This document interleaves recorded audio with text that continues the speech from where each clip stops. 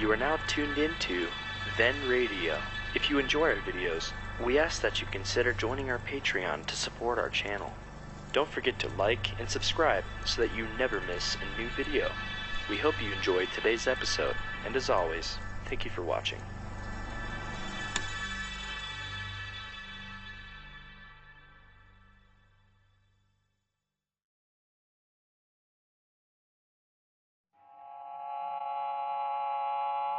Have you heard the strange tales of the Whistler?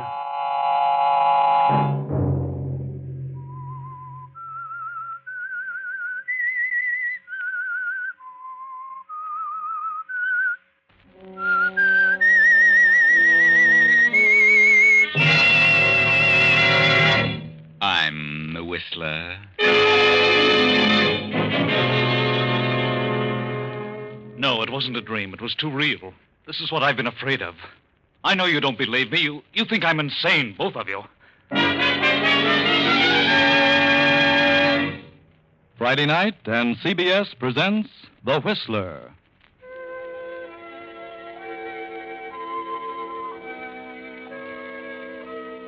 I, the Whistler, know many things, for I walk by night. I know many strange tales, many secrets hidden in the hearts of men and women who stepped into the shadows. And so I tell you tonight the weird story of the Avengers. In the great Southwest, a range of high mountains extends as far as the eye can see. This is mining country, silver and gold. Halfway down the mountain is a tiny village, the mining town of Rainbow, a raucous sort of place composed of a number of stores, many saloons and the federal land office, where the fortune hunters file their claims. 15 years ago, Rainbow was a rip-roaring village, and in a back room of the Crystal Palace bar, a young man and a young woman hold an earnest conversation. Tell me, Miss Martin, how long have you been in this town? Oh, about 2 years. Came here from Kansas City. And you know my brother, John Maddox? Well, I certainly do. How well do you know him? Well enough. He came out here a year ago, and he's been hiding out up on the mountainside ever since.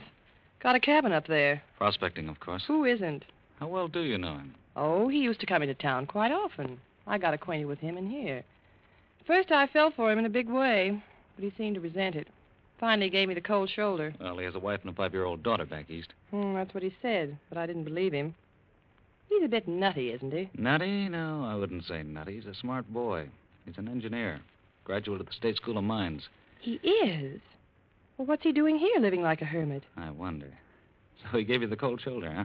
He certainly did. Well, John is an educated mineralogist. He came out here to make a strike. And if anyone does, he should be that one. Maybe he's located a vein of ore. What do you have on your mind, Mr. Maddox? Well, I thought maybe you'd seen him visiting the Assayer's office a little more often than usual. And what if I have? Or the land office? Go on, Mr. Maddox. Well, I wouldn't be interested in knowing the activities of an ordinary prospector. But a graduate mining engineer like John, well, he may have a lead on something good. Yes? And I thought, that is, I heard you might be more or less familiar with his activities. That's right. I am. And maybe you'd like to come in with me. What do you mean? You know where he's been working. You know the area he's most interested in, so if you let me know, I'll beat him to it. We'll split. Split? That's right. How about it? Sure. Why not? You know, I think I'm going to like you, Mr. Maddox. Frank is the name, Melva. All right, Frank. This is it. He has found a spot. It didn't mean much to me until now, but he's been working on the same location for a week or more. I'm sure he's hit something. Good. That's all I wanted to know. I'll just drop in and surprise him. See you later, Melva. See you later, partner.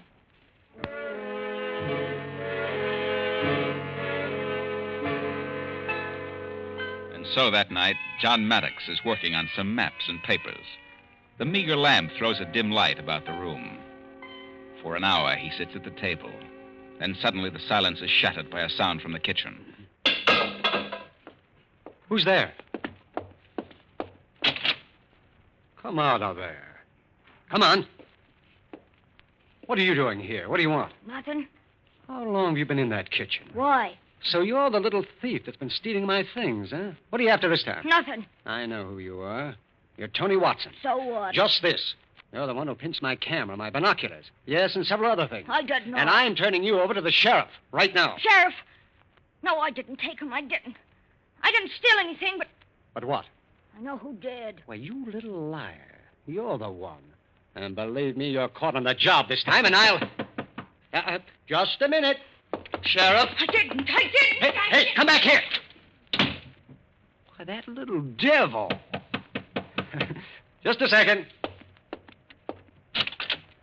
Well? Hello, John. Frank. That's right, your brother Frank himself. Come in. What do you want? What are you doing here? Oh, just dropped in town. Thought I'd see how you were doing. Getting along all right. But you might like to hear about your wife and your daughter. Is that why you came here? Your wife is very well. Your daughter's just 5 years old today. I'm still wondering how you're getting along and when you're going to send for them. I know all about that. I'm going to send for them very soon. Are you? All going to live in this little shack? Certainly not. There's something a lot better by the time they arrive. Will you? Oh. Didn't have a dime when you left. Yeah, thanks to you and your lies. I know who's responsible for Father's cutting me off with only $1. You. Have you struck pay dirt here, John? No. What are all these interesting papers and maps on the table? Nothing. Oh, but they must mean something. Get away from that table. Let them alone. Put up your hands and stand If back. you touch those papers... Get back there. Uh-huh. Interesting. So you have struck something. All ready to be recorded. Frank, if you dare, I'll kill you. Why do you think I came here? you Don't dirty- worry. I'll settle up later. I'll see you get a share. My wife and my daughter, Doreen, they haven't a cent. I've not been able to give them anything in months. You can't do this. Do what? You put those papers down, Frank, or I'll break your dirty neck. You'd better stay where you are. Oh, no, I'll kill you first. I'll kill you. John, you're crazy. Keep back. Keep away. You crazy fool. I told you I'd shoot. You're the fool, Frank. You're the fool. You won't get away with this. I'll see to that. You'll pay, Frank. I'm not through with you yet. You and everything you hold dear will be taken away. You will pay it back, Frank. To me and mine. If I have to climb out of my grave. John. John. Frank stands for a moment, then stuffs the papers and maps into his pocket and rushes to the door and into the night. A few seconds later, a face at the window disappears and suddenly reappears through the back door. And the boy stands looking at the inert figure on the cabin floor. Huh. Serves him right. He won't tell the sheriff anything about me now.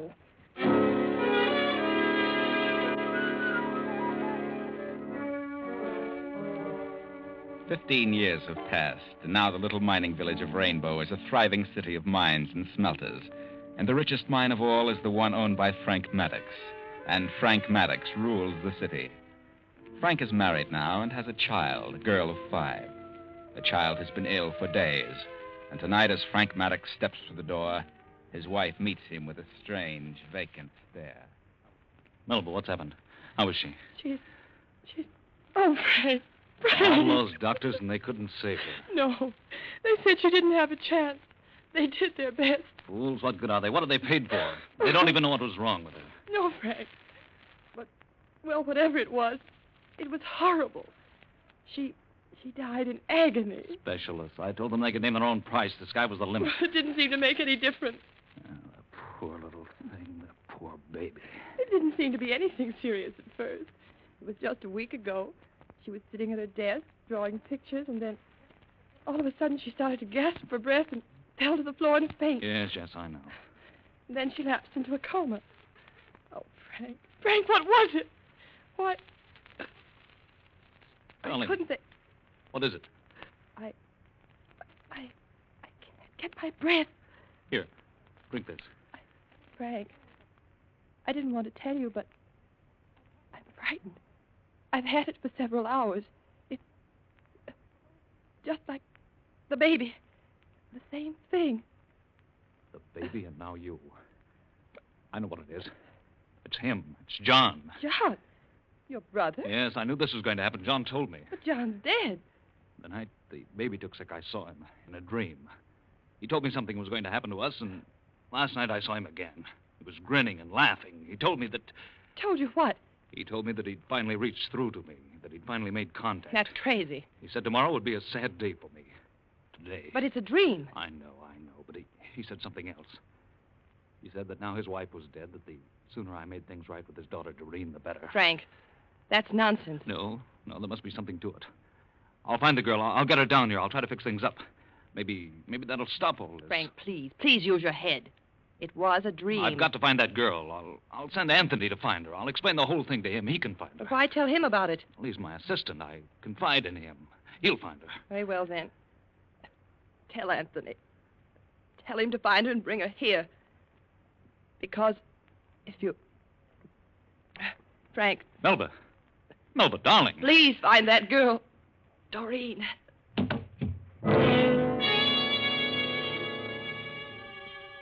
Frank Maddox carries his stricken wife to her room and calls the doctor. The next day, he explains in a way to his young assistant, Anthony Watson. Anthony rushes to the east to locate Doreen Maddox, and needless to say, he does. Before she knows what it's all about, she's aboard the train with young Anthony. Didn't you even know you had an Uncle Frank? Oh, yes, of course. But I didn't know much about him. When did your mother die, Doreen? 5 years ago. She committed suicide. What became of your father? Oh, he went west to prospect for gold or silver or something. But he got into trouble. Someone shot him, and that's all I know about it. Has your Uncle Frank ever offered to help you? No, not that I know of. Mother never mentioned it if he did. He's a very rich man, you know, and, as I've told you, very ill. Ill? Well, he's sort of mentally ill, as well as physically.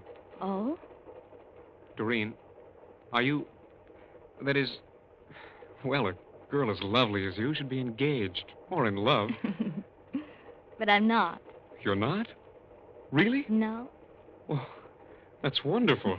I can't believe it. Well, it's the truth, whether you believe it or not. Oh, I believe you.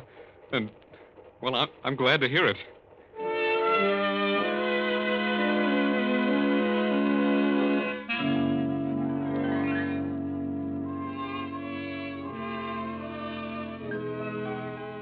And so you see, Doreen, I'd completely lost track of you.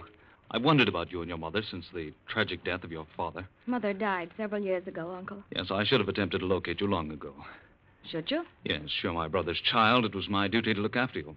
See that you want for nothing. Oh, but I've been getting along all right. I've not been well, Doreen. I've been quite ill lately. I've been terribly upset, my nerves. Perhaps you've been working too hard. No, it isn't that. Doreen, I'd like you to stay here. Make this your home. And I have a check for you, a little present, $5,000. No, please, Uncle. That isn't necessary. You must accept it, Doreen. You must. I don't need it. I'll be glad to stay here with you until you're better. But really, I don't know what I'd do with $5,000. I'd feel better if you accepted it. And perhaps your father would... Father would what? Doreen, I must tell you. I've got to tell you. It's driving me mad. John is trying to kill me. Oh, Uncle. Father's been dead for years. I know, but he died hating me. Hating you? He blamed me for his having been cut off with only $1 in our father's will. But he was wrong, and... Well, now he's trying to kill me. Oh, I can't believe such a thing. I have horrible nightmares. John appears to me, always threatening me. He came to me the night my little daughter became ill, and then after she died. He came again when my wife was stricken, and said that after she was gone, it would be my turn. But that's just your imagination, Uncle. Well, get it out of your mind. I can't. I'm afraid to go to sleep. You only see him in your dreams? Yes, but each time he comes nearer, closer, more real. Oh, it isn't just imagination. I'm afraid that one of these days I'll see him when I'm not asleep. And you think my being here will help matters? Is that it? Yes. If he knows you're here, that I'm taking care of you and have your welfare at heart, perhaps he'll let me alone. Prove to him that he judged you wrongly? Yes. I must make him understand. I can't go on this way. I'm a physical wreck. I'm afraid my mind will snap. I understand, Uncle. I'll try to help you. But you must try to get this off your mind. Yes, I'll try. You'd better go to bed now, Uncle. Please take the check. Very well. Good night.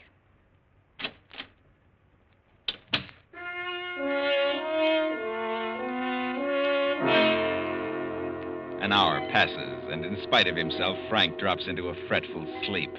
He moans and tosses about, and as usual, he dreams of John again. Sees him come through the wall and stand in the center of the room. You won't get away with it, Frank. Everything and everyone you hold dear will be taken away. You'll pay it back, Frank. to me and mine. No. Let me alone. Anthony! Doreen! Doreen! Uncle! Uncle, what is it? What's happened? Doreen, he was here just now. I saw him. I heard him laughing. But, Mr. Maddox, that isn't possible. I heard him, I tell you.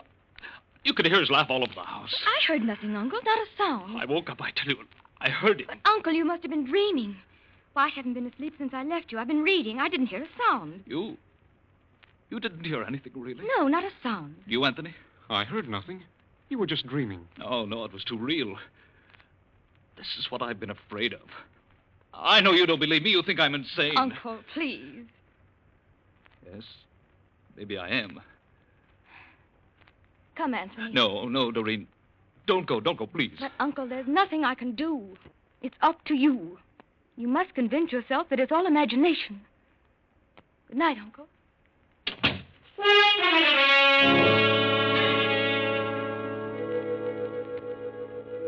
And then the next night comes, and Frank dreams again, the same frightful dream. John appears, repeats the same words, and laughs in the same way. Frank is wide awake now, shaking with fear, and all the while trying to convince himself that it's only his imagination. Then the bedroom door opens suddenly. Doreen steps into the room. Her face is white with fear. She trembles as she moves slowly toward the bed. Uncle. Doreen, what is it? What's wrong? Uncle, just now, I heard something. What?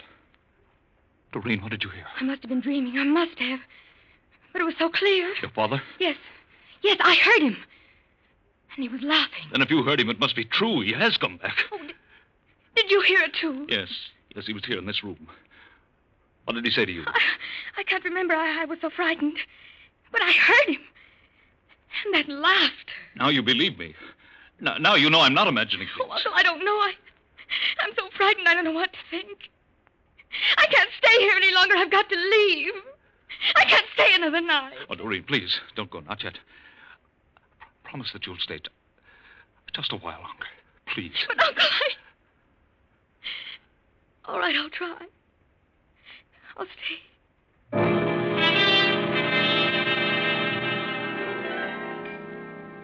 Then comes the next night, another dreadful night of horror. Frank tries his best to control his mounting fear as evening passes and midnight comes. He fights sleep, the sleep that brings him nothing but horrifying dreams and the voice of John. But finally he can hold out no longer, and his eyes close. A half hour goes by, then... Frank, you're not asleep, Frank. You're wide awake, and this is real. John, what do you want? Tell me. I'll do it. I'll do anything. I told you you'd pay. Everything and everyone dear to you would be taken away. At this very moment, your wife is dying, Frank. First your daughter, now your wife, and then you. John, please, I'll do anything. Then sit down at that table and write. Write a will. Everything to the one it belongs to. My daughter, Doreen. Yes, I'll do it. And a confession, Frank. Confession? A confession that you came to my cabin that night and killed me. Oh, no, I can't, John. You can and you will. They'll hang me. They won't hang you. No? Write the will and the confession. Yes, but I'm afraid that... They won't hang you. Because in just 1 minute, you will be dead. John, Hurry, no. Frank. You haven't much time to save your soul. You're going to have a stroke, Frank. In just a minute, you'll feel a sudden beating of your temples. A stroke is what they'll call it. And you'll be dead. Hurry. Yes, I'll write it. I will. Your conscience will be clear, Frank, and that'll be best for you, I know. I said I'd reach you if I had to crawl out of my grave. There it is. Now, please leave me alone, Frank. Please. It's too late, Frank. You're going back with me. Look at the clock. 15 seconds left. Now it's starting. Your head is beginning to whirl. Strange sounds beat in your ears. Faster. Do you hear? Yes. Oh, please don't, John. 5 seconds. There it is. You're dying, Frank. This is the end. The end of Frank Maddox. No, John! No!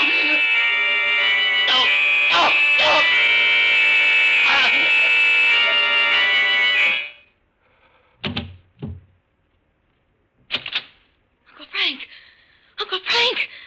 Anthony! Anthony! Doreen, what's happened? I heard him screaming. Anthony, I think he's... Feel his pulse. I can't find it. Not a trace. Anthony, is he... I don't know. He's had a stroke, I think. I'll call the doctor. Yes, I'll have to go after him. His car is out of order. Come on. It may be too late for the doctor, but we'd better get him anyway. Use this phone and tell him I'll be there in a few minutes.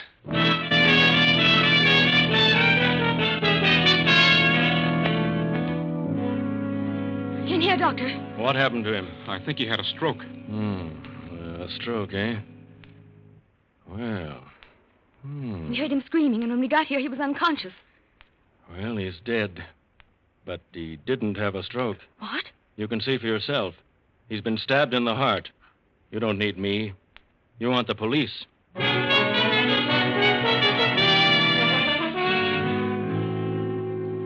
say, miss, that you heard your uncle screaming? I did. What did it seem to be? A scream of pain? No, I couldn't make out what it was. But it sounded as though he was horribly frightened. It seemed as though he was pleading with someone. Did you hear him, Anthony? Yes, it sounded just as Doreen said, as though someone or something were after him. What do you mean by something? Well, I just used that as a form of expression. And when you reached him, he was on the floor, unconscious? That's right. Was he dead? We didn't know. I couldn't find any pulse, but that doesn't necessarily mean anything. That's why I went for the doctor. And you didn't notice the knife wound in his chest? No. Did you see it, miss? No, it may have been there, but I didn't notice it. Are you sure he didn't have a stroke, Doctor? Positive. He may have had a collapse, fainted, but there was no stroke. He died from this stab in the heart. What sort of instrument would you say was used? Well, I'd say a long, thin knife, about a half-inch wide. Like a letter opener? Yes, sort of a stiletto. Doctor, had you been treating Mr. Maddox lately for any particular ailment? Well, I've been attending him frequently of late. What was troubling him? I don't know. Oh, you don't know. Are you sure? Well, I couldn't find any definite physical trouble, but he was becoming terribly run down. Seemed to get worse each day. He couldn't eat nor sleep. Extremely nervous. Hypertension. I gave him sedatives and tonics, but they seemed to do no good, so I finally came to the conclusion that it was mental. Mental? What do you mean? I think he developed some sort of phobia, a fear. What, I was never able to determine. In time, it would have resulted in insanity and finally death, or perhaps a stroke and death. But in this case, it was not a stroke. You've been attending his wife? Yes. What is her ailment? Carcinoma, but she doesn't know it. There's nothing more I can do for her, except alleviate the pain. Miss Maddox, from the tone of your uncle's screams, would you say that there was some person in the room with him at the time? Yes and no. Yes and no? What does that mean? I mean, he may have thought someone was here with him. May have thought someone was with him. Yes, that is... Well, from all appearances, there was someone with him. The someone who stabbed him. Anthony, was Miss Maddox in this room when you came in? No, we met in the hall and came in together. Neither of you saw the knife wound. I'm sure I didn't. Doreen, you just said that he may have thought someone was here in this room. What do you mean? Well, he was afraid of... Afraid of what? Afraid of who? Afraid of my father. What? Why, your father's been dead 15 years. Yes, but that's just it. I may as well tell you. He was afraid my father was trying to kill him. That's what was wrong with him, why he couldn't sleep. Oh, bosh. Now it's spooks. No. He said that father appeared to him every night and threatened him. Threatened him? Well, all right, so we threatened him. Why? He said father hated him, that father thought Uncle Frank had caused him to lose his inheritance. Well, Doctor, you think that's what was wrong with Frank? Could have been. Quite possible. All right, I'll grant you that. But no spook produced that knife wound. Doreen, do you believe that your father lost his inheritance because of your uncle? No, I do not. Are you sure? I'm sure father did not lose his part of the estate because of Uncle Frank. Are you sure? Could you prove that? Well, no, I couldn't. But I never heard father mention it. I never heard him accuse Uncle Frank. What brought you here? My uncle sent for me. Why? Because he was afraid of my father. He thought my being here might help matters. That's right, Captain. He sent me for Doreen. I located her and brought her here. Oh, me. Oh, my. This gets worse and worse. You know all about it, too, did you? Yes, Mr. Maddox confided in me. He had the idea that if Doreen were brought here and he showed good intentions toward her, that John would leave him alone. Oh, poor John. What a busy guy. It isn't funny. You said it. Frank Maddox has been murdered, and it wasn't a spook. I know who did it, and I know why. What are you talking about? Frank Maddox didn't send for her. She came here of her own accord and for a definite reason. She did not. I brought her here. You're lying. You're trying to cover up for her. I am not. It's because you're in love with her. Anybody can see that. Well, what if I am in love with him? That doesn't have anything to do with this. Frank Maddox sent me for her. He did not. She knew that Frank was the cause of her father losing his inheritance. So she came here to kill him, and she did. Well, that doesn't make sense. Why would she kill him? What would she gain by that? Ever hear of revenge? If it hadn't been for Frank, her father would have been wealthy, and so would she. But she didn't know about her father's accusations until Frank Maddox told her himself. Oh, then you admit that she does know about it now. I knew nothing about it until Uncle Frank told me. But I still think Father was wrong. Whether you knew about it before you came here or learned it after you got here, what's the difference? It's a motive. You stabbed him. You left the room, and then you met Anthony in the hall. You stuck Miss Maddox, and you haven't a chance. Wait a minute. Mrs. Maddox, don't come in here. And why not? Why shouldn't I come in here? You shouldn't get up. You should... I know all about it. I know what's happened. I've heard every word. You're very ill, Mrs. Maddox. I know. I heard you. And now I know what's wrong with me. I know what carcinoma is, Doctor. Please go back to bed. No, not just yet. Well, this girl, Doreen, you're wrong. She's innocent. She had nothing to do with it. That is, not directly. What do you mean, Mrs. Maddox? She didn't kill Frank. I did. You? She's perfectly innocent. Frank did send for her. He was afraid of John. He dreamed about him every night. He did think John was trying to reach him from the grave, trying to kill him. It was his imagination, I know, but he really believed it. And he had a good reason to believe it. What reason? I've heard Frank moaning and yelling for weeks and weeks. I heard him tonight. I came in here and found him on the floor. He'd made a will. This paper. Leaving everything to Doreen and explaining why. Oh. Sit down, Melba. Yes. Well, he came out of his faint, and I found this will.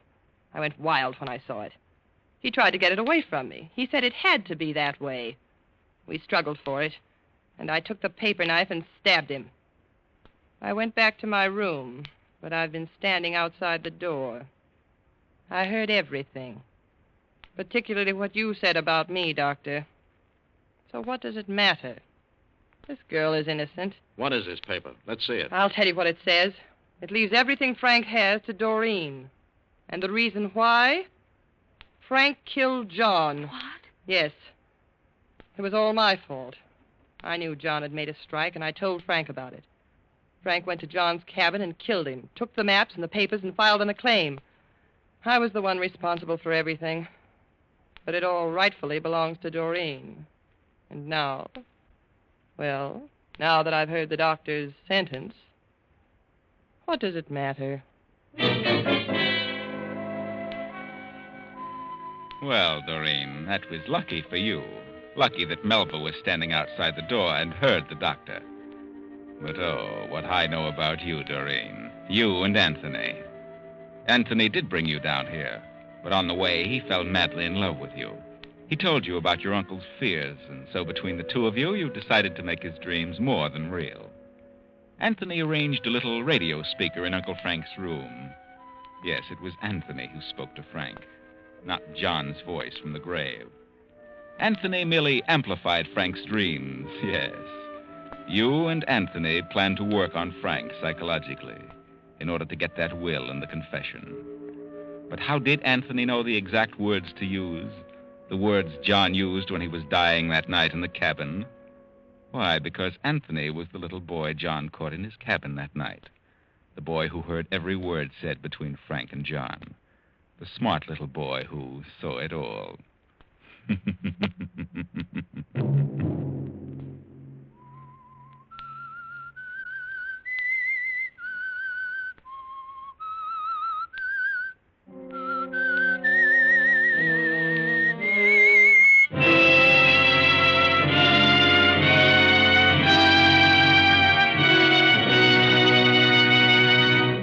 CBS has presented The Whistler.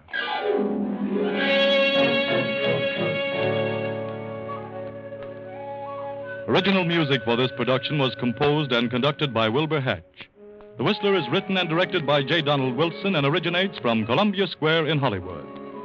Next week, same time, I, the Whistler, will return to tell you another unusual tale.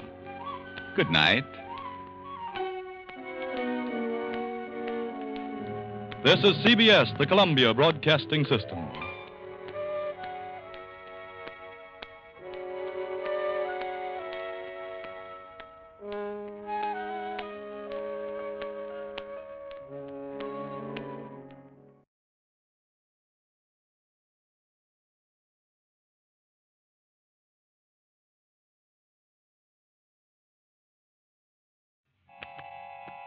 Have you heard the strange tales of the Whistler?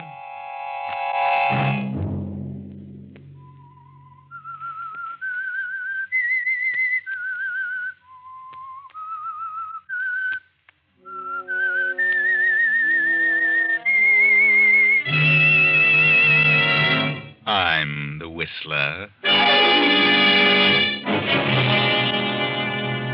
I sifted the whole thing down to you 4 people.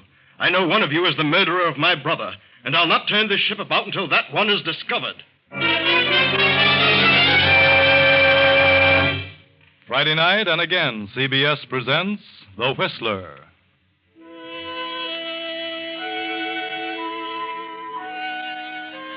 I, the Whistler, know many things, for I walk by night. I know many strange tales, many secrets hidden in the hearts of men and women who have stepped into the shadows. And so I tell you tonight the strange story of Eye for an Eye. Just before dawn of a day in 1940, a small seagoing yacht with a crew of 4 and a passenger list of 5 puts out from the Honolulu Yacht Basin and heads southwest into the open sea. This is the yacht of Dr. Paul Durant, scientist and marine biologist, for many years a resident of the islands. Dr. Durant is already in the wardroom as one by one his guests arrive for breakfast. Keep your course, sir, due southwest, Captain. Due southwest?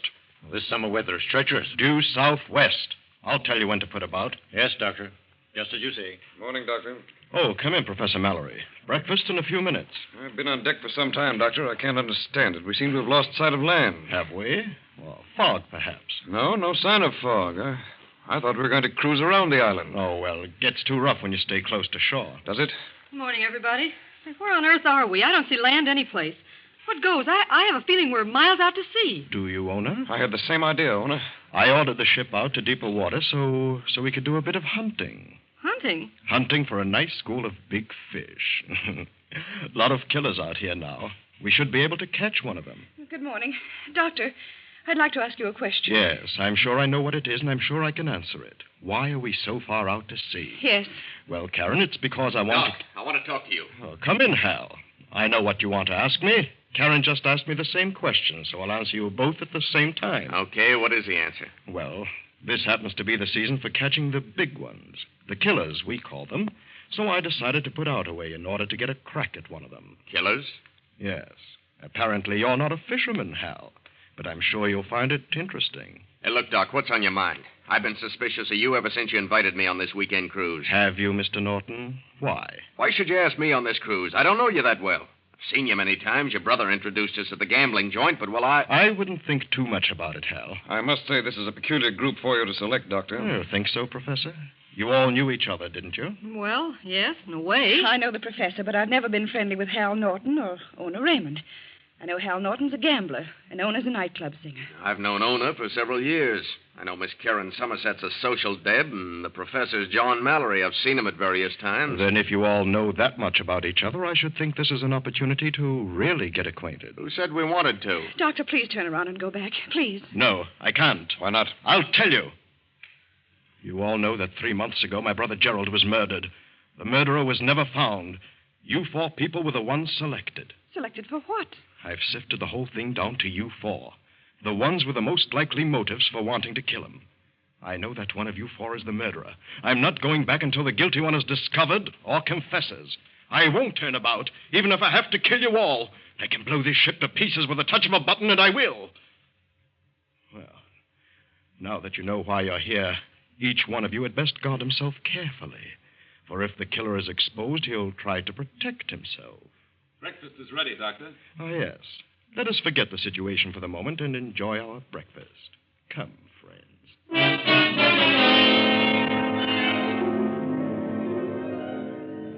Well, Dr. Durant, now you have set up a situation in which each one of the 4 suspects the others. And each one knows that if he is to return alive, the guilty party must be discovered as soon as possible.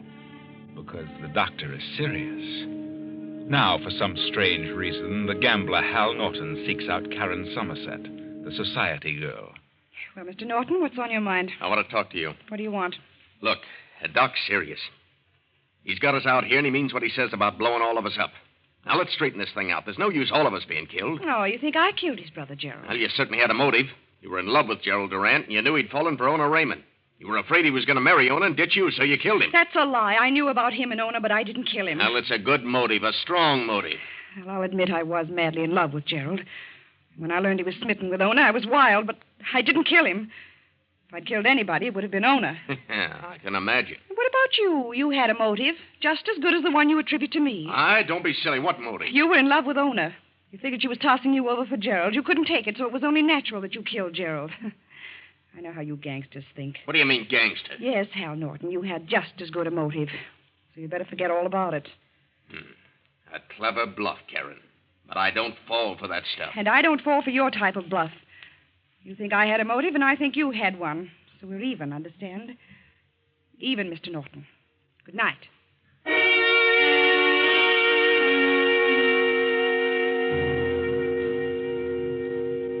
Well, so that is the situation between Karen Somerset, the society girl, and Hal Norton, the gambler. Now let us see what Professor John Mallory and the nightclub singer Ona Raymond have to say about it.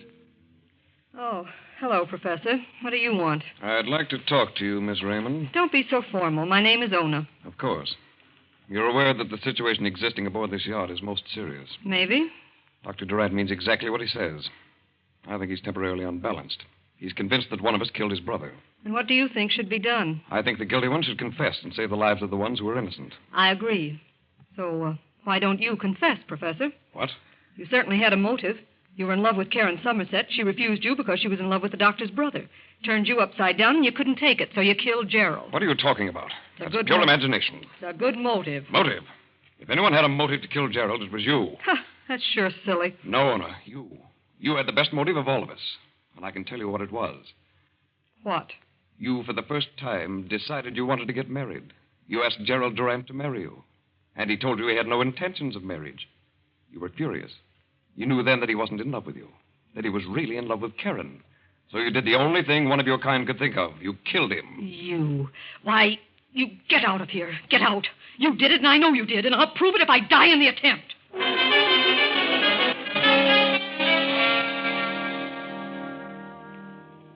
But that night, Ona Raymond tosses on her bed. She cannot sleep. All she can think of is the professor's accusation. Then, toward midnight, she leaves her cabin. And finally, after wandering about the deck, she makes her way to the doctor's quarters. Doctor, I've been making investigations, and I've learned something. What have you learned, Ona? I know now who killed your brother, and I can prove it. You seem to be very frightened, Ona. But I know the one who did it. And who is it? I'd rather not tell just now. Why not? If you put the ship about and return to port, I'll tell you. Why not now? No, I'm afraid. Afraid? Afraid of what? The guilty one knows that I know. I see. Well, then suppose I fix it so that no harm can come to you if you tell who it is. What then? Can you guarantee that, Doctor? I can. You tell me and nothing will happen to you. I'll see to that. Who is the guilty one? Well, it's... Doctor... Oh... Who's there? Who's out here? Well... now that leaves just 3.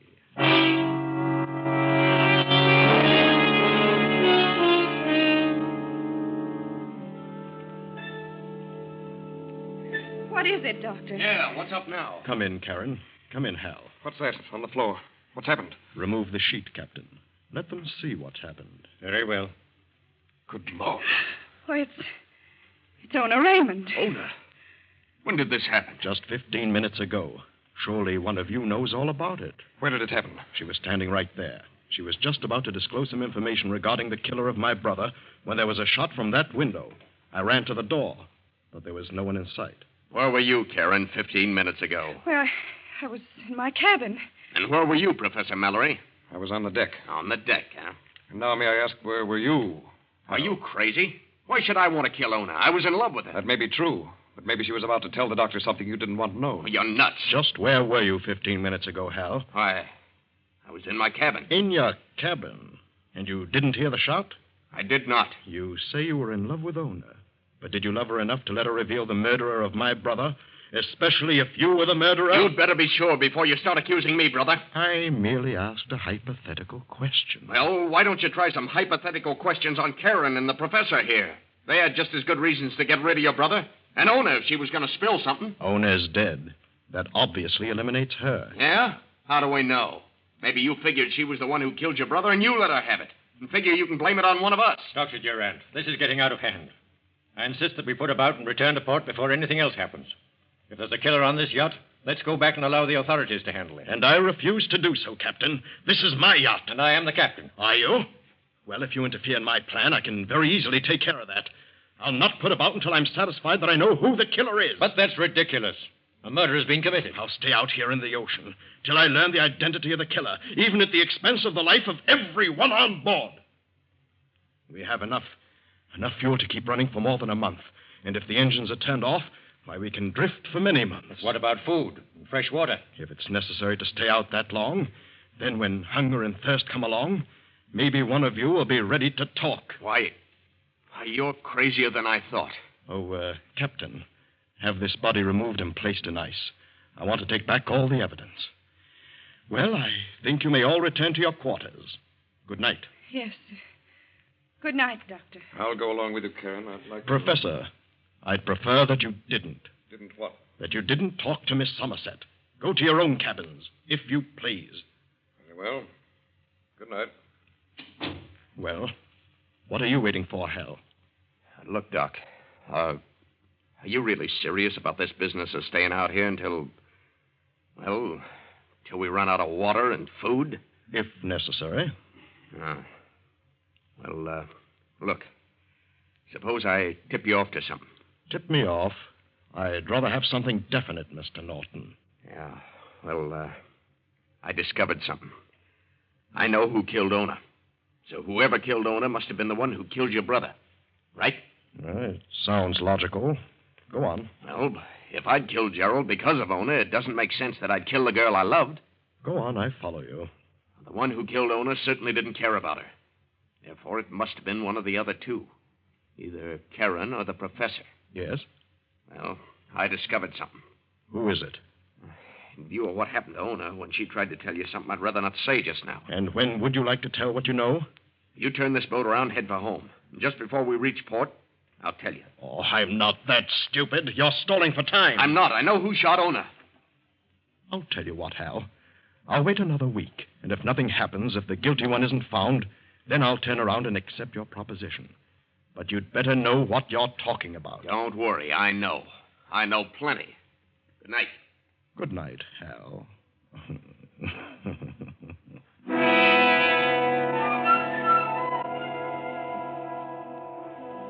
Hal Norton steps out of the doctor's cabin, completely unaware of the figure in the shadows by the open window, and goes to his cabin confident that he now has complete control of the situation.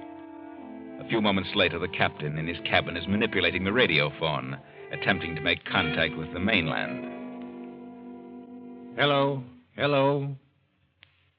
Hello? Hello, this is the yacht Mongoose calling. The Mongoose calling. Hello? Hello, Mongoose to mainland. Yacht Mongoose calling Globe Radio. Come in. Emergency. Skipper of Yacht Mongoose calling Globe Radio. Yacht Mongoose, emergency. Yacht Mongoose, position 10 degrees north, 170 degrees west.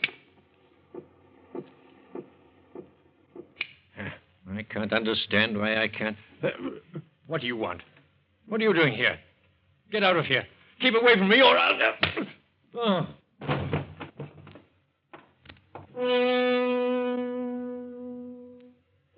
Now, with 2 murder victims aboard, the ill-fated yacht and its strange cargo pushes on south and west. Ona Raymond dead, and now the captain, and the radio phone damaged beyond repair. The captain's body is not discovered till sunup, but immediately following the discovery, the doctor calls his guests to his cabin. What's happened now, Doctor? Why rout us out at this early hour? Why, don't be so excited, Professor. I'm not excited. Sit down, Professor. Have a cigarette, Doctor? Yes, thank you. Light? I think, Dr. Durant, that you had best sit down and take things easy. What do you mean? And the way your fingers and hands are trembling, something's upset you considerably. Is that so? Yes. Well, what's happened now? Someone tried to kill you during the night? I'll wait till Miss Somerset gets here, if you don't mind. And Hal Norton. Have you decided to go back, Doctor? No. No, I'm not going back. And of that, I'm determined. Do you know what I think? I think you're somewhat unbalanced. What is it, Doctor? What's going on now? Well, come in, Karen. The doctor wants to talk to us. But he won't talk till the three of us are here. Sit down, Miss Somerset. Sit down and be calm. Why are you trembling, Miss Somerset? Oh, why shouldn't I be? To be waked out of a sleep and... Well... Go on, Miss Somerset. Well, this isn't the most pleasant voyage I've ever been on. What has upset you, Karen? Why, nothing. Nothing but the whole idea back of this trip. Don't worry, Karen. I just asked the doctor the same question. For some strange reason, he didn't want to say what made him upset. I prefer to say no more about this until Hal Norton gets here. Hal Norton and the captain. I want the captain to be present. He said he'd be right in. All right. All right, Doctor. We'll just wait till they get here. And you, Karen, you don't mind waiting for the captain? Certainly not, but I... What were you going to say? Oh, nothing. I'm going to have the captain radio phone the mainland. Radio phone? What? That the murderer of my brother is aboard. That I know who it is. You should radio that you have a lunatic aboard. You yourself. One of you knows that the radio... One of us knows what? What about the radio? I'll wait till Hal Norton gets here before I continue. Well, what's keeping him? Doctor, I just went after Mr. Norton, and he's dead. Dead? Yeah, dead as a doornail. He's been stabbed. Dead? Yeah. He's cold as an icicle. I see. Will you tell the captain to come to my cabin at once? The captain? Well, I don't think he can. I mean... You heard what I said, Johnson. Yes, sir. Yes, sir. Well? What's the matter with that sailor? I haven't the slightest idea. He seemed startled. Did he? Doctor, you're lying. What's happened to the captain? He's dead. What? Doctor. Yes. Someone killed him and smashed the radio phone. The same one who later killed Hal Norton. Why were you stalling? I wanted to watch your reactions when I said the captain would be here in a few moments. He's trying to frighten us. Unfortunately, neither of you reacted in the way I'd expected. Well? But now that Hal is dead, it obviously narrows down to just you two. You, Karen, and the professor. One of you. And the sooner you give up, the better. Because as sure as I'm standing here, one of you, the guilty one, will kill the other. Nonsense. Suppose I did kill your brother because I loved Karen. Why should I kill Karen, the one I love? Wait a minute, John. I hate to say this, but you did have a motive for killing his brother.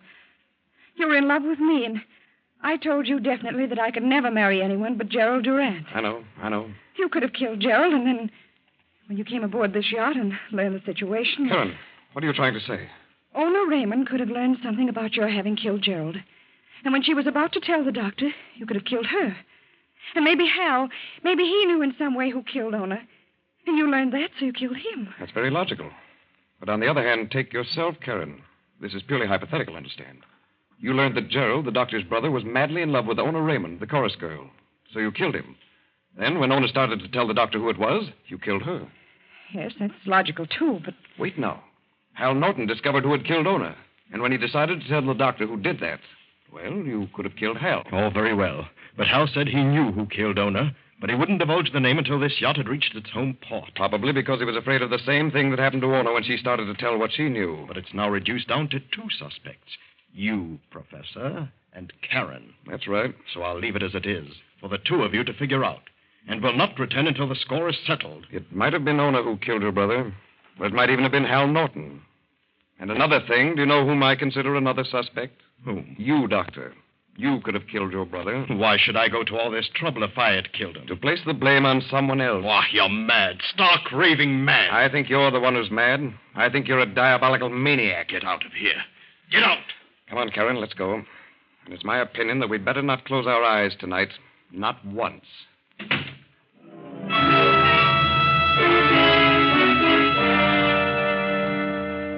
A few hours later, the professor steps up to the doctor's cabin door, tries the knob, works a key in the lock, and steps inside. Who's there? Put up your hands, Doctor, and stay where you are. What do you want, Professor? Pick up that phone and order this ship to head for the nearest island. I'll do no such thing. Do as I say, or I'll kill you. All right. But you won't get away with this.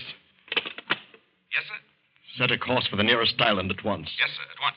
And order all hands to abandon ship within 1 hour. What? Because I have a time bomb set in a certain place, and the ship will blow up in an hour. Go on, tell them. All hands abandon ship within 1 hour. Why, sir, what's happened? Tell him not to stop the engines. Don't stop the engines. I understand, sir. That you yourself have hidden the bomb, and the ship will blow up in an hour. Go on. I've planted a time bomb in the yacht, and it'll blow up in an hour. What? Why, yes, sir, I'll give the orders at once. Doctor, Abandon ship. Hang up. Abandon ship. Now, Dr. Durant, you might as well sit down on that bed and relax. Relax? How can I relax? Like this. That will keep you quiet, Doctor. Abandon ship! Abandon ship! The doctor's gone crazy! He just phoned me. What does he mean? He's lost his mind. Says he planted a time bomb to blow us up. Well, why should he do that? He's insane. It may go off sooner than an hour. Abandon ship! Abandon ship! John! Abandon ship! John, what's wrong? What's happened? Get back to your cabin. Get back and stay there. Hurry. What do they mean, abandoned ship? Get back to your cabin. I'll be there in a minute.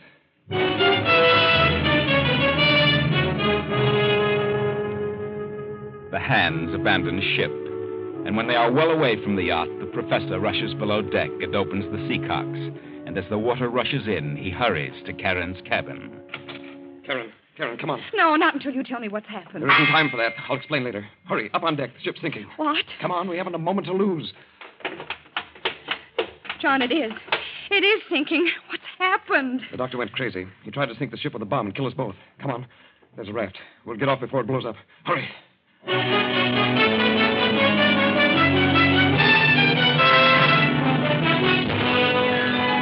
Karen and the professor make themselves fast aboard the raft, and a few minutes later the yacht throws its bow in the air and shudders for a moment. Then...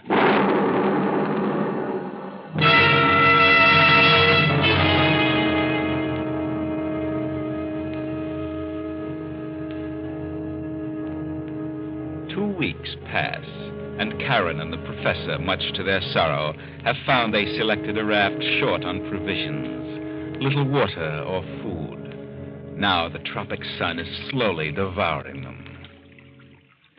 John. Yes, Karen? Are you sure there's land around here? I thought there was. Or what, John? I wouldn't have done it. Why don't you tell me the truth, John? What happened? Well, I did it. I sank the ship. You? Why? The doctor was insane. I knew that. It was the only way to save ourselves. I made him order the hands to abandon ship. Then I opened the seacocks. It blew up the boilers. And what became of the doctor? Well, he went down with the ship. Believe me, Karen, it was the best way. Best way. And here we are, our food gone, the water exhausted. I was positive there was an island near here. We must be caught in a current and have been drifting in the opposite direction. I can't stand this sun. It's driving me crazy. I can't stand it. Karen, darling. Yes, John. I love you, Karen. I know, but what does it matter now? I've got to tell you something. Got to. I know now that we haven't a chance. What? For a while, I was certain of our position. Now, I want to tell you this. I did kill Ona. John. I killed her, and I killed Hal Norton. What are you saying? Because I knew you were the guilty one. I knew you were the one who killed the doctor's brother. But you were justified in killing him, Karen. I knew Ona had discovered the truth, so I killed her. I knew that Hal knew what had happened to Ona, so I killed Hal. The doctor was insane with revenge. So I blew up the ship, and that took care of him. Now, no one will ever know. Oh, but you're wrong, John. I didn't kill Gerald Durant. But Karen, who else could have? I don't know, but I didn't. What does it matter now, Karen? The ship has gone down with all the evidence. Ona, Hal, the doctor. The crew is ever picked up. Everything will be blamed on the doctor's insanity. Whether I'm guilty or not, what does it matter now? You know we haven't a chance. I can tell by the way you talk. I know what's going to happen. This Thursday, it'll get worse. And we'll go out of our heads and start drinking salt water. Please, darling. You see, it's getting you, too. Yes. I'll have to admit it. Can't last much longer. Karen, it's going to get worse and worse. It'll be torture. So, here's a revolver. Why prolong the agony? It's bad enough now. Oh, but John, I wouldn't have the nerve. I just couldn't. I'm a coward. You'll not suffer. You'll never know what happened. No, I can't. I'm afraid. Karen, look. What is that? Over there. I don't see anything. Just a bit of fog. You sure? Are you sure? No, John, there's nothing. It's just... Well... I thought for a moment I saw a ship. I can't see a thing. No. No, I guess it was just my eyes. Is that the way it starts, John? Yes, it won't be long now. There are sharks all about us. Yes, Karen. If we were to jump in, it might be a prolonged death. Horribly painful. All right, John. Whatever you say. Then turn around, Karen. No, I'll do it myself, but I want to be sure. Very well. I'll go first. Will that convince you that it's painless? Yes. All right. John! John. Professor John Mallory had killed himself. But an hour later, the ship John thought he saw pulled alongside the raft in response to Karen's frantic signals. And on the raft were a woman and a dead man, a suicide. Yes, it was the ship John thought he saw, the ship Karen said she didn't see. But she saw it. She knew it was there, but she lied so that John would die first. Very clever, Karen. You are now safe aboard the ship, and no one knows but you and I that you were the one who killed the doctor's brother. And the captain of the yacht, and now all those who might threaten your freedom are out of the way. Not one remains. Most ingenious, Karen.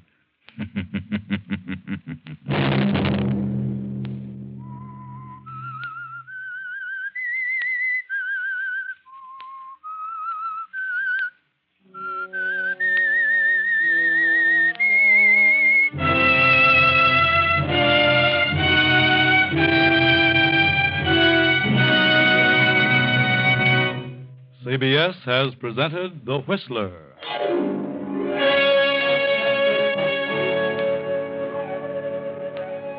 Original music for this production was composed and conducted by Wilbur Hatch. The Whistler is written and directed by J. Donald Wilson and originates from Columbia Square in Hollywood. Next week, same time, I, the Whistler, will return to tell you another unusual tale. Good night.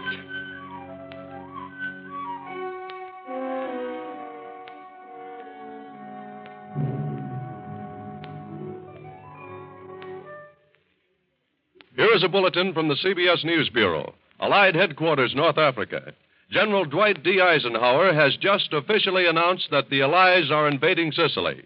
The communique reads, Anglo-American Canadian forces under command of General Eisenhower began landing operations in Sicily. Landings were preceded by an air attack. Naval forces escorted the assault forces and bombarded the coast defenses during the assault. Stay tuned to CBS for late developments. This is the Columbia Broadcasting System.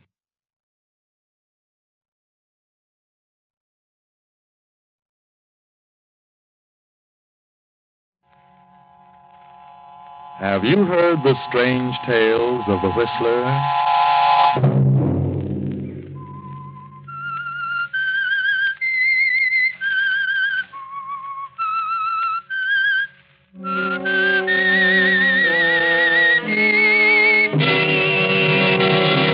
I'm Whistler. Look, I know I haven't a chance. I know that I can't live. I can tell the way that doctor looks at me. And you, too. Why don't you tell me the truth? Why don't you? Friday night, and again, CBS presents The Whistler.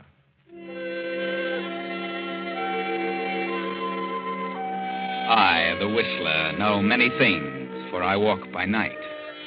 I know many strange tales, many secrets hidden in the hearts of men and women who have stepped into the shadows. And so I tell you tonight the unusual story of death in the air. A girl, a rather ordinary brunette of 18, plainly dressed, steps out of an elevator on the 14th floor of a swank apartment house and moves silently down the hall, pauses for a moment before a certain door, then turns the knob and steps inside. A handsome man of 35 jumps to his feet, stares at the girl a moment. Then, as she closes the door behind her... Who are you? What do you want? You don't know me. You never seen me before. But I know that you're Fred Blake. Yes, I'm Fred Blake, so what? What's the idea of walking into my apartment? I'm Mary Alberti. Mary Alberti? Does that name mean anything to you? Why, lots of people are named Alberti. Yeah. But I'm Mrs. Joe Alberti. Joe Alberti? Yeah. I thought that name would get a rise out of you. What are you doing here? Do you happen to know where my husband is at this moment? Joe? Why, certainly I know where he is. Who doesn't? This morning he was sentenced. By now he's in the state pen. Convicted of murder. That's right. A murder he didn't commit. He was convicted. He had a trial. But he's innocent. And you know it. He yelled up the bank messenger. He shot him. Then what became of the money? How should I know? Well, I know what became of the money. You have it. How do you figure that? Joe was working for you. As a chauffeur, he said. And I didn't know any different until he got into this jam. I didn't know what you were. Until he told me today. Just before he left. Yeah, and what did he tell you? That you were a gangster. And that he had nothing to do with the holdup or the murder. But that you planted the evidence on him. He was a fall guy. Now, look, sister, I ran a couple of nightclubs and little gambling stuff. But I haven't yet gotten around to holdups and murders. My husband wouldn't lie to me. He begged me to keep quiet about it. Because he was afraid if I made a fuss that you'd get rid of me. What a wild imagination Joe has. Joe told me the truth. Joe wouldn't lie to me. The jury didn't believe his story? He didn't tell him everything. He was afraid. Afraid for me. Will you get out of here or shall I call the police? Nobody knows what became of the $50,000 my husband was supposed to have taken. Nobody but me. So? So, since Joe's been convicted, I think I ought to have the use of the money. So fork over, Mr. Blake. Well, of all the brainstorms, you expect me to give you $50,000? I do. If Joe grabbed it, it belongs to him. And since Joe's gone, it all becomes mine. Are you nuts? I know you don't carry $50,000 around with you, but you can get it tomorrow in cash. So I'll give you till tomorrow at noon to hand it over. That's 12 hours, Mr. Blake. And if I don't? Then I'll kill you. I see. Well, where can I locate you tomorrow by noon? At my hotel? Very well. Just take this notepad and write your name and address. And your phone number. Okay. There. There you are. And bring it in person, Mr. Blake. Oh, of course. I wouldn't want anybody else in on this. And if you don't show up with the money tomorrow, well, I'll catch up with you sooner or later. You'll pay eventually. I know you will. I think I'll run up to the penitentiary and have a talk with Joe. He's all mixed up. He isn't mixed up. Not now. No? No, Mr. Blake. Joe's dead. What? Dead. Killed himself on the way to the pen. He knew he was stuck and he couldn't face it. You did that, Blake. You killed him. So now you're going to pay. Through the nose. Good night, you dirty rat. For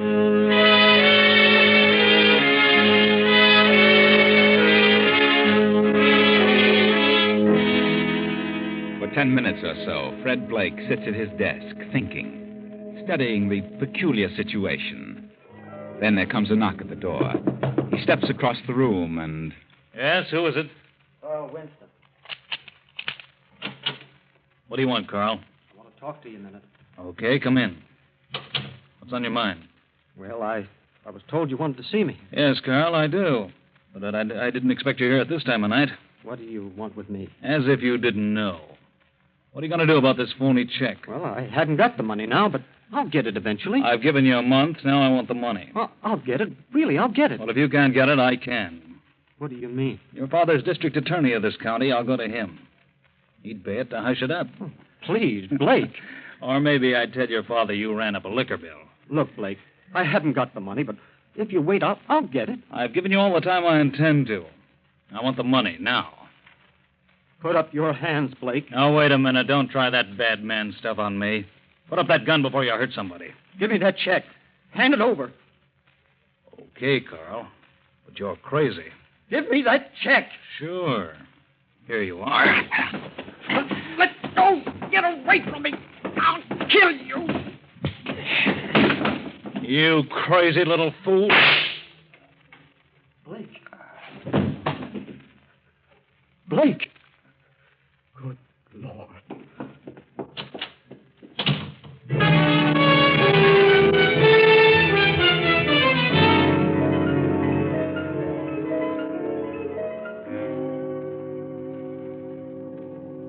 For many hours, Blake hovers between life and death.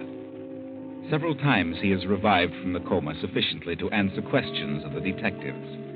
Now, several days later, a week to be exact, the district attorney holds a conference. Tell me, Blake, on the night you were shot, did you see your assailant? No. Do you remember anything that happened? Well, I remember the shot. Felt a stab of fire in my chest. Came to in a minute or so, I guess. Got to the phone and called the receiving hospital. And I passed out again. And you didn't see the person? No. Blake, do you know a woman named Mary Alberti? Yes. Was she in your rooms the night you were shot? Yes. How did you know? On your date pad, we found her name and address and phone number. What time was she in your apartment? Oh, about 12 o'clock, midnight. And you were shot shortly after midnight. That's right. Do you think she did it? I don't know who did it. That's for you to figure out. What did Mary Alberti want?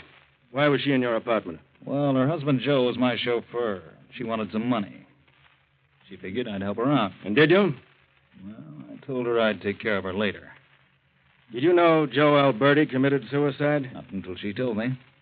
Did Mary Alberti threaten you because you wouldn't give her some money at the moment?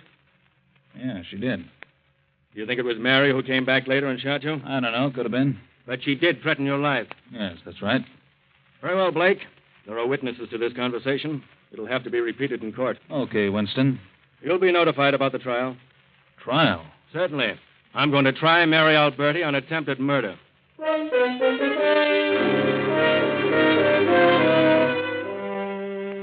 And so Mary Alberti is tried and convicted and sentenced for from 5 to 20 years. And now, 5 years. 5 long years have passed. Fred Blake has become wealthy, the boss of every racket in the county. And District Attorney Winston has been reelected on a new platform, a vice cleanup campaign. Fred Blake sends for the district attorney. Come in, Winston. Sit down. Have a cigar? Thanks. What's on your mind, Blake? Well, I wanted to have a little talk with you, Winston, about your campaign. Campaign is over. I've been reelected. Yeah, but I mean your so-called cleanup campaign. When does that start, Winston? It started the day I was reelected. I see. My name at the head of your list? I'm starting on you, Blake. And if I put you where you belong, well, that'll be a great accomplishment. I think you're being foolish, Winston. Do you? Why? If you just dropped all this Puritan stuff, I could make it more than worth your while. Blake, I was fortunate enough to be born the son of a very wealthy man. And money doesn't interest me in the least. Money? Oh, no, not money. Something that's worth more to you than all the money in the world. Blake, you couldn't bribe me no matter what you offered. Mr. District Attorney, I'm going to change your mind in less than 1 minute. All right, Blake. I'm listening. 5 years ago, you sent a girl to the penitentiary for attempted murder. My murder, remember? Well, you were wrong on that one. She didn't shoot me. What? Then why didn't you say so? I was saving it. Saving it for a rainy day. What are you talking about? The Alberti woman didn't do it. She was in my apartment that night, but she left. And a man came in. He owed me some money. He didn't have it. I threatened to tell his father that he had lost at gambling, and he went crazy. Pulled a gun and shot me. Who was this man? Your son, Carl. Carl? I don't believe you. Oh, but I can prove it. Look at this. His phony check. That's why he came to my apartment. He demanded the check. We scuffled when he pulled a gun. I hit him, and then he shot me. He left in such a hurry that he forgot the check. I see. But there's something more important than the check. Yes? What? A gun. A revolver. Whose gun? Take a look at it. One shot fired. Recognize that gun? Why, yes, it's mine. If ballistics were to check this gun and compare the bullet taken from my chest, they'd find a definite similarity in rifle markings. I see. Well, that's all there is to it. What do you say now, Mr. Winston? You've really got me in a tough spot, haven't you, Blake? If you care anything about your son or his future, you'll forget this cleanup business. All right, Blake. I'll think it over. It's something that can't be decided in a moment. Good night, Winston.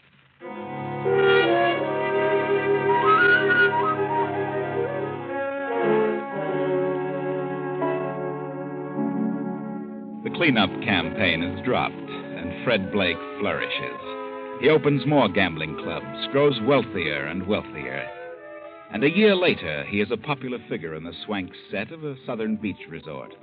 At the moment, Fred is a weekend guest at the beach home of one of the wealthy 400. Oh, what a perfectly divine night. Yes, Anitra, I've never seen such a moon. So peaceful and quiet here on the beach. I didn't want to dance anymore. Well, let's sit down here on these rocks. All right. Anitra, Yes, Fred? What were you going to say? are you going back to Boston Sunday? Why, I don't know. I haven't decided. I've a few more weeks, but I really should get back. The magazine's so understaffed, and I've a world of illustrations to do. Why do you ask, Fred? Well, I thought if you didn't have to go back, you might come over to my place for a week. Your place? Oh, but Fred, Yes, I'm having some guests down for a week. Several couples from New York. Well, I don't know. I really should get back. Please come, Anitra. Please do. Well, it's very sweet of you. Anitra, I really want you to come. Because, Yes? you know, the way the moon shines on your hair, it looks just like spun gold. Does it? Is that what you were going to say? No. There are a lot of things I want to say. Do you realize what a beautiful girl you are, Anitra? Fred. I mean it. From the moment I first saw you, you knocked the props right out from under me. Nothing else exists. Nothing else matters. Nothing but you, Anitra. But, Fred, I'm wild about you. Crazy. Please, Fred, we better go back. You've got to listen, darling. I love you. Are you asking me to... Yes. I want you to marry me. But I'm a career woman. You don't want a career woman for a wife. Besides, we've only known each other for a few days. I don't care, career or not. 2 days or 2 hours. I love you. Let's get back to the house. Come on. You mean you don't like me? Is that it? Or is it some other man? No, I do like you very much, and there's no other man, but... Well, I'll have to think about it. If I marry, I know I'll give up my work, and I'm not sure I want to do that. I see. Well, will you at least make me happy by joining the party at my place for a week? Yes, I'll come, Fred. I'll stay here for another week, but please don't high pressure me. Let me make up my own mind.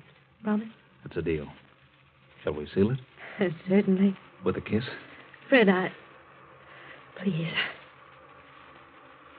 I love you, Anitra. Let's go back to the house, please.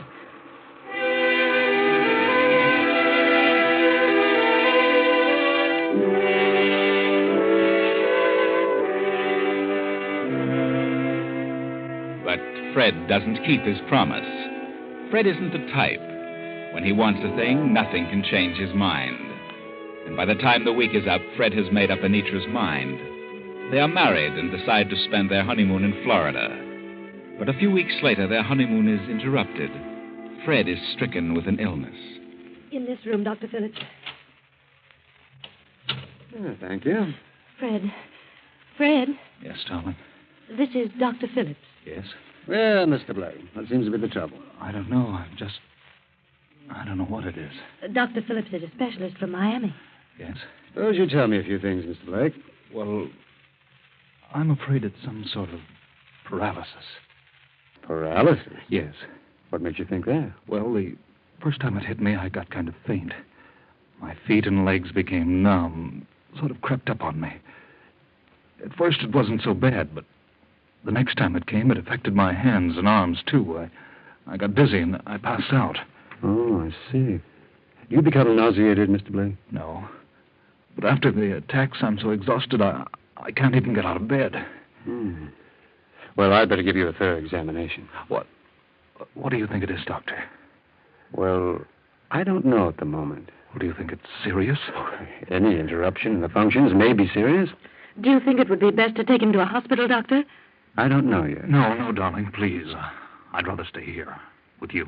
Yes, dear, of course, whatever you say. Please, Mrs. Blake, would you mind stepping out for a while? Very well. I'll be in my room. Call me when you've finished. Everything's going to be all right, dear. Please don't worry. Yes, I'll be all right.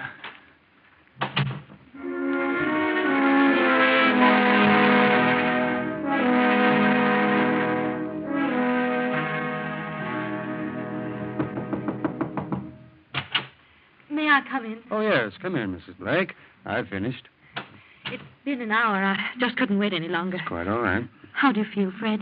Well, a little better, I guess. He pounded me and thumped and listened, but I don't think he knows himself. I do feel better. I'm going to get up and walk around. Mr. Blake, I'd advise you remain as quiet as possible. Why?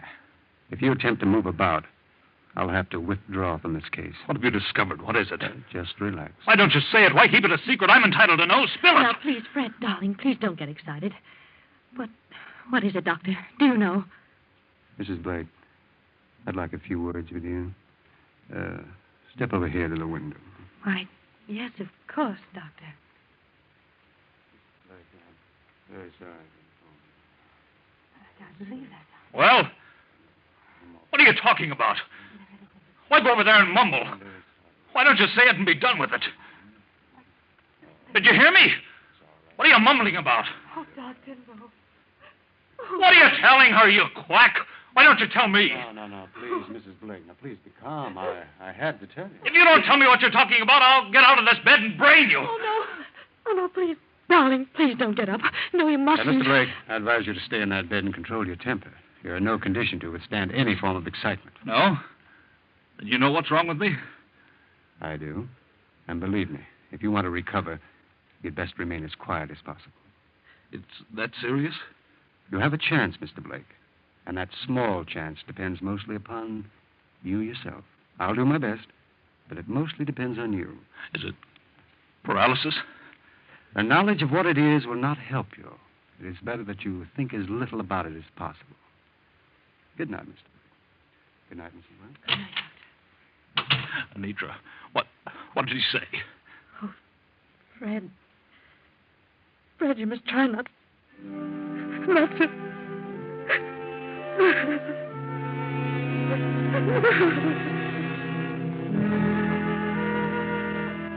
Another week passes, and Fred still remains in bed.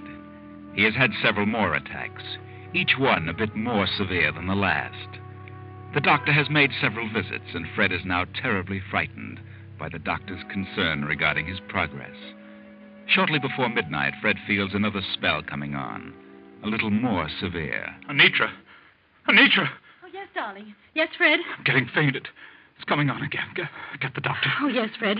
I've already called him. He'll be here in a few moments. Now, be quiet, dear. Please don't exert yourself. This is the worst yet. Please be calm. You're all right. No, I'm scared. This is it. I know this is the end. Oh, Fred, don't say that. I can tell. No, you've nothing to fear, darling. Nothing. I have. I can't help it. I'm afraid. Fred, you must get hold of yourself. You must. I know I haven't a chance. You know that. The doctor knows. He told you. I know, too. Oh, please, Fred. There's something I've got to tell. Hush, darling. You don't understand. I've got to tell someone. Oh, you must calm yourself. Well, you've got to listen to me. You've got to. Well, the doctor will be here in just a few moments. Now, please try to save your strength, darling. He can't help me. Oh, come in. I came as quickly as I could, Mrs. Blake. It's another attack, Doctor. It seems to be worse than the last. He's terribly frightened. Come now, Blake. You must try to get hold of yourself. The pulse is... Well... Pulse is what? Just a second. My bag, please. Yes, Doctor. Thank you. Now, let's have a listen with the stethoscope. Mm-hmm. Do you have a chill, Blake? I don't know. I'm just awful numb. It's creeping up inch by inch. Oh, please, Doctor, can't we take him to the hospital? A hospital? I'm afraid that, well, he's as well off here as in the hospital. Why don't you tell me the truth? I've got a right to know. Tell me the truth. Now, you're going to be all right, Blake. You're lying. Mrs. Blake, Yes, Doctor.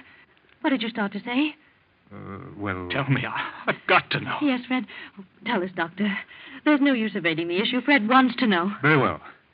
Since you insist, there is nothing I can do for you, Mr. Blake. Nothing anyone can do for you. You mean it's a matter of days? It may be only a matter of hours. I'm sorry, Blake. Hours. Anitra. Oh, darling, I knew. I knew, but I just couldn't let you know. Hours. Doctor, will you leave us alone for a while? Of course. Oh, please, don't leave the house, Doctor. No, I'll stay with you as long as you need me.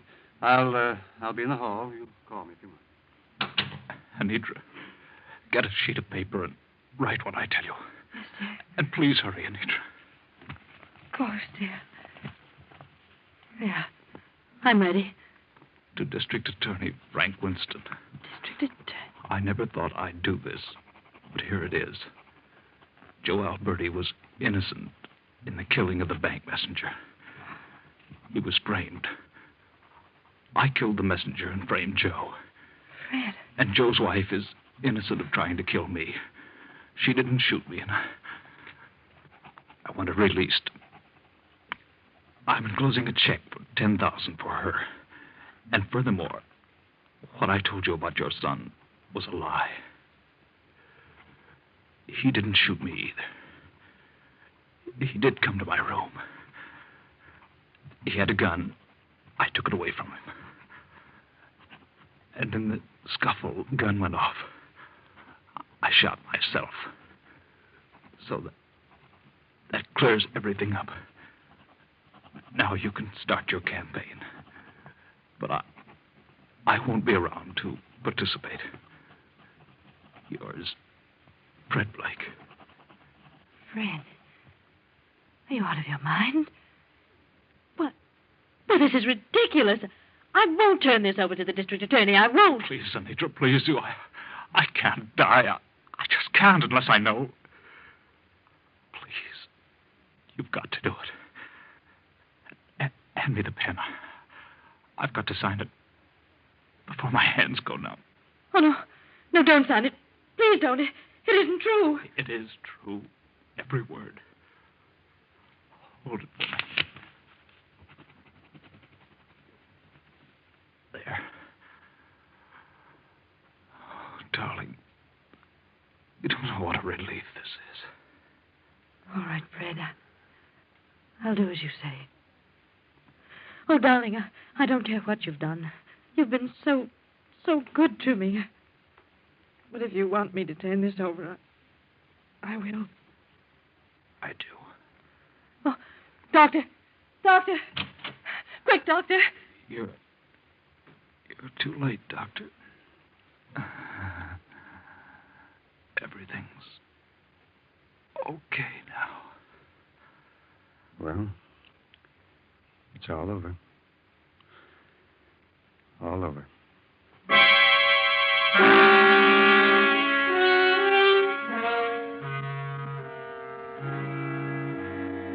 I was fortunate in getting a plane within half an hour after you phoned me, Mrs. Blake. I understand, and I appreciate your coming. Well, what is this about Fred Blake? Well, Fred has been ill for several weeks, and last night, well, he got worse, became frightened, and made me take down this letter.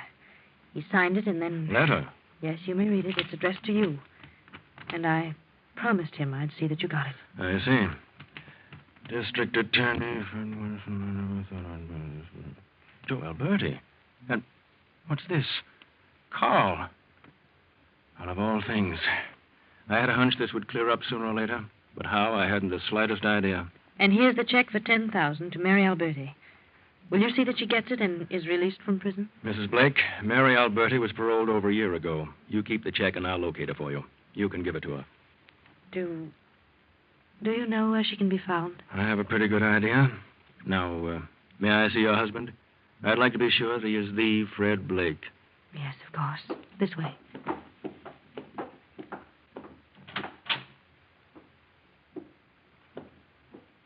Yes, he's the real Fred Blake. That's all I wanted to know. Anitra. Is that you, Anitra? Good Lord, I thought he was dead. What is this?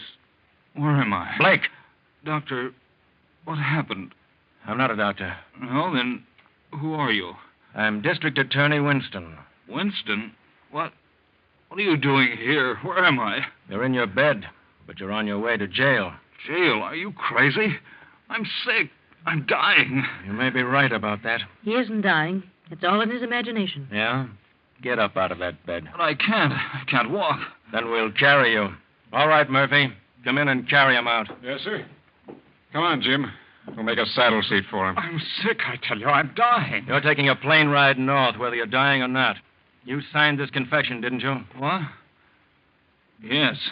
But you weren't supposed to get that till I was dead. Why didn't you wait, Anitra? Bring him along. You'll never convict me. You'll never get that far because I'll be dead. Come on, boys. Take him to the car. Anitra, why don't you tell them? It's all a mistake. They can't do this. Tell him. Tell them what? Well, I'm dying. What can I do, Fred? I did just as you asked me to do. I can't do a thing now. It's too late. What's happened to you? What's happened? Nothing. I've never been so satisfied in my life. What? I said this is the happiest moment of my life. Now get up, Fred. You can walk. You're stalling. There's nothing wrong with you. You're crazy. No, she's not crazy. She's clever. I've tried for over a year to work this thing out, and she did it all by herself. Yes, Blake, Mary Alberti, now known as Mrs. Anitra Blake, is a very clever woman. Well, there you are. Mary Alberti, alias Anitra Blake, was a clever woman. She knew that her husband Joe was innocent, and when she was sent to prison for shooting Fred Blake, she made up her mind to eventually get out on good behavior. So she studied art, glamorized herself, changed her speech and appearance, and worked her way into the circles frequented by Fred. And everything worked out just as she planned. There was nothing wrong with Fred. He wasn't ill and he wasn't dying. Just a few grains of medicine each day was all that was necessary to bring on that numbness. And the doctor? Well, he wasn't a doctor.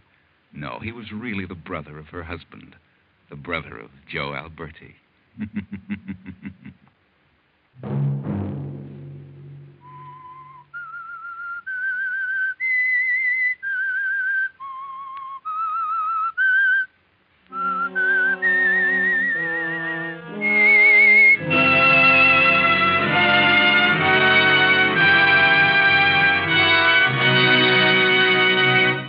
CBS has presented The Whistler.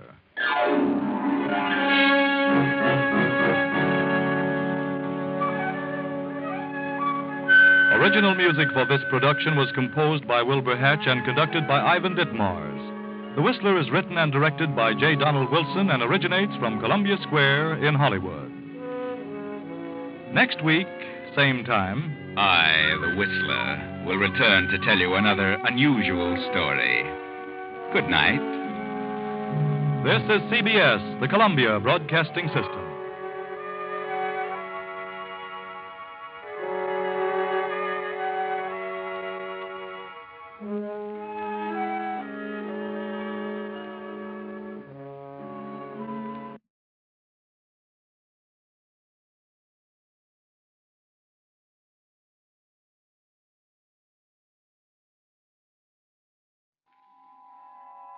Have you heard the strange tales of the Whistler?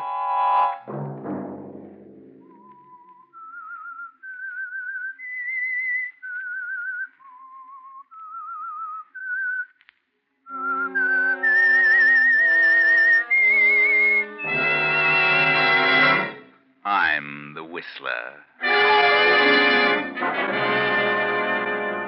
I have as much freedom as a squirrel in a cage. Martha is a cold, mercenary devil. But I'll have freedom beginning tonight. I'll kill her. Friday night, and again, CBS presents The Whistler.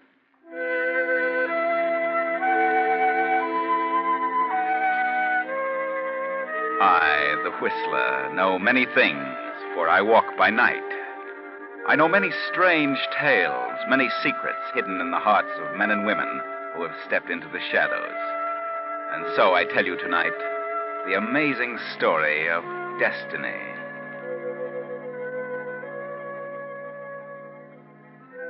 At a long table in a New York office sits a little man. He is slightly bald and thin and 45. A mild-mannered, reticent little fellow named Milton Strong. But Milton is anything but strong. For the past 25 years, he has worked in the office, and now, as a bookkeeper, is earning the stupendous salary of $35 a week. Milton can't understand why no one appreciates his ability. Milton has grown a bit sour, but he's never had the nerve to ask for a raise. Today, however, is going to be different. His wife has started him out with a lecture, and Milton is going to face the boss in a manner both clear and strong. Mr. Goulthright, I'd like to have a word with you. A word? Mr. Goulthright, it has long been my decision to approach you on this subject, but for various reasons, a sense of reticence has bade me be silent. How long did it take you to memorize that, Milton? I am 45 years old. I've worked hard and long and faithfully for this company. That's right, Milton. I'm aware of that. You haven't missed a day in all that time. In fact, our efficiency expert is getting out a booklet, and he's using you as the feature. I came to this firm as a lad of 20, and in all the following 25 years, I asked for very little. I did my work well. Sure you did, Milton, and the company appreciates it. I now draw a salary of $35 a week, and I thought that if, after all this time, 25 years, you could see your way clear to afford... Go on, Milton. To afford, I'm not getting any younger. Well, Milton, strange as it seems, I've just come from a meeting of the department heads. Mr. Unger is the head of the accounting department, and now let me see. Oh, yes, here it is. Yes, here's his recommendation regarding you, Milton. Oh, yes, Mr. Goulthright. He recommends that you be retired at half salary as of the first of the month in consideration of your long service and loyalty to the company. Retired? Oh, but that can't be. Retired? Well, that's what it says here. Yes, but I don't understand. I'm only 45. Why, no one is retired until he's at Why, least... you should be tickled to death. It's like a pension. But I came here to ask for a raise. A raise? Well, how could that be possible when your department head suggests retirement? Oh, I see. Why, you should be tickled to death. I'd be, and you get 2 weeks full salary and 2 weeks vacation besides at full pay. You know, Milton, I kind of envy you. So I'm fired. Fired? Why, that's crazy. You've been honored. Good night, Mr. Gould. Good night, Milton. After Saturday, you've got nothing to worry about. Nothing.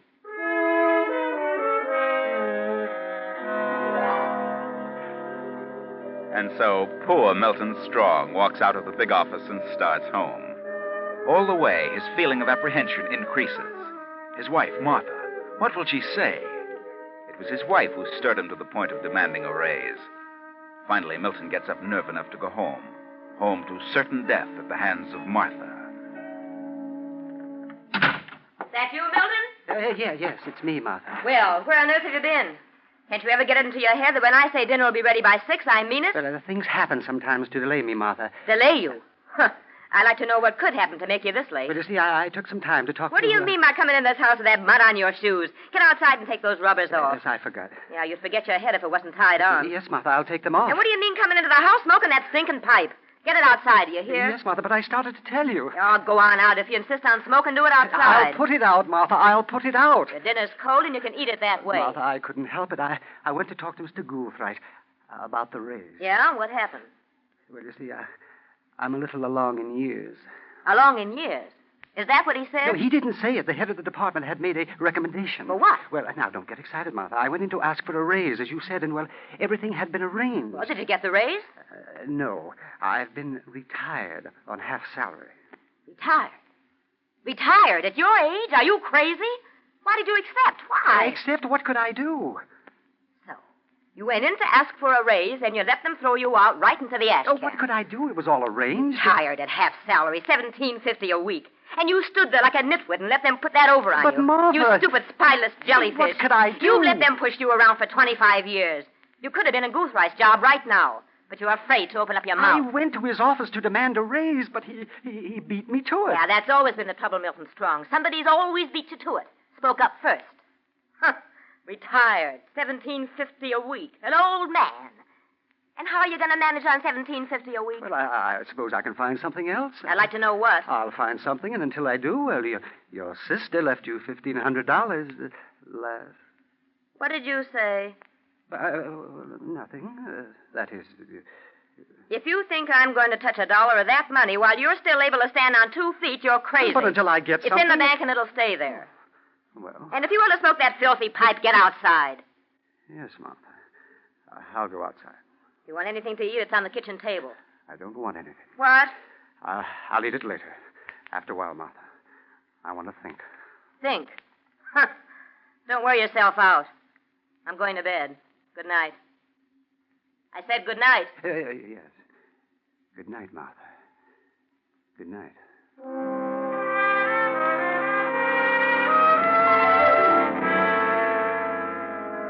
It is long past midnight, and Milton has been sitting by the window, staring into the night. Resentment has taken hold of him, and slowly grown into hatred and revenge. Terrible thoughts surge through his brain. Why should I tolerate such persecution? Why should I stand idly by and be pushed around by everyone? Belittled by the firm? Bulldozed by Martha? She's not a wife. She's a cold, mercenary devil. Freedom.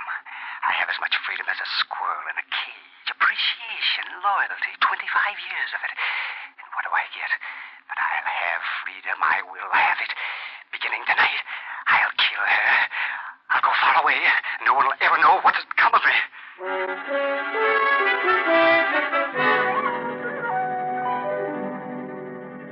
Trembling in anticipation, Milton goes into the small kitchen, opens a drawer, and steps softly to Martha's room. Opens her door and stands listening to her easy breathing. Then... Milton leaves the house and wanders about the streets till dawn. Then, at 10 in the morning, he steps into the bank. Good morning, Mr. Strong. Oh, I'd like to cash this check, please.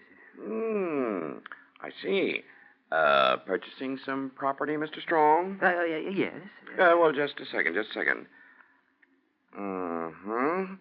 Oh, very well. How do you want it? Oh, but it doesn't matter. Perhaps the small bills would be best. Oh, yes, of course.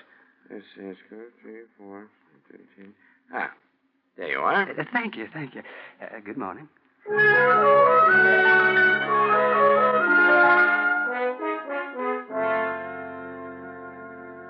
Several days later, Milton Strong gets off a train in a western state, takes a small bus for a little mining town 50 miles away. Here, in this vast desert country, he will begin a new life, a life of freedom. He will change his name, change his destiny. Milton Strong has ceased to exist. A new man is born. The little bus bounces into Oroville, and 2 hours later, he is chatting with a prospector in the Gold Plate bar. Well, I'll tell you, partner, I've been here a couple of years and I haven't struck much yet. Oh, I found a little pay dirt, enough to get along. There's supposed to be quite a lot of gold here, isn't there? Oh, sure, it's here. It's all over. Sometimes you strike in a day or so, and then sometimes you work for years. And if a man ain't got capital of his own, well, somebody's got to grub stake him. But it's here. Yes. In other words, it's a matter of being optimistic. Yeah, that's it. Yes. Well, I think I'd like to try it. Of course, I don't know anything about mining. But... Oh, you don't have to know in this country. It's easy. Anybody can tell gold when he sees it. Where are you from? Los Angeles. I had to come here. The doctor said I should get away from the ocean air. You don't look sick. Well, I was fortunate to have a checkup in time. I'd like to find a place and try my hand at it. You mean buy a place? Yes. Well, I got a nice place, 3-room cabin, good water. There's ore there, if you got the patience. You mean you want to quit? Well, no, I don't want to. But I'm out of funds. I owe everybody in town, so I ain't got a choice. And the fellow who gets it will probably be the one to hit dirt in a week. Is it far from town? About 25 miles. Kind of lonely for a fellow alone. Mm-hmm. But could I see the place? Sure. I ain't been up there for a week. Been staying here in town while my wife went to Sacramento to try to raise a little money from her uncle. She just got back this morning. She's doing a little shopping now. Did she raise any money? No, just enough to eat on for a few weeks. But we decided to pull out. Besides, I hurt my arm last week. Oh, but I'd like to look the place over. Well, here I am. Believe me, I'm ready to go. I'm dead tired. Oh, Kate, this is a gentleman who wants to look the claim over. Thought we might take him with us now. Oh? Well, sure, why not? This is my wife, Kate Rogers. Oh, yeah, how do you do? Stranger here? That's right. Well, then let's be on our way. I'm sure you'll like the place. The car's just around the corner. Do you want to get your bags? They're up by the door. I haven't been to a hotel yet. That's good. We'll be to the place in about an hour.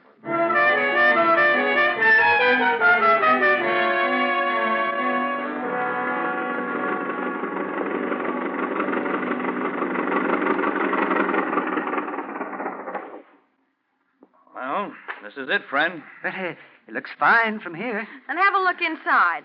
And tomorrow my husband can take you over the claim. There are 3 rooms. Living room, bedroom, kitchen. All fairly good size. Well, that should certainly be enough for one man. You're not married? No, I'm alone. Just a minute, I'll light the lamp. No electricity up here. Nothing else modern, for that matter. Oh, I understand. Yes, it's very nice. I like it. Plenty of good water for drinking and sluicing. The air's wonderful. That should interest you. Air? Something wrong with you, stranger? Yes, well, just a little touch of lung trouble. Oh, by the way, Mr. Rogers, how did you injure your arm? I noticed it's in a sling. Oh, it was my own darn fault. Kate warned me about digging on that ledge. I fell off and, well, I didn't break it, but the cuts just don't seem to heal up. Oh, I see. Now, to get back to the property, I'm pretty sure there's ore on it. Rich ore. And there's plenty of game around here. Come on, take a look at the bedroom and the kitchen. This is the bedroom. Steve! Steve! Oh, what's the matter, Kate? Look, Steve! Look! Yeah? Oh, steady, Kate. Take it easy. But who is he? I don't know. But he's dead, whoever he is. Dead? He's been shot. Oh. No blood around here that I can see. Must have been shot someplace else and made his way to our place. But who is he? I don't know. Never seen him before. According to his clothes, I'd say he was from out of town. Man from some city, wouldn't you say? Yeah, he must be. About 45 or 50, I'd say. Steve, we better go back to town and get the sheriff. Yeah, I guess so. Somebody should stay here. You'll have to drive me in, Kate, unless you can drive, mister. Oh, no. I never drove a car in my life. You mind staying here? No, I'll stay. Then come on, Steve, let's go.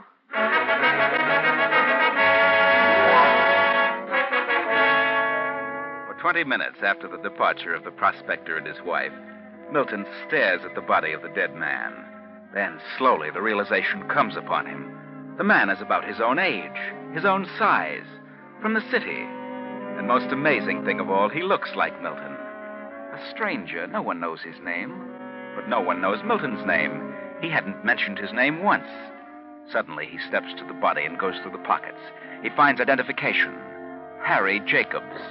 Then, in another pocket, he finds... Good Lord. Money, bills. Why, there must be... 1, 2, 3, 4... Why, there's $20,000 here. $20,000. And no one knows who he is. Quickly, Milton reaches a decision. He exchanges papers with the corpse of Harry Jacobs, replaces some of the money in Harry Jacobs' pockets, and keeps some for himself. Then, 2 hours later, the Rogers return with the sheriff. Know who he is, Sheriff? Nope. Never saw him before. I'd say he was shot about 10 or 12 hours ago. How long do you think he's been dead? Maybe 6 hours. Well, from all appearances, he wasn't shot here.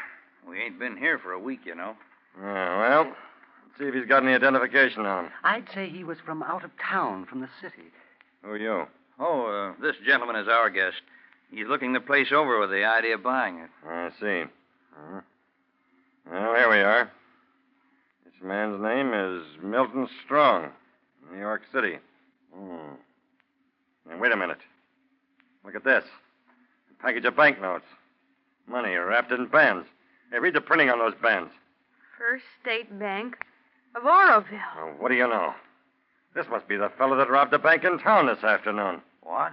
Robbed the bank? Sure. Ain't you heard? Killed the cashier and got away with $20,000. Vice president shot at him, but he got away. Well, there's probably somebody with him, but we don't know for sure. How much they get from the bank? $20,000. How much is there? Well, let's see. Hey, there's only $10,000 here. Now, what do you make of that? So far as we know, there was only one bandit. Now, what do you suppose the other 10,000 disappeared to? Well, maybe he had a cohort after all. Milton Strong, eh? Well, we'll just get back to town and notify the authorities in New York. The authorities? What about his family? The police in New York will take care of that. Well, that's that. I'll return the money. You can bury him, Rogers. Bury him? Here? Well, certainly. What else could we do? There's no undertaker in Oroville. Body wouldn't keep any time in this heat. Well, thanks, Rogers. I'll be getting back to town. Thanks, Sheriff. Yeah, did you say your name was, stranger? Oh, it's Jacobs. Harry Jacobs. I see. Well, so long, folks.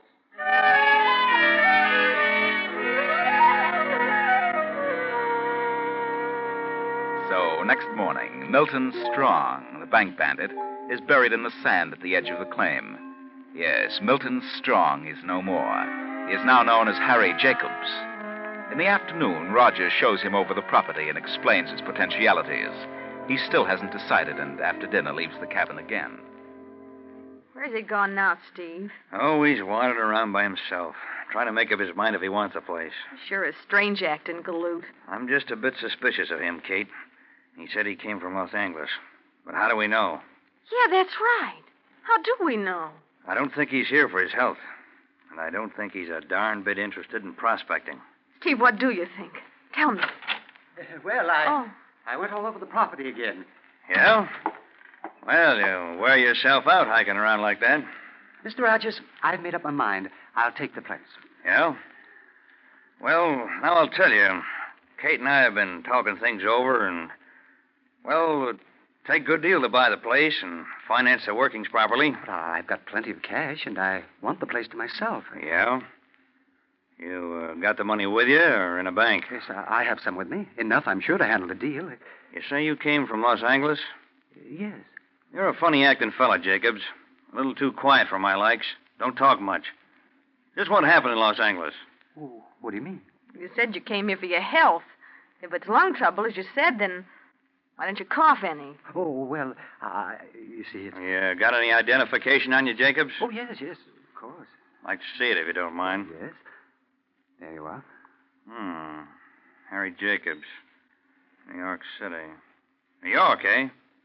Thought you said Los Angeles. Well, I came from New York to Los Angeles. I wasn't in California very long. And you got plenty of cash with you? Oh, yes, enough.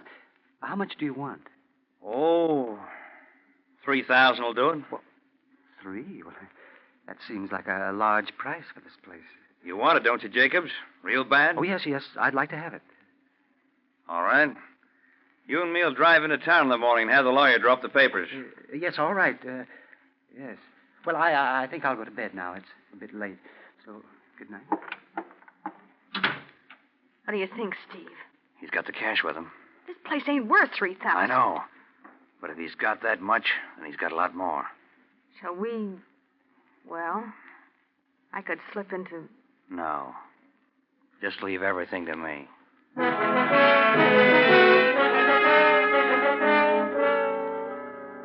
But Milton doesn't sleep well.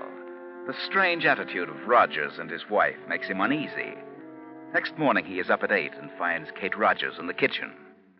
Oh, good morning, Mrs. Rogers. Morning. Where's, Mr. Rogers? Why, he drove into town to get the lawyer. He didn't want to disturb you so early. What? He's going to have the papers made out and bring them back with him. Oh, I thought he couldn't drive. Well, his arm's so much better, he figured he'd be all right. Mm-hmm. How soon will he be back? Should have been here half hour ago. It's 9 o'clock. Well, there he is now. How about some breakfast? Oh, yes. So you up, are you, Jacobs? Yes. Did you get the papers arranged? We don't have to sign any papers, Jacobs. I won't be selling the place. Why not? I don't have to. I'll have all the money I need in a few days. But you said that you... I haven't been to any lawyers. I've been to the sheriff's office. Sent a wire to New York. And I got an answer. What? A wire? Well, what about it? Put up your hands, Jacobs. Put them up. You may be a mild-looking little guy, but I'm taking no chances with a killer. What did you say? You're wanted by the New York police for banditry and murder. Oh, no, but it's a mistake. Here's the telegram. Your description. Read it. Yes, well, Harry Jacobs, 45, 5 feet 6, as per your description. Wanted for robbery and murder of bank messenger. $10,000 reward. Dead or alive. $10,000 reward. Get that? No. It's all a mistake. You don't understand. I understand, all right. You and your partner came out here to hide out. Probably robbed a half dozen banks on the way. Partner? What partner? The fellow we buried the other day, that Milton Strong. The sheriff said there must have been 2 bandits, and there was only 10,000 on him. What become of the other 10,000? I tell you, I had nothing to do with the holdup. You carry too much cash on you, Jacobs. If you got 3,000, you must have more. You were too anxious to get this place, and it ain't worth more than 1,000. Yes, but you're wrong, Rogers. You're going back to town with me, Jacobs. I'm collecting that 10,000 reward. No, please, no. Don't take me back. I can't go back to New York. I can't. I can imagine that. They'll fry you. You've got to listen to me. You've just got to... Search his stuff, Kate. He's got the money No, someplace. wait. I've got the money. And here it is. The money from the bank. There. Steve, that's it. The same bank wrappers. And yeah, it's 10,000. No, there's more. Another 1,000. The 10,000 with the wrappers belongs to the bank. The rest is mine. That's all we need to know, Jacobs. Come on. And I hope the sheriff don't spill this before you're locked up. The town would tear you to pieces. No, look, just listen to me. I swear I never saw that dead man in my life. I did come here to get away from embarrassing circumstances. I wanted to lose myself. After you went for the sheriff, I searched the man's pockets. I found his identification. And because he resembled me, I switched his papers with mine. And then I found the money. I decided to keep some of it. I am Milton Strong, and the dead man was Harry Jacobs. What a story. Who'd believe that? Don't send me back to New York. There's no reward for me. The truth would come out, and you wouldn't get a dime. Now, here, you keep this money I took from the robber, and let me go. No one will ever know the difference. Oh, no. I'm not that dumb. I'll turn you and the money in and collect the reward. I'd rather get it legally. Come on, Jacobs, before the town gets wise.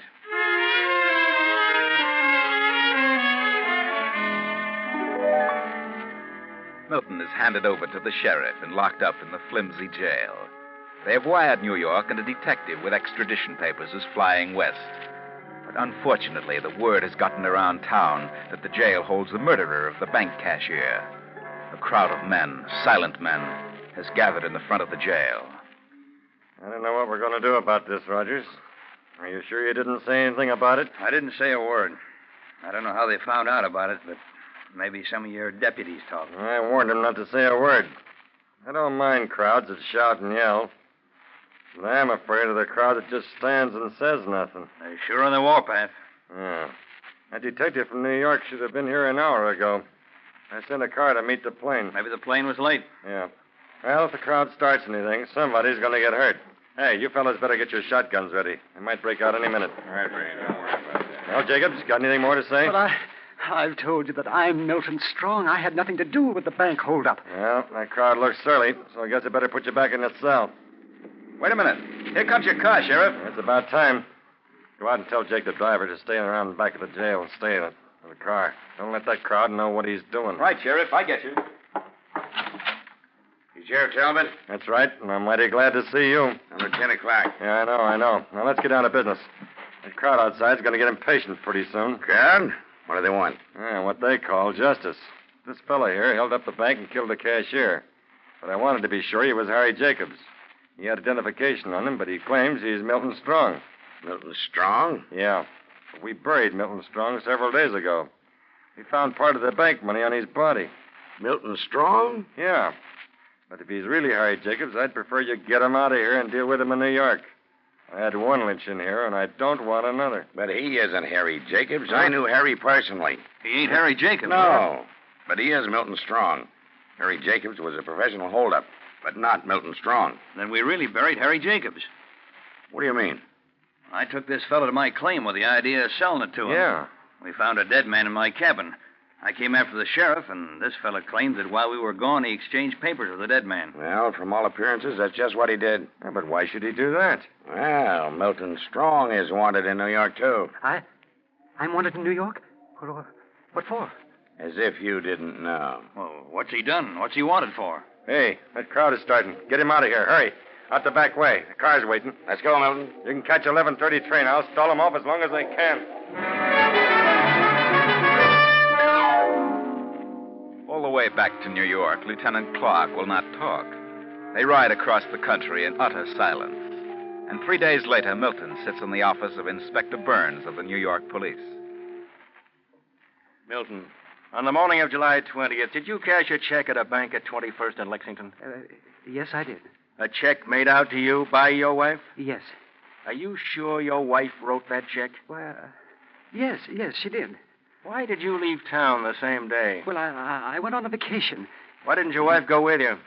Why? Because I wanted to be alone. That is... You might as well tell the truth, Milton.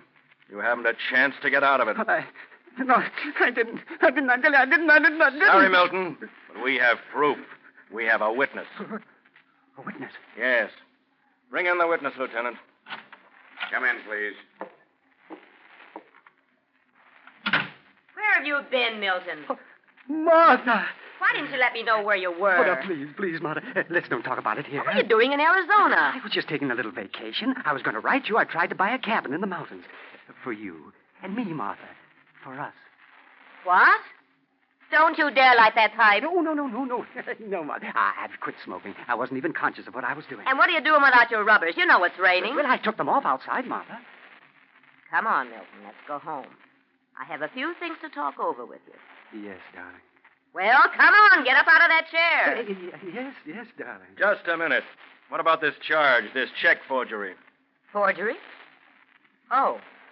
I wrote that check. I remember the whole thing now. Then what about the charge of wife desertion? He's come back, hasn't he? But we brought him back.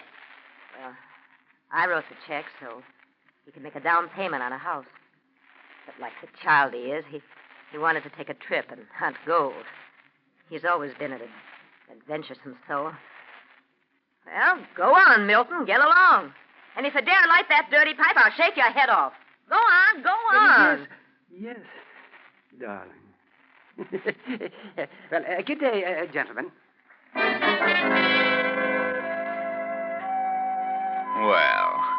it just goes to show you that no man can escape his destiny. No man can change fate. And when he attempts to do so, he only conjures up far worse conditions for himself. Poor Milton Strong ran away from things and ended up at the starting point, back with Martha. But he's happy now. Martha's nagging is now sweet music to his ears, because Martha really loves him. Out west, they almost lynched him, nearly took his freedom away. But Martha saved him. She lied for him. Yes, Milton did forge that check. He was even going to kill Martha. But he got cold feet the moment he walked into her room. But Milton will be a good boy now. In his search for so-called freedom, he came close to the jaws of death. Lucky Milton.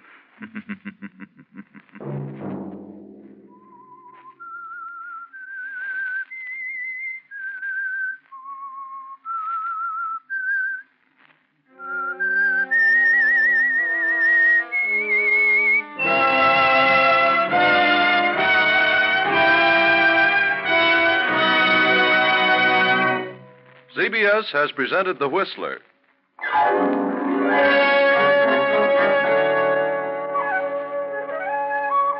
Original music for this production was composed by Wilbur Hatch and conducted by Ivan Ditmars. The Whistler is written and directed by J. Donald Wilson and originates from Columbia Square in Hollywood. Next week, same time, I, the Whistler, will return to tell you another unusual story. Good night. This is CBS, the Columbia Broadcasting System.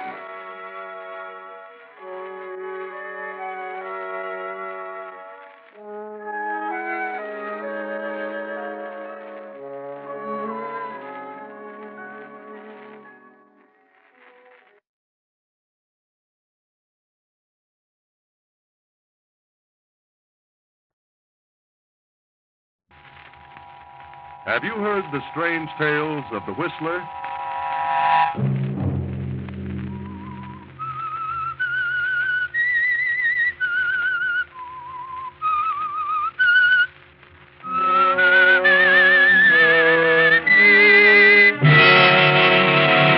I'm the Whistler. Claude, if you expose my marriage, I'll tell about yours. So it's plain to be seen that you and I will have to work together. Friday night, and again, CBS presents The Whistler.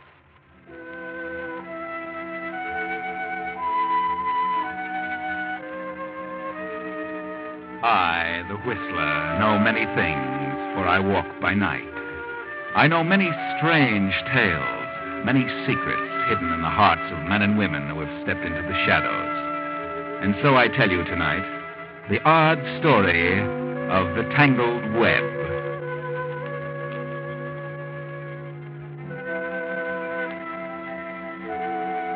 Hester Maybury, an elderly widow, has inherited the large estate of her late husband. And having no children, she adopted two. Claude Maybury, her husband's orphaned nephew, and Lita Davis, the daughter of her dead sister. Lita has finished school and is returning home. Claude still has another year in college. But Aunt Hester has plans for Claude and Lita. Plans for keeping the estate in one family. This is upsetting to Claude, for he has already selected the girl of his choice, Pearl Wallace. Pearl, I had to see you. Something's happened. Claude, I've never seen you so upset. It's Aunt Hester. Her heart again? Oh, no, she's still hanging on. What is it then? It's Lita. Lita's finished school a year ahead of schedule. She's coming home today. So what? Well, Aunt Hester is determined that I marry Lita. According to the doctors, Aunt Hester won't last more than 6 months. I know. But I never dreamed Lita would come home this year. Aunt Hester will insist upon an immediate marriage. But you can't marry Lita. I know, but if Aunt finds out the truth about you and me, she'll cut me off. Oh, I'm in a terrible jam. Can't you head Lita off some way? Oh, no, it's too late. She's probably at the house now. I just found out she was arriving today. Why can't I see her, Aunt? Just once. She may change her mind. Oh, no. No, you don't know Aunt Hester. Nothing can change her mind. She's the most determined, stubborn old woman you've ever seen. Well, since you can't marry Lita. Certainly not. That would be bigamy. Half of the estate is willed to me and half to Lita. But if she finds out that I'm already married, well... Suppose Lita refused to marry you. She won't, because she knows Aunt Hester would throw her out. No, Lita's too smart for that. Well, something's got to be done. You've got to stall things off until... Well... Till Aunt Hester is dead. You'd better run along, Claude. I've got to get back to work.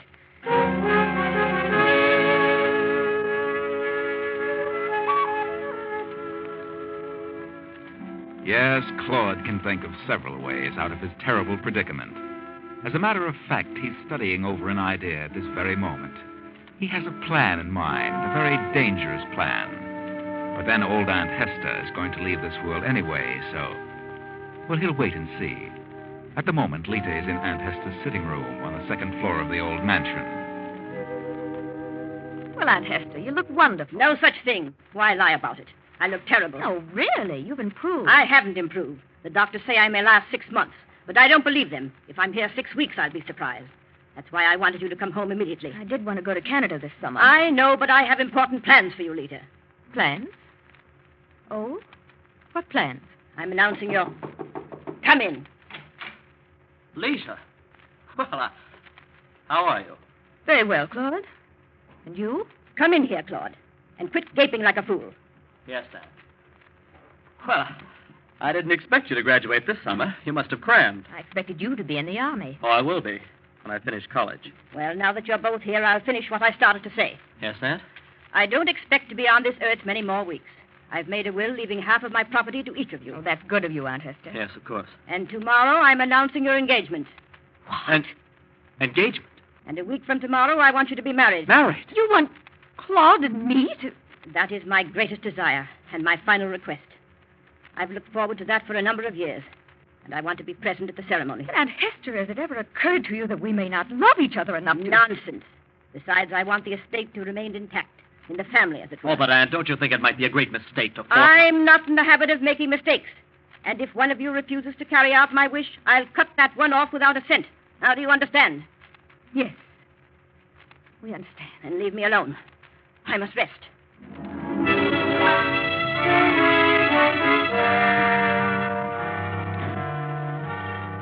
Claude is frantic. On the way to the library, horrible thoughts run through his mind. What shall he do? How can he marry Lita? If he did, it would be prison for bigamy. What are we going to do about this, Claude? I don't know, Lita. Did you know she had any such plan for us? Well, yes, but I didn't take it seriously. Then why didn't you let me know about it? Well, because I didn't expect you to finish till next year. And by then I thought... Thought what? That Aunt Hester would be gone. Oh, you're a fool, Claude. You should have let me know. Well, what difference would it have made? She's determined. And if we refuse... Whichever one refuses will get nothing.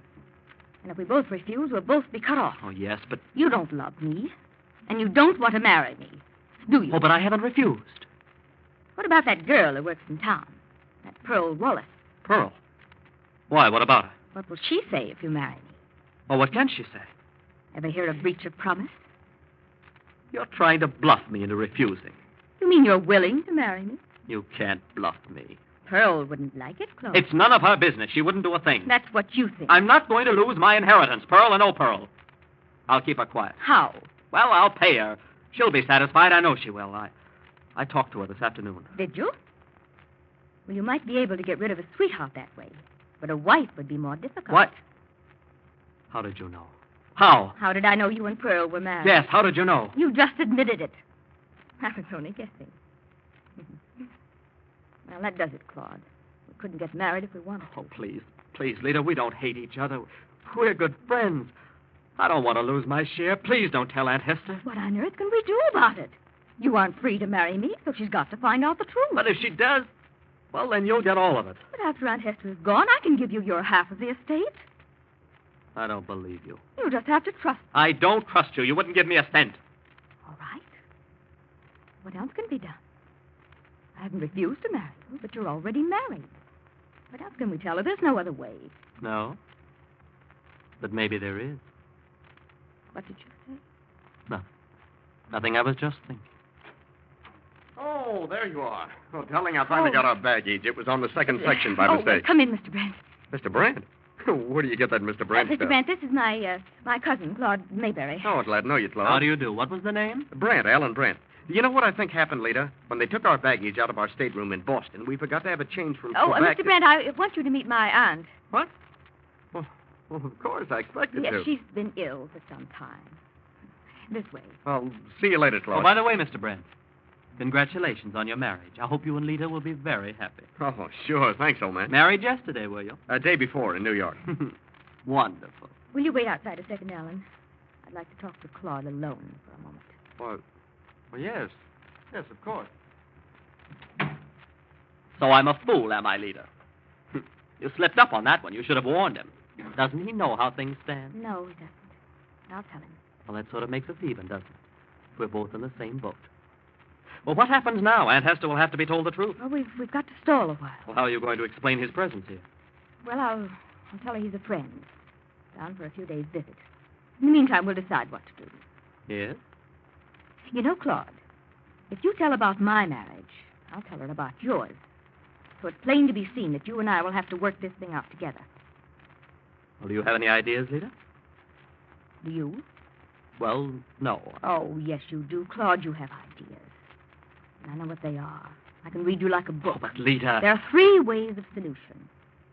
If Aunt Hester were to pass away before she learned the truth, then everything would be all right. Or, if something should happen to me, then the whole estate would go to you. That's 2 ways. And the third? I must run along now, Claude. I'll see you later. Yeah?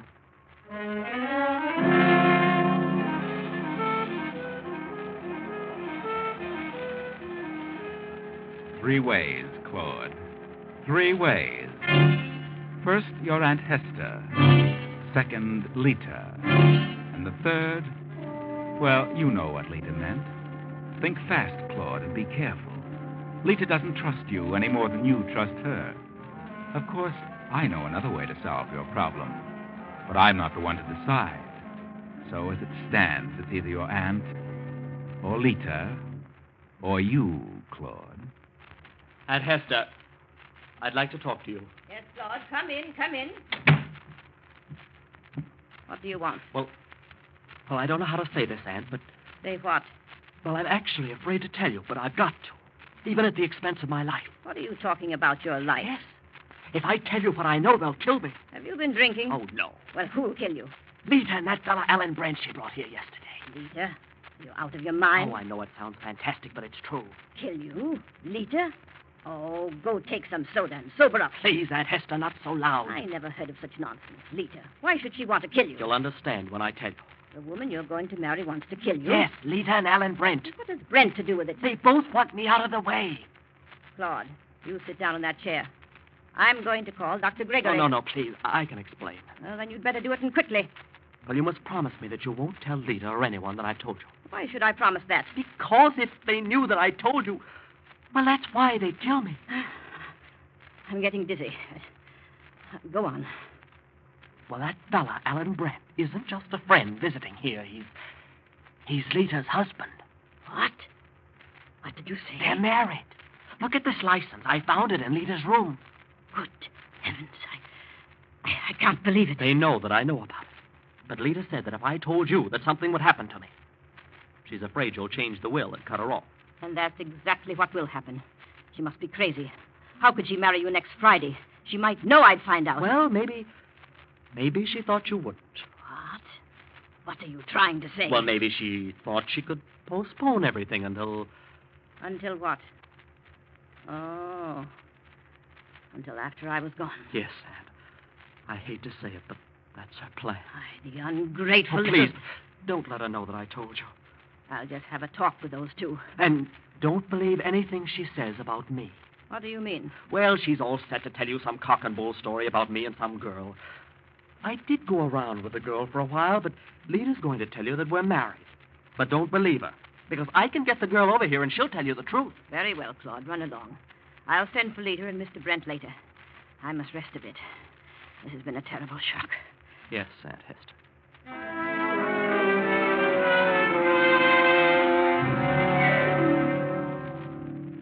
Yes, Aunt Hester? Did you want to see me? Yes, Lita.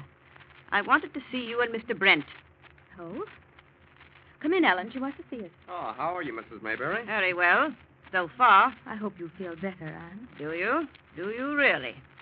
Well, if I say I do feel better, I suppose you'd be disappointed, Lita. What? Do you expect to stay here long, Mr. Brent? Well, Oh, no, that is... Did I understand you to say Mr. Brent was a friend of yours, Lita? Just here for the week? Yes, of course that's what I said. We've been good friends for 2 years. Friends? And is that all? Aunt Hester, what on earth? Is that right, Mr. Brent? Friends? Well, yes. Yes, of course. Well, I'm glad to hear that. I was quite worried. Aunt Hester, that's nonsense. You had no reason to be upset. And you fully intend to marry Claude next week? Well, as a matter of fact, it is a little sudden. I wasn't prepared. I was going to ask you... Ask me what? Well, if we couldn't postpone it for a few weeks. And why should you postpone it? You know that I wanted your marriage to take place while I'm here? Yes, Aunt, I know, but... Everything is arranged. But a few days wouldn't matter, would it? There's so many things I'd like to attend to. Would another week give you enough time, Lita? Time to attend to those important things? Well, I suppose so. But I'd really prefer a month. But I want to be sure that I'm able to attend the wedding, Lita. I may not last that long. However, I'll consent to 1 week from next Friday. Oh, thank you, Aunt Hester. I knew you'd understand. Did you? Well, there's just one thing that I don't understand. What's that? Just how you'll be able to get a divorce in 2 weeks and get married a week from Friday. Divorce? A divorce from this man, Alan Brent. I don't understand what you mean. What sort of a fool do you take me for? I wasn't born yesterday. You've been lying from the moment you stepped into this house. Aunt Hester, there must be some mistake. There's no mistake. My maid found this marriage license in your room. No. You've been stalling for time, hoping I'd die before the truth came out. I'd never thought of such a thing. You can't deny that you two are married. No. No. But after all, I have a right to choose my husband. You're an ungrateful girl, Lita. You've disappointed me. And you could expect not 1 cent from me. No. Now get out of this room. But, Aunt... And be out of this house by Monday morning.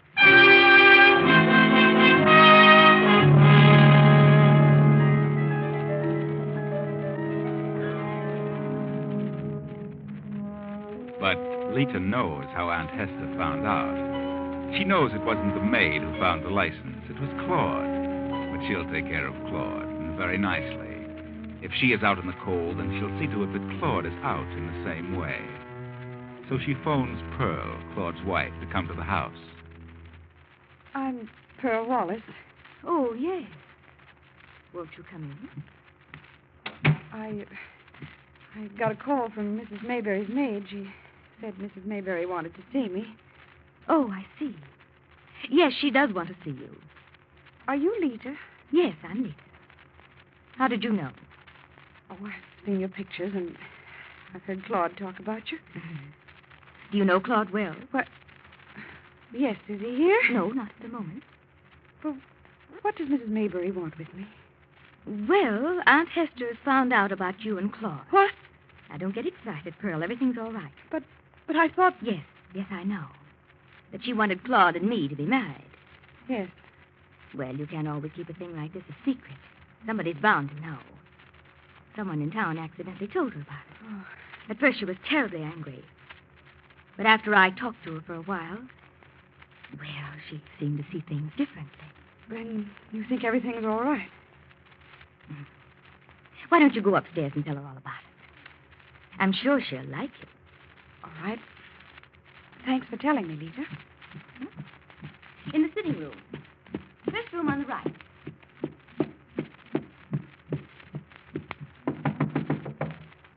Yes? May I come in, Mrs. Mayberry? And who are you? I'm Pearl. Pearl? Pearl Wallace. Pearl, what do you want?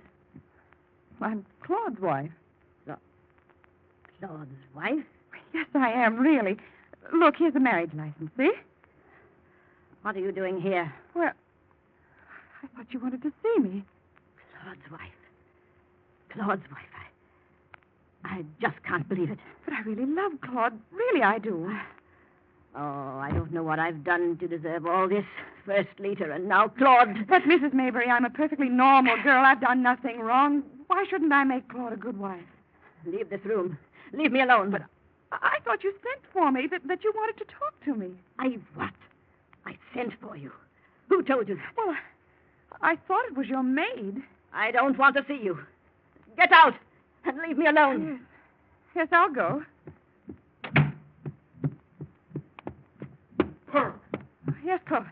Pearl, why have you come here? I don't know. I wish I hadn't. You've seen Aunt Hester. Why? What did you say? I told her we were married. Showed her the license. What? Why did you do that? Why? I thought she wanted to see me. Her maid... At least I thought it was her maid phoned me that she wanted to see me. And what did Aunt Hester say? She told me to get out. Apparently she knew nothing about me until I told her. I can't understand it, Claude. Why would... And yet Lita knew your aunt was expecting me. Yes, she said so. Lita? Lita knew? Are you sure? Yes, she met me first. She said your aunt had found out, and I supposed she'd relented. Lita. Well, that explains everything. Now I'm out in the cold, thanks to Lita. But believe me, I'll beat her yet. She's not so smart as she thinks. Look, Pearl, you're staying here tonight. No, I don't want to. You're staying here whether you want to or not.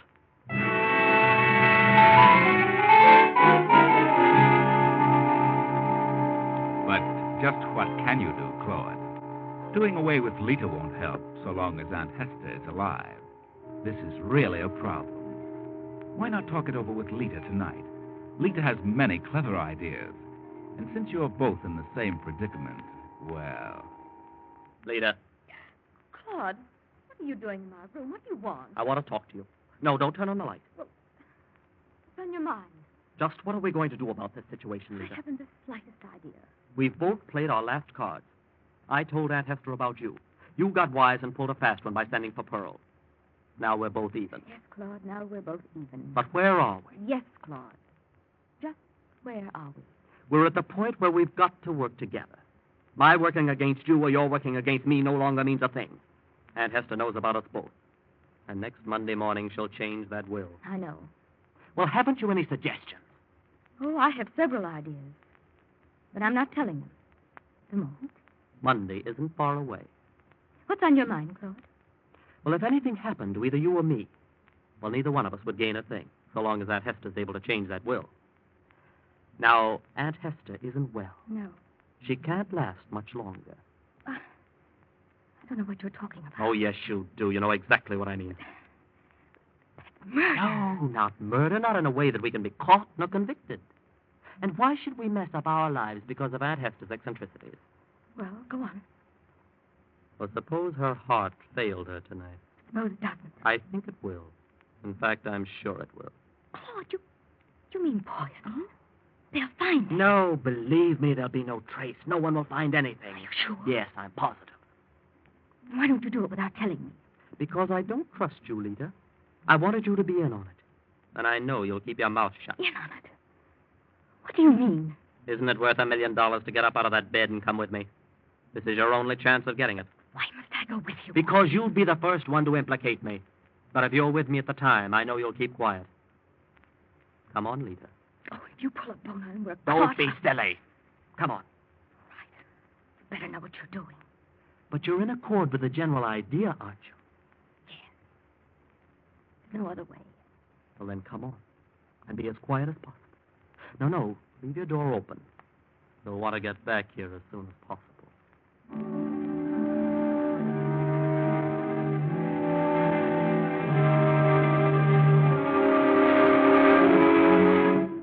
Here we are. Easy now. Aunt Hester. Aunt Hester. Don't wake her up. Yes? Who's there? Are you awake, Aunt Hester? Huh? What do you want? Who is it? Wake up, Aunt Hester. Wake up. I can't see a thing. Wait till I turn on the light. No, don't turn on the light. That you, Lita? Yes. It's Lita and Claude. Oh, what do you want? What do you want? Why don't you answer me? What are you two doing here? We've decided that you shouldn't linger on in your condition, Aunt Hester. Your heart's causing you too much pain. What? So we've decided to bring your suffering to an end. Lita and I have decided to end your suffering. You and Lita. You ungrateful fool. Hurry up, Claude, whatever it is. We're going to kill you. It's the only way. Get out of here. Get out. Get out. In just 5 seconds, Aunt Hester. 5 seconds. You're crazy. You're both out of your minds. You know you'll be caught. Maybe I am crazy. But in just 2 seconds, I'm going to shoot you right through the heart. No. Don't. Ah!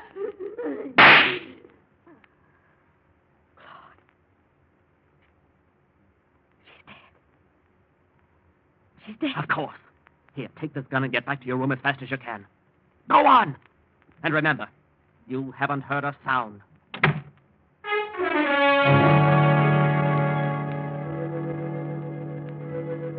In another room on the same floor, Alan Brent, Lita's husband, sits on the edge of his bed, rubbing his eyes, listening intently to the early morning silence.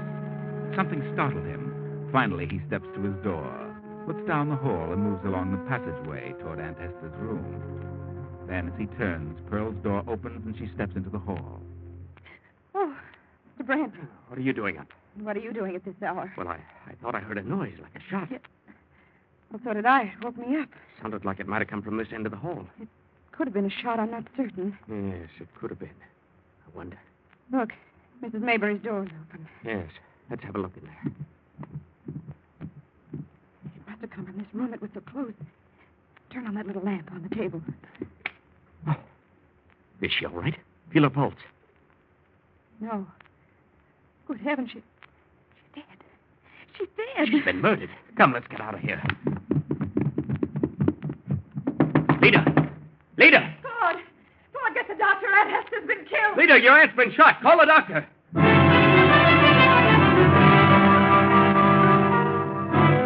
Oh, you're crazy. You didn't hear a thing. I tell you, I heard a shot.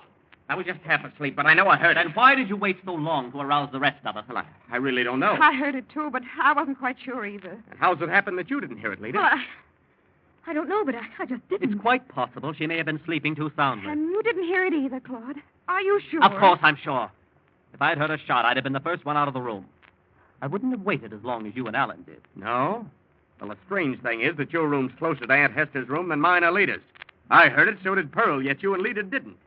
Does that seem strange to you, Mr. Brent? Yes, it does.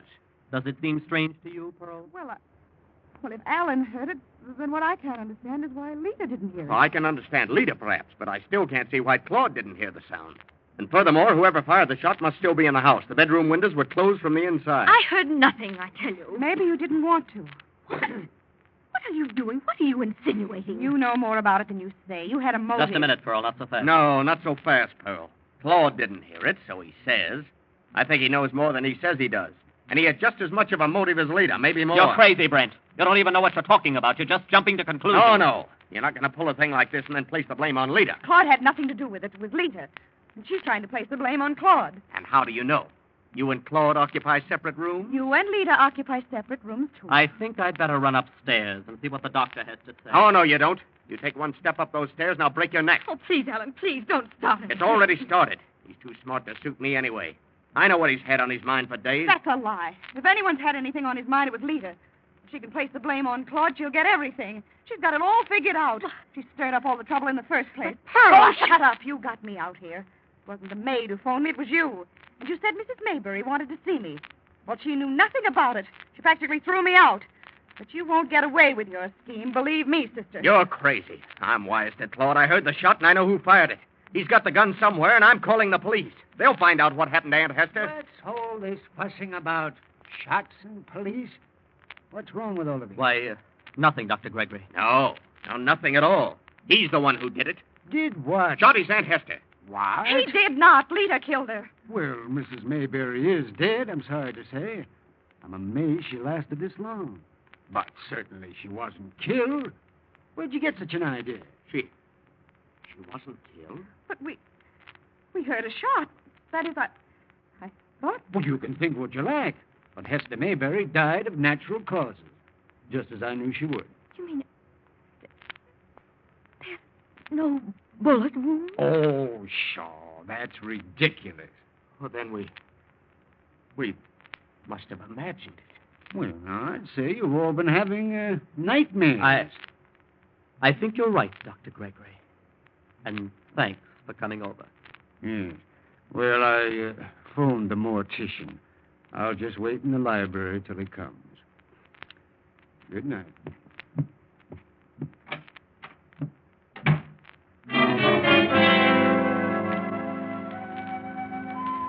Of course there were shots, and they all know it, but all but Claude are surprised that no wound was found, not even a bullet.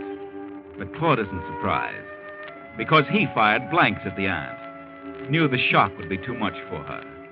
But when the doctor said death was from natural causes, they shut up like clams. Their troubles were at an end. They wouldn't get their share of the estate after all. Of course, they would get their share. However, they will be struck a horrible blow next week when the lawyer reads the will of Aunt Hester, and they learn that Lita and Claude must be man and wife prior to the aunt's death, or the entire estate goes to charity. And that's just what will happen. That was one thing they hadn't counted on. So they all end up with nothing after all.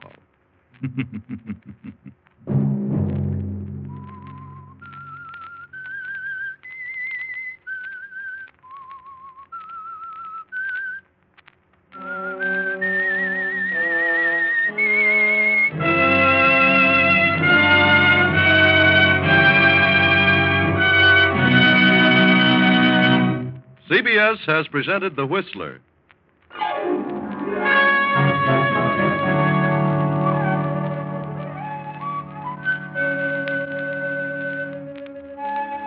Original music for this production was composed by Wilbur Hatch and conducted by Ivan Ditmars. The Whistler is written and directed by J. Donald Wilson and originates from Columbia Square in Hollywood.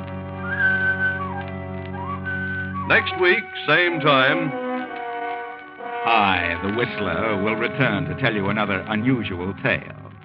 Good night. This is CBS, the Columbia Broadcasting System.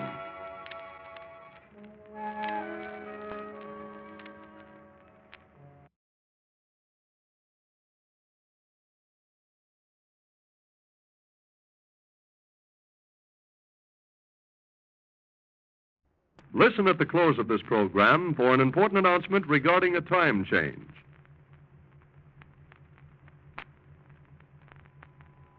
Have you heard the strange tales of the Whistler?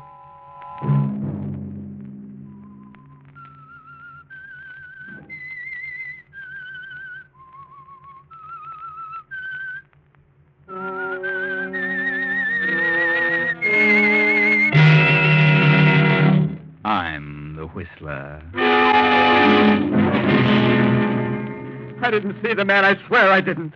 He just appeared out of nowhere. I didn't see a thing. I only heard that awful thump when the car hit him. It was an accident, I tell you. Friday night, and again, CBS presents The Whistler. I, the Whistler, know many things, for I walk by night. I know many strange tales, many secrets hidden in the hearts of men and women who have stepped into the shadows. And so I tell you tonight the odd story of Blind Alley.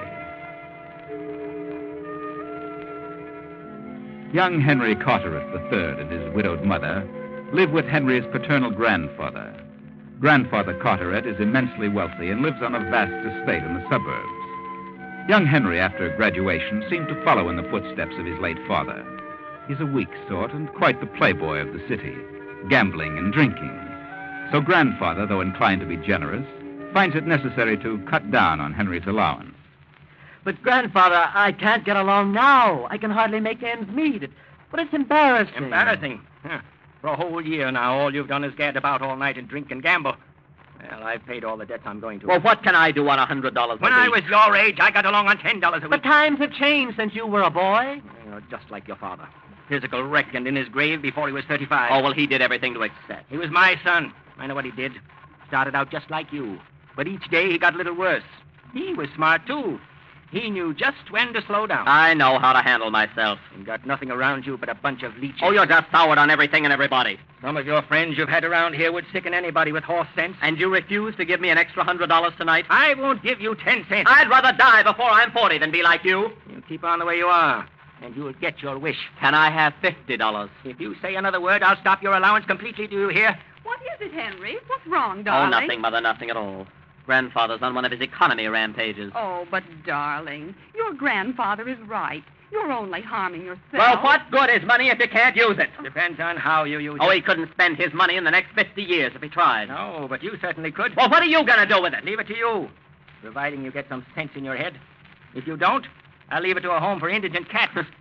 What you need is a good solid jolt in the solar plexus, and that's just what you're heading for. Please, Henry, run along. I can't stand any more of this. $20. I can't even take a girl to dinner. No, not the kind you know. Please go, All Henry. right, Mother.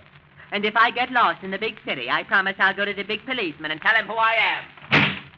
Oh, if he only knew what I went through with his father. Yeah, I know, Mary. Some fellows just have to be beaten over the head with a club before they wake up. Well, I'll do my best, Mary.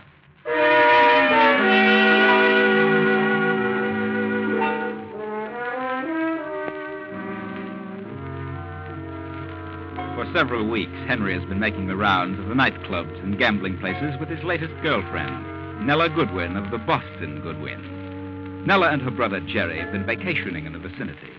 The three of them have made the rounds and have dropped into Nella's apartment for a nightcap. Well, I certainly had a wonderful time tonight, Henry. Did you, Nella? Well, so did I. But I was so sure I'd clean up on that roulette wheel. You can't win all the time. Here's your drink. Thanks. Let's see, how much did I borrow from you, Jerry? Oh, just 100. No, I'll let you have it in a couple of days. No hurry. Really think you should drink any more tonight, Henry? Why not have some coffee? Coffee? Perish the thought. Who wants coffee? How far do you have to drive?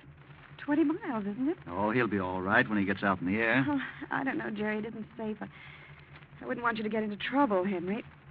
Please drink some coffee. Please. Oh, darling, don't worry. I've driven that strip along the coast 100 times. Yes, but you've drunk more than usual tonight. Maybe. I wouldn't be able to sleep a wink. Well, I'll tell you what I'll do. I'll phone you when I get home. Why not stay in town tonight? Nella, why don't you let him alone? He'll be all right. Henry, let Jerry and me drive you home in our car. How about it, Jerry? Whatever you say. No. I'll tell you what. I got a better idea. You two get your things and drive home with me and stay over the weekend. The weekend? Sure, stay as long as you like. It's a regular resort. Lots of things to do. Plenty of fun. You come with me, and if you're afraid of my driving, then you can drive. Fair enough? Okay. Now, how about it, Nella? Well, if Henry insists on driving home tonight, I'd rather see that he gets there. Great. That's wonderful. Go on, get your things, and let's be on our way.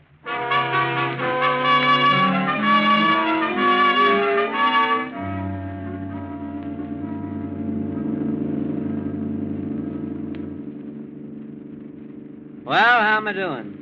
Satisfactory, am I? Well, I'd feel better if you'd slow down a bit. It's beginning to mist. Better take it easy, Henry. Okay.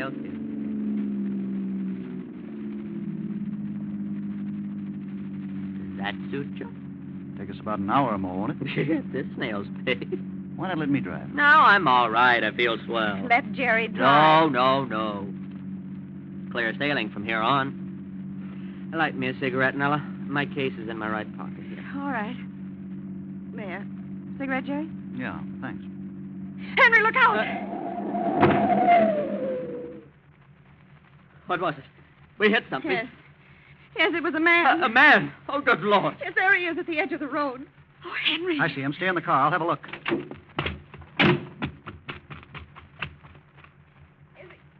Is he all right, Jerry? Just a second.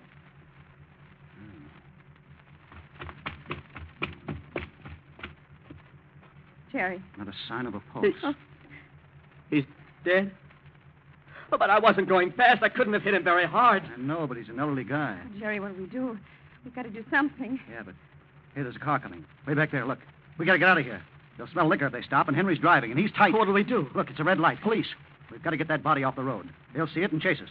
Get out, Henry. I'll jerk a wire loose on the distributor. You're having trouble, see? Take it easy and don't get excited. I'll carry this guy over behind that big sign. When you find the trouble, the two of you drive on. I'll meet you back at the apartment. I'll get there as soon as I can. Here they come. Don't be nervous, Henry. I feel kind of sick now.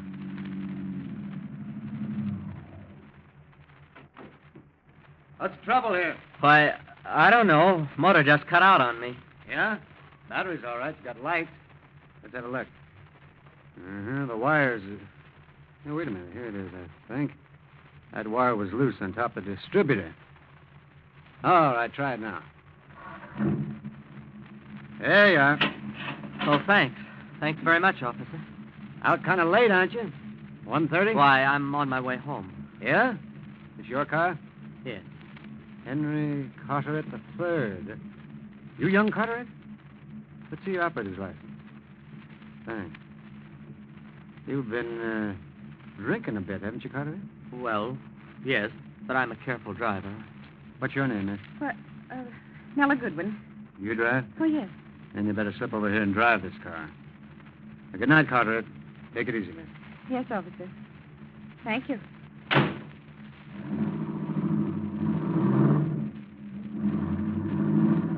It was young Carteret.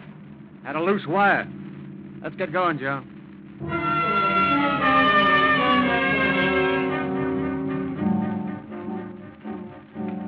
In a few minutes, the police car passes them. Nella leaves the highway, cuts over to the boulevard, and heads back to town. In Nella's apartment, they wait for Jerry. 3 hours pass, and finally, Jerry walks in. Jerry, where on earth have you been? We thought you'd never get here. I stayed behind that big sign for over an hour. Every time I started out, a car came along. Finally, I made it over to the boulevard. I couldn't find a cab, so walked back down side streets. Didn't want anybody to see me like this. Where did you get all that mud on you? What did you do with it? No, don't worry. Everything's all right. What did you do with the body? I buried it back of the sign. I found a small board. The dirt is soft and the brush is thick. No one will ever find him. Buried him? Sure. If we reported it now or anyone found him on the road, those cops would be after Henry in a second. Who was the man? Well, he didn't have anything on him. Only a few cents in his pocket and no identification. I gather from his appearance and his clothes that he was just a trenchant, a hobo. Probably stepped out in front of us to bum a ride. Was he an old man? I'd say about 50 or more. Oh, it's awful. I didn't see him. He just seemed to come out of nowhere. I didn't see a thing. I only heard that thump when the car hit him. It was an accident, Henry. We know that. It was a lucky thing for you I got him off the road. Those cops had found him, and with you drinking, well, you'd get stuck for manslaughter. I'm mighty lucky I was alone. Yes, I know. I appreciate it. You don't think we should have reported it? Would you like to see Henry sentenced to prison for accidentally running into some old bum? No, Jerry, but I was afraid of something like this. That's why I didn't want him to drive. I'm sorry, Nell. I should have listened to you. Oh, what a mess. It's terrible. Will you relax? Well, you're sure they won't find him? When they do, they'll have forgotten about you being stalled there. Oh, by the way, just where was that? Well, it's practically at the intersection of Ocean Drive and Valley Boulevard. It was in front of that big billboard, that red sign. Oh, yeah. Let's forget about it. It's done, and the less said about it, the better. Better have a drink, Henry, and as soon as I change my clothes, we'll go on to your place. You were spoiling that weekend. I don't want a drink. Okay. I'll be ready in a few minutes.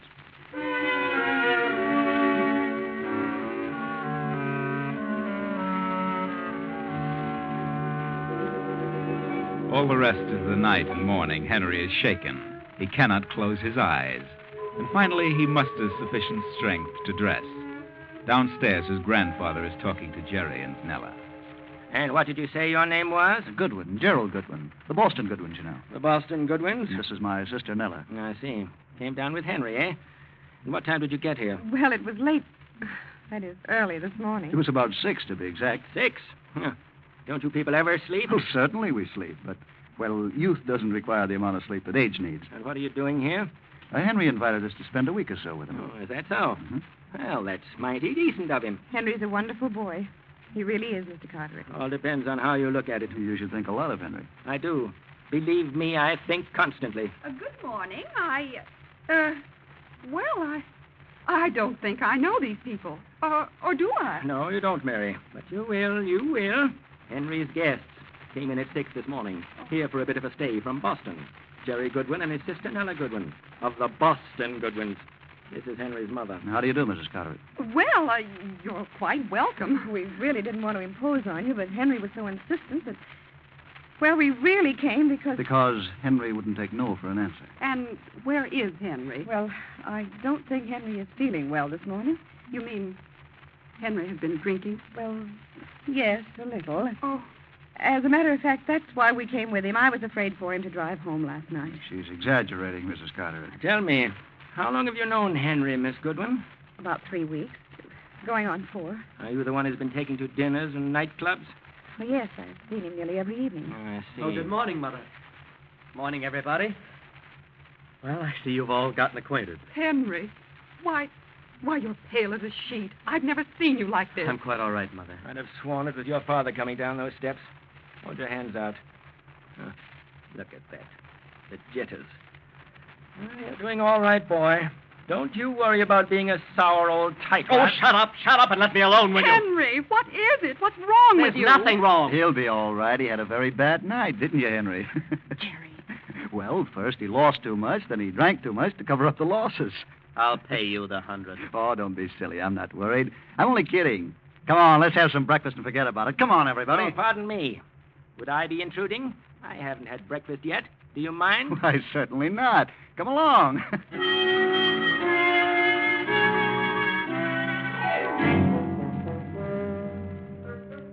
Before the day is over, Grandfather is boiling. He can't stand the impudence of Jerry, but Henry is still unable to control his nerves. He can't get the highway accident off his mind. And Jerry becomes bolder and bolder. Jerry has the upper hand now, and Henry realizes he is completely at the mercy of Nella's brother. But you've got to get hold of yourself, Henry. You've got to. I can't get it off my mind. Oh, calm down and quit prancing about. What good does it do? Besides, you've nothing to worry about. No one knows but the 3 of us. But the police didn't see you there. That's right. Just you and Nella. And obviously, you were driving. What are you talking about, Jerry? You don't have a thing to worry about from me, Henry. Not a thing. I'm perfectly satisfied with things the way they are. Of course, I may ask a little favor of you now and then, but there's nothing to worry about. Favor? What do you mean? Why don't you forget about it now? You'll drive yourself crazy. What do you mean by favors? Forget about it. Just forget I mentioned it. I wouldn't dream of saying anything about what happened last night to your grandfather or your mother. What kind of a rat do you think I am? Well, that'd be terrible. Family name like yours, why, they wouldn't be able to stand such a thing. Oh, no, Henry, you've nothing to worry about. No. Jerry hasn't made himself clear. He's trying to tell you that he wants to help you. Aren't you, Jerry? Well, certainly. What else? Well, what on earth? Oh. I get it now. Henry thought that... Oh, for the love of Mike, pull yourself together, Henry. Don't be so ridiculous. Well, I'll run along. Maybe if I take some tablets, I'll be able to sleep. Jerry, you're at it again. Now, please get out of here and leave these poor people alone. Poor people? I like Henry. I'm crazy about him. And I want you to leave him alone. I know what you're planning. Oh, shut up. Who are you to talk? The good ones of Boston. Sure, but what have we got? Nothing. We've been living for years on our name. We winter in Florida and we summer in Maine without a dollar. Now, here we are again. Only this time it's a little better. This old grandpa is going to kick off and leave millions to Henry. And with what we know, well, we can stay here forever. I won't. You will? I like Henry too much. I love Henry. Huh? Well, I can't see a thing wrong with that. No, not a single thing. In fact, I approve. See you later, Nella.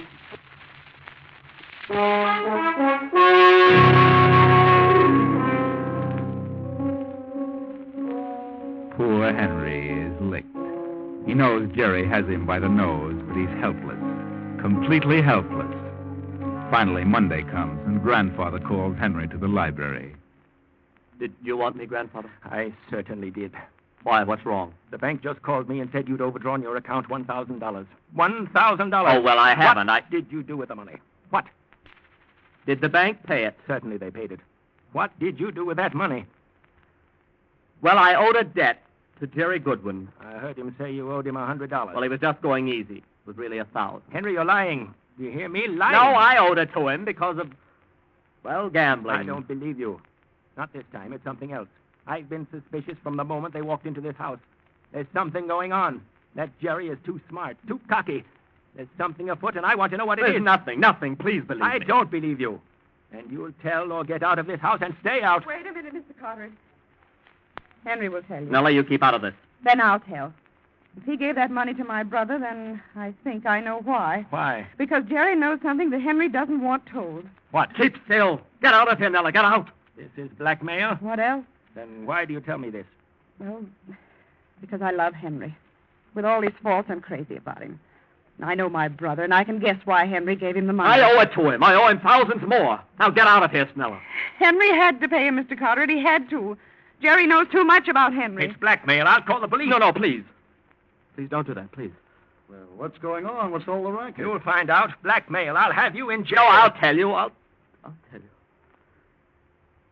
Jerry saved me from prison. I killed a man accidentally. Ran over him on the ocean road. What? Yes. And I was drinking.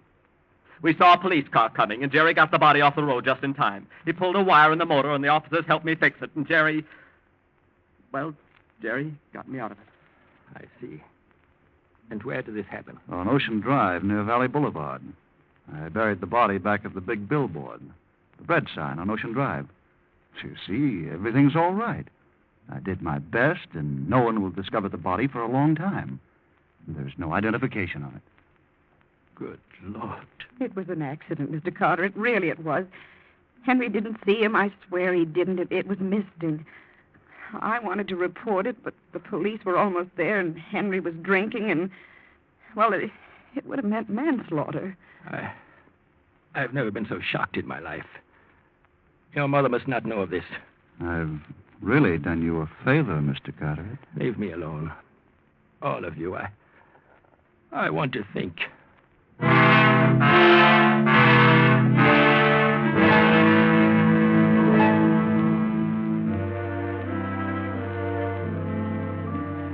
A death-like silence falls over the household.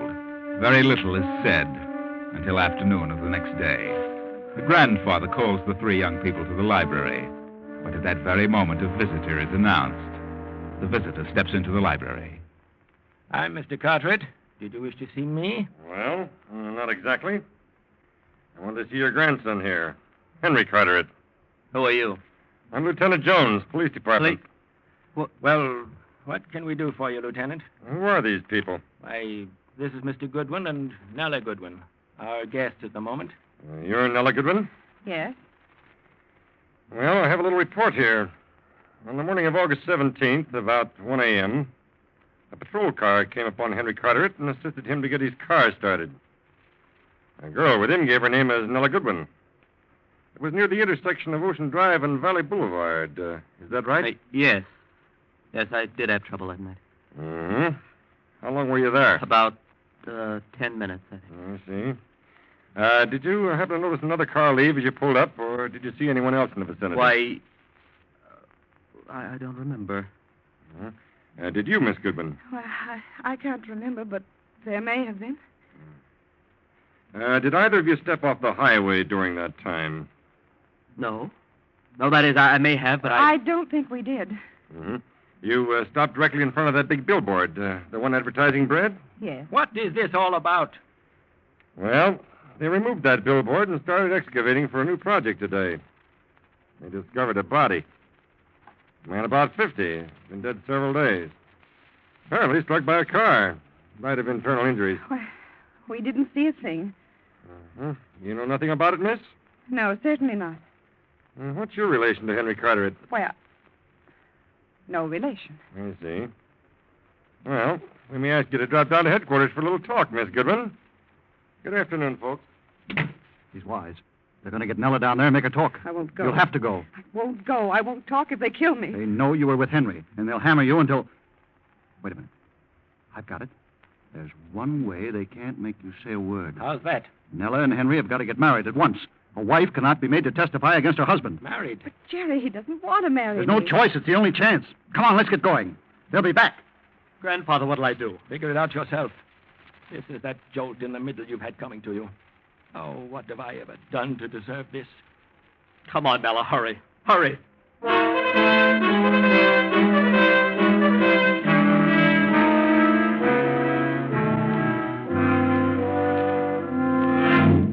Oh, Henry, darling, married. I can't believe it. Why didn't you tell me? Why? Calm down, Mary. He's married, and that's all there is to it. But I never heard of such a thing. What was the rush? We had to get married, Mrs. Carter, if we had to. But don't worry. I love Henry. Married? Oh, I think I shall faint. Yes, but I'll explain later, Mary. Pardon me, there's a Mr. Jones to see you. I knew it. They're back again. Mary, please go to your room. I'll come to you in a little while. I'll explain. Yes. Yes, Father. Oh, I've never been so shocked in all my life. Henry, your father was bad enough, but this is beyond all sense of decency. Well, what do you want now, Lieutenant? I'd like to have a talk with Miss Goodwin down at headquarters. Oh, but that isn't possible, Lieutenant. No, Lieutenant. You see, Miss Goodwin is really Mrs. Carteret. The wife cannot be forced to testify against her husband. I see. Well, maybe that won't be necessary after all. Is this your cigarette case, Henry? What? I don't know. I don't think so. No? Well, this was found a few feet from the grave on the other side of the billboard. It has initials on it, H.C. Of course, we have ways of tracing the owner through the jeweler. Maybe it belonged to the dead man. No, he's been identified as Peter Lund, a transient. And suppose you couldn't find the owner of that case. We'll find the owner. May I see the case? Mm-hmm. Thank you. Oh, rather expensive. Handmade. Cost about $100, I'd say. A dead man's fingerprints weren't on it. I imagine this case is worth considerably more now than it cost originally. Prices have gone sky high. Yes, I wouldn't be surprised if a case like this wouldn't be worth, well, a pretty penny. Yes. I imagine some people would pay up in the thousands for a case like that. Did you ever hear of bribery, Mr. Carteret? No, but I have a couple of friends heading the police commission, and I've heard of shake-ups and pounding the pavement. Can I see you alone, Mr. Carteret? Yes, Lieutenant. Step into the library. Look, Mr. Carteret, I know you're a big shot in this county, and, I'm only trying to do my duty. I don't want to cause you any trouble, but then at the Does same time... anyone other than you know about this cigarette case at headquarters? No. Jones, here is $1,500 for that cigarette case. How about it? I don't want to go back to pounding a beat. I guess you've got me. I'm stuck. Poor guy hasn't got a chance. Okay, here's the case. Here's your money. And I'll see about a promotion for you. I'm satisfied if I can just stay where I am. Well, I'll be running along, Mr. Carteret. Mr. Carteret, don't do it. Please don't. What? Don't do what? Henry didn't leave the pavement that night. I swear he didn't. Someone planted that cigarette case there. I know who did it, and I know why. Are you crazy? You had the case last, Jerry. Henry did hit the man. It was an accident, but you carried the body behind the sign and buried it. You put the case there purposely. Shut up. Sick and tired of living by your rotten schemes. From hand to mouth on other people for years. Blackmail, extortion, anything you could think of. But I'm through with you. Brother or no brother. You're a fool, Nella. You've just sentenced Henry to the penitentiary. All three of us. Then we'll all three go to prison. I don't care. Please, Nella, please. Henry, you're a weak-kneed jellyfish. If you had any gumption, you'd poke him in the jaw. You know he's a crook. Shut up! And there's something phony about that cigarette case. I don't know what it is, but... Well, if you planted it there, you were stupid. And if you dropped it, you're stupider still. And I don't think you did either. Will you shut up? Wait a minute. Wait, if that cigarette case was there when they tore the sign down... Why didn't Lieutenant Jones mention it when he first came here? Well, we didn't find it till the next day. Lieutenant Jones, that cigarette case was never near that sign. My brother gave you that case. You're in with him on this. More blackmail. Good girl, good girl. You're wonderful, marvelous, cooking with gas. She's crazy. Come in, Captain Gibson. Yes, step in here, please. Hey, did you hear this? Did you hear what they said, Captain? I heard, and so did the sergeant. Then take them away. Take both of them away and put them on the first train out of town. Let them keep the money. But put them on the first train. I'll prefer no charges, providing they get out of town and stay out. Grandfather, I don't understand. Jones isn't a police lieutenant, and there's no body buried back of that billboard. I suddenly remembered that whole block belonged to me. I hadn't sold it, so why would they be excavating? No body? I checked with Captain Gibson here, and there was no Lieutenant Jones. There was not even a trace of a grave back of that sign. Well, then what became of the man I hit? I'll explain that in just a minute, son. Just a minute. And what about the girl, Mr. Carteret? Nella, my granddaughter? She's the first bit of red blood we've had in this family for years. Now put that phony Lieutenant Jones and Jerry in the cooler for 24 hours. Then put them on trains going in different directions. If they come back in less than 10 years, they're crazy. Yes, sir. I'll show them how to monkey with the president of the police commission.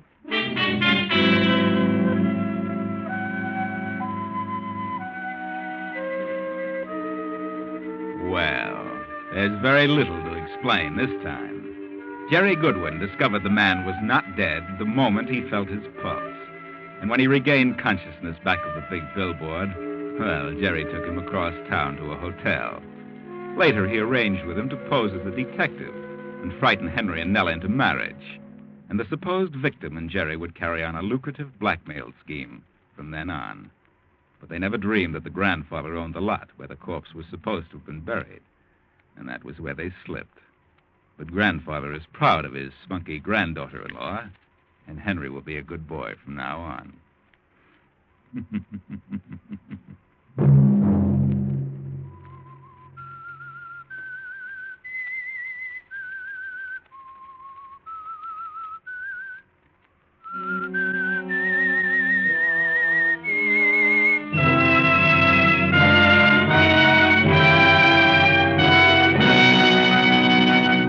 CBS has presented The Whistler.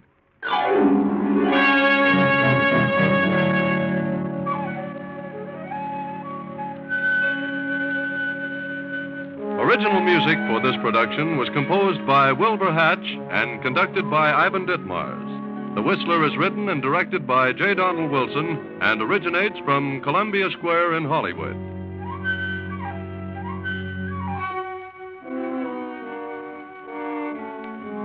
Beginning Sunday, October 3rd, The Whistler will come to you at 10:15 p.m.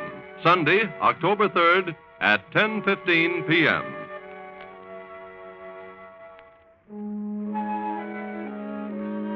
This is CBS, the Columbia Broadcasting System.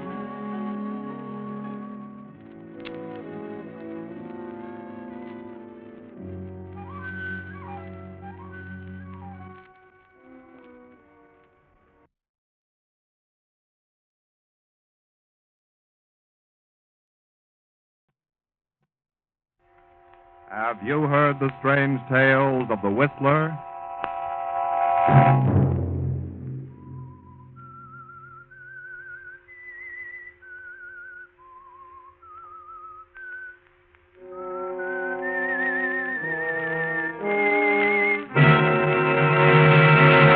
I'm the Whistler.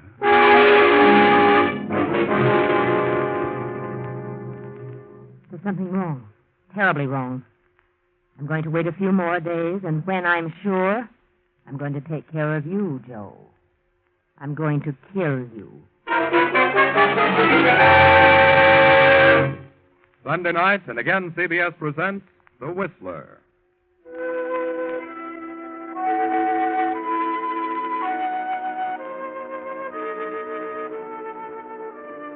I, the Whistler, know many things, for I walk by night. I know many strange tales, many secrets hidden in the hearts of men and women who have stepped into the shadows. And so tonight I tell you the bewildering story of Mirage. Fred Adams is an attorney, a promising young attorney. Fred is a specialist, for his practice has been limited to nightclubs and bars. In other words, Fred is what is called a mouthpiece. He steps gaily down the street tonight, unaware of the two men leaning against the black sedan, parked in the shadows between the lampposts. Hi, Fred. What's your hurry? Oh, hello, Joe. What are you and Mike doing in this end of town? We're waiting for you, Fred. Thought you might like to take a little ride. Ride? Boss wants to have a little talk with you, Fred. Not tonight. I'm busy. Got an appointment. The boss would like to talk with you. Get in. I tell you, I'm busy. I'll drop around tomorrow. What are you so busy about, Fred? How would you like a poke in the nose? Get in the car, Fred. Let go of me, you. We ain't hoodlums. kidding. Come on, get in. What did you two guys do without a gun? Get in. Okay.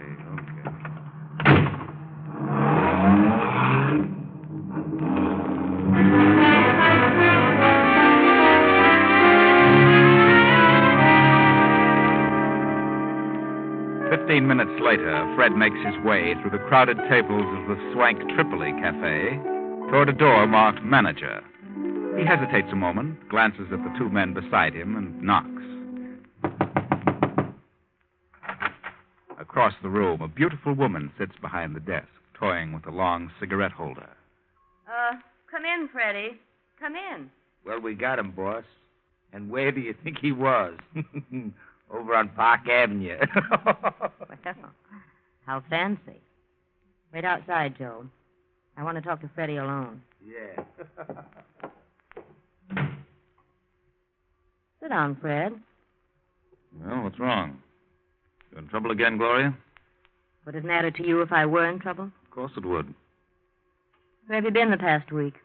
Has it been a week since I saw you last? You know it has. And a week's too long to suit me, Freddie. Well, you know my phone number. If anything had happened, you could have found me. Doesn't make me very happy to think I have to go out looking for you. Kind of lets me down. Well, for the love of Pete, what's happened? Nothing's happened here at the cafe. What then? You, Fred. It's what you've done. I haven't done anything. Why do you think I paid your way through law school? Well, because you wanted to. Because you needed a lawyer around. That all? I don't know. I thought we were together in this thing for keeps. We are. I'm still your attorney. What else do you expect of me? You have the nerve to sit there and say that? You know how I feel about you. You've always known. We've always been pals. Good friends. Pals? Friends? Oh, Freddie. Look, what are you trying to say? I knew for the past 3 weeks that you had changed. Couldn't figure it out. But I found out this afternoon. Here it is in the paper. District Attorney's daughter to wed young lawyer. Well, what about it? Are you really in love with her, Fred? Certainly. Why shouldn't I be? I don't think you are. I knew you were campaigning for the DA in this last election. I know you're ambitious. I think you've got your eyes on a job in the DA's office, more than you have on the girl. I tell you, I love Brenda Gibson. You can think whatever you like. Is she pretty? Very pretty. And young. I don't like the way you say that, Fred. I'm not so old. Oh, I didn't mean it that way. You're a very beautiful woman, Gloria. Am I? Well, I don't know what it is. You've done everything in the world for me. No one could ask for more. I've always cared more for you than any woman I've ever known. Until now. But there's something about Brenda that's, well, she's so different. Go on. I hate to say this to you, but I've got to make you understand. Brenda's intelligent. She comes from a fine family. She has culture. And I came up from the chorus. Oh, Gloria, I didn't expect you to take it this way. How did you expect me to take it? I didn't think you were really in love with me. It never occurred to me that you had any ideas about getting married. What do you think I am, a totem pole? I looked upon our association more as a business arrangement. You financed me through school, and when I got up in the money, I'd pay you back. Oh, Fred. Freddie, don't say any more. I know I've been blunt, but how else can I tell you? What else can I say? There's nothing you can say. But I'll tell you something. You're getting out of your element. You don't belong there. You belong here with me. And if you marry her, you'll live to regret the day you met her. Now, look, don't be like that. Don't be a hard loser. You'd be better off dead. You don't mean that, Gloria. No. No, Fred, I didn't mean that.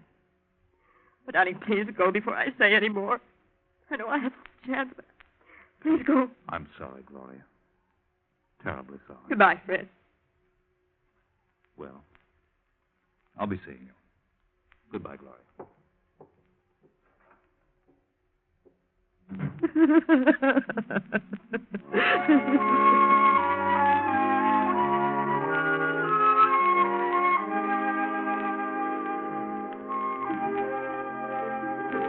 Now, a week later, the papers are filled with stories and pictures of Fred and Brenda, and the district attorney, and parties, dinners, and teas. Read them, Gloria. Pore over them. Mr. and Mrs. Frederick Adams this, and Mr. and Mrs. Frederick Adams that. Read them, Gloria. Read them and weep. But on a train to Miami,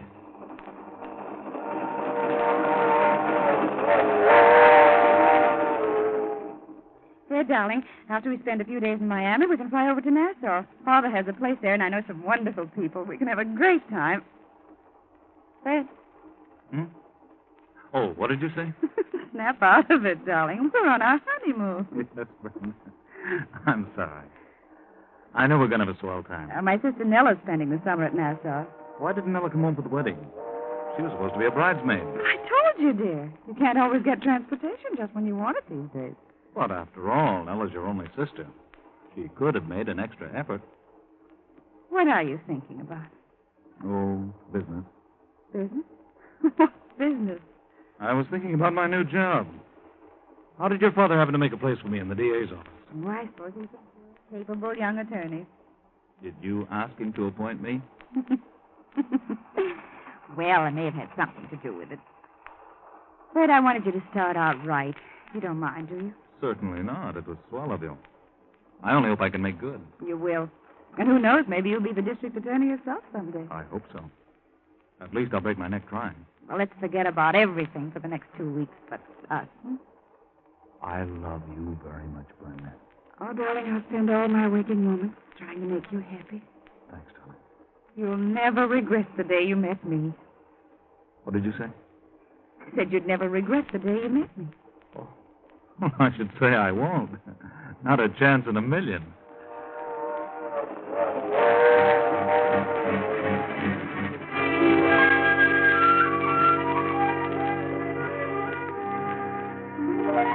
Now the happy honeymoon is over, and Fred and Brenda are back home. And Fred is in the district attorney's office and progressing nicely. But Gloria, poor Gloria, still sits in her office at the Tripoli and broods over her fate. She scans every item in the society columns, searching for news about Fred and Brenda. And every item, every picture nurtures her resentment.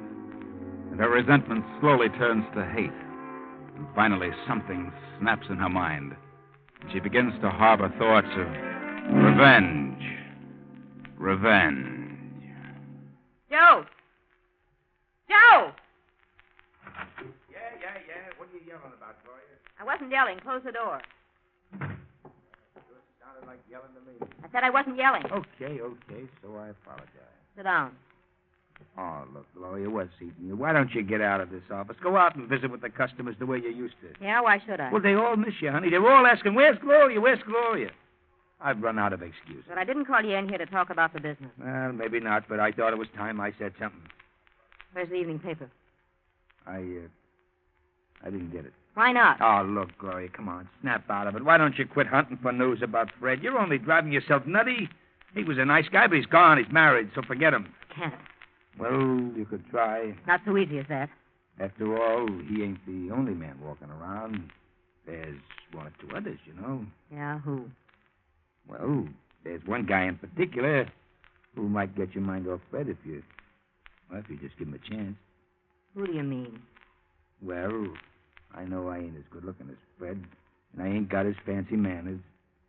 But, well, I like you just as much as he did, and probably a lot more. Sorry, Joe. Well, at least I wouldn't walk out on you for another dame. Yeah, and if you did, I wouldn't blame you. No? No. I blame the other woman. She had no right to take him away from me. He belonged to me. Ah, Gloria, please, forget it. I won't. I can't. I made up my mind. Huh? What are you thinking? Where's your car? Outside. Where's your gun? In my pocket. Some people are giving a party at their country place tonight for Fred and his wife. But, Gloria. But Fred was called out of town on business. They're giving the party anyway, and she'll be there. Brenda'll be there. So what? We'll wait for her and follow her when she leaves. Wait a minute. Nothing doing. I ain't bumping off no dame. Sit down and shut up. You're crazy. You're gone absolutely nutty. I'm getting out of here. You're driving me to that house. I won't. No?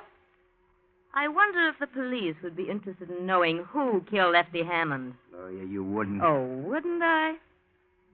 Okay. Okay, you win. All right. Go get in your car. I'll go out the back way and meet you in the alley.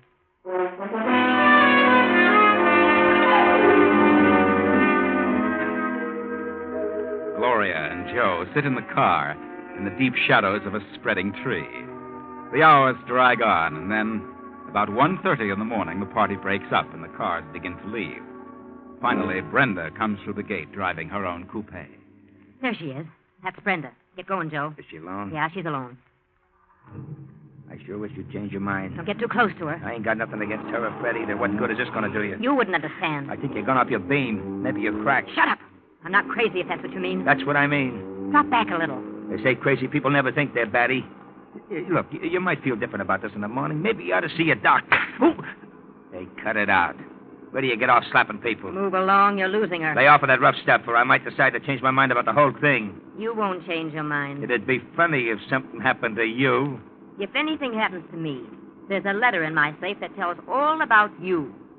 So you better see that I get back to the Tripoli. Okay, I was only kidding. We're coming to that long stretch. No cars behind us and none coming. Step on it now. Run her off the road. Now, run her off in the ditch.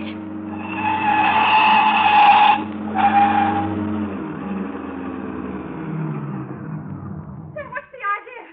Are you trying to wreck me? Get out of the car. What is it? Hold up? Get out and shut up. I haven't anything. Just a couple of rings. Take her rings, Joe. Well, this was a new one, a woman bandit. Any money in your purse? A few dollars. Take the money and scatter the rest of the things around. Yeah.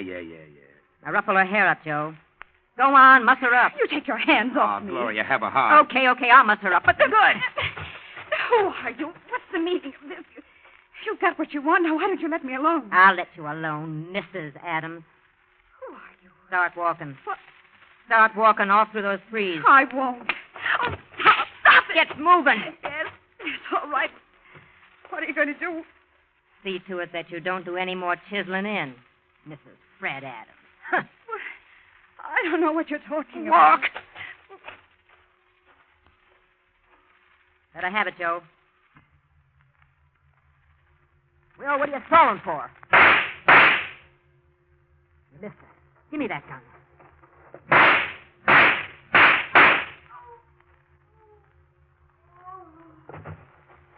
Well, that's the last of Mrs. Adams. She's dead. Here's your gun. Get out of here. Well, what's the matter? What are you waiting for? Oh, I'm kind of dizzy and kind of sick. I can't drive, Gloria. You better drive. Huh.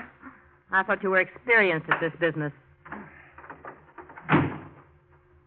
If I didn't see you do it, nobody in the world could have made me believe it. Nobody.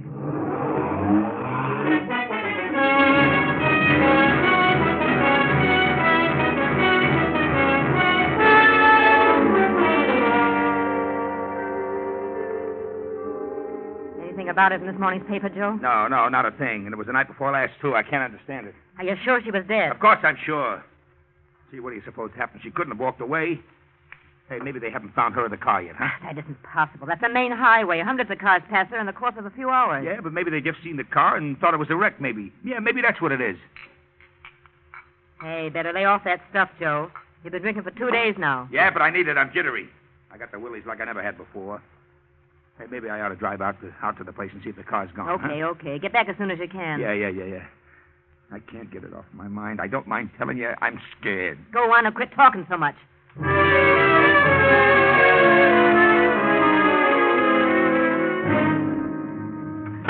Hey, Gloria, I went out there. Yeah, I know. What'd you see? Nothing. The car was gone. I looked all around the spot, and there wasn't a sign of anything. No trinkets, no blood marks, no nothing. Then they must have found her. Yeah, but why don't they say something about it in the papers? If they just say something, I could stand it. It's driving me nuts. Are you going to lay off that stuff? No, I ain't. I need it. I don't need it. Yeah? Well, I don't know what you're made of. But whatever it is, it's sure tough.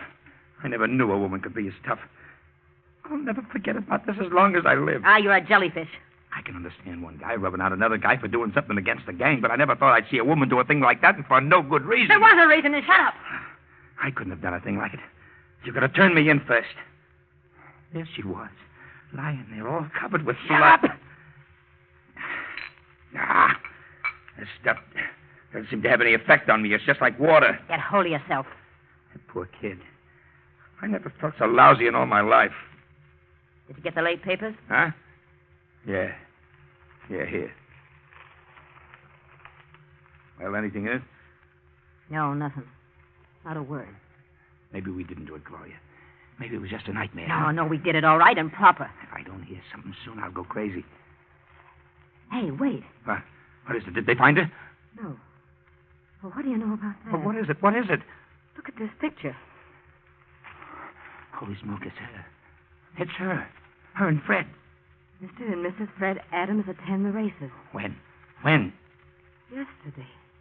It isn't possible. Well, it's her. I know it's her, but how could she? She's dead. Hey. What's the matter? Maybe it's her. A ghost? Don't be silly. I'm getting out of here. I'm leaving town. Look, here in the other papers. Day before yesterday. Fred Adams and wife attend tennis match. There's another picture. What can this mean? Why do they say something about it? Yeah, you see? It's getting you down, too. Oh, please, Gloria, let's pull out. It's uncanny. I can't believe it. It's in the papers. You gotta believe it. Did you double-cross me, Joe? What do you mean? Did you have blanks in that gun? Blanks? I'd certainly hate to get hit with what I had in that gun. She's dead, I tell you. He'd better be. What'll we do? We'll wait. That's all. Just wait. Okay. But I don't think I can stand it. I'm going to pieces.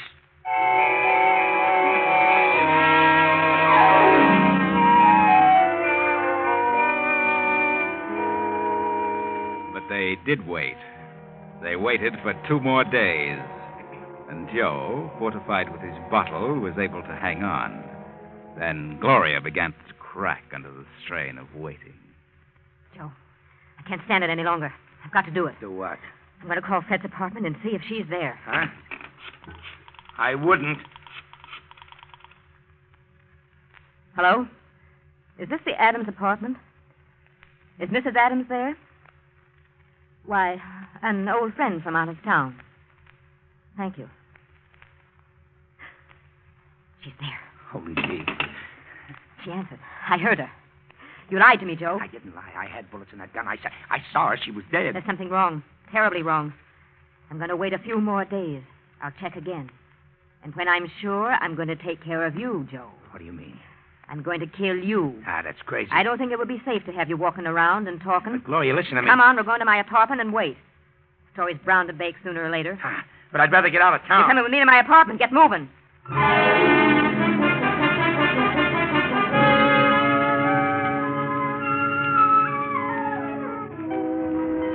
Then 3 more days of sleepless waiting. The tenseness grows and grows. The suspense is almost stifling.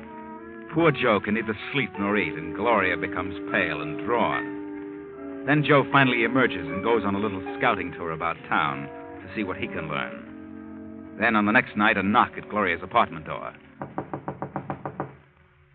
Who is it? It's me, Fred. Fred. Wait a minute.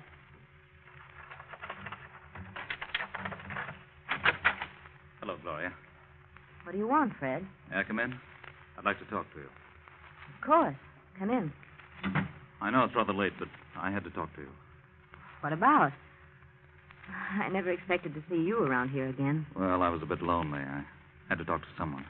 Lonely? Well, sit down, Fred. Thanks. You look kind of tired, Gloria. What's wrong? Well, since you mentioned it, you look a bit weary yourself. What's wrong with you? Oh, nothing much. I sent you a check clearing up what I owed you. Did you get it? Yeah. There is something wrong, Fred. What is it? Oh, just a little trouble, that's all. What sort of trouble? Domestic. Domestic trouble? Why, what do you mean? That isn't... Isn't possible? Is that what you were going to say? Why, yes, I thought you were quite happy with your wife. Well, things can develop suddenly. I certainly found that out. Well, what happened? Or do you want to tell me? Yes. Yes, as a matter of fact, I do. I guess that's why I came here. You were always so darned understanding. You always knew the answers to things. But what happened? Well, I guess I really didn't belong in the upper crust. You had it figured out about right. Everything was all right until Brenda started to shape my career. Shape your career? Oh, yeah, she had everything all planned for me. She and her father had it all figured out. I wanted to go into the DA's office and move up on my own initiative. But they didn't want it that way. They wanted me to start out as a big shot. Did she leave you? Well, yes. We agreed to disagree. Well, where is she now? At her father's place, I suppose. When did she leave? Yesterday. Yes. Are you sure it was yesterday? Of course. Why do you ask that? Well, no reason, I suppose. I just can't believe it. It seems a shame. I'm very sorry for you, Fred. Believe me, I know how you feel. I was let down with a dull thud once. Were you? You should know. Gloria, I was such a fool. You were so right. I should have listened to you. You could see what was coming, and I was too dumb to realize it. Have you forgiven me? Oh, yes. Yes, Fred. I'd have to forgive you. I love you so much. I've never been able to forget you for a single moment. I'm sorry, Gloria. Terribly sorry. Fred, I've got a strange feeling. I don't know what it is, but I've a feeling you're not telling me the truth. What? You mean you don't believe me? There's something you haven't told me. What is it? Why, nothing. I've told you everything. I don't believe you, Fred. Very well, Gloria. I'm in a tough spot. Brenda hasn't gone away. She's dead. Dead? What on earth do you mean? Yes, she was found dead beside her car a number of days ago. The day after we had a nasty argument, but I didn't do it. There have been many threats against the district attorney and members of his family. It may have been any one of a number of persons. But nothing's been said about it in the papers. Yes, I know that. They've purposely kept it quiet, hoping the real killer will show his hand. That's silly. Why should he? I don't know. Oh, darling, it's all such a mess. I'm completely worn out. I know they suspect me, and, I don't know what to do about it. Gloria, I seen her. Who? She was standing under the lamppost at the corner. She spoke to me. She said, "Hello, Joe. How's Gloria?" Shut up, you're drunk. No, it was her. It was Brenda. I ran for the elevator, and as the doors were closing, she was coming in the lobby. She was terrible, all pale and awful looking. Simpleton, you got the snakes. No, it was her, and she's coming up here. It's her. I don't want to see her. I can't look at her. I can't stand it. Joe, turn on those lights. I won't. Turn on those lights. Never mind the lights. I can see you. All three of you. Brenda. What do you want? So you're Gloria. Yes, I met you for the first time not many nights ago. On a deserted highway. Joe, it is her. Come out of the corner, Joe. I can see you. Joe, the man who pulled the trigger. No, I didn't. What do you want? So, Fred, you were in on this, too. You wanted me out of the way because of Gloria. You were back of the whole thing. No, Brenda, no. I had nothing to do with it. You decided you'd made a mistake? That you wanted Gloria. I didn't. I swear I didn't. Tell him, Joe.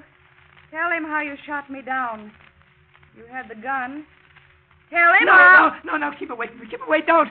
I'll tell. I didn't do it. She did it. Gloria did it. I couldn't. I didn't have the nerve. He's lying. I didn't do it. Go ahead, Joe. Spill it. I ain't going to take the rap for this. Gloria went off her beam when you married Brenda. She went crazy with jealousy. She knew about that party, and she made me drive her out there. We followed Brenda and ran her off the road. She tried to make me kill her, but I couldn't. I fired wild, and Gloria grabbed the gun from me and let her have it. He's lying. How could she make you? She threatened me. She's got something Shut on up. I don't care. She can tell what she knows, but I can prove she killed Brenda. I wore gloves and Gloria didn't. I still have the gun, and the only fingerprints on it are Gloria's. You did! I figured she might try to double-cross me. What about it, Gloria? All right. I did it. I shot her. I couldn't stand it any longer. Turn on the lights, Joe. Hey, she ain't dead. It's her. Brenda ain't dead. Good Lord. Oh, yes. Brenda's dead, all right. Quite dead. And what is she? You'll find out, Gloria. What a strange quirk of fate. It was your money that caused all this. It was you who put me through law school so that I could defend you. And now I'll be forced to be your prosecutor. I'm sorry, Gloria. Terribly sorry.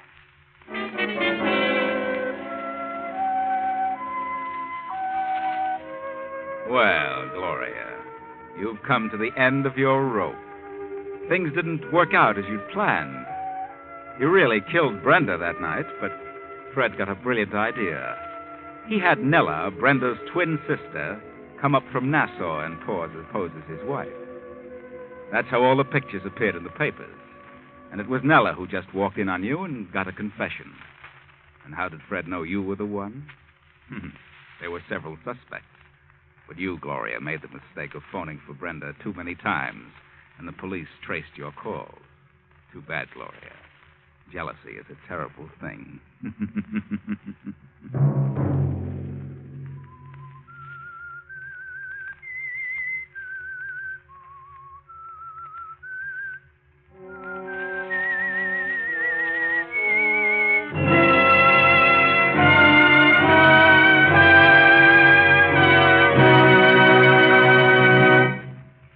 CBS has presented The Whistler.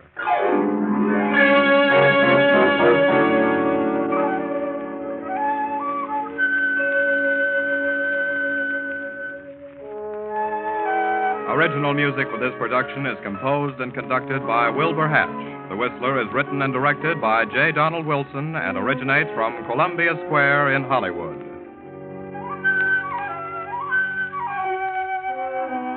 Next week, Sunday at 10:15. I, the Whistler, will return to tell you another strange story. Good night. This is CBS, the Columbia Broadcasting System.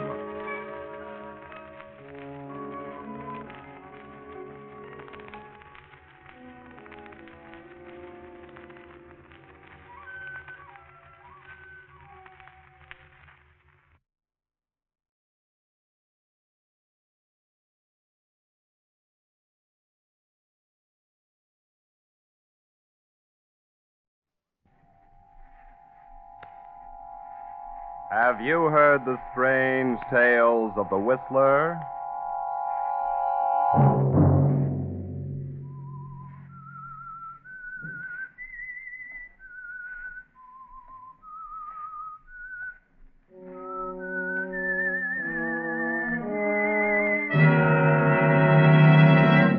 I'm the Whistler.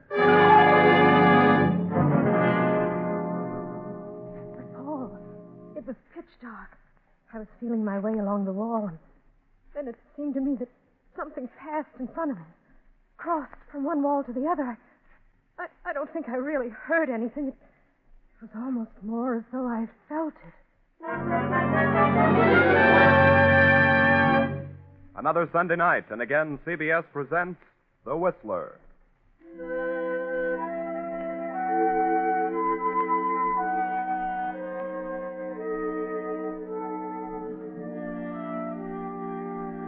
I, the Whistler, know many things, for I walk by night.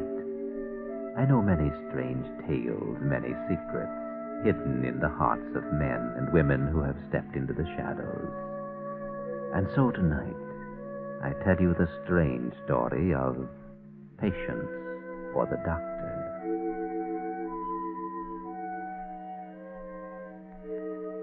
Have you any idea what a burning desire to practice one's profession may lead to? A man whom I know can tell you of such a desire. He is Dr. James Harris, and he lives with his wife, Mary, in an isolated cabin at the end of a lonely road high up in the Snoqualmie Mountains. The Snoqualmies are treacherous, especially in winter. Many people find themselves in need of a doctor throughout the year in these mountains. But winter snows, thawing with the spring rains, can also prove treacherous.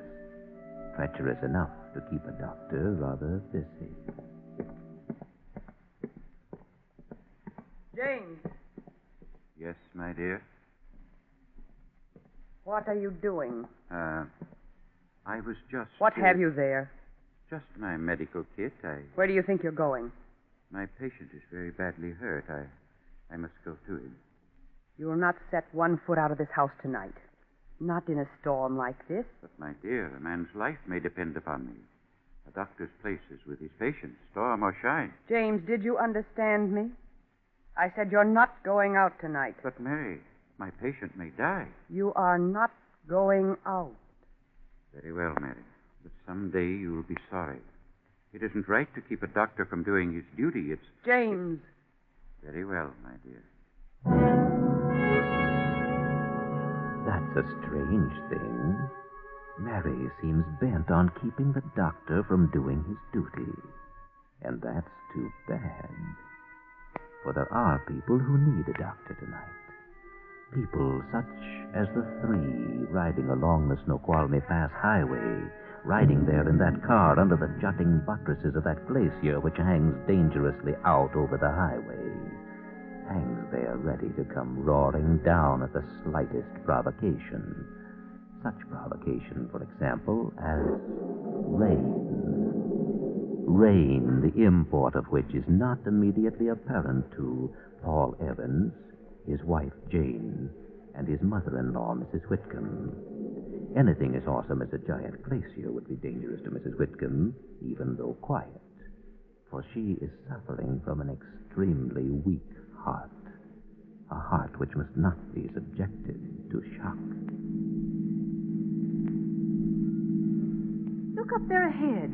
There's a sign. Maybe it'll give the miles to the next town. Can't be much farther. Can you read it, Paul? Oh, wait till I get the spotlight on it. Oh, it just marks that little side road. Oh, Dr. James Harris. What do you suppose a doctor's doing way up here? He couldn't possibly have any patients. Oh, hardly. I'll bet there's not another house 5 miles in any direction. Well, perhaps he's retired. Yes, that's probably it. Oh, Paul! Paul, that's a slide! Paul, stop the car! oh yes, yes.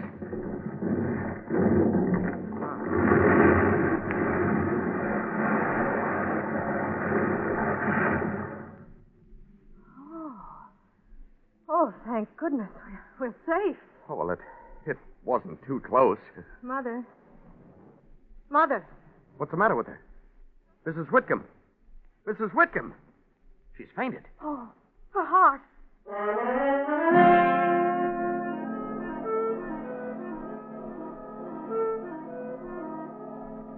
But Mrs. Whitcomb is more hardy than her daughter imagines. 5 minutes later, Paul has hurriedly turned the car around and drives back up the road to the turnoff marked Dr. James Harris.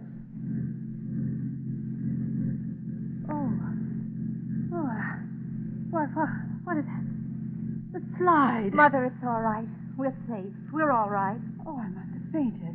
Do you feel all right now? I don't know. Don't try to talk, Mrs. Whitcomb. We're taking you to the doctor. Oh, Paul, try to drive more carefully. Well, I'm being as careful as I can, Jane. This isn't much of a road. Does the bumping bother you, Mother? No. Bridge up ahead. We're on the right track. See the sign? Dr. James Harris, welcome. Paul, be careful going up onto the bridge. You may jar Mother. All right.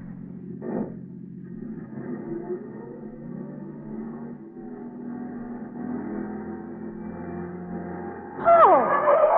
Oh, Paul, for heaven's sake, don't stop so short. What's the matter? Take a look at that bridge. Oh, well, it doesn't look very safe. I'll say it doesn't. 2 planks out, rail gone. If you ask me, the weight of the car would have been enough to bring the whole thing down. That ought to be marked. That's just what I was thinking. Perhaps it happened so recently that... Those aren't new brakes. No, this bridge has been out a long time. Maybe all winter. And no sign but Dr. James Harris. Welcome. What a welcome. Toss on your head in the creek. But if the bridge has been out all winter, well, how have the people in the house gotten in and out? It's a good question. Well, suppose we back up a little.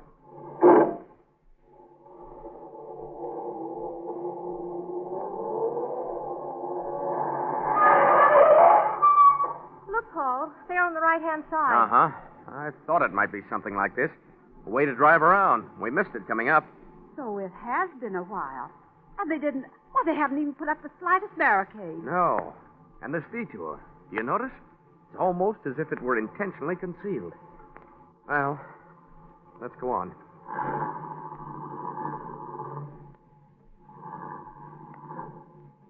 Paul, Hmm? I don't know. Maybe we better not go on. What else can we do?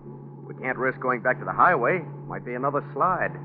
Anyway, it'll be tomorrow afternoon before they can get the road cleared, even if the storm lets up. But maybe strangers aren't wanted here in spite of that sign. Well, that's the chance we take.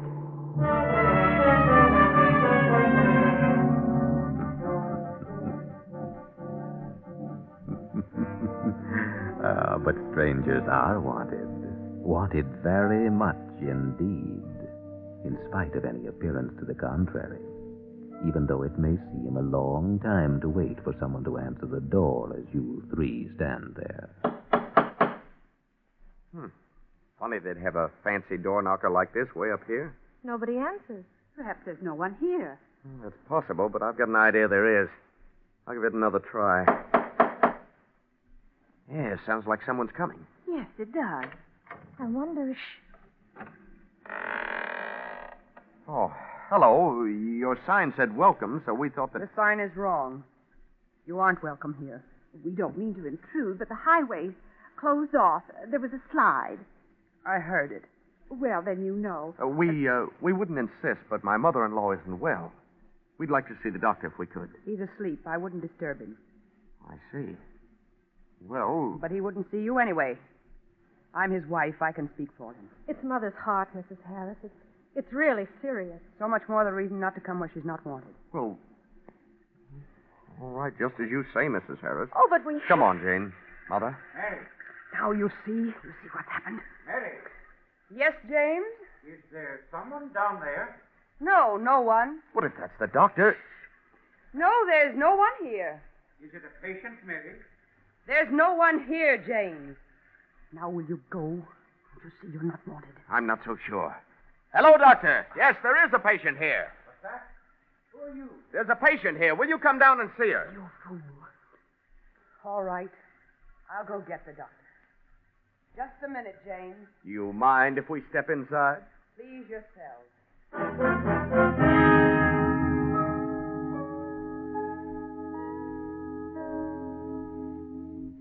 Oh, you'd better take this chair, Mother. Thank you. How do you feel now? A little better. Oh, good. They're in the living room, James. Here they come.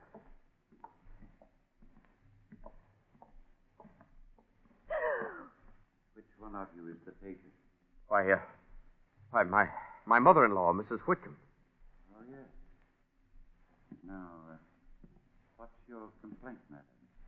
Oh, Doctor, it's my heart. Please don't be alarmed at my appearance. Oh, no, of course not. Dr. Harris was burned several years ago when our house in Seattle was destroyed. Yes.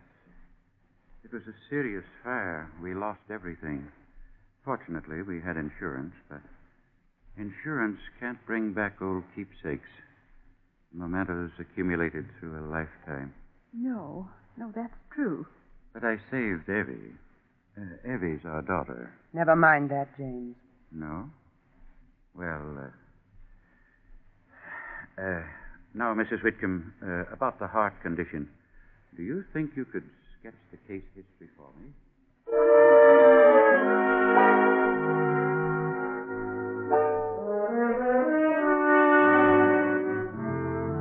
Half an hour later, Dr. Harris gives Mrs. Whitcomb a sedative and sends her off in the care of his wife to be shown a room where she will be able to enjoy a long and peaceful sleep. Later, when Paul and Jane are in their room, Jane goes out and down the hall. A few moments pass, then... Why, Jane! Jane, what is it? What's the matter? Jane, darling, you're trembling. Boy, I was so frightened. Frightened? What happened? I hardly know. It was so dark. In the hall? Yes. But there was a light on a few minutes ago. Oh, I know. There was when I went out, but... Did someone turn it off? Yes. Well, maybe they were just closing things up for the night. Oh, no, it wasn't that. They turned it off on purpose. Are you sure? Yes. When I came out into the hall again, it was pitch dark. I couldn't see a thing. I thought I heard a sort of creaking sound. I don't know how to describe it. Like boards being pried up. Although I don't suppose I thought of it that way at the time, but it was very slight, and I stopped, and then I thought my mind was playing a trick on me, that there wasn't a sound, just the rain dashing against the window down at the far end of the hall, so I started forward again. I was feeling my way along the wall, and then it seemed to me that something passed in front of me, crossed from one wall to the other. I don't think I really heard anything. It was almost more as though I felt it. Felt the person? No, not really. Sensed them, I should say. Oh, Jane. Oh, no, Paul, there was someone, and just then, just after they passed in front of me, I stumbled. I fell forward, and one hand, Paul, part of the floor was missing. I felt the hole with my hand. Good heavens. I was on my hands and knees, and I felt across the gap. It was only a foot or so, and then I heard someone move behind me.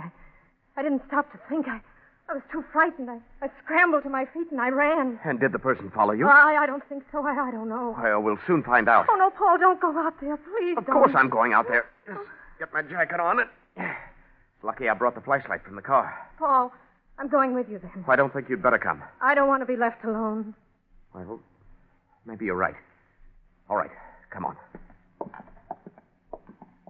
Now, keep back while I open the door. Yes. All right. Step past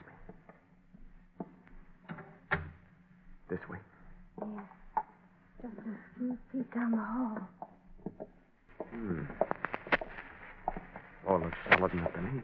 It must have been right about here. Well, there's no gap there that I can see. No.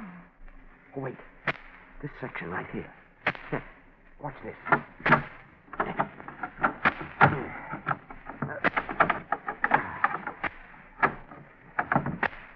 So that's what it is. Just get it in here. You can lift it right out. And someone did lift it out. No, I'm sure not. What? Mrs. Harris. Don't shine that light on my face. Thank you. That's better. No, I'm sure no one was careless enough to leave this section of floor out. Oh, but it was out. Never mind, Jane. Go on, Mrs. Harris. This is an old house. Once the boards fitted so perfectly, it was impossible to see the juncture. There was a little place to cache valuables beneath. It was an earlier owner's idea. I see. Not exactly the place anyone would look for things to be hidden, was that it? I suppose so. The man was very rich, and this is a lonely neighborhood. Yes, it is. You don't have many visitors, do you? No. I gathered that from the condition of the bridge. Oh, yes, the bridge. Well, good night. Oh. Good night. How do you like that? Paul, something's awfully funny. Yeah, I think so, too. She walks along in the dark like a cat. Do you suppose Mother's all right? I was just wondering about that myself.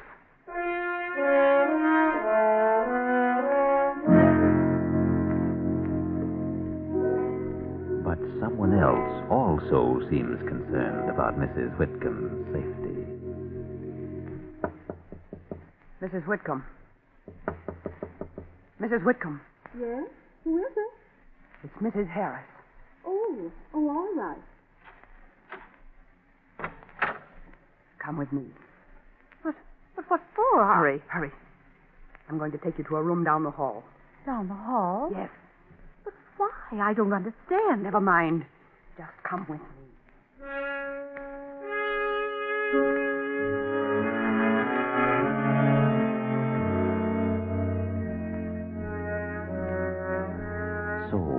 when Jane and Paul arrive at Mrs. Whitcomb's door. Mrs. Whitcomb? Mrs. Whitcomb? Paul, why doesn't she answer? Mrs. Whitcomb! Who is it? That's not Mother. Who is it? It must be the daughter. Open the door, Abby. No, I don't want to. I'm afraid of you. No, we're not going to hurt you. You promise? Yes, of course we promise. You are Abby, aren't you? Yes, sir. Oh, what a terrible scar on your arm. Did that happen when your house burned down? Yes, sir. And what happened after that? Daddy and Mother brought me here. Does any company ever come, Abby? Well, sometimes hurt people do. Hurt people. I see. And then what happens? Daddy fixes them. He does? And did he fix you? Yes, sir. Evie, how did you get in this room? It isn't your room, is it? No, Mother brought me here. She said I was to sleep here. Did she say why? She said the sick lady was to use my room. Which is your room, Evie? It's down the hall. Well, Evie, you get back into bed and go to sleep. We'll see you in the morning. Yes, sir. Good night, Evie. Come on, Jane. This must be the door. Why do you suppose Mrs. Harris moved Mother in here? I don't know. But we'll soon find out. Mrs. Whitcomb! Oh, try the door. There's something wrong. Yeah, maybe you're right. Unlocked. Come on. Don't come any farther. You! Your mother isn't here, Mrs. Evans. Isn't here? What do you mean? Now look here, Mrs. Harris. Stay where you are. I have a gun. Please don't force me to use it. Oh! All right. But suppose you tell us just what's going on. Where is Mrs. Whitcomb? I don't know. I just came in here to see if she was all right. She was gone. You expect us to believe that? Evie told us you brought her in here. Yes, I brought her here. Well, where is she? She's gone. Gone? Yes. And now you mustn't delay me any longer. I must find Mrs. Whitcomb. Stand back. Don't try to follow me. Say, now, wait a minute. Stay where you are. She does walk like a cat. Well, come on. Where, Paul? Downstairs. Downstairs? To that room Dr. Harris has rigged up like an examining room. I've got a hunch. A hunch? Oh, have you, Paul? Well, the door of the examining room stands a few inches open. There's a light on inside, and a thin golden shaft shines out through the crack of the door into the dark downstairs of the old house. So listen, Paul. Listen to the sound coming through that open door. The sound of someone happily at work. Come on. We'll have a look before he knows we're here. Paul, do you think Mother... I don't know. What's he doing? Looks to me like he's fixing a hypo. Yes, but what... Paul, there's Mother, stretched out on the table. Yes. Come on. Oh, hello? What's going on down here? What's the matter with Mrs. Whitcomb? Please don't try to rouse me. Why not? The heart condition. Mother! No, please. You really mustn't. It might be fatal. Oh, maybe he's right, Jane. She mustn't be disturbed to be aroused roughly by the shock. All right. Oh, Mother. She'll be all right, Jane. Yes, she will. If you'll just permit me to go ahead. We'll permit you to do nothing. What I want to know is, how did Mrs. Whitcomb get down here? Why, I carried her. Carried her? Yes, I found her unconscious on the floor in the upstairs hall. And how do you suppose she happened to be out in the hall? My wife may have disturbed her. Your wife is a little odd. Oh, you mustn't mind her. She's just a nervous type. And She's that, all right. Perhaps she frightened Mrs. Whitcomb. She'd have meant nothing by it. But with Mrs. Whitcomb's heart so bad... And then you found her and carried her down here. Is that it? That's right, Mr. Evans. I see. I wanted to care for her properly. You, like caring for people, don't you? Oh, yes. Paul, look at Mother. She's stirring. Oh, she's regaining consciousness. You seem disappointed, Doctor. Oh, where am I? Mother. Oh, Jane. If I were to administer the hypodermic... You keep out of this. How did I get down here? We're not quite sure. Dr. Harris says he carried you. Dr. Harris? Yes. Try to think now. Can you remember what happened before you fainted?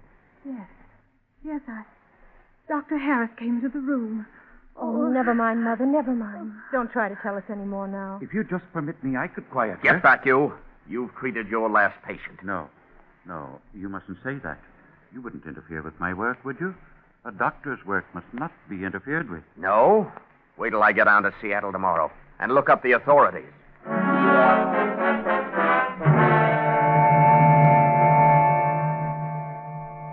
Well, someone's plans are not working out quite right, it seems. Just what those plans are, Paul isn't certain.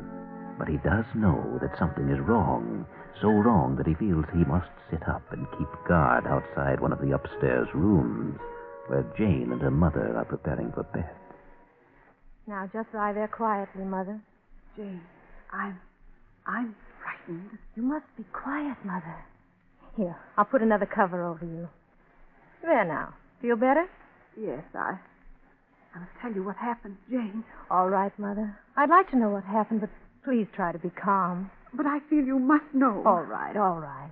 Just what did happen? Well, I was here in my room preparing for bed.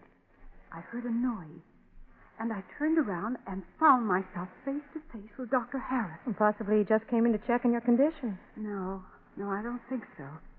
He started walking slowly toward me, and he had the most strange look on his face. Yes?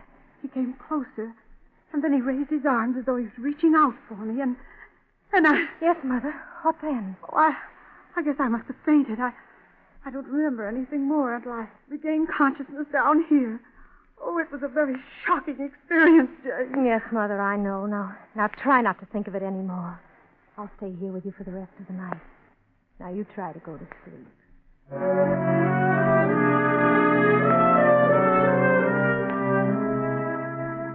Yes, a very shocking experience. But Mrs. Whitcomb does go to sleep. Sleep from sheer exhaustion. And eventually Jane sleeps too. Outside the door, Paul dozes, then awakens. The storm has ceased, and it's quiet. Quiet, that is, until...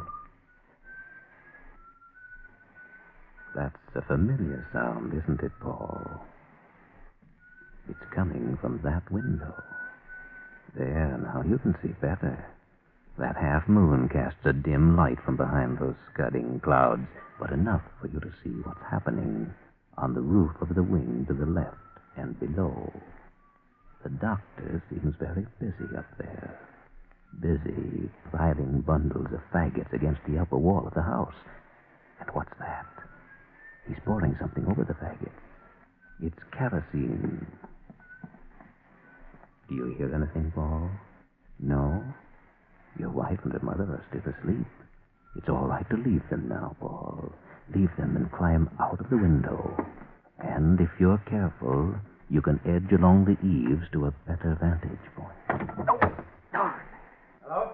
Who is it? You'll soon find out. Stay back, stay back. Hey, put that... There, you see. I was too quick for you. Now that I have this blanket torch in my hand, you'll be more patient, won't you?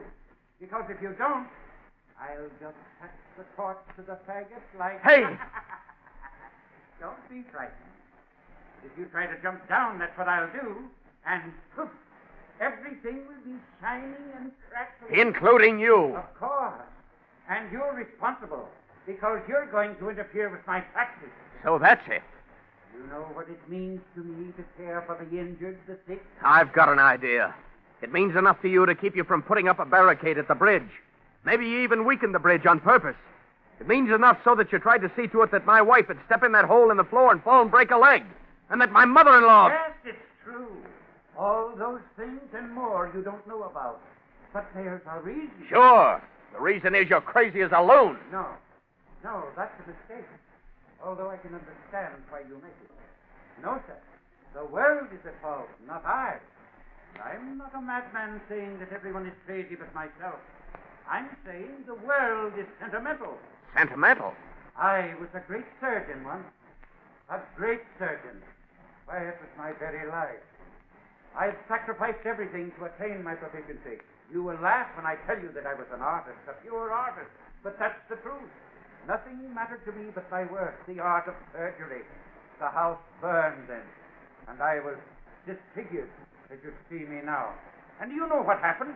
They didn't want me anymore. My skill was unimpaired, but they didn't want my skill because they couldn't tolerate my appearance. So that's it. And now that you've set away my last refuge... Stay back from those faggots. No, you've left me no choice. Stay back or I'll jump. I'll jump down there. No! Jane, no, get back from the window. Oh, look at the window at the other gable. Mrs. Harris, she's got a gun. Mrs. Harris, put on that gun. Put it down. Do you know what you're doing? Yes, I know. I know very well. Why, you... Yes, I shot him. What else could I do?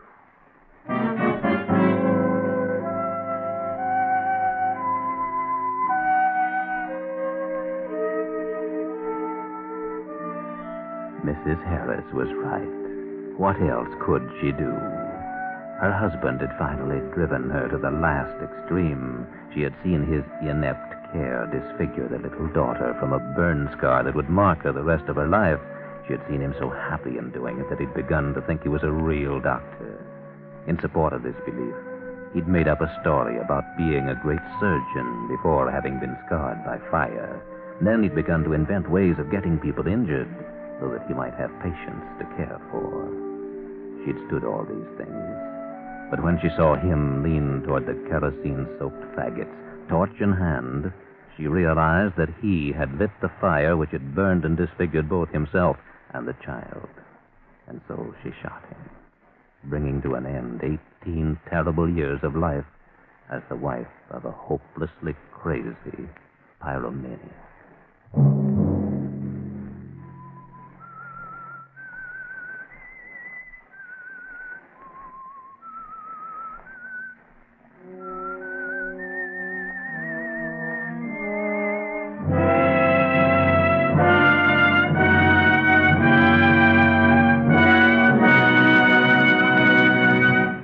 CBS has presented The Whistler.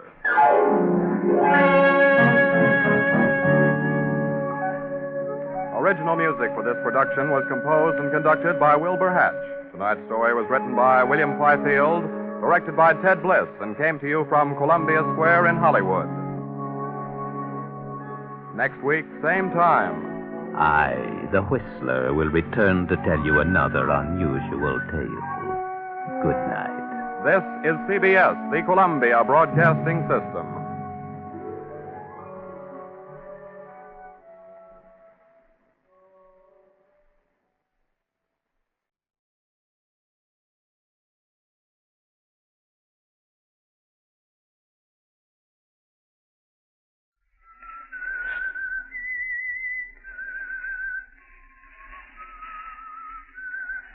The Signal Oil Company is bringing you The Whistler. Today we will tell you a tale of avarice and greed, the awful price John Hendricks paid for selling his soul to the devil. The story of Death Demands a Payment.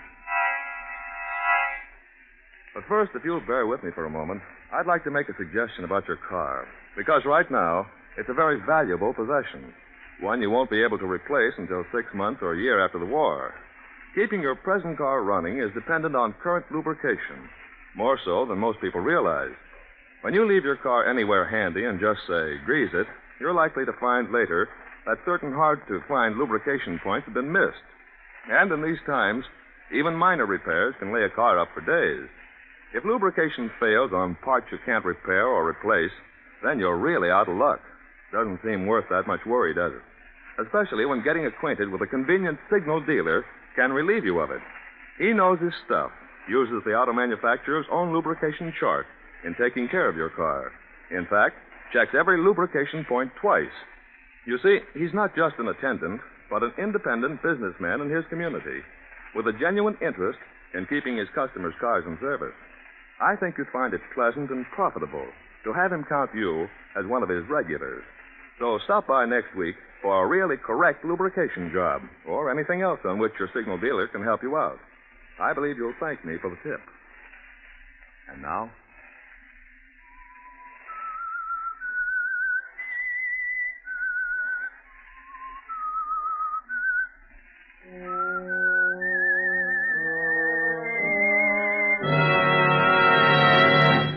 I am the Whistler.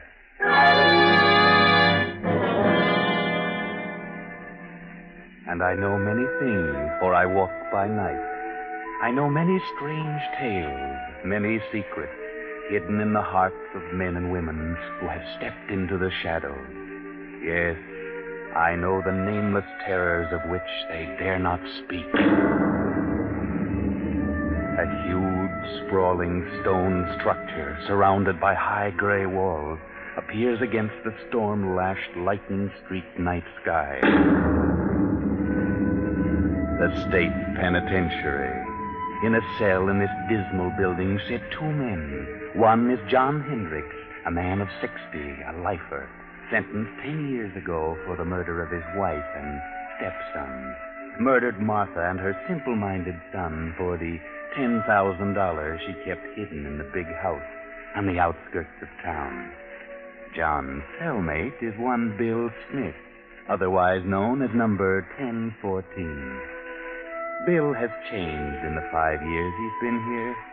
He's decided to go straight, if he ever gets out. Bill Smith started reading here, reading philosophy and so forth. Bill Smith has changed, but John Hendricks hasn't changed. Not Hendricks, because he has a plan. He has a clever plan in mind. Well, all I got to say, Bill, is that I think you're crazy not to make the try with me. It's a matter of opinion, Hendricks. It's all fixed. Not a chance of a slip-up. Don't tell me you got the break fixed with the warden. What difference does it make who it is, so long as the whole thing is set? Hendricks, I think you're nuts. They're crazy. Yeah? If I'm getting out of this place, I got a reason, a good reason. I got something waiting for me outside, something that belongs to me. I'm the only one that knows where it is. And I'm getting out of here. You're in here for a long time, Bill. If you don't want to make the try with me, you can stay and rot. Suppose you do find this money hidden away in the old lady this time. What good will it do you? You killed her and her stepson to get it, didn't you? I did not. I didn't kill anybody. I say you did. It ain't true. But I know where the money is. Okay. You can break out. You can have the money, but, well, I've done a lot of thinking and reading since I've been here. Yeah. You've gone soft. Maybe so. But this much I do know. If I ever do get out, I'll do things differently. Yeah. A lot. You just got religion. I got exactly what's coming to me. And believe me, Hendricks, so will you. If you break out, they'll have you back one way or another. Watch and see. Well, I'm going, so you watch and see. Just watch.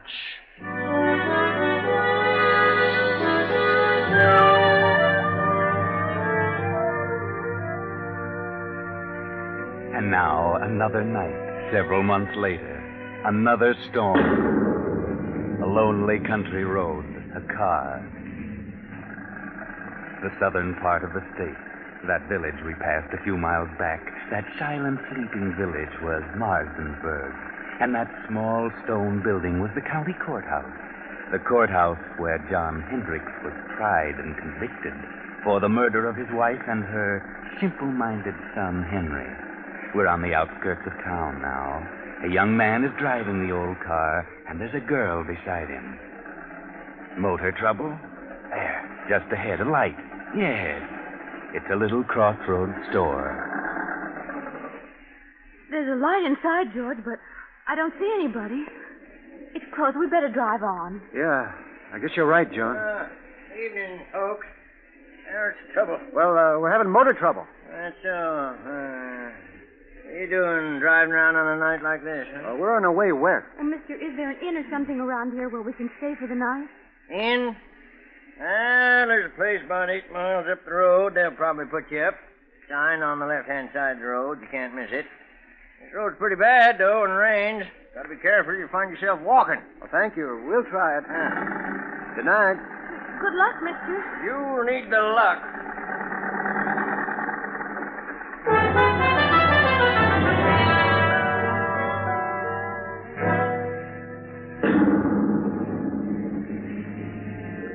The storm is increasing now. The little car lurches and bounces in its fight to keep the center of the highway. 2 miles, 3 miles, 4, maybe 5, and look, there it is, straight ahead. On the right side of the road, a blue light. That's it. Wait, George. Did the old man say on the right side or the left side of the road? Oh, George, what's wrong? Oh, I don't know. The distributor must have gotten wet. Look, George. What? That blue light we saw. It's gone. Where is it? Oh, we must have passed it. Oh, we couldn't have. I was looking right at it. It seemed as though it just disappeared into thin air. I'd better turn in here. This motor won't last much longer. Oh, I guess so. I can't see a thing, can you? Oh, it's certainly a desolate-looking place. There must be a house back in there. Oh, there it is. There's the driveway, 20 feet ahead. Yeah. Well, this motor's about to conk out. We better drive in and see what we can find. Yes, drive in, George. You'll find something.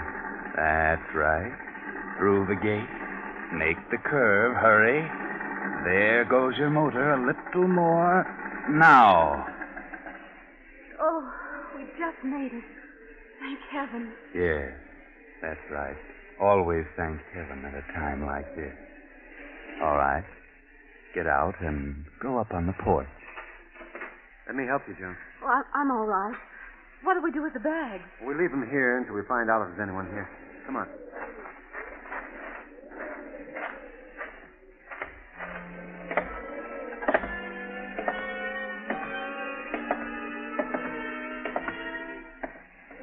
Do you see a bell? No. I can't see a thing. Gee, this place looks completely deserted. I don't think anyone lives here. I don't either. Oh, let's go. Wait till I get my flashlight. There. No, there's no bell that I can see. Maybe you're right. Maybe it is deserted. Then why should they have a light on the road saying lodging? That is strange, isn't it? But I wonder why it went out just as we reached it. I wonder. Oh, George, let's don't knock. I don't like this place. Let's go on. How? With a dead motor? Where could we go? No. I'll knock. Well, all right. Ah, that's right. Knock, George. Knock. Go ahead. Louder. Again. We've just got to have shelter. Yes, we can't stay in that car any longer. Can we? No. Afraid not. Here it comes. Now you're on your own, George. On your own. There is someone. Yeah? Oh. Good evening. What is it? Well, our car... Yes, our car stalled. And... We can't go any farther on such a terrible night out that we thought we could stop here for the evening. Stop here. Why, yes, we saw your light and... Light? What light? Well, the blue neon out in front. There is no light. Have you a room? Yes, there is a room. Well, could we come in? I mean, well, it's awfully wet out here. You may come in, if you wish. Oh, thank you. Gee, it's quite a relief. We were afraid you'd closed up for the night, especially when all the lights were out. All the lights out? Yes, you see. Huh? Of course the lights are out. Oh, I didn't know. You do take tourists. Do we? Well, yes, that's what they told us. Who told you? There's a man. The old man at the little store back at the crossroad told us. Little store? Yes, at the crossroad about 5 miles back. You know where the crossroad is. Huh? There is no store at the crossroad. There isn't? No. Oh, I see. Well, look, madam, would you mind turning on the lights? I can't see a thing. We have no light here. No light? Give me a flashlight, Joan. She means there's no electricity here. No, there is no light here. Throw the flash around. There must be a lamp. No, don't make a light. We see well in the dark. We? Who's we? Is there someone else in the house? My son. Oh, well, he's gone to bed. He's standing beside you. Beside who? You, son. Yes, Mother. Oh, Give me that flash. you've got it. You've got it. Oh, yeah. Gee whiz. How long you been standing here, Bub? Since you came in. That's all? Well, I didn't see. You make a noise like a spook. Who are you? What is your name? It's George Kimball. This is my wife, Joan. We're on our way west as travelers. Traveler. So are we. What? Quiet, son, quiet. No. Let him talk. He's quiet enough. How long have you folks been living here? We've lived here all our lives. Say, how about closing the door? Is the door open? Of course it is. What? Oh, George. Take it easy, Joan. Don't get excited. Look, madam, there's a candle on that table over there by the fireplace. Is there? Yes. And if you don't mind, I'm going to light it. Please don't. Wait a minute. If you want us to stay here, I insist that we have some light. You do want us to stay here, don't you? Do we, son? Yes, Mother. What are you looking at me for? Yes, Mother. Without lies. Yes, Mother. Oh, George, let's go. I don't want to stay here tonight. This place doesn't look good to me.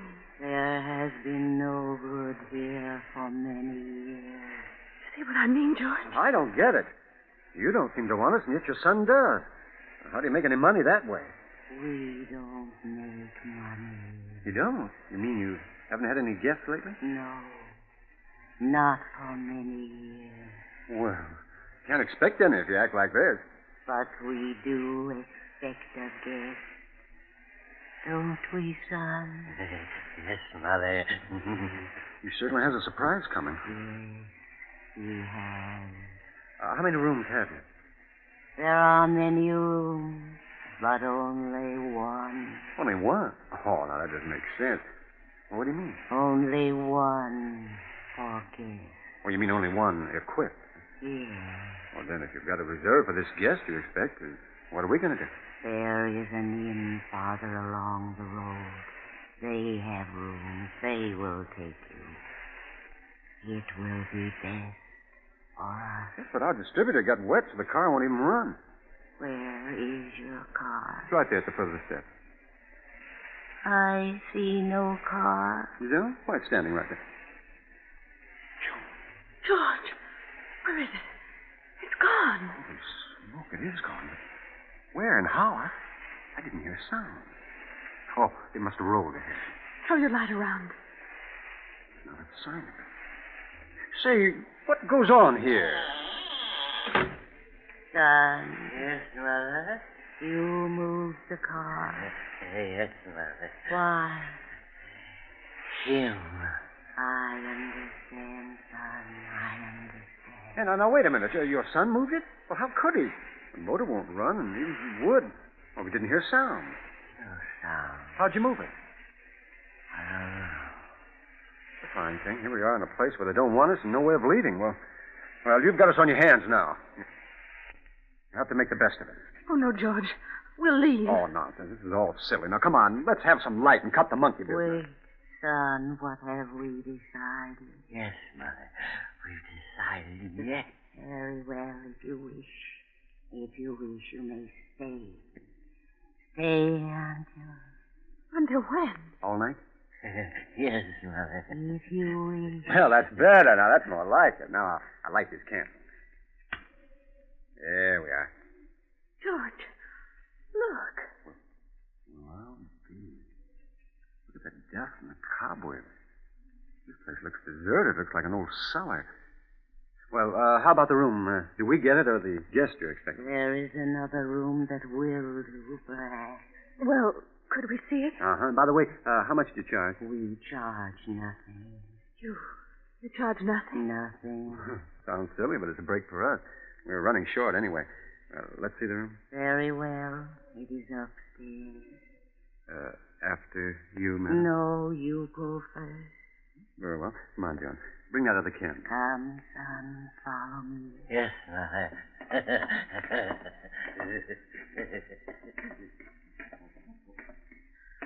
I never saw so much dust. They must like it, you know. Nice, clean dust. That room at the head of the stairs. Why, this room's well furnished. Is this the room reserved for your expected guest? No, But you said you only had one room furnished. Who sleeps here? this is my room. Was your room? I stay here now. Oh, I see. Or do I? Well, it's a nice soft bed. It was always comfortable. We leave you now. Come, son, we must leave them alone now. Yes, sir. Leave them alone. Good night. Good night. You will lock your door. Huh? Oh, yes. We'll lock it. Goodbye. Did she say good night? Or goodbye? I don't know. I thought she said... She did say goodbye. Golly, what a screwy outfit. Boy, I wish we hadn't had car trouble. That's what we get for trying to drive in the rain. How much money have we left? Not very much. Just enough to get to Los Angeles. The way I figure. But once we get there, I know there'll be a job for me. We'll make it. Don't you worry. You'll see me in a nice job in Hollywood. I'm not worried about seeing you in Hollywood. No? No. I'm just worried about seeing you in the morning.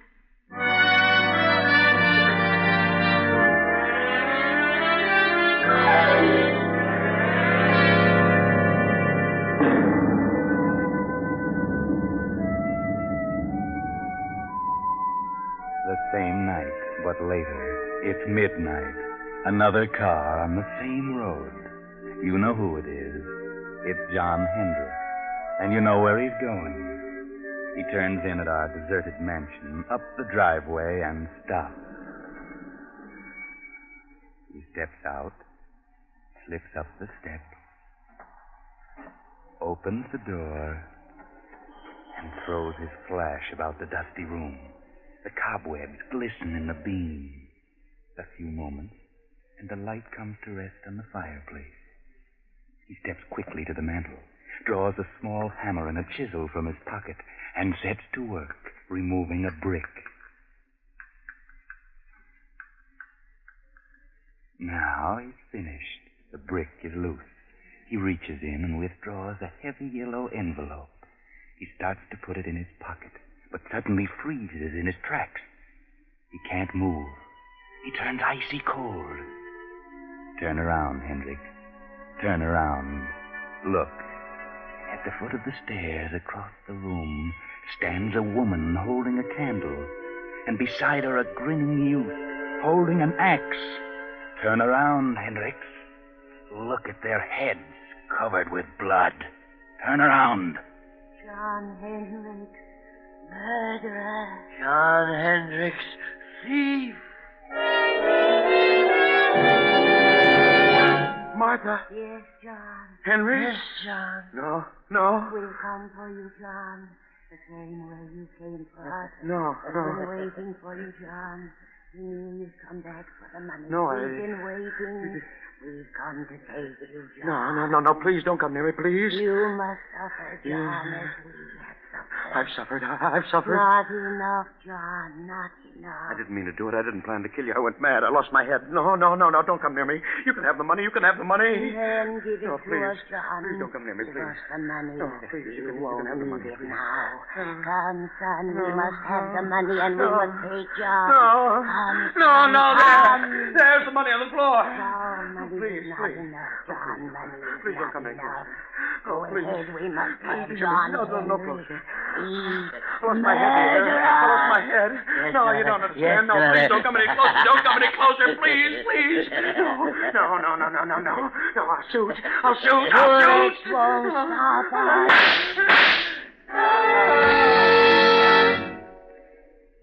Oh, good Lord, George. What was that? I heard a scream. It's downstairs. So did I. And Sean. I'll open the door. It must have been downstairs. I don't see a thing. Here's your flashlight. Great Scott. Look. The man down there on the floor. Come on.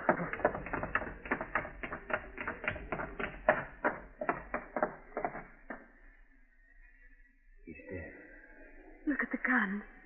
It's been fired, but I don't see a mark on him. We'll get out of Oh, here. I'll say, come on. No, you don't. Stand where you are. George. What's going on here? Hand over that gun. Thanks. What are you doing here? Oh, we're stopping here. That is, we're just leaving. I can see that. Know this man on the floor? Know him? Oh, yes. Joan, what's the matter with you? Oh, no, we don't know him. Take a look at him, Frank. Yes, sir. What are you two doing here? Why, we're guests. Yes, we're both guests. Yes? Who's guest? Why, guests. Lodges, tourists. Guests of the old lady. What old lady? The old lady who lives here. The old lady and her son. Well, you'll have to cook up a better one than that. What do you mean? Drive here? Where's your car? Why, the son took it. Son? Old lady?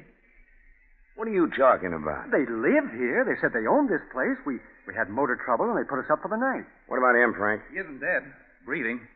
Looks like he had a stroke or something. Him, all right.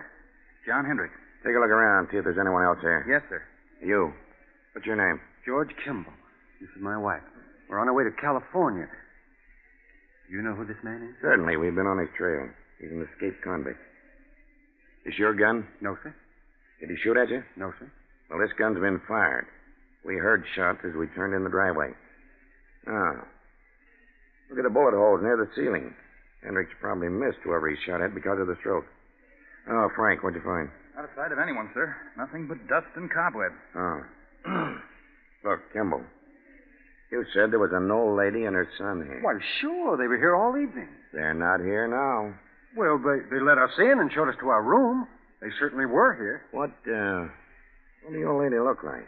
Well, she had gray hair and wore kind of a house dress and an apron. What'd the boy look like? Oh, he was a big kid. I'd say about 20, had a round, rosy face, and I think...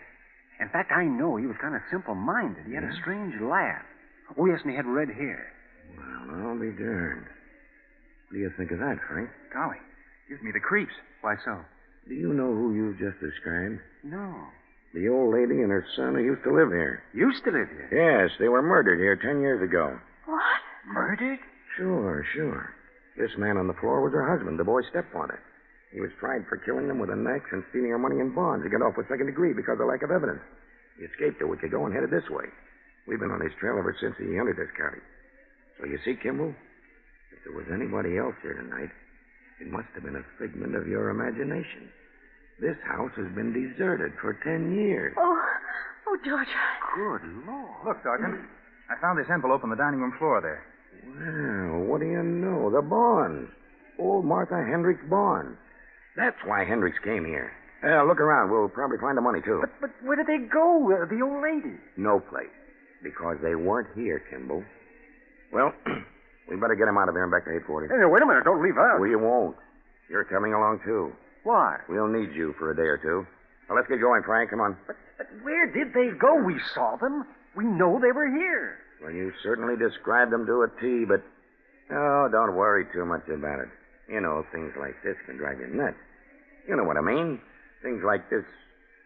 Well, things like this sometimes just happen. You know what I mean? No. Well... Oh, come on. Let's go before I get the heebie-jeebies.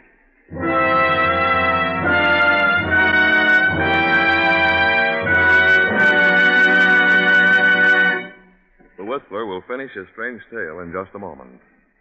While we're waiting for his explanation, here's an interesting statement from a military expert about the gasoline we're all doing without. If you've been to several gas stations and found them out, you'll appreciate it. This military authority says, quote, "We're fighting a war of engines. The side which keeps the most tanks and trucks rolling, the most planes flying, will win. This takes many more engines than we had to keep running in peacetime. And some of these military motors burn a gallon of gas a minute.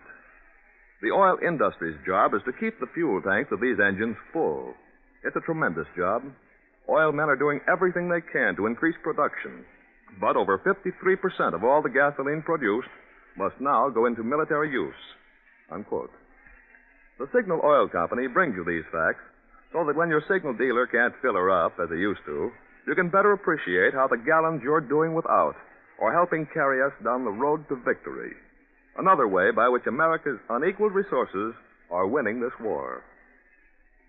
Now, the Whistler.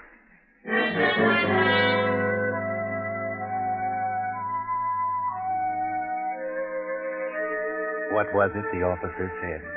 Things like this just sometimes happen? Just happen? Well, sometimes they do and can't always be explained. But not this time. Oh, no, not this time. This can be explained.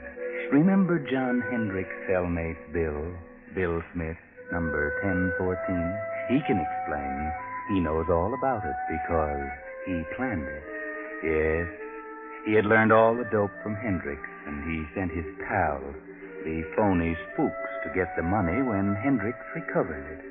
You see, he didn't want to hurt John. He wanted to scare him out of it. Remember? Bill 1014 said he had changed. He said he'd never do things the way he'd done them before. And he didn't. But he hadn't changed. I know.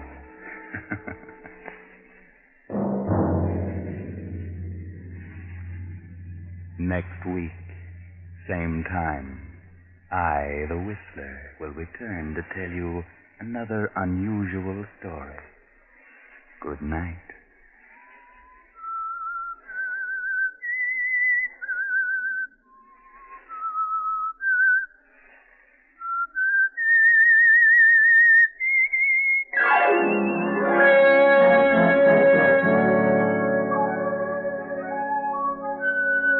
Original music for this production was composed and conducted by Wilbur Hatch.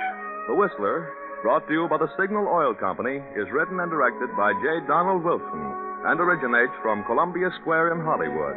Bill Pennell speaking. This is the Columbia Broadcasting System.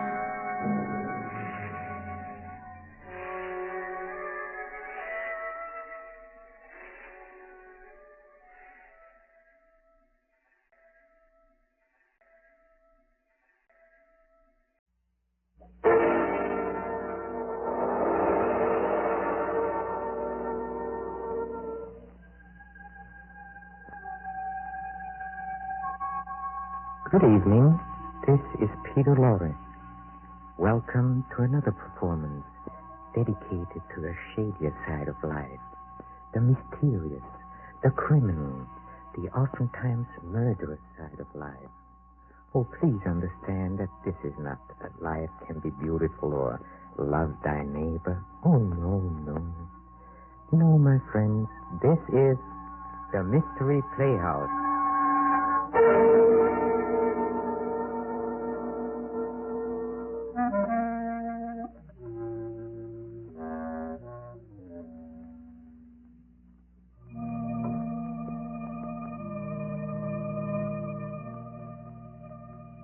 There is probably no stranger, no more unexplainable source of mystery than the human mind itself.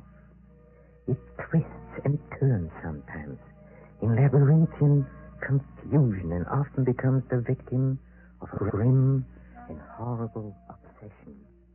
An obsession that has no relationship to the life surrounding it, but one that is very real to him who is obsessed. Listen.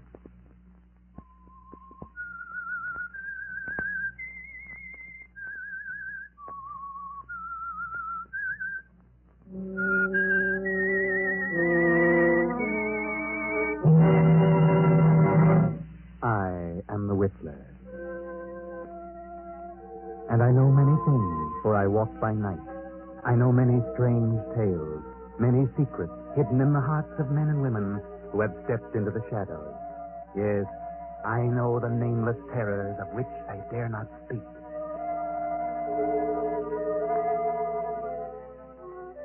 Professor Arthur Rugsby had a theory. Professor Rugsby is a psychologist, and this is his theory. I contend that a person who has decided to kill himself can very easily be turned from this desire to the desire of taking the life of another.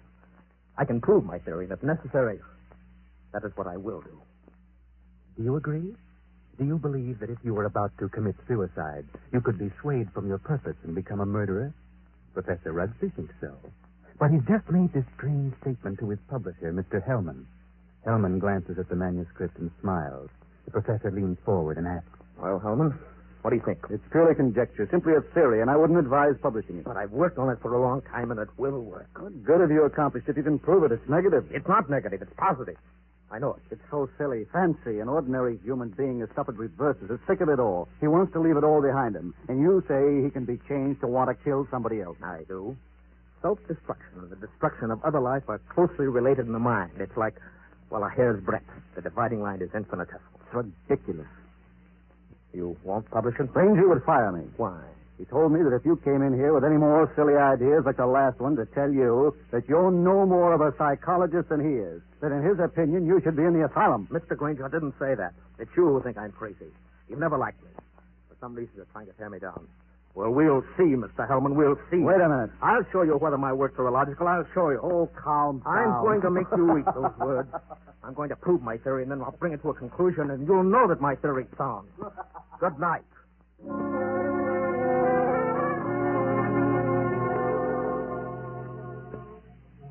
Professor Rugsby, seething with resentment, rushes from the office, strides angrily down the street, muttering to himself, and goes home late for dinner.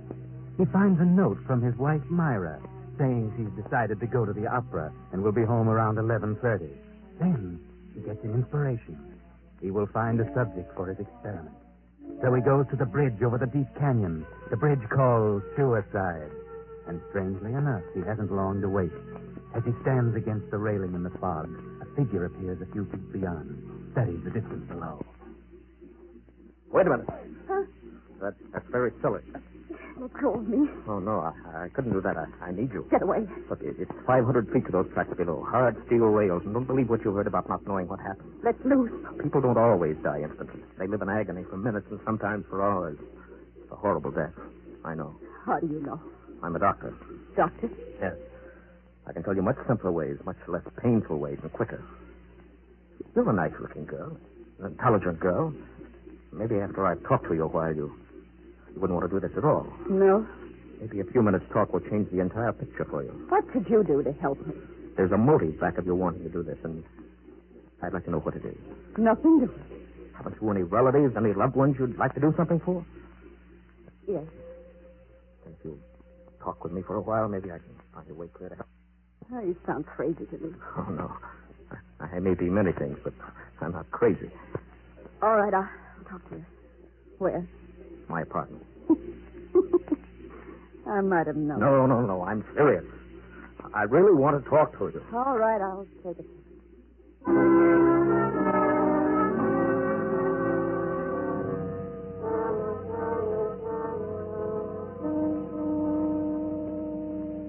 Now, first, you know that you're a very pretty girl, don't you? Yeah, that doesn't always mean so much. For the right man, it might. Yeah, that's what I thought.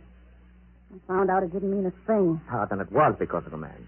I knew it. Really? How did you guess? Well, I'm a student of psychology. Student? You're a little past student days, aren't you? All right, a writer, then. I write subjects on psychology. I'm Professor Arthur Rugsby. I see. And you want to know what makes me tick. You want to know the reason behind my actions. That's right. I'd like to know what happened to make you want to kill yourself.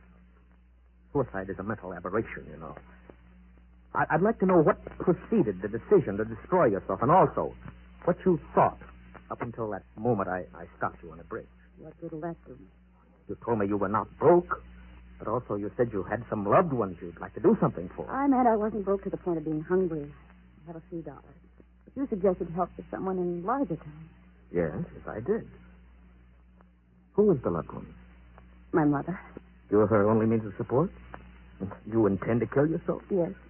That's being selfish, isn't it? Selfish? Yes, you're concentrating solely on self. Think so? What else? First law of human nature is self-preservation, right? Yeah, I suppose so. And the second law is the preservation of family. Yeah. So you decide to deny the first law, and you destroy yourself. And as a consequence, you deny it a second. You leave your mother alone and in need. You indicate a form of insanity. What would be normal? To destroy the other person, the one who has done you wrong. Destroy him instead of yourself. Have you hurt him? No. But he has hurt you deeply. He's done the wrong, correct? Yes. Then the one who's done the wrong should be the one to suffer. You have no legal recourse. None, I'm sorry. I guess you would kill yourself and let your poor mother suffer because of the wrong of another. Why shouldn't he be the one to suffer? I think you're right. Why shouldn't he? What happened? Why not tell me about it? Were you married? No. He never seemed to find time to get around to marriage.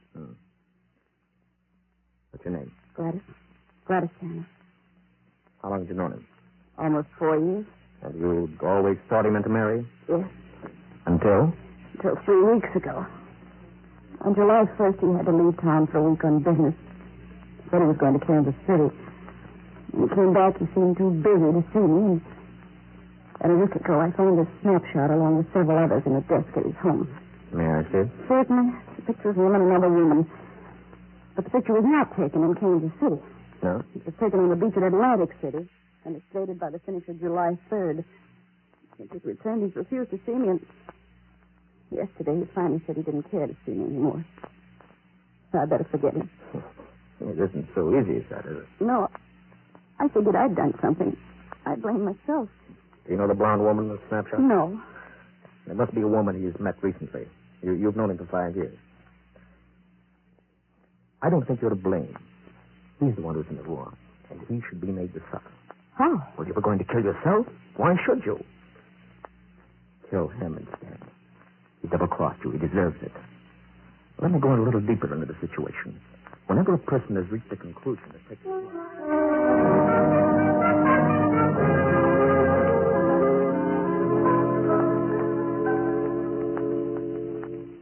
Sure you made up your mind, Miss Tangled? Positive. Now, if you're careful, you won't be caught. But whether you are or not, I'm giving you this check for $1,000. Made out of cash. To be sent to your mother only after the man's dead. Write his name on this pad. There you are. Now, I don't know what's happened to the newspapers. I'll withhold payment until I learn that you've gone through with it. It'll happen tonight. Very well. Now, you're sure you're determined? Absolutely. Nothing could stop me. Now, I'll tell you my reason for this. I'm a psychiatrist. I've had a theory that a person bent on suicide was akin mentally to a person bent on murder, and that the difference between the two was so slight that the suicidal desire could easily be changed to the homicidal desire. And that's what's happened to me? Exactly. Well, now that I know what you're getting at, suppose I change my mind again. Yeah, you won't, I know. Here's a small revolver. It'll fit easily into your purse. All you need. Wipe your fingerprints off and leave your gun near the body. Well, goodbye, Dr. Rooksby. Goodbye, Gladys. And good luck.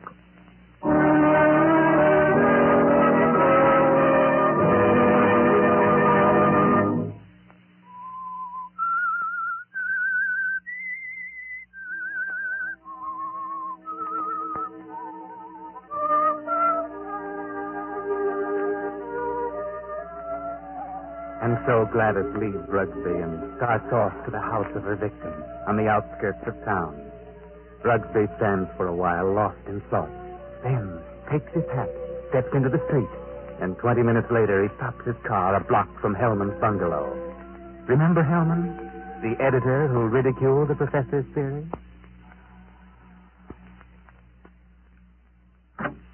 Oh. Hello, Rugsby. Good evening, Hellman. I thought I'd drop out and have a little chat with you. Why this time of night? 11? Didn't think that was late for you. Come in. What's in your mind? I want to talk to you about my theory you ridicule so definitely. My theory about suicide. Oh. Well, I said I'd prove it, didn't I? Yeah, but what are you getting at? It's going to be proved. My theory is going to be proved tonight. Go ahead and prove it. It isn't funny, Holmes. No? How in the world can you prove anything like that? What good will that do you? More than you'll ever know. I don't like you, Hellman. I've never liked you. And I know you don't like me. I can't help that, Rugsby. What are you staring at? Is there someone here with you? Certainly not. That woman's purse on the Davenport. Oh, my secretary dropped by earlier this evening with a manuscript. She must have forgotten it. She's not here now. Of course not. I'll continue. I found a subject. A girl who was ready to commit suicide because a man had tossed her over for another woman. In a few hours, I was successful in changing her thoughts from suicide to homicide. And she's going to kill the man tonight. What do you think of that? There may be a dozen murders tonight. But you'll know which one I mean. You'll know about this murder. What do you mean? Because I'm going to tell who the victim's going to be. If you know who the intended victim is, why don't you stop it? I wouldn't have proved my theory. You put the girl up to it. You're insane, Rugsby. You think so, Hellman? No sane man would ever think of such a useless, senseless idea. For heaven's sake, stop laughing! I'm thinking about the victim. What he learned. Who is the victim? Morton Hellman. What? Yes, you. Who is the girl? I know of no girl who want to kill me. Well, this one does. No. I wouldn't put it past you to hire somebody to do something like this. No. This girl's no fake. This girl's serious. Deadly serious. Who is she? I don't know. You're the only one I know who doesn't like me. You're the only one I know with a motive. But believe me, Rugsby, you'll not get away with it. You've probably hypnotized some poor woman, figuring she'd never remember what happened. Oh, Hellman, you underestimate me. Maybe I do underestimate your evil mind, but believe me... Put your hands up, Hellman. Get away from that desk. I'll just take care of your gun, Hellman. Yeah. When did you start carrying a gun, Rugsby? A gun? Don't be silly. This isn't a gun in my pocket. It's just my pipe. See? What do you hear, Hellman? Nothing. Oh, I heard it, too. Sound on the porch. Well, I'll leave now. Back way. I'll put your gun in the kitchen. You look so anxious. I'll be very careful to remove all the fingerprints. You insane fool! Fancy. You Hellman. You're going to help prove my theory. Good night. Crazy devil. I'll have him locked up before he gets across town. Good evening, Mr. Hill. What? How did you get in here? Through the patio door. What do you want? I wanted to talk to you. You're sure that you're not under the influence of someone? What a strange question. What do you mean? That crazy professor. You've been hypnotized. You're just imagining things. And what are you doing here? I wanted to tell you something. Yeah? What? When you first indicated to me that you were through with me, I was terribly hurt. I thought all along that we would have been married. I couldn't understand. I tried to think of something I'd done to cause our breakup. I happened to find a snapshot in your desk. Snapshot? Take a look at it. Kansas City? No. Atlantic City, New Jersey. You and a blonde. And the date is stamped on the back. Business trip. Yeah? What about it? I just wanted you to know that you weren't so slick. I wanted you to know that I knew about the blonde. That I knew you'd lied. Now that you've told me, what good does it do you? A lot of good. At first I thought you came here intending to kill me. Well, goodbye, Morton. And good luck in your new venture. Thanks. What venture? This one. Gladys. Gladys!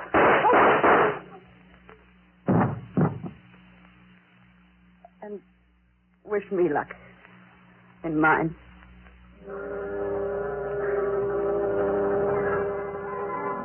And Gladys stands staring for a moment at the body. Then she wipes off the gun, drops it to the floor, takes the professor's check from her purse, steps to Hellman's desk, takes pen and paper, calmly writes a note, puts it with the check into an envelope, addresses it, stamps it, turns out the lights, and steps quickly out the door and down the street. At the corner, she pauses, drops the envelope in the mailbox, and disappears. Well, Professor Rugsby, there you are. You heard the shot. The perfect crime. You can go home now and go to sleep. Myra. Oh, Arthur. What are you doing asleep on the Davenport? You know what time it is? Must be after midnight. I've been waiting for you. Where have you been? I walked around downtown for a while. I dropped into the club for a nightcap. How's the opera? Oh, fair. Nothing to brag about. Who sang the lead? Belchiati. He wasn't very good. Belchiati? Yes. He's a poor old fellow. A fellow? I thought they were doing Aida tonight. No. They switched because someone was ill. I just assume I stayed home. Yeah. Have a nightcap, Mara? No, thanks. I'm tired. I think I'll go to bed. I'll be along presently. Good night. Night.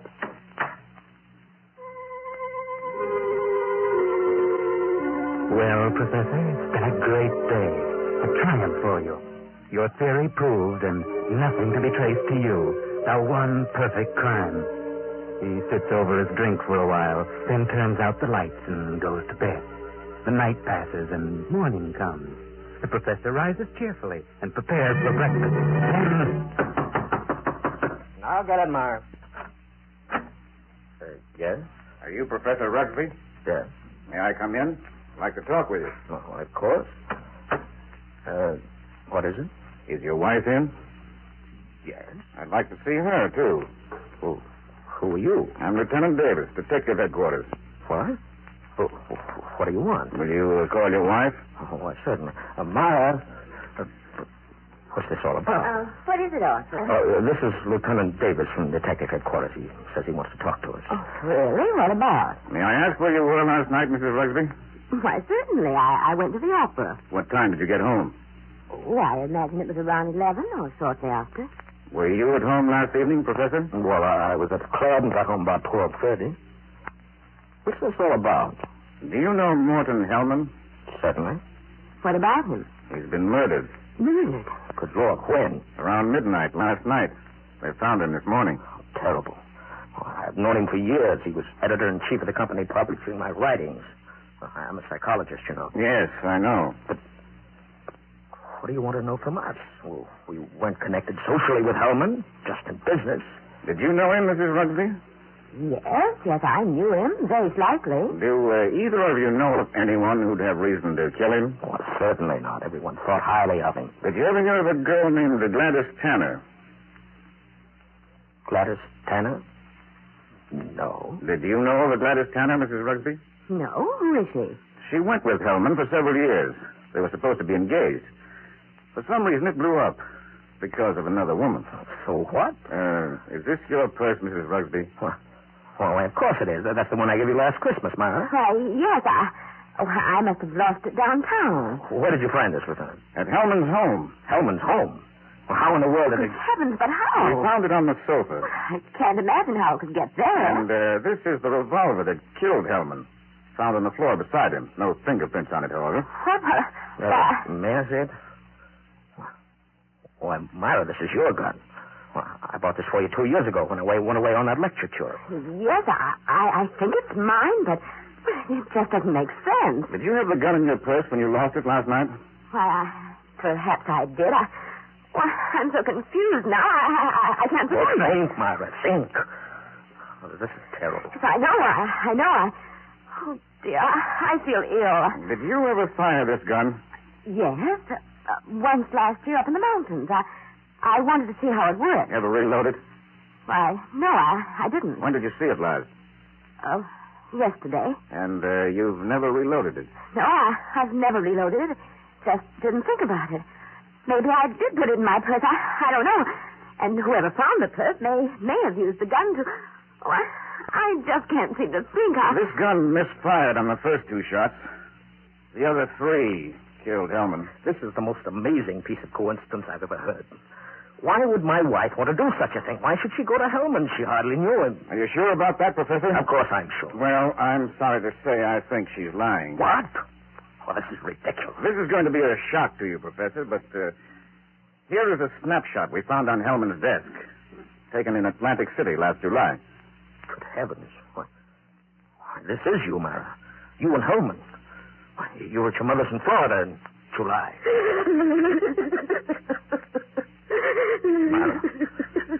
Myra, look at me. What does this mean? I can't. I can't believe such a thing. It just doesn't seem possible. May I have the purse, the gun, and photo? Thanks. I'm sorry, but I'll have to take her down to headquarters. But I didn't kill him. I didn't. I wouldn't. I loved him. Better put yourself together, Mara. You'll have to go with him. Yes, we want photos and fingerprints. Yes. Better get ready, Mara. I can't do it. Certainly looks bad for her. I'm afraid it does. Looks like an open and shut case to me. Will you come along, too, Professor? Why, certainly.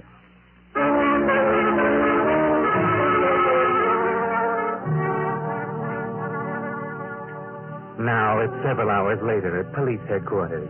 They've taken fingerprints of Professor Rugsby and his wife, Myra, and questioned them both. And Rugsby is just about to leave with a gloating smile on his face when an officer steps in and speaks softly to Lieutenant Davis. Lieutenant. Yes, Rankin? I stayed at Professor Rugby's place, as you said. To look things over. And a few minutes ago, this special delivery letter came for the professor. This'll knock your eye out. Read it. Well, I'll be... This fits perfectly with the handwriting we were trying to make out on Hellman's blotter. Professor, yes? I'd like you to read a letter sent special delivery to you a few minutes ago. Postmarked last night. Read it. Certainly. Dear Professor Rugsby, your theory worked to a certain degree. You convinced me I should kill him, but when that gun you gave me misfired twice, I almost quit. Then, as I looked at him on the floor, the old feeling of self-destruction came back. I'm going ahead with my original plan. Here's your check. I won't need it. Besides, I haven't a mother. She's dead. Better luck next time, Professor. Gladys Tanner. And, Lieutenant, a half hour ago, they found her body beneath Suicide Bridge.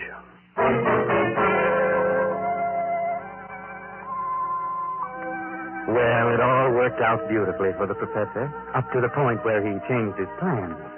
And that was at the moment that Gladys Tanner showed him the snapshot of Hellman and the blonde girl on the beach at Atlantic City.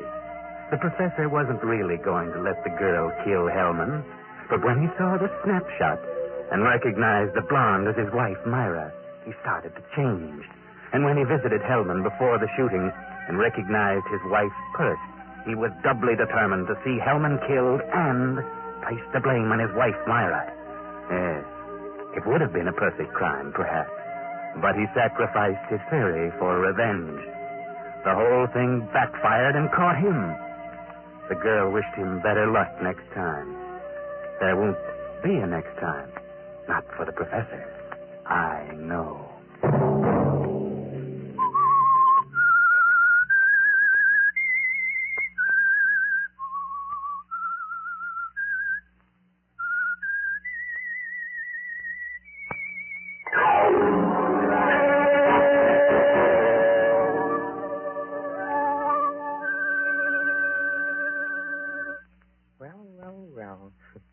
It looks like Professor Rugby's obsession for scientific experimentation melted away before the more ordinary urge for revenge. It goes to show that we are all human, doesn't it? Or does it? Maybe the Whistler knows the answer to that one, too. Oh, don't go, please. I want you to hear about our next performance at the Mystery Playhouse. Come with me to the green room where our players are rehearsing. Come.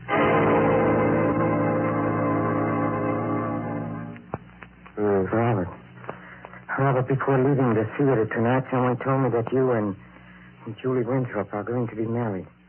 True? Yes, we'll be married in 2 weeks, right after my wife gets a decree in Reno. You must not marry Julie. Not marry Julie? Oh, who are you to tell me what I can do? I know Julie well, and I also know you. That's why you must not marry her. Charles, it might be better for you to mind your own business. Julie and I are in love with each other. No, you're not. She's fascinated by your good looks. She's impressed by your fame, but she does not love you. Now, look here. We may be old friends, but I've stood all I'm going to. Oh, wait a moment. I get it now. You're in love with her yourself. I'm in love with Julie. No, we are just friends. Friends? You're you're madly in love with her. That's why you came here tonight, isn't it? No. Friends. What? You're laughing. You, in love with a girl like Julie. Why should my love make you laugh? Oh, so you admit it, huh? All right, I do. Why is it so funny? Do you think she'd have you? You, a clown, ugly, clumsy. You in love with Julie? And why not? Why not? You! Stop your laughing. Stop it. Can I? Look at yourself. No. Let go of me. No. You're choking. Let go. A joke, huh? A joke. Laugh. Go ahead. Laugh now. Laugh. Robert. Robert. I didn't mean it. Robert. Lord, what have I done?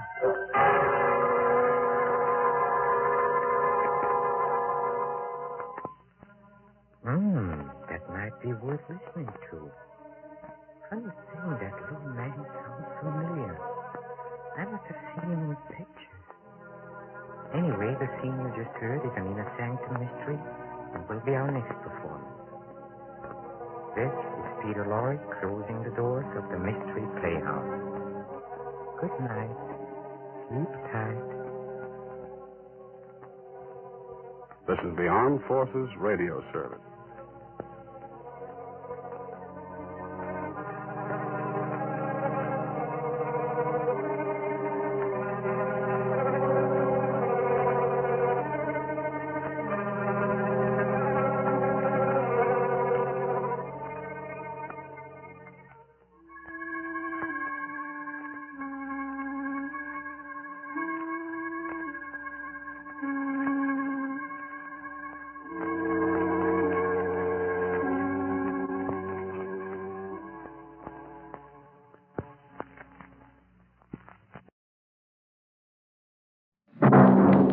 The Whistler, another signal mystery. Tonight, the Signal Oil Company, marketers of Signal's famous Go Farther gasoline and motor oil, bring you another in a series of strange tales by The Whistler, a story of revenge and ironic justice, set against the background of eerie beauty and sudden death. Listen to The Last of the Devereaux.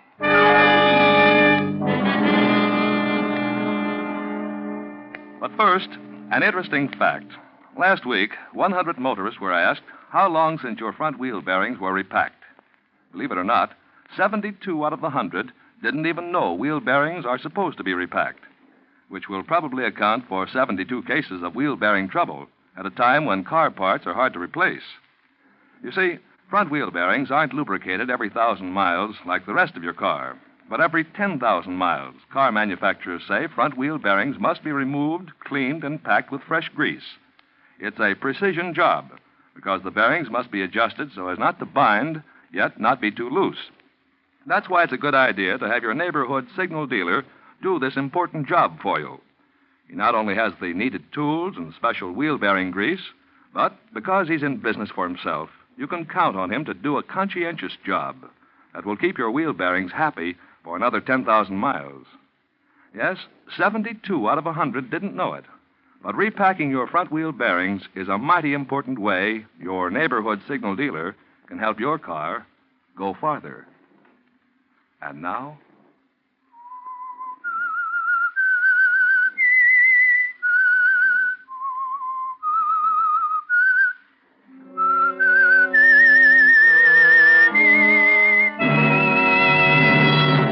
I am the Whistler, and I know many things, for I walk by night. I know many strange tales, many secrets hidden in the hearts of men and women who have stepped into the shadows. Yes, I know the nameless terrors of which they dare not speak.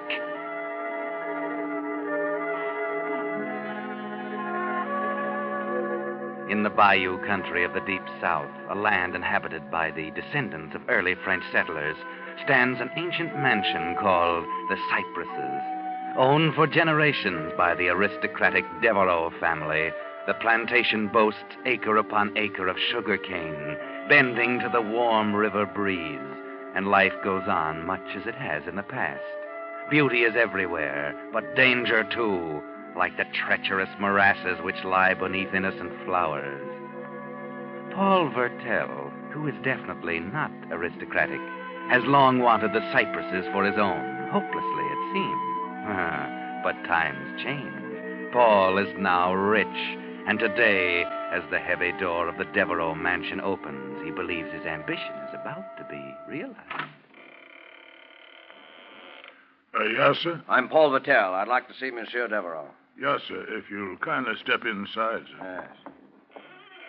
Master Devereaux's been right poorly lately. Doctor says he can't have no shock of no kind. I hope y'all ain't going to worry him none. That hardly concerns you. Yes, sir. Master Devereaux, this here's... Paul Vertel. You must have been expecting me. Yes, monsieur. That will be all, Matthew. You sure you don't want me? It's quite all right. Yes, sir. Please be seated, monsieur. May I pour you a brandy? My visit isn't social. I've come about... The foreclosure. Yes. This is your last day to redeem the property. It is now 3 minutes until 4.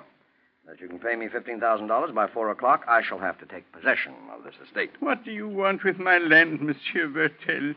You're no sugar planter. You're a trader. Yet you've taken great pains to buy up every note I've given in the last 5 years. Notes that I've had no trouble renewing. Cypresses took my fancy. I have the habit of getting what I want. Wasting time. I assume you're unable to pay the money, therefore... Your assumption is not correct, sir. Not correct. Only a few minutes ago, I completed arrangements for a loan. The money has already been placed to my account. 2 minutes still remain before the deadline. I'll write you a check. I don't think you will. What do you mean? In a minute and a half, if you haven't paid me the money due, the cypresses will be my property. I've counted on having it, you hear? I won't be cheated out of it now. I'm an old man and a sick one, but I am going to that desk. Get out of my way, or I shall ring for help. You won't be able to. This is Devereaux land. You won't get your filthy hands on it. I warned you. It's you who should be warned. Take the cypresses, but its ghosts will haunt you. Its wine will sour in your glass. The river will rise up and cover the land, and you, Paul Vertel, will sicken and wither and die.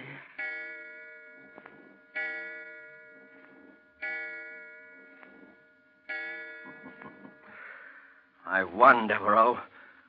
Your curse is as dead as you are.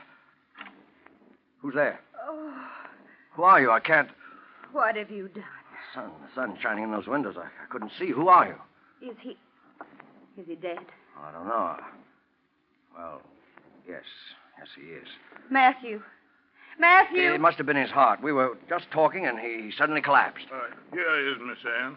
Oh, Lordy. Master Devereaux. I know who it was. I know it was this here gentleman who... Call Dr. Carson. And Matthew, get Charles and carry him to his room.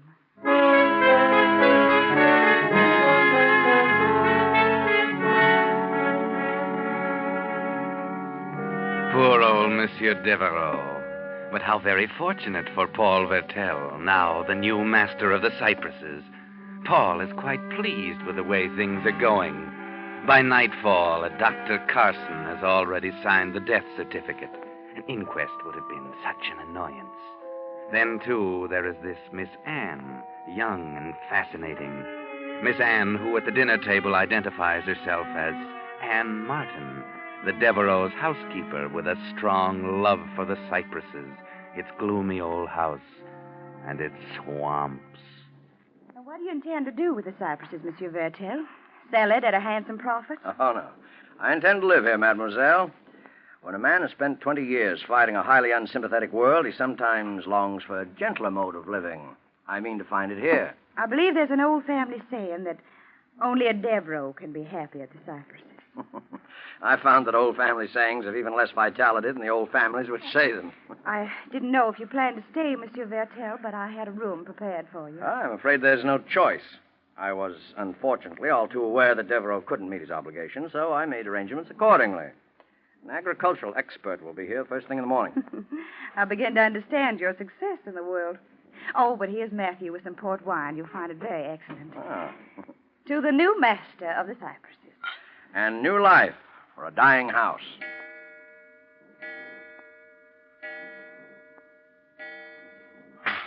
Monsieur Vertel, your wine. Oh, I'm clumsy. Please forgive me. You didn't drink the toast. The clock, it struck 4 times.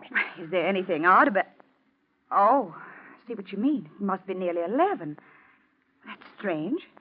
I've never known that clock to be wrong before. Master Devereaux died at 4 o'clock. It's your spirit of wandering. Matthew, you better go back to the kitchen. Yes. These old servants. Oh, but you seem tired, monsieur. Would you like to go to your room? Huh? Oh, well, yes, I believe I would. It's been a trying day for us all. I'll show you up. Oh. It's at the head of the stairs. Thanks. That's a spooky place. I suppose a stranger would find it so. Oh, mademoiselle. Yes? Don't suppose you've made any plans for yourself, that is. Why, no, I haven't. Everything happened so quickly, I'll have to find another job, of course. I hoped you'd consider staying on here for a while at least. All right, monsieur, if you wish it. Oh. Someone will have to make arrangements for the funeral. There are no relatives. You're more than repaying any debt you owe Monsieur Devereaux. I want to do what I can. Oh, here's your... Good Lord. Devereaux.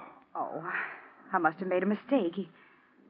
He looks quiet and peaceful in the candlelight. Lying there so still. Yes, his troubles are all over, if that's what you mean. Miss Anne, you take that gentleman out of here.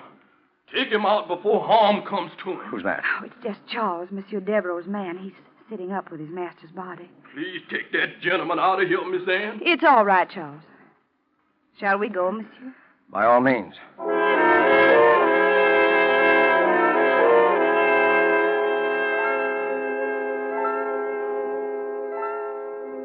And so Paul Vertel becomes master of the cypresses. He's not superstitious enough to believe in a dead man's curse, and he should now be very happy, particularly since lovely Anne Martin is so friendly and helpful during the next few weeks. But there are other things which are not so pleasant. And as Anne and Paul drive a horse and buggy down a plantation lane one afternoon, Paul is somewhat querulous. Oh, this is a crazy idea, Anne. Paying a state visit to a Negro village. No, it isn't. If you want their loyalty, you must get to know them, take an interest in them. I suppose you're right. It's just that I don't feel too well today. A headachy and generally out of sorts. You've been taking quinine? Oh, yes, religiously. Then it's the hard work you've been doing the past 3 weeks. Not to mention the worrying. Small wonder the way things have been going. Cane almost ready to harvest, and then the mill breaks down. It'll be running in time. And the weather. There's rain in the air. Bad storm might ruin everything. Oh, Paul, you're determined to be a pessimist. Oh, perhaps. That house doesn't help. Grim, moldy old ruin. If I believed in ghosts, I'd say it was haunted by legions of dead Devereaux who go around blowing their dank breath down your neck. Oh, there's the village now. It's almost as dismal as everything else around here. It seems deserted. I wonder... And what are those silly decorations hanging in front of the houses? Has there been some kind of a celebration? No celebration. Well, you look worried. Those decorations, you call them. What about them? They're charms. Bits of cloth and sticks and heaven knows what else. Whoa there, boy. Deathly quiet. It would be. Paul. Yes, what is it? The door of that cabin there. It moved. Yes, it's opening. Oh, Charles, it's you. Where is everybody? Why didn't you come out to see us sooner? Well, come on. Speak up, man. Answer, mademoiselle. The colored folks, they all go away as soon as they find out Mr. Vertel he come here. They don't want no truck with nobody that got the curse of death on him. So that's why they put the charms up. Yes, sir. The charm to protect the cabin from the evil while they're gone. Stop talking like an idiot, you impertinent fool. I've got a good mind. You ain't gonna do nothing, Master Vertel. You's afeard. You got a trouble enough on your soul, and you ain't got much time left. I've got much time left. Anne, get me out of here. Get me away from this lunatic.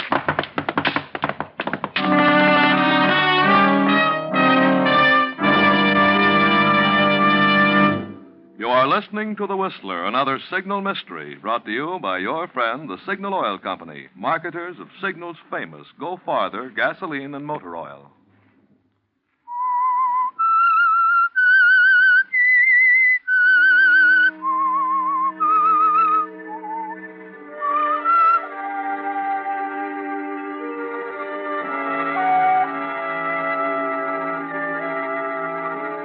A few days have passed since the visit of Paul Vertel and Anne Martin to the Negro village, and the aged retainer's warning that Vertel hadn't much time left, that death by a dead man's curse was near. But today, Anne has persuaded Paul to accompany her on a picnic in the woods, perhaps in the hope that it will rouse him from his melancholy mood. Oh, come on with that picnic basket, Slowpoke. You're a fine country gentleman. Out of breath already. Well, it's been a long time since I've spent an hour tramping through woods as thick as these. Where on earth are you leading me? Oh, it's not much farther. It is such a lovely spot. Grass as soft as a park lawn. You'll adore it. It better be mighty wonderful. You'll see. Oh, Paul, look. Huh? A redbird. We can make a wish. I doubt it would do me much good. Of course it would. Redbirds are absolutely dependable. I give you my personal guarantee. All right, I've made it. Would you like to know what it is? To tell you won't get it. Anne. Paul, don't hold me so Anne, tightly. Anne, darling, I want you to marry me. You do? I realize you've only known me a short time. Even if you don't love me, I promise you won't regret marrying me. Somehow, I don't think I would. Then you will marry me, Anne? Yes. Oh, Paul, thunder. And look at those dark clouds. Anne, please. It's going to rain any minute. We better get back to the house. Oh, after dragging that basket all this distance? We can have our picnic at home if everything's not soaked. Come on. I know a shortcut to the road.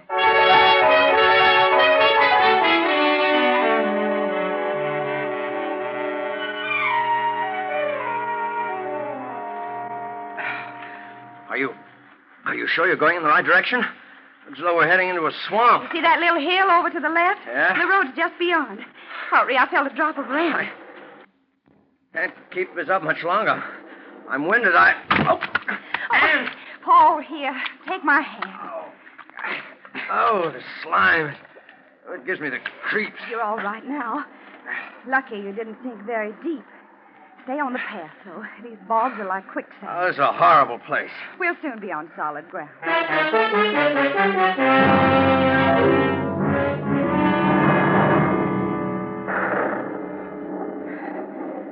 Not much farther now. I hope not. Hey, what's that on top of that hill? It's a marker of some kind, I guess. Only I don't remember anything of that sort around here. Well, there's a mound of earth there beside it. In a few steps, we'll be able to make it out. It seems to be a grave. Only... It's open.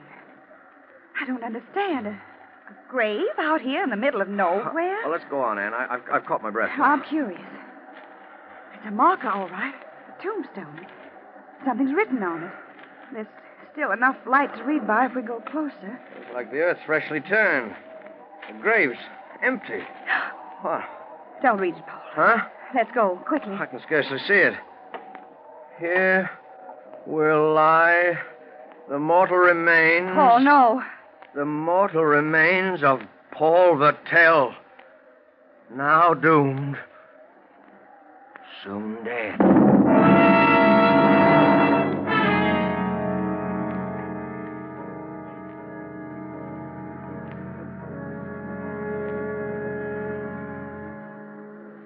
Drink the coffee, Paul, and take this quinine capsule with it. You've got an attack of malaria. Yes, of course. I just got to hold myself. Those chills. Can't you get that doctor here to see me, Anne? I've been trying to reach him on the phone. This is mighty poor weather for even a doctor to go sashaying around in. If you keep up like this, that old river gonna back right up in the bayou. I know as soon as them chickens started flapping That'll their do, wings... Matthew. Yes, Miss Anne. Oh. I keep seeing that grave. Try not to think. I'll try. Here, Anne, give me your hand, will you? There.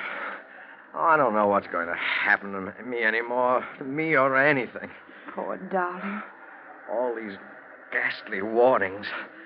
I'm as sane as any man. I realize they're only trying to frighten me, but still I don't I know. understand. Anyone at all would be unnerved. You always understand. You've always been my friend here, my only friend. I'm glad if that gives you comfort. You said you'd marry me, Anne. There's more of a risk now, financially at least. If the rain keeps up, the cane will be ruined. You think that would make a difference? No. That's why I don't hesitate to ask you. Anne, marry me right away, will you, tomorrow? We can drive into town, find a justice of the peace. Not San Michel. Oh, wherever you wish. We can't have a proper honeymoon now. I'm needed on the plantation, but we can have a wedding reception and invite the neighbors for miles around. They can't refuse.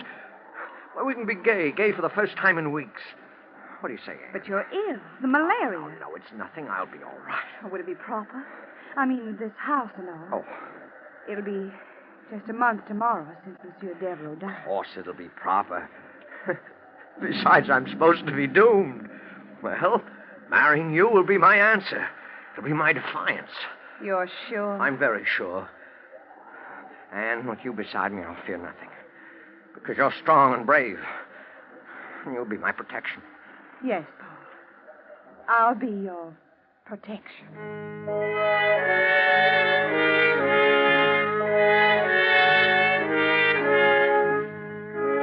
Paul feels that he's beaten his jinx now, that he'll have nothing else to fear. The next day, in a town not far away, he and Anne are married. The ceremony is performed by a magistrate, with strangers as witnesses. Afterwards, they drive back alone to the cypresses, while the rain pours down and the rising river spreads beyond its banks.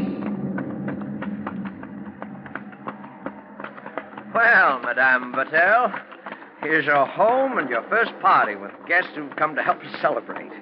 Oh there. Oh. Charles, Matthews. Confounded, why isn't one of them here to take care of this horse? I'm not going to wait. I'll come with you.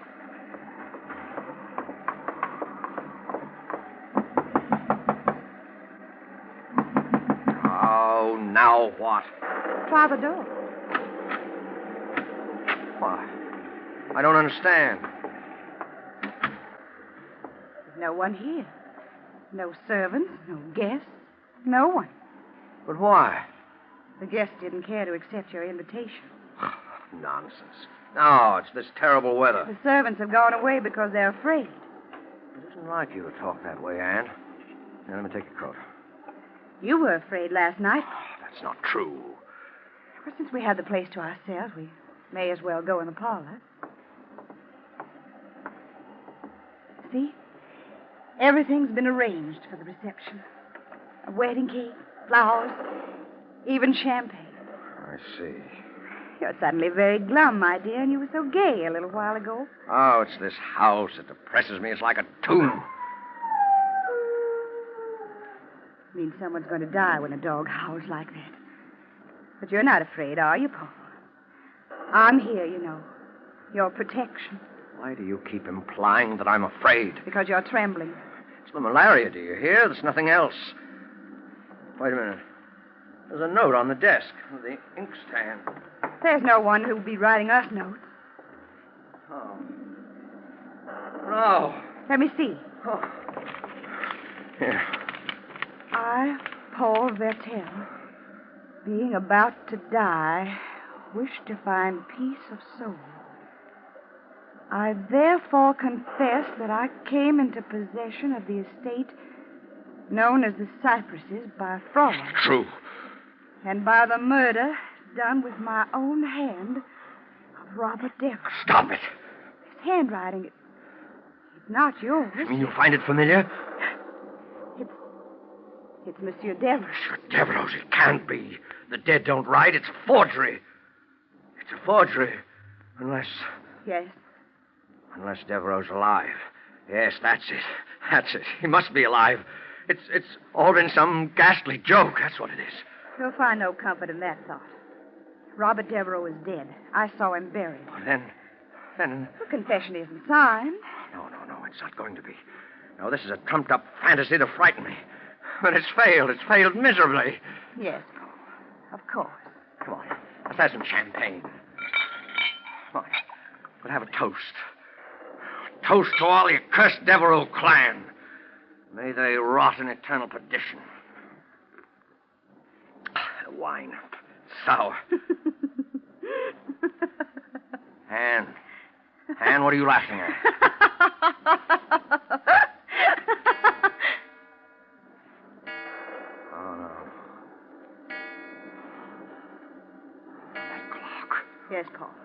The clock.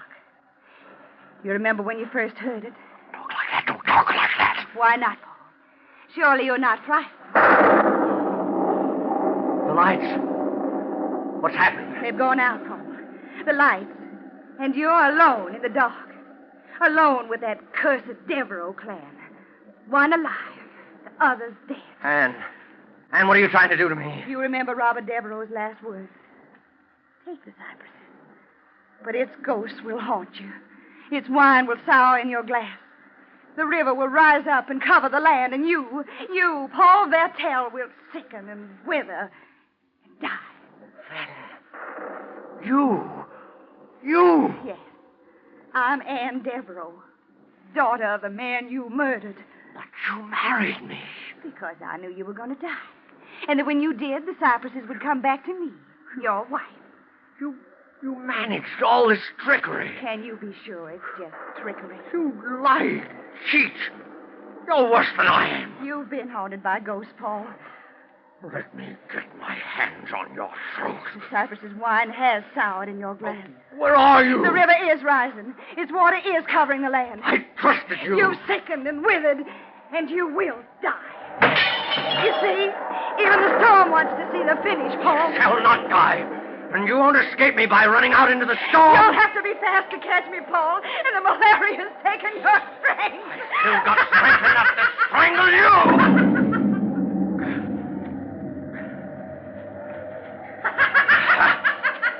Kill you.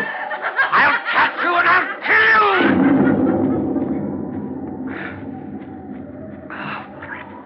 Paul.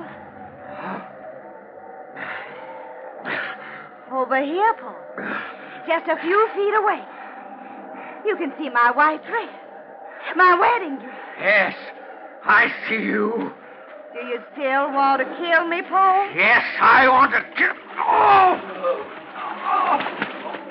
What's the matter, Paul? I'm waiting. I'm almost within reach of your hand. It's quicksand. And I'm sinking. Paul, dear, you should have been more careful. You should know your own land better. Where there is land. Anne, help me. Help me, Anne, before it's too late. You have nothing to fear. You're not going to die. You said that yourself. Oh, help me. Help me. You didn't help my father. Anne had mercy. You had no mercy. Anne, please.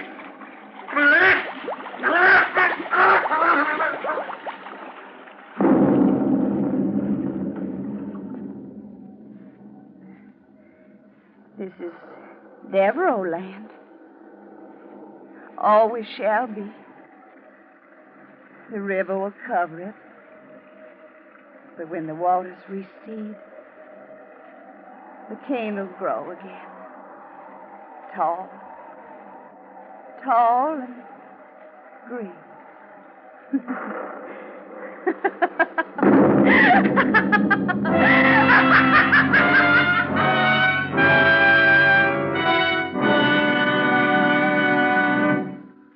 The Whistler will explain these strange happenings in just a moment. Meantime, here's an interesting incident called to our attention by Miss Norma Oberjorgi of Long Beach, California, who writes, "While returning from a trip recently, my motor heated up so I was afraid something serious was wrong. When I mentioned this to my signal dealer, he said, 'Wait a minute.' And pretty soon he was fussing around under the hood with a brush. It seems I'd driven through a swarm of insects, and they clogged the radiator grill. When he finished brushing out the insects, my car was running as cool as ever. It's really great to trade with a signal dealer like that." Yes, friends, it is great to trade with dealers who give not just the service you ask for, but also the service they know your car needs to make it last. That's why so many folks are switching to signal stations. They know that when a man's operating his own business, he naturally tries to please you better, so you'll come back again.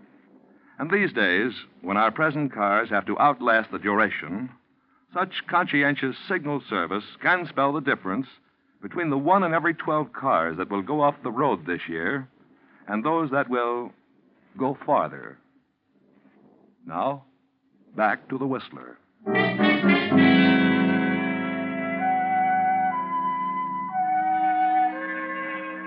And so Anne Devereaux got the cypresses back in the family. Yes, she'd tricked Paul Vertel, using every means at her command to break him in body and mind. She had an ally in the malaria, of course, but Anne even helped that along by giving Paul capsules of plain flour instead of quinine. Unfortunately for them, people can't store up as much hatred as Anne did without hurting themselves. And that's why when they found her after the storm, she was still laughing, quite insane.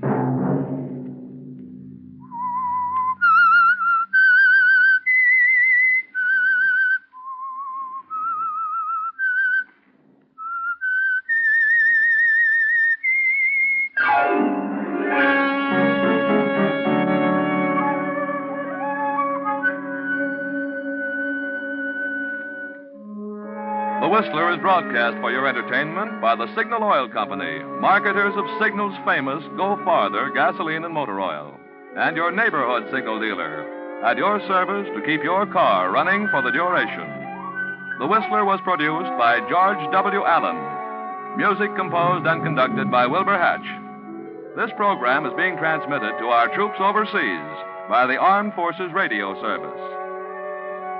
Next Sunday night at 7:30, The Whistler will bring you another Signal mystery, Till Death Do Us Part. Bill Pennell speaking.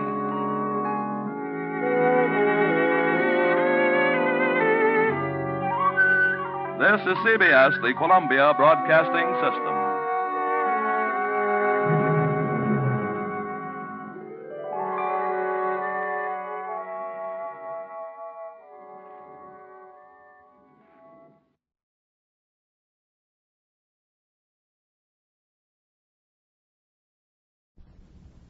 And now, stay tuned for the mystery program that is unique among all mystery programs. Because even when you know who's guilty, you always receive a startling surprise at the final curtain. In The Whistler.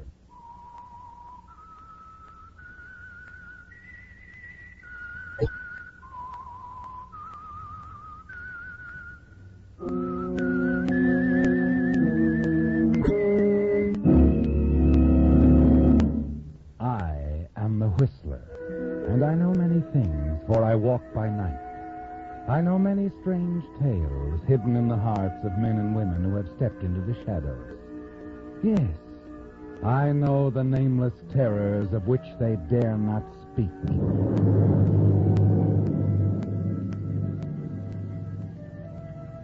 Yes, friends, it's time for The Whistler, rated by independent research, the most popular West Coast program in radio history.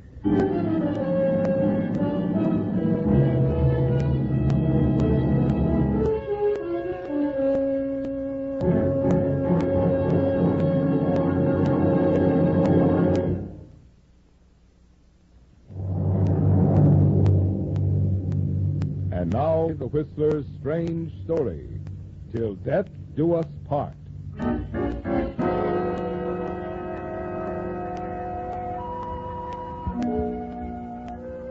Roy Layton's quarters in the cheap boarding house were anything but inviting.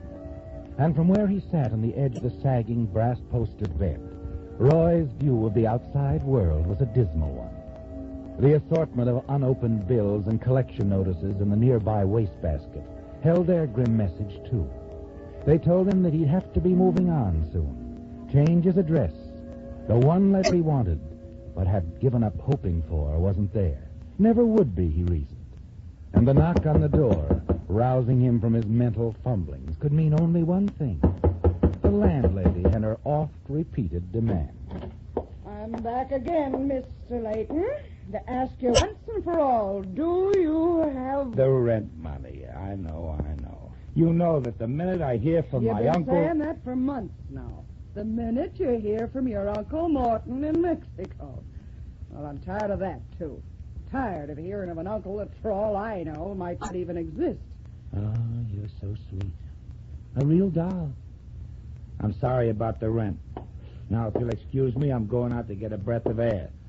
Good night, Mrs. Pizzakili. I'd appreciate it if you'd fix the latch while I'm out. I'll fix the latch. I'll weld it shut. That's what I'll do.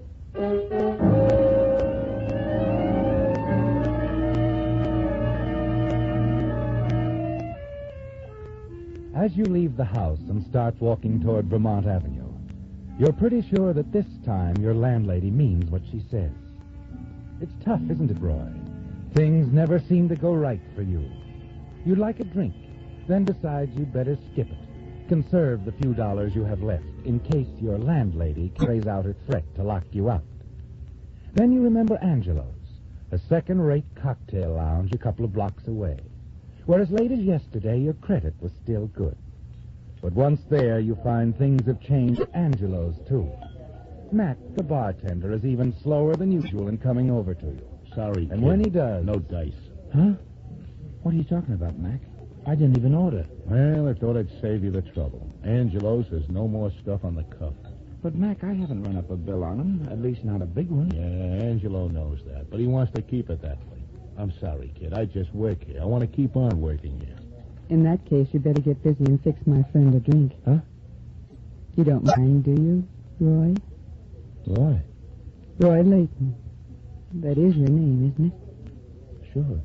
Only how did you know? Oh, I know quite a little about you. Been checking up. What's his name? Oh, Mac? Mac, yes. Mac, you better get started before all your ice melts. Pair of scotch and sodas. Oh, sure, lady. Sure. Say, now, wait a minute. Why should a good-looking strange gal... Now, Roy, don't go saying things you don't mean. Besides, I don't have to be a strange gal. Not if you know my name. It's Linda. Linda McKelvey. So? So, don't you think it's kind of pretty? Maybe. Anyway, these drinks are. Set them down easy, Mac. Yeah. And since I'm drinking with a lady, trot out a couple of cocktail napkins. Okay. Thank you, Mac. Skip it. To us, Roy. Sure. To us.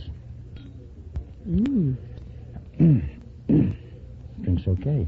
Very good for a place like this. You look like you could afford better. What brought you around? You. Me? Oh, sure. Now, look, lady. Linda. Hey, Linda, look, I'm just sitting here minding my own business. But unable to do any, huh? So that's my business, too. And mine. Roy, I've been checking up on you for quite a while. And you fit my picture very nicely.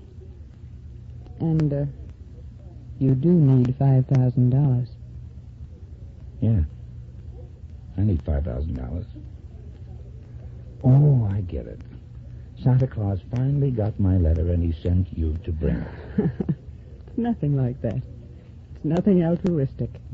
Big word. You are out of place here. So are you, Roy. I've got $5,000 that says you are.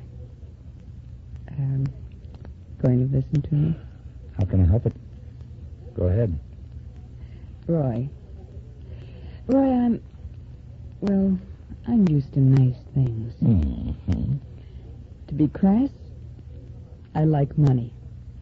My share, I mean. Maybe even a little bit more. I guess I'm just not a very nice person. Not many of my friends are. But I'm still listening. Fair enough. Oh, how about going somewhere else, huh? My car's parked outside. Okay, lady. Linda. And you'd better get used to it.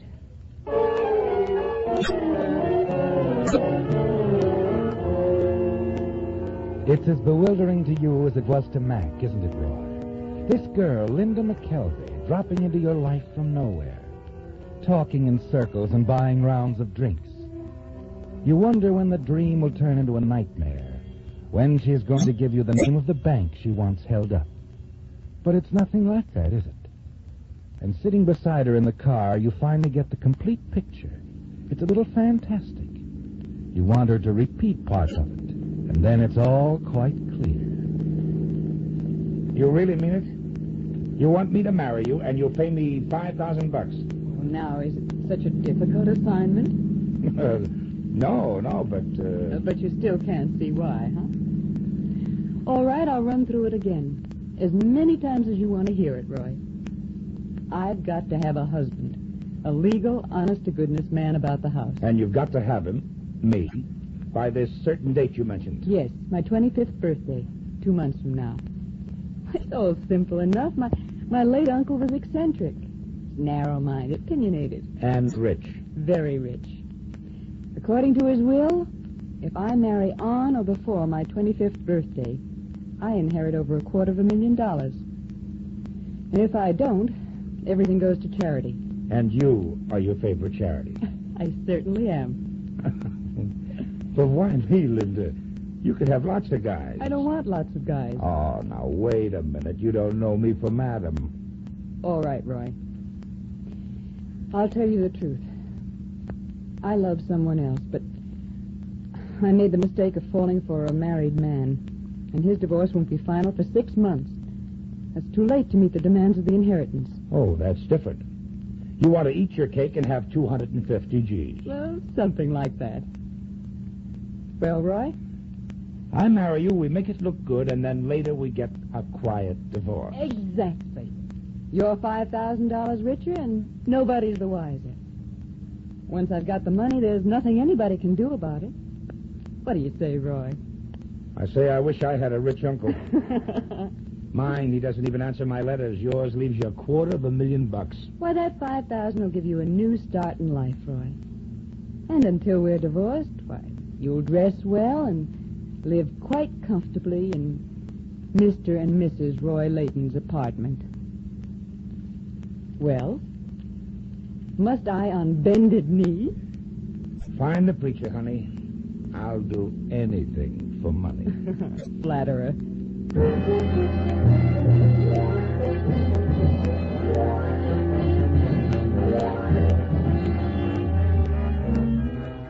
The wedding a few days later isn't what every boy and girl dreams about, is it, Roy? But the hollow words the pair of you speak are just as binding in a legal sense. And you drive off swiftly as Mr. and Mrs. Roy Layton. You even have a sense of elation in the new clothes you're wearing.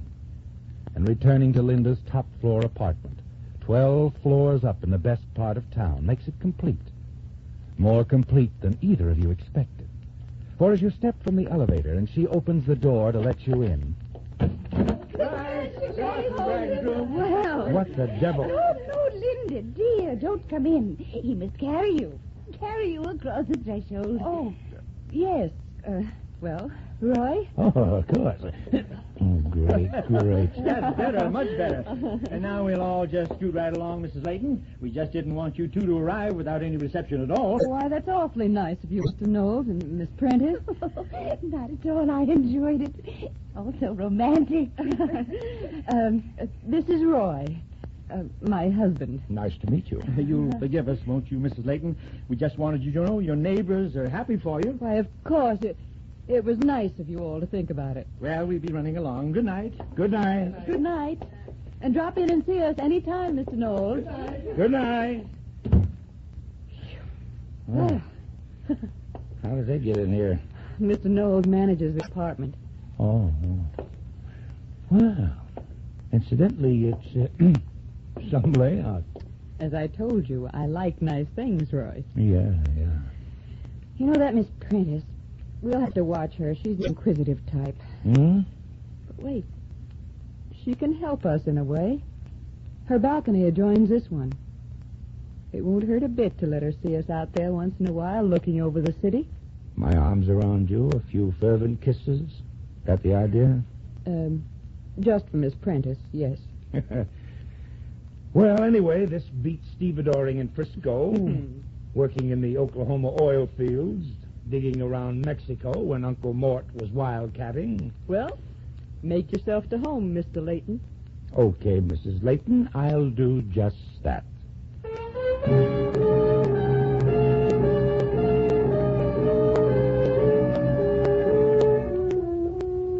It's all going smoothly, isn't it, Roy? Just as Linda planned it. As the weeks go by, you meet other people in the apartment. People Linda had met before she married you. They seem to like you, and most of all, they approve of the match. Linda assures you there'll be no trouble in having her uncle's lawyer accept it all as completely genuine. As the weeks pass, both play your roles well, And then late one afternoon, you hear some excitement in the hall and rush to the door.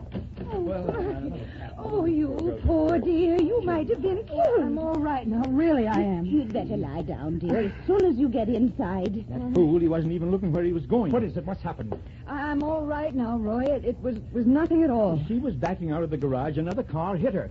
Well, thanks very much, you two, but please don't bother anymore. Roy can take care of me. I'll carry you to the bedroom. Now, you don't have to carry me, Roy. I'll be all right. Poor dear. Maybe I better call a doctor. No, Roy, I'm not hurt. I'm just shaken up. I don't think it's bad. It's only... Well, it could have been so much worse. Just think, Mr. Layton. What would you have left if anything really happened to her? Yes, what would I have? Well, it's a terrible thought, Miss Prentice. Terrible.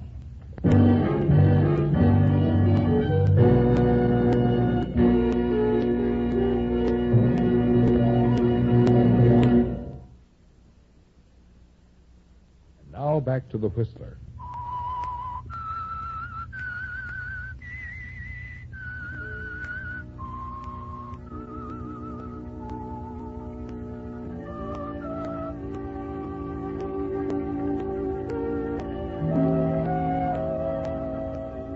Miss Prentice's question planted an interesting thought in your mind when she asked you what you'd have left if anything happened to Linda, didn't it, Roy? In the days that follow Linda's near accident, you often ask yourself the same question. What would you have if anything fatal happened to Linda? And the answer is very attractive, isn't it, Roy? You'd have $250,000. As Linda's husband, you'd inherit her money. But there's an easier way than murder, isn't there, Roy? A safer way. If you can make Linda fall in love with you, you'll be able to share her money. It's worth a try. You plan your campaign very carefully. Carry it out with all the charm at your command. Then one evening, while the two of you are out dancing, you suggest a breath of air and lead Linda from the dance floor to the beautiful terrace outside. May I have a cigarette, Roy? Why, sure. There you are. Thanks.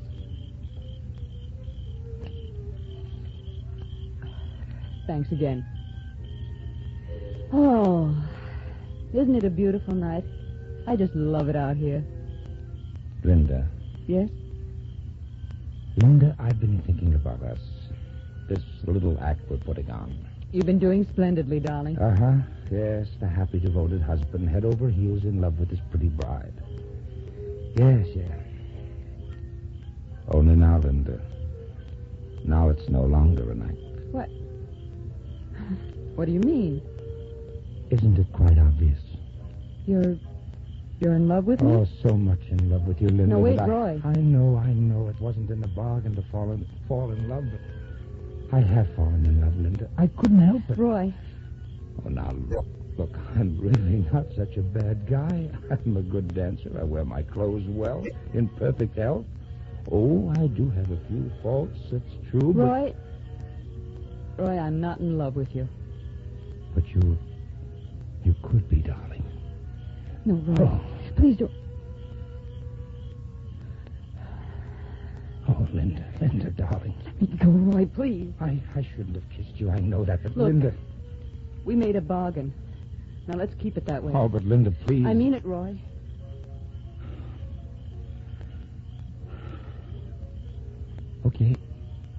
Okay. I'm sorry, but that's the way it's got to be. Yeah. I'm sorry, too. Very sorry.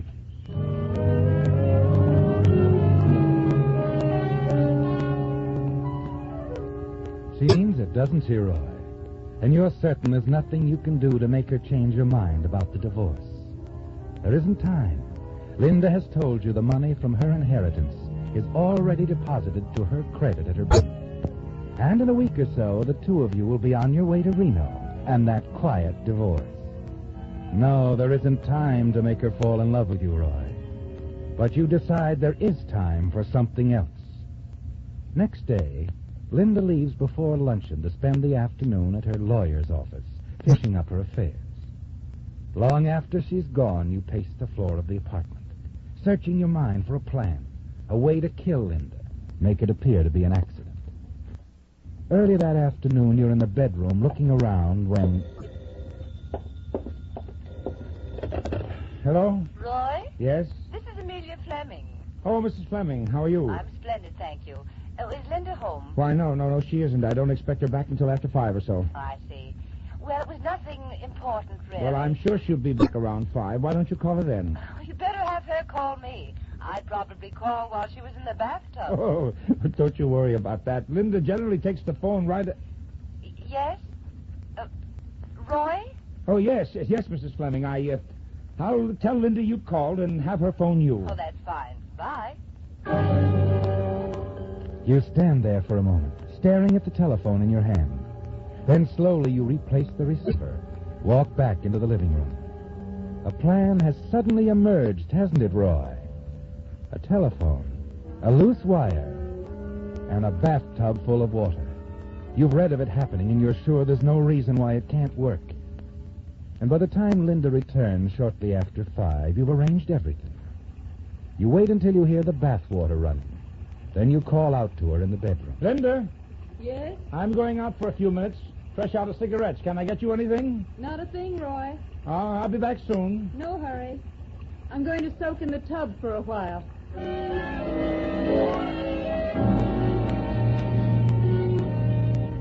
You walk down to the corner drugstore. Wait over a cup of coffee for 5 minutes. Then you step to the phone booth. But there's someone inside. You look at your watch and return to the counter. 5 minutes go by, and then 10. And then the booth door opens, and the woman who had been monopolizing the phone walks away. Still time, isn't there, Roy? You're certain of that. Linda will still be in the tub. The phone on the stand within easy reach. When she answers it, the loose wire will pull away from the receiver and fall into the tub of water. Hello? Linda? Linda? That does it. Slowly you walk back to the apartment. But instead of going on up to your apartment on the 12th floor, you stop at the manager's apartment and ring the bell. Yes? Oh, Mr. Layton. Mr. Knowles, I wonder if you'd do something for me. Of course. Well, our refrigerator's been acting up a bit lately. I'd like you to have a look at it, if you don't mind. Be glad to, Mr. Layton. I hope I'm not taking you away from your dinner. Oh, no, nothing like that. Come on, let's go up and have a look at it, eh?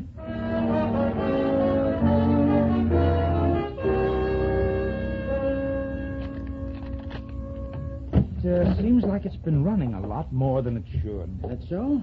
Well, we just see what's wrong. Yes, come in. Linda! Linda, you home, darling? Oh, that's funny. She should be around. Linda! Yes, Roy? Why, what's the matter, Roy? Oh, nothing. Just that you answered so suddenly, that's all. Oh, good evening, Mr. Knowles. Good evening, ma'am. I asked Mr. Knowles up to have a look at our refrigerator, Linda. You know it hasn't been acting right. Oh, hasn't it? No, it hasn't. Well, I'm awfully glad you're here, Mr. Knowles. I was about to come downstairs to ask you to call a telephone company. Something rather startling just happened. It scared me to death. What's that, ma'am?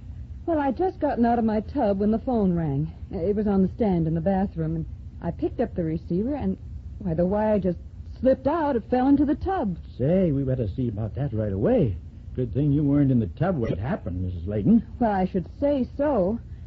I might have been electrocuted.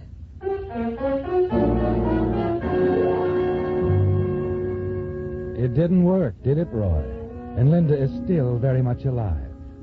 Somehow you managed to cover your disappointment, act properly concerned over the near tragedy. You've got to find another way now, and there isn't much time left. It's after dinner that the idea comes to you. Perfect, isn't it, Roy? And this time you'll make certain. While Linda is busy in the kitchen, you slip out onto the balcony, take a wrench, and loosen the bolts on the handrail. If Linda leans against the rail, your problem is solved. If not a light push, just the slightest jar will accomplish your purpose. And Linda's money will belong to you. At the sound behind you, you drop the wrench into the flower box and straighten up. What are you doing, Roy? Oh, nothing. Just looking for my cufflink. I must have dropped it here somewhere. Oh. Oh, Roy, I meant to tell you. While I was downtown today, I made plane reservations for tomorrow. We'll be leaving in the afternoon, 4 o'clock. Oh, I see. So this is our last evening here. I'm afraid so. Well, I'm going to miss all this, Linda. You won't change your mind, I suppose? I mean, about us? No, Roy. I won't change my mind. All right. Well, say, how about a drink out here on the balcony, huh? One last look at the city of Los Angeles together. Why, Roy, I think that's a wonderful idea. All right, you just stay right here, Linda. I'll get the drinks. Our farewell drink.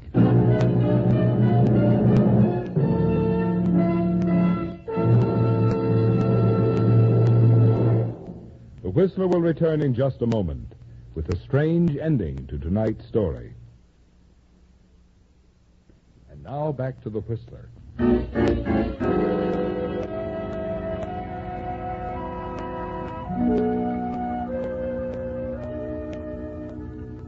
There's little question of the suspect's guilt. To Police Lieutenant Cosgrove, it was a clear case of murder. The victim had been deliberately pushed off the 12th story balcony. Lieutenant Cosgrove knew that, and before long he'd know the motive, too. As he paced slowly back and forth in the small room at police headquarters, he felt certain that a full confession was close at hand. Finally, he stopped pacing, sat down in a chair facing the suspect, who was sitting rigid and tense, trying to avoid the lieutenant's gaze. Look, you might as well break down and tell us what this is all about. You know, Miss Prentice, who lives in the apartment next to yours, saw you push your victim off the balcony. All right. All right. Why, Mrs. Layton? Why did you do it? It's a long story. All right, take your time. Perhaps it isn't such a long story at that. You see, I was born in Los Angeles. Lived here until a few years ago when I took a job in Mexico. And up to 6 months ago, I was secretary to a man there named Morton Layton. Layton? He any relation to the deceased? Yes. Yes, he was Roy's uncle. He died about 6 months ago. Before that, he'd been trying to find Roy. Roy wrote him several letters before he died, but Morton Layton never knew about them. I destroyed them. Why? Because I didn't want them to get together. And then when old man Layton died, I came back to Los Angeles, where I knew I'd find Roy and marry him. And murdered him because you thought... Roy never knew it. He never knew that he was a missing heir. You see, his uncle struck it rich in Mexico. He left him $250,000. I was trying to get that money for myself. As Roy's widow.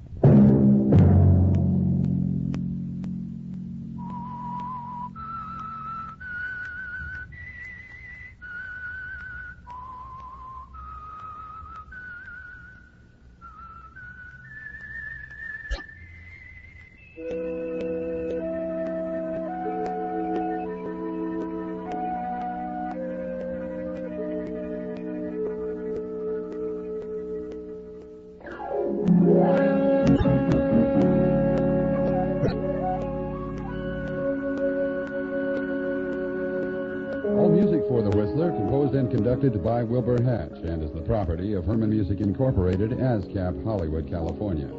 Broadcast rights granted solely to Audio Arts Productions, La Mirada, California.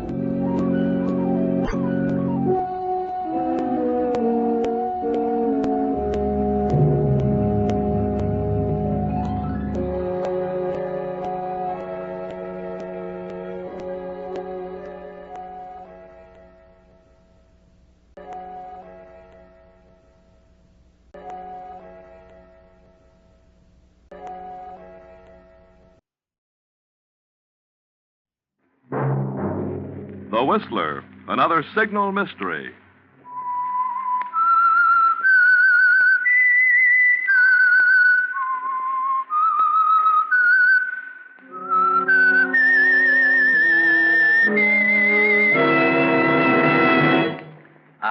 am the Whistler.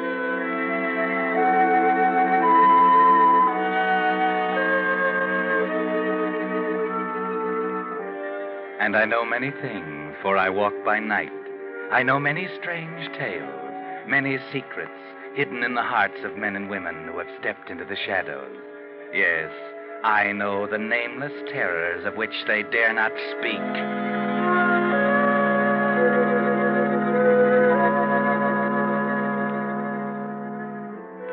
Tonight, the Signal Oil Company, marketers of Signal's famous Go Farther gasoline and motor oil, bring you another in a series of strange tales by The Whistler. The story of a strange and desperate crime, a crime so carefully planned it was practically foolproof.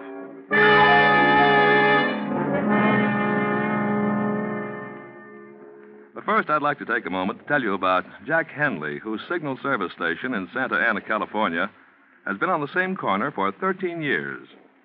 While I was getting acquainted, it rather surprised me to find how many cars come to this station for lubrication. As many as 298 Signal Safety Chart lubrications in 1 month. You see, Jack Henley guarantees no squeaks for 1,000 miles.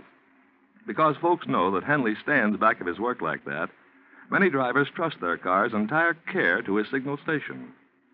One of his old customers, a doctor, recently remarked, "I've traded with Henley's Signal station for 10 years because I know my car will always be ready to go." Well, friends, there in a nutshell is one reason why so many drivers are switching to Signal stations these days.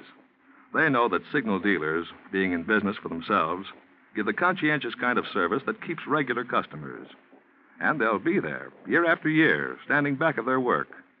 These days, when cars must last, that's the kind of service you need. The kind you will find at your friendly neighborhood Signal oil dealer. And now, The Whistler.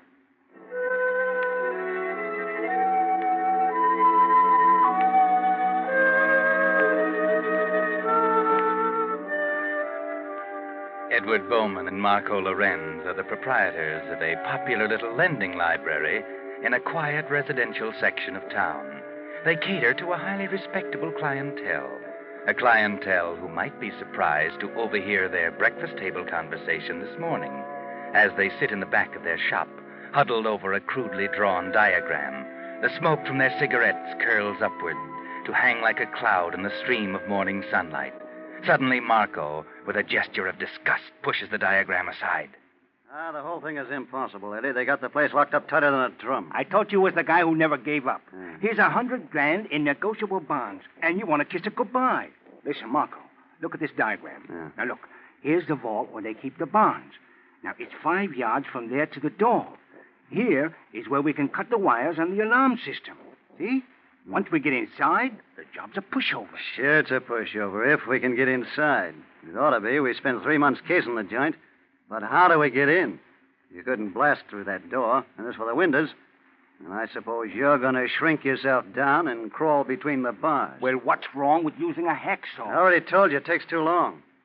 It's too risky. They've only got 2 bars in each window. If we could get 1 bar out, I might be able to squeeze through.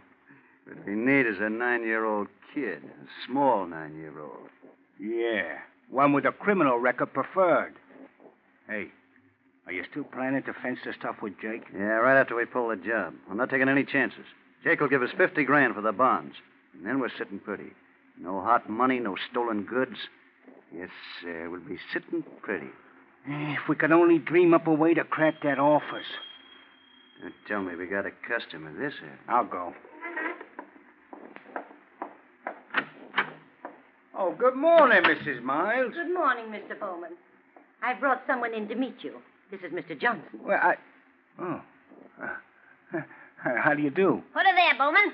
And the name is Shorty. Shorty Johnson. Known to millions as the small change kid with $1 million personality. Well, just call me Eddie. Shorty is my new tenant. Your new tenant? Yes, he just came in from the East. He plans to go to work in the aircraft industry. Fuses, you know. Fuselage, ma'am, fuselage. Yes, sir, Eddie. I walked out on a great theatrical career to come out to the West Coast and serve my country. A great career. You're an actor? Acrobat, my boy, acrobat. Played the palace for 8 weeks. Tumbling Tom Thumb, the world's mightiest mite. That's how they billed me. But from now on, I'm taking my cues from Uncle Sam. Yes, sirree. Well, now then, what have you got in the way of a rootin', tootin', hair-raising yarn? Well, I got That was the first thing Shorty asked about when he moved in, Mr. Bowman, where he could get books. I think you're going to have a very steady customer on your hands. That's right, Eddie. I'm a sucker for exciting literature. Mysteries, westerns, spicy stories, anything. Yeah. Well, we got a new mystery called Another Man's Poison. It's a bestseller. Nah, I'm tired of poison. Haven't you got something with a lot of gunplay in it? You know, an old-fashioned gangster story with lots of shooting? Yeah, well, let's see now. Hey, what's keeping you, Eddie? Oh, sorry, Mrs. Miles, I didn't see you. Hello, Mr. Lorenz. Marco, this is Mr. Johnson, Shorty Johnson. Huh? What are you staring at, brother? Haven't you ever seen a midget before? Oh, sure. How are you? Shorty just came in from the east. He's renting a room over at Mrs. Miles. Oh, I see. Yes, Shorty's quite a bookworm. That's why I brought him over this morning. I told him you boys had the best rental library in town. Well, I hope he's as good a customer as you are, Mrs. Miles. Well, I guess we might as well push off, man. Nice meeting you, boys. I'll see you around. Yeah, you bet. Sure. Goodbye, Mr. Bowman. Mr. Lorenz. Goodbye. Goodbye. Now I've seen everything. The richest dame in town takes in a roomer. Well, why not? She's got plenty of room to spare. Yeah, I guess so. Friendly little guy, wasn't he? Oh, Shorty? Yeah, kind of a character. How big would you say he is? Huh? Oh, about 4 feet tall, 75 pounds. Why? Just the right size. Sure. Just right. What are you talking about? Oh, nothing. Just an idea I had.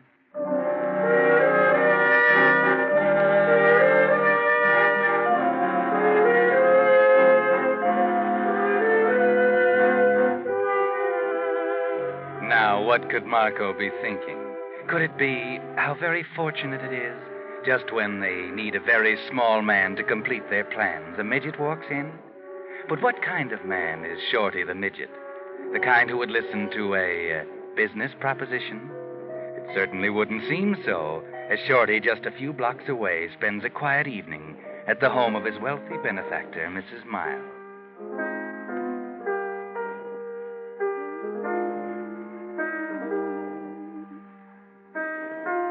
Ha! She got him. Right between the eyes, too. Hot dog. What are you reading now, Shorty? Temptations of a Gun Moll. The boys just got it in today. I suppose this one is a regular humdinger? A pipperoo, to say the least, ma'am. You'll have to read this one, Mrs. M. Make your blood pressure zoom right up to 300. Yes, sir, just what the doctor ordered. Shorty, what would my friends think if they caught me reading Temptations of a Gun Moll? Only trying to improve your education, ma'am. I used to teach school, you know. My, you've certainly had a checkered career, haven't you? Checkered is the word for it, ma'am. But no more. From now on, it's a time clock and a pair of overalls. Oh, then you've heard from the plant? Yep. I'll start to work any day now. A simple, honest toiler. That's my new role in life. Well, that's fine. I guess it's about time I started paying you back for everything I owe you. Now, Shorty, we agreed not to talk about that. Why, goodness sake, you've been such a help to me. I don't know how I'll get along when you go to work. On the contrary, Mrs. M., on the contrary. Having you fuss and worry over me makes me feel like, well, like there's someone taking an interest. You know what I mean? After 10 years of traveling around from one circuit to another, living out of trunks, feels pretty good to talk over your problems with someone besides agents and producers. Oh, you poor boy. It must have been terribly hard for you all those years. It wasn't easy, ma'am, especially for a fella like me. Say, listen here, young lady. Don't you know what time it is? 11:30. Come on now, come on, off to bed with you. Oh, not yet. Oh, yes, come on now. Oh, no, but I'm not sleepy. Now, none of your back talk, miss. Hurry up now. Scat. Oh, all right, you tyrant. Oh, I guess I'll take that book if you're through with it. Are you going to pass up Shakespeare tonight? Well, I think I ought to branch out a little. One can get in a rut with Shakespeare, you know. One certainly can. Well, good night, ma'am. Good night, Shorty. Oh, wait a minute. Yes? Aren't you forgetting something? The picture on the wall? The picture? Oh, the safe. I don't think that's really necessary, Shorty. No, yes, it is. You want to wake up some morning with your throat cut? Besides, you're liable to poke your eye out in your sleep with one of those rings. Oh, all right. But it seems so silly. I've never used that safe for anything but old love letters. Well, from now on, you're keeping your jewels there. You certainly need a man to look after you. I guess I have one. Well, you store your little trinkets away. All right. I'm going to curl up on the sofa with sagebrush destiny. All right. Now, let me see here.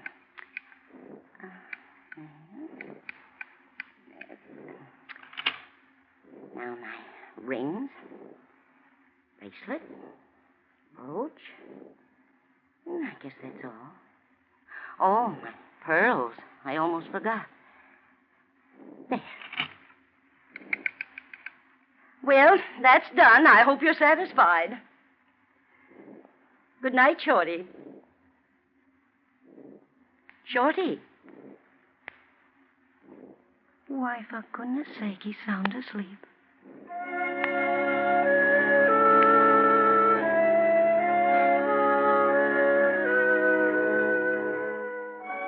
Yes, the little man is sound asleep. The tight, sharp little face is relaxed now, and the lamplight reveals a network of fine lines around the eyes, a tired droop in the lips. The old lady smiles down at the small, strange figure on the couch, and she turns off the light and quietly leaves the room.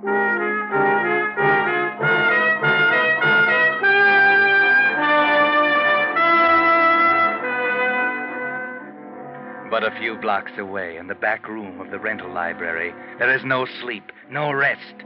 Eddie Bowman and Marco Lorenz sit facing each other across the kitchen table, their eyes narrowed, their voices raised in an excited argument. You're crazy. You're crazy, Marco. You're off your nut. We can't get away with a thing like that. What do you mean we can't? I got it all worked out. Shorty's room is in the back of the house, and he's got a separate entrance. And the old lady sleeps upstairs in the front of the house. That's right.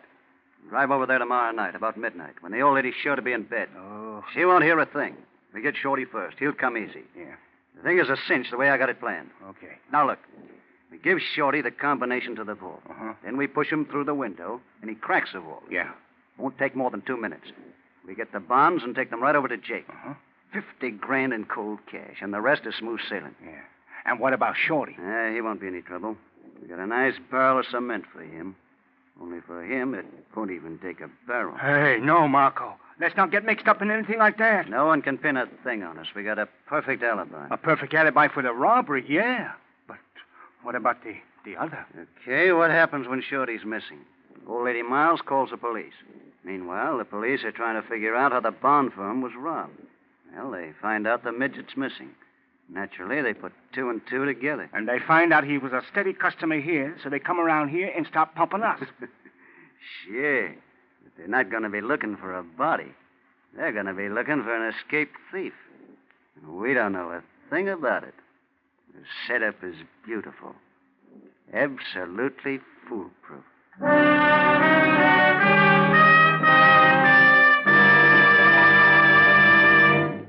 You are listening to The Whistler, another Signal mystery brought to you by your friend, the Signal Oil Company, marketers of Signal's famous Go Farther gasoline and motor oil.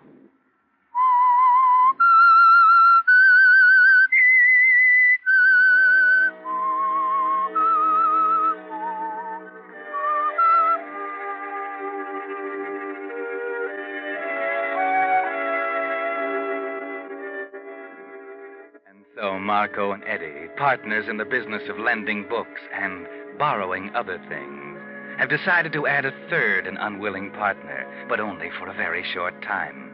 Tonight is the night, and they've driven out to the home of Mrs. Miles to pick up their intended victim, Shorty the midget, at his private entrance in the rear of the house. Shorty. Hey, Shorty. Funny, there's a light on. Shorty.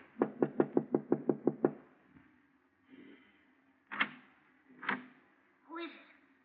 Oh, Eddie and Marco. Yeah, we just dropped over for a little visit. Well, it's awfully late. I was just getting ready for bed. Well, we just stay for a minute. Well, I really... Hey, what goes on? What are you packing for?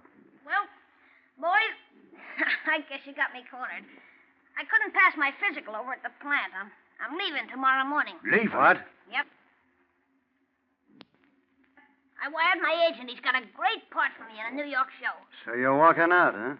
Going back to the big dough. Oh, gee, fellas, I don't want you to think I'm a heel, but what else can I do? Get away from that suitcase. Marco, please be careful. I've got everything all neatly packed. I thought you were trying to hide something, you little rat. Trying to get away with one of our books, huh? Hey, what do you know? Sagebrush Destiny. A brand new one, too. Oh, please, Marco, I didn't mean anything bad. I just didn't have time to finish it. I was planning to send it back, honest. Where's the other one? Temptations of a Gun Moth. Mrs. Miles is reading it. Oh, don't be so, Marco. Here, take the book. Put that book back in the suitcase. But I thought... You heard what he said. Well, say, what's the idea? Eddie, what... We mean business, short stuff. Now, come on, snap into it. Sure. Sure, Eddie. Now close the suitcase. Okay. Say, what's all this about, fellas? I don't like practical jokes. Shut up. Okay, Eddie. Eddie, what are you... Eddie! You take him to the car. I'll bring the suitcase.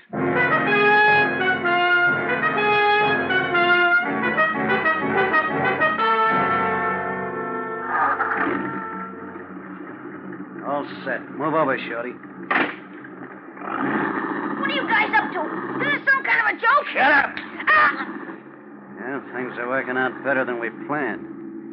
Yeah, you're leaving town at a very convenient time, Shorty. Very convenient. What's all this about, fellas? I haven't done anything wrong.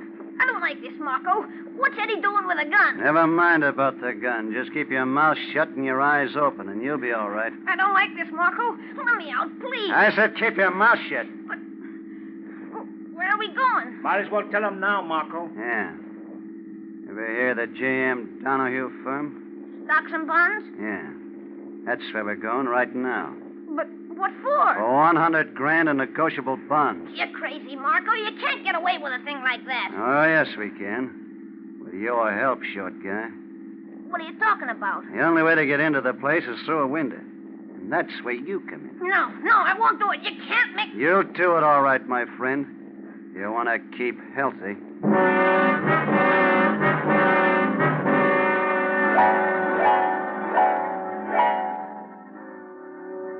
Poor Shorty. Either way, it's not going to be so healthy for him, is it? But he doesn't know that as the car pulls up to the curb at the rear of a small building, and the three of them alight. The preliminaries are over quickly. A snip of the pliers and the emergency alarm system is cut. Eddie goes to work on the window. A few twists of Eddie's jimmy and... There. As easy as slicing a cake. Okay. Here, Shorty. Combination of the sailors on this paper. Can you read it? Yeah, I guess so. Okay, now when you get inside, the vault's just a few feet to your right. Go straight there. Open it and get the stack of bonds. And bring them straight back here, understand?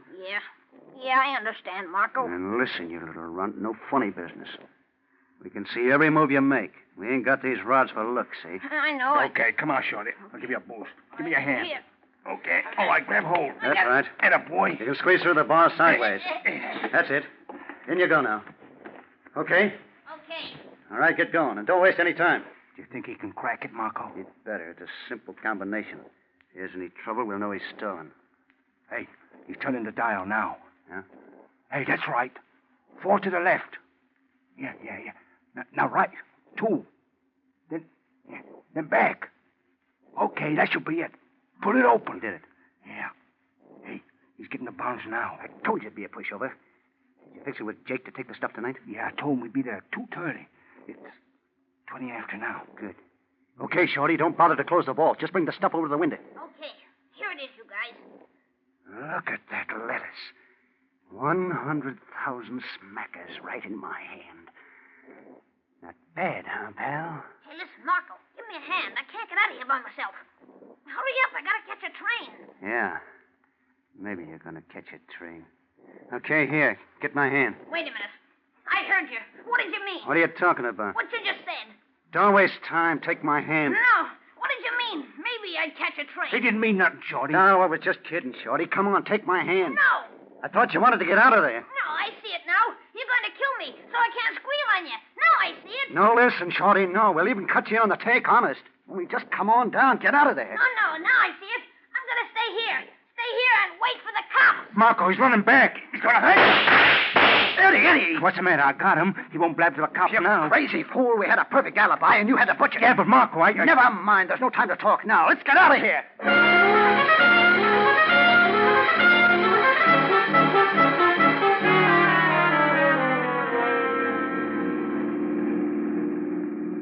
But, Marco, they can't pin anything on us They now. can't pin anything on the midget, you mean? They'll find his body in there. And then they're going to start looking for the guys who stole the bonds.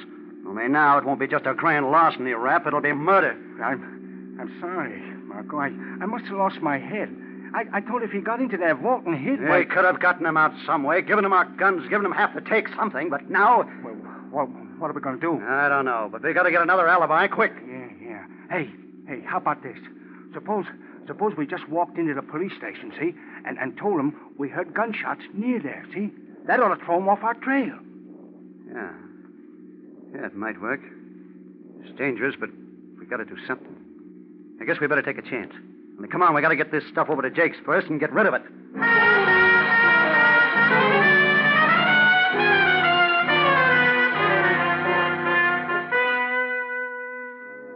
Pretty risky, isn't it, Marco?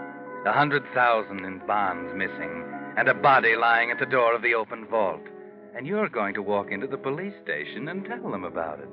But, well, it may work. Anyway, you feel better about it now that Jake has the bonds and you have the cash safely put away. And the desk sergeant doesn't seem too interested when you walk in and start to tell him about it. Where'd you say you heard these shots? In the vicinity of 4th and Powell Street. How long ago? About 15 minutes, I guess. Yeah, what took you so long? That's not that far from here. Well, you see, at first we thought they might be backfires from a car. So we drove on a ways, and we talked it over and decided to come back and report it. Okay. Hogan, take down their names and addresses. Okay, Bud. You first. Huh? Come on. Marco Lorenz. Marco Lorenz. Address? Bowman Lorenz Library, Ridgely Street. Ridgely Street. Okay. Your name? Edward Bowman. Address? Same as his. Business together? Yeah. Is that all? I guess so. Just a minute, boys. You say you run the Bowman Lorenz Library? Books? Yeah, that's right. Mm-hmm. What were you fellas doing driving down near 4th and Powell Street this late at night? Well, you see, we were going on a vacation. We wanted to get an early start. You know, miss the traffic. Yeah, I see. Yeah. We even got our suitcases out in the car. Oh. You even got your suitcase in the car, huh? Hogan. Yeah? Maybe you better run out and take a look at the car. Yeah. And you'd better bring in the suitcase. Okay. Hey, what's the idea? It's dangerous to leave valuables in a parked car on the street at night. You wouldn't want it stolen now, would you? Yeah, but we were just leaving. Yeah? Well, if you don't mind, I'd like for you to stick around for a few minutes. You see, I'm very much interested in books. Books? Yeah. This one, for instance. Called Temptations of a Gun Moll. Ever see this one before? Why, I don't know. That's funny. Because it has your stamp on it, see? The Bowman Lorenz Library. Yeah, well, where'd you get that book? Oh, I picked it up a few minutes ago. Oh, good, Hogan. You got the suitcase? Yes, sir. Well, gentlemen, I've been thinking about taking a vacation myself, and I'd like to see what to take along. You won't mind if I just take a look at what you're carrying, will you? You can't do that. You can't search a person's possessions without a charge against And them. who knows? Maybe I've got a charge. What? Maybe the charge is suspicion of robbery, shall we say? Okay, Hogan, open it up. Robbery? That's ridiculous. Is it? What'd you find, Hogan? Well, nothing much, Sarge. Kids' clothes. Hey, wait a minute. There's something down here at the bottom. Hey, Sarge, take a look. Yes, that's what I was looking for. What'd you find? As if you didn't know. Jewels. I suppose you didn't think they'd be missed this soon. But we got an emergency call to go out to Mrs. Miles' house about an hour ago. Shorty. Listen, you can't pin a jewel robbery on us. That old dame can't do that to us. We know who did it, no matter what she told you. She didn't tell us anything. When we got there, she was sitting on a sofa with this book in her hand. So what? But she wasn't reading. She couldn't. You see, she had a little round bullet hole right between the eyes. No. No. Lock him up, Hogan, on suspicion of murder.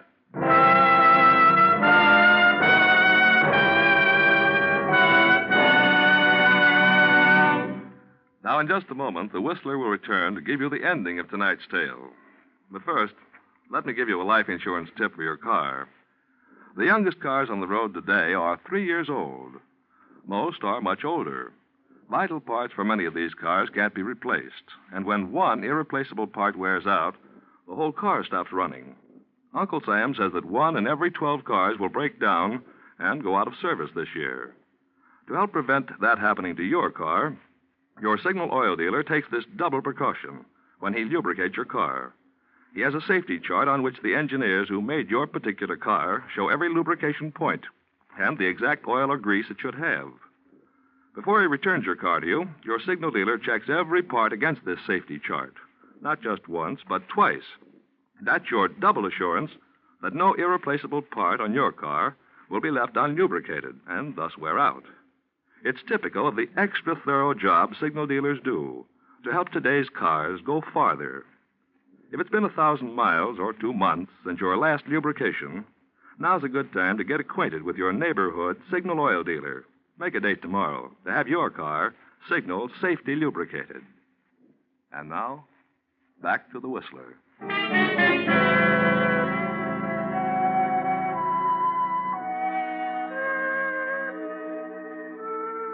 Well, that was quite a mix-up, wasn't it? For a crime that was supposed to be foolproof. What Eddie and Marco didn't know was that Shorty pumped a bullet into Mrs. Miles and was getting away with her jewels when they kidnapped him to help them rob the security office. Yes, Shorty killed Mrs. Miles. Eddie and Marco shot Shorty. And now they'll die for the murder Shorty committed. It all came out even, didn't it? Well, no, not quite. Because, you see, in the hospital ward, the doctor bends over a still small figure. He shakes his head. Shorty Johnson will live. The shots Eddie fired didn't kill him. So Eddie and Marco will burn for a crime they didn't commit. And Shorty will go free for it. Yes, free. But he won't get off without paying. Oh, no.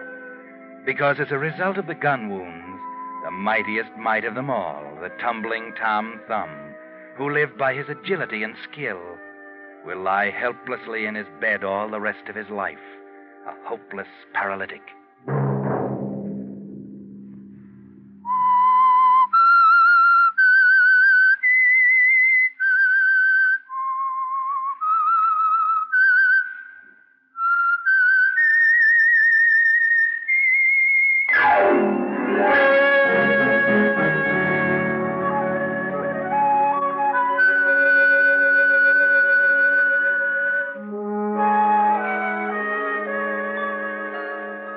The Whistler is broadcast for your entertainment by the Signal Oil Company, marketers of Signal's famous Go Farther gasoline and motor oil, and your neighborhood Signal dealer, at your service to keep your car running for the duration. The Whistler was produced and directed by George W. Allen. The story was by Harriet Reig. Music composed and conducted by Wilbur Hatch. This program is being transmitted to our troops overseas by the Armed Forces Radio Service. Next Sunday night at 7:30, the Whistler will bring you another Signal Mystery. Bill Pennell speaking. This is CBS, the Columbia Broadcasting System.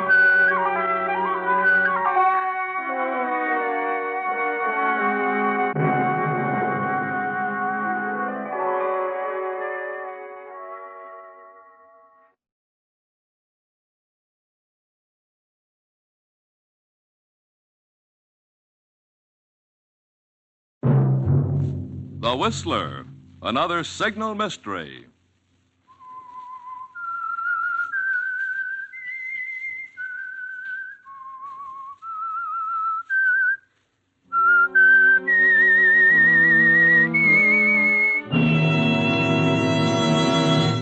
I am the Whistler.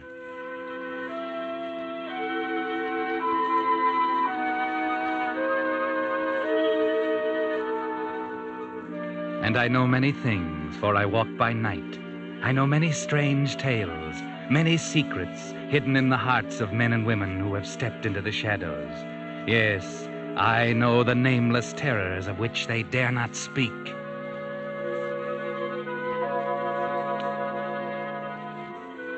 Tonight, the Signal Oil Company, marketers of Signal's famous Go Farther gasoline and motor oil, bring you another in a series of strange tales by The Whistler. The story of the wild moors and strange people of Devon. Listen to Local Storm.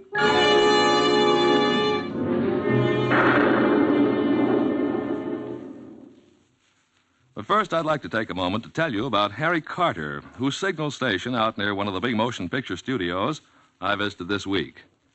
When I asked Harry how long he'd been serving Culver City motorists, he replied, "I've been doing business here since 1927. And some of my first customers are still with me after 17 years. One of Harry's proudest jobs is keeping a fleet of 28 studio limousines in first-class condition. And you've never seen cars gleam so brightly or motors hum so sweetly. Naturally, a dealer that gives such service has lots of steady customers.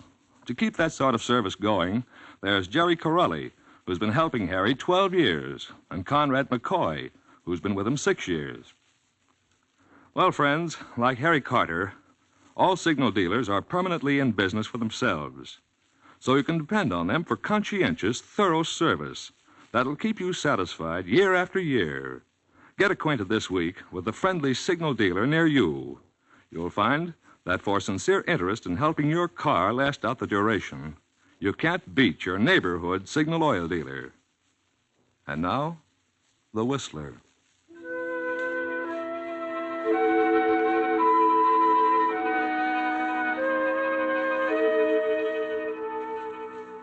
On the southwesterly tip of England, deep in the wild moors of Devon, lies the little village of Stone Cross.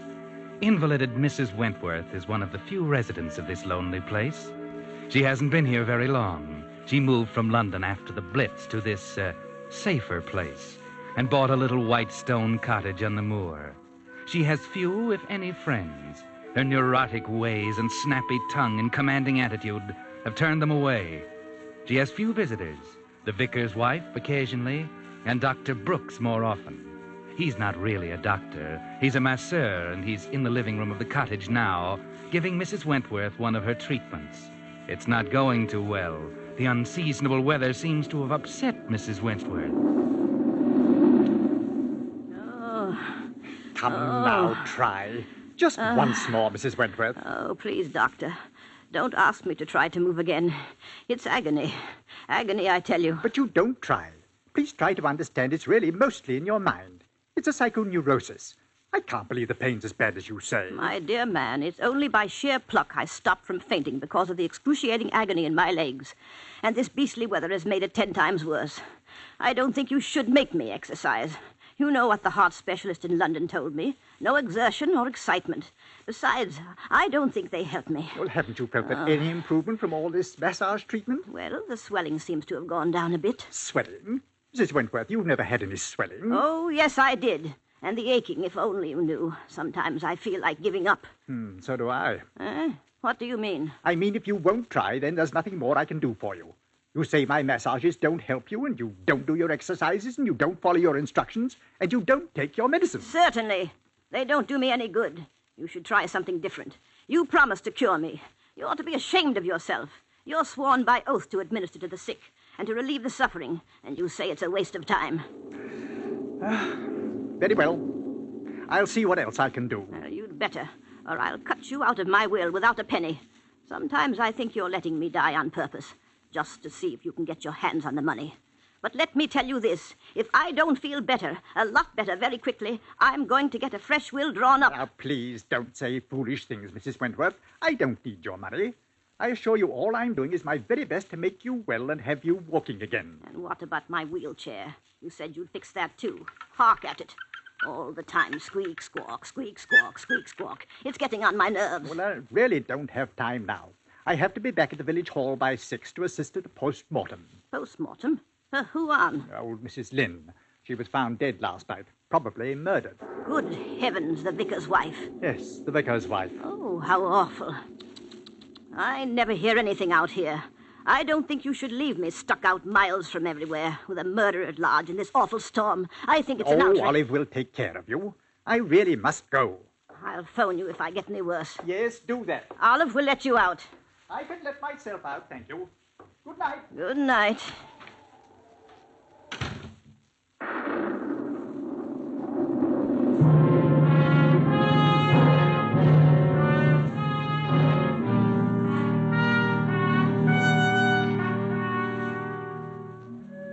But Dr. Brooks didn't go to the village. If she could have watched him, she would see him making his way through the wet, rotting vegetation of the overgrown garden to the rear of the cottage. Mrs. Wentworth might have wondered about that if she had seen, but she didn't, and so... Olive! Olive, come here, Olive. Where are you? Yes, Mum. If my dear husband were alive, he'd horsewhip that doctor for incompetence. Yes, Mum. Olive, did you hear about the vicar's wife? Aye, Mum. Weren't it awful? Milkman told me. When I went past there this morning, all blinds was down. I thought it were funny. What did he tell you? Who? The milkman. He said Vicar went up to London to see about orphans' outing. And when he got back last night, there she were in kitchen. They say it must have been a madman what wrung her poor neck. Oh, keep quiet. Don't tell me such things. You asked me. Turn the wireless on. It's time for the news. Yes, Mum.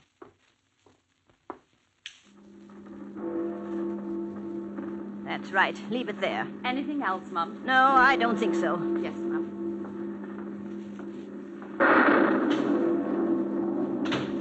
Oh, dear, oh, dear. Why don't they get on with the news? This is the BBC regional program. Before we get on with the regular news, we have a special police bulletin. The police warn residents of the county of Devonshire to be on the lookout for a dangerous criminal wanted for murder. This is his description. He is a man aged about 27 and... Ah! Olive, the lights are gone. Olive, come here, quick. Oh dear, oh dear. Olive. I be here, Mum. Well, don't just stand there in the dark. Light the candles. Yes, Mum. Oh, what a ghostly place this is. Every time there's a storm, the lights go out. Just when one needs them most. I wish I'd never come to this God-forsaken place. Olive, what have you got your coat on for? I've put you a nice supper on a tray in kitchen. All you have to do is light the gas for the hot water for your tea, Mum. I hope I can be at home before rain starts. You're not thinking of leaving me alone, are you? Yes, Mum. Well, you can't. Dr. Brooks left strict instructions. I was not to be left alone. It be my early night, Mum. You don't seem to understand. I'm too ill to be left alone in this dreadful storm. And Sorry, Mum, but my husband has to have his supper. Come storm or no storm. Nothing hinders his appetite. Oh, please, please stay. A little while tonight. There's a good girl. Just till the lights come on again, eh? You can see fine now, Mum. Ain't no good being afraid on thunder. Thunder never hurt no one. I forbid you to leave this house. But I got to, Mum. I warn you, Olive. If you go now, I'll cut you and your husband out of my will. I'm an old woman. I won't live much longer. So don't do anything you'll be sorry about later. I have to go, Mum. You don't know George when he's kept waiting. Please don't, Olive. Please don't go. If you'll stay, I'll give you that hat and that coat you liked in the village. I'll buy it for you tomorrow. I'm so afraid. I'm old and I'm lonely. I'm dreadfully afraid. Please say you'll stay, Olive. Sorry, Mum, but I've got to get home. I'll be back in morning.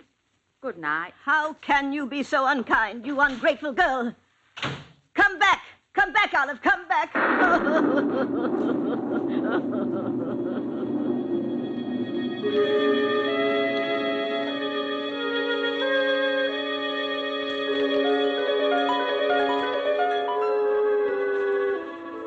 Yes, she's all alone now, her old gray head buried in her hands, sobbing as if her heart would break.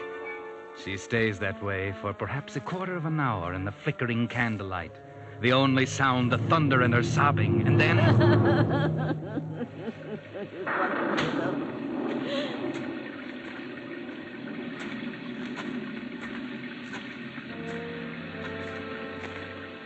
What was it? What was that? Oh, it must have been the rain. I don't hear anything now.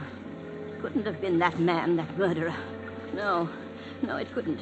No one would want to harm me, a poor old invalid. No, no. I won't think of such things. I won't. No, I don't want to be alone. A man is peering in the window. He's silhouetted by the lightning. He's moving away toward the door. Who's that? Is that you, Olive? Is anyone there? Oh, what an awful night. I shouldn't be left here alone. I'll have a heart attack. Oh, dear, oh, dear. I won't be left alone. No, the telephone.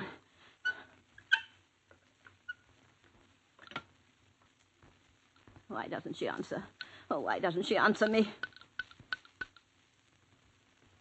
What number, please?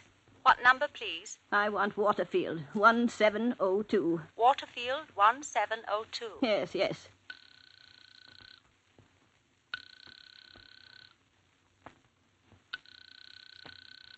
They do not reply. But they must reply. That's the village hall. They're having a post-mortem on that poor... Sorry, they do not reply. Well, keep trying them. There must be someone there. The man is in the room now. I can just see him in the dim, flickering candlelight. He's hiding in the shadow of the doorway. She has her back to him as she sits hunched in her old wheelchair, trying to get the doctor on the phone. Hello? Hello? Hello? Oh, what is the matter with the phone? Hello? Hello? Hello? The man is right behind her now. He's raised his hands, huge hands, with the fingers outstretched, reaching toward her neck. Hello? Hello? Hello, Exchange. Oh, drat the phone, drat the whole blessed place. What a place. What am I to do? What was that? I could have sworn I heard... Who's there? Oh, there's someone right behind me. Who is it? Who? Ah!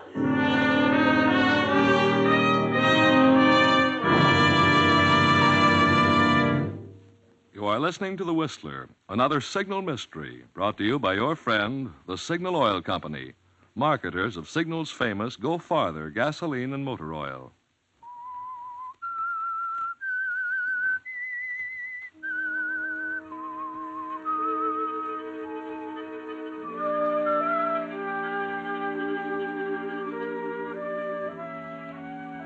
As the storm clouds thunder across the countryside, the invalid, Mrs. Wentworth, left alone in her solitary cottage at the edge of the moor, is startled by a hulking figure intruding into her living room.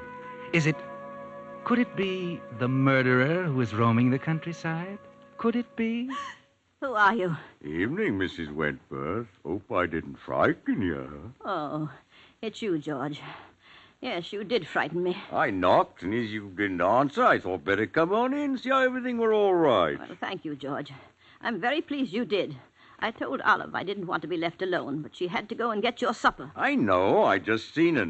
She told us how thunder had made you a bit jumpy. So I told Les, never mind about my supper, I said. I'll go and cheer the old girl up. Won't be long, for he has you laughing like a 16-year-old.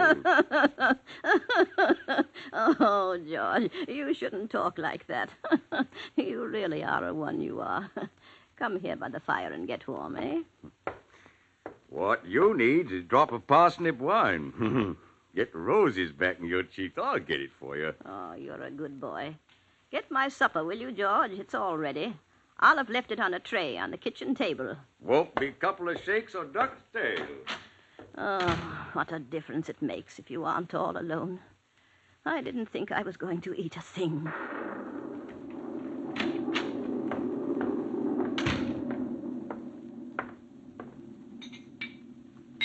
Here you be, Your Royal Majesty. Supper fit set for a queen. Oh, thank you, George. You don't know how nice it is to have you here. Here you are. Here's your very good health. Thank you. That does go down nice, that do. It's very good. How is my garden these days, George? With the nasty wet weather, I haven't been out of the house since Sunday. Garden be doing fine. What with mud and all, I ain't done nothing much from outside. Well, I saw you digging between the raspberry bushes. I think it was yesterday. But you said I hadn't been out. I saw you from the window. Was thinking of putting you in there. Oh, George, you're always joking. Oh, don't tease me. What's it for?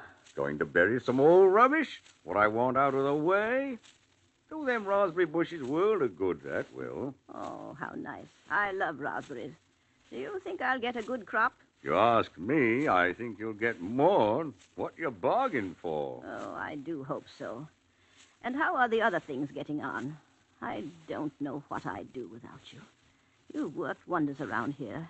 It's a real pleasure to have you working for me. And real pleasure to work for you it'd be. Not like working up to vicarage, old parson be moaning about, always moaning about something. If it ain't one thing, be another. Not like us'n. Us'n gets on all right, don't us? Oh, you are a one, you are. I had forgotten you used to work at the vicarage. Tell me, George, did you hear any gossip in the village about what happened to the vicar's wife? They say she was murdered. Yes, I heard 'em talking. Some say she weren't, some say she weren't. But if she asks me, I says it were a good riddance. But let's forget about her. Here, drink up now. Here's your very good health again. I shouldn't really. Oh, come along. Won't hurt you, my pretty. I'm feeling a lot better now. You cheered me up, George. I think the storm is passing over now. And what do you think? Bless ye. In morning, storm will be gone, old sun will be shining. You never know as how this ever happened. I do hope so. This weather makes me feel my world is coming to an end. Tell me, what did you do for work before you went to the vicarage? Worked down to the slaughterhouse, I did. Oh, how ghastly. Those poor animals. How you must have hated it. Nay, I liked it well there. More fun than a barrel of monkeys. Well, why did you leave, George? The bloomin' inspector throwed me out. What on earth for? I used to like to kill 'em with me bare hands. Oh, how dreadful. How fearfully dreadful. I wish you wouldn't say such things like that. You've given me the cold shivers. Put some more wood on the fire, will you, George? You ain't supped enough of that wine. That's what's the matter with you. I've had enough. And if you ask me, I think you've had too much.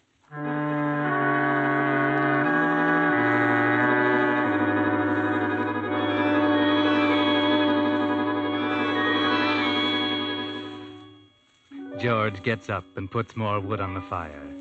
The blaze gives long, weird, fantastic shadows to the scene as he moves behind a chair. He's looking at his great hands now. He's slowly raising them to the level of Mrs. Wentworth's old neck. She doesn't turn, but she's tensed up.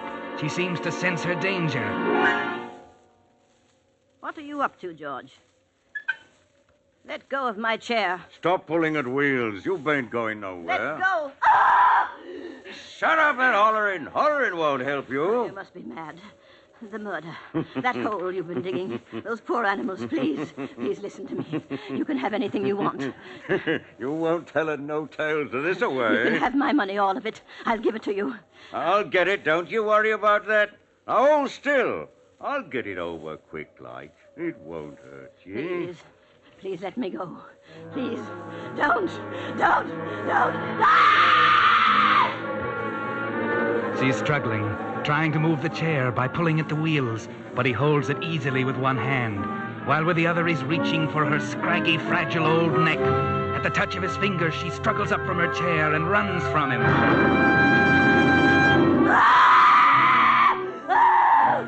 Now, two people are running down the garden path toward the cottage. They're at the door now. Why, it's Dr. Brooks and Olive. Mrs. Wentworth is standing in the center of the room, and George is by the fire holding her chair, and he's laughing.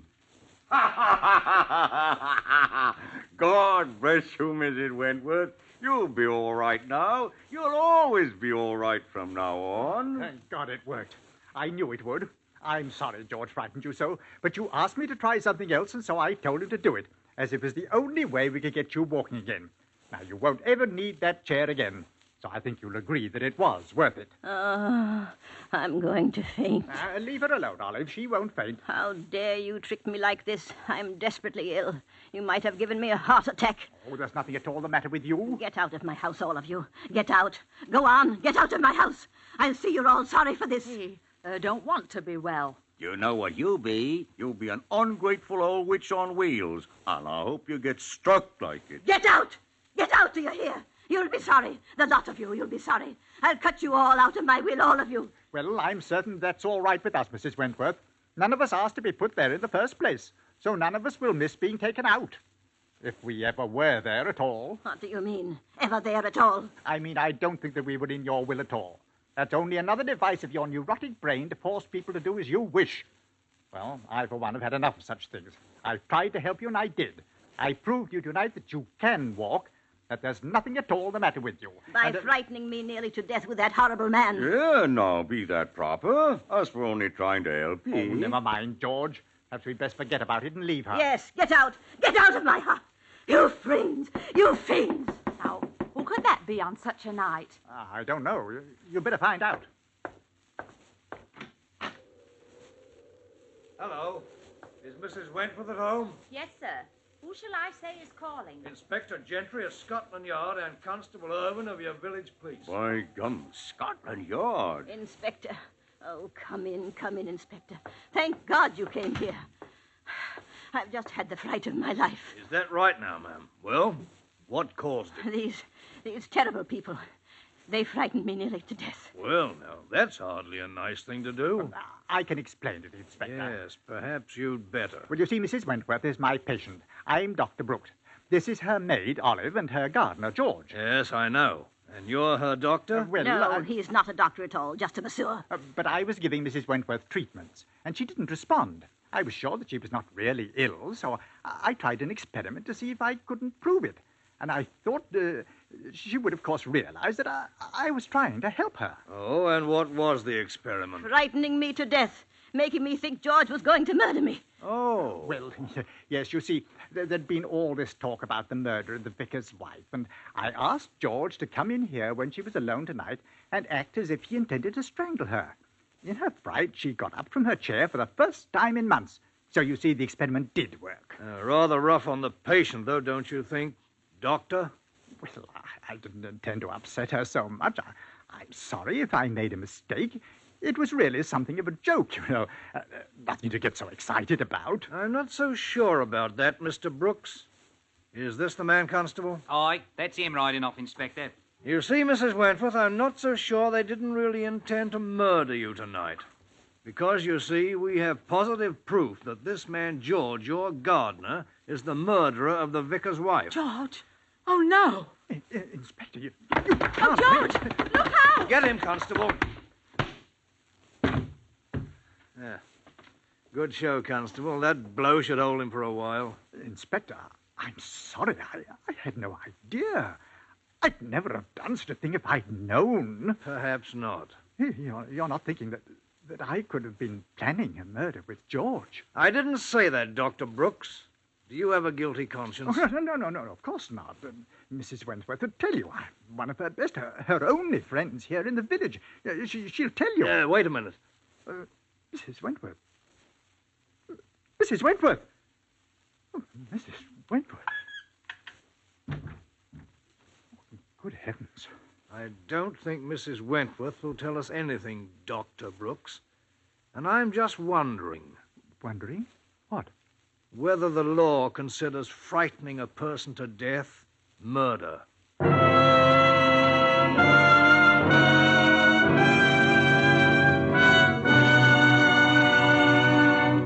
Now, in just a moment, the Whistler will return to give you the ending of tonight's tale.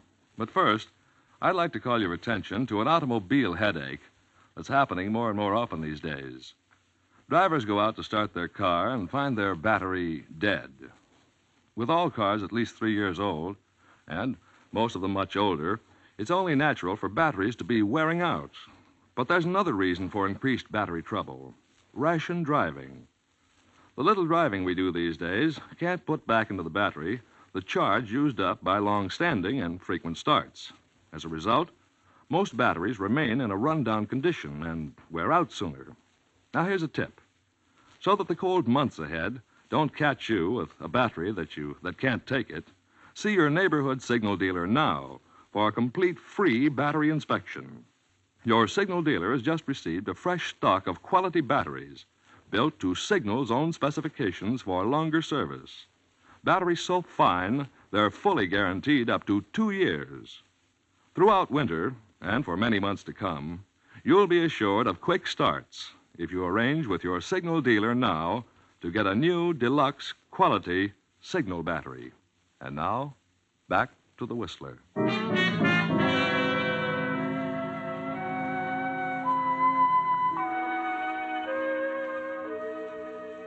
Well, that was rather a drastic cure Dr. Brooks used on Mrs. Wentworth, wasn't it? Yes, he cured her of her illness, all right, by frightening her to death. You see, Dr. Brooks dreamed up that character for George, the character of a man who just loved to strangle things and people with his big, strong hands. And he was utterly amazed to find that he had hit the nail on the head, that George actually was that character. George probably would have murdered Mrs. Wentworth some night anyway, just as he did his other gardening client, the vicar's wife.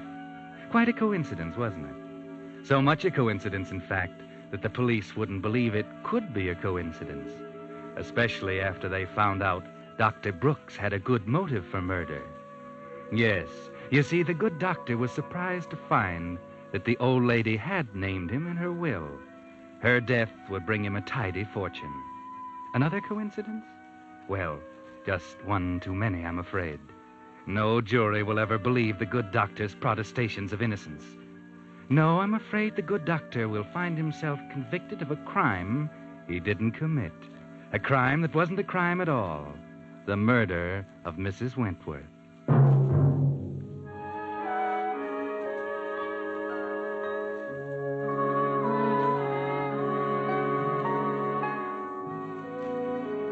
The Whistler is broadcast for your entertainment by the Signal Gasoline and Motor Oil Company and your neighborhood Signal dealer, at your service to keep your car running for the duration. The Whistler was produced and directed by George W. Allen. The story by James Sussex.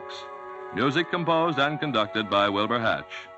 This program is being transmitted to our troops overseas by the Armed Forces Radio Service. Next week, The Whistler changes its time of broadcast and will be heard on Monday nights at 9 p.m. Remember, the next Whistler program will be a week from tomorrow night, Monday, September 18th, at 9 p.m. This is Bill Pennell speaking.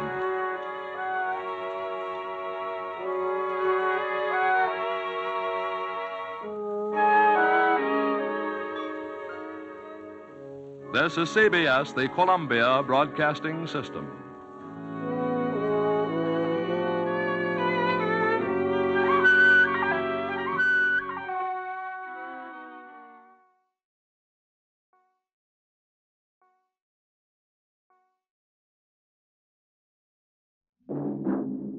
The Whistler, another signal mystery.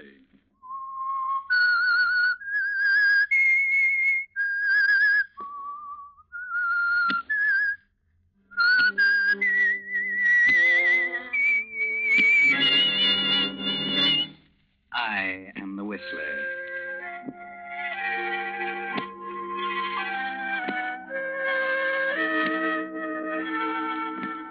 And I know many things, for I walk by night. I know many strange tales, many secrets hidden in the hearts of men and women who have stepped into the shadows. Yes, I know the nameless terrors of which they dare not speak.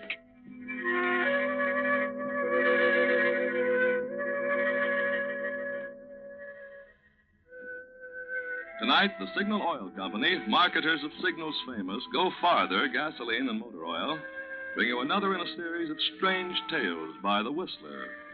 A story of darkest Africa and two strangers who brought it no light. Listen to Black Magic.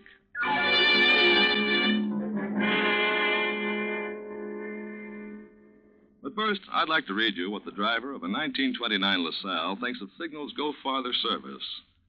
Wilfred Pollard of Los Angeles writes, naturally, when a car gets 15 years old, parts wear out and are difficult to replace. My radiator cap, for instance, is rusted so it no longer holds tight. Pop Figgett, at my signal station on Western and Harold Way, has on 3 occasions spent considerable time with pliers and wire repairing it. Pop does it without asking, and with a smile that makes you feel like you're doing him a favor. It's this kind of service, over and above the line of duty, that makes me like to trade with signal oil dealers. Many folks are surprised these days to find signal dealers going out of their way like that to please a customer. But there's a reason for it. Each signal dealer is permanently in business for himself. He knows that the best way to keep his business good year after year is to give you thorough, reliable service that will keep you his steady customer. Such service is the reason so many drivers who want their cars to go farther are switching to signal stations. Why don't you drive in and get acquainted with your neighborhood signal dealer this week? Now, the Whistler.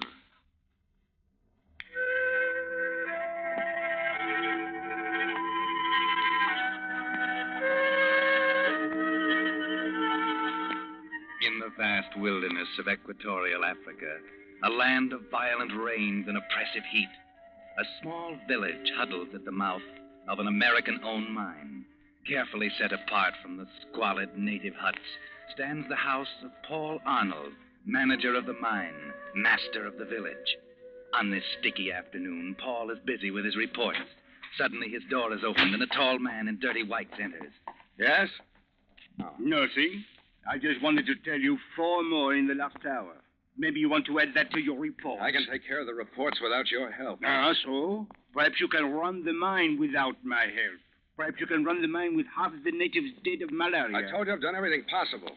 Dr. Kent should have been here days ago. Until he arrives, there's nothing more we can do. We could have forced the natives to take the quinine before this... Coming from you, that's a laugh. You've been here long enough to know you don't force these devils into doing anything. When Kent gets here, we'll take care of it. Until then, I don't want to hear anything more about it. Eh bien.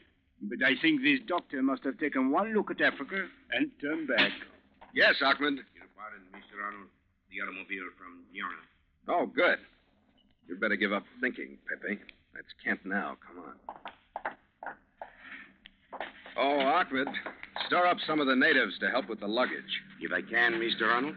Never mind ifs. Do as you're told. Yes.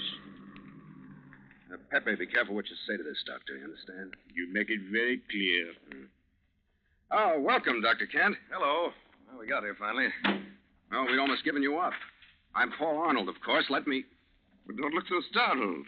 This is my wife, Nora Kent. Paul Arnold. How do you do, Mr. Arnold? How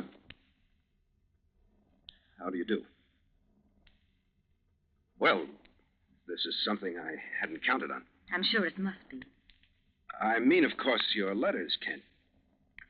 You didn't say anything about bringing your wife. I know. Nora decided to come at the last minute.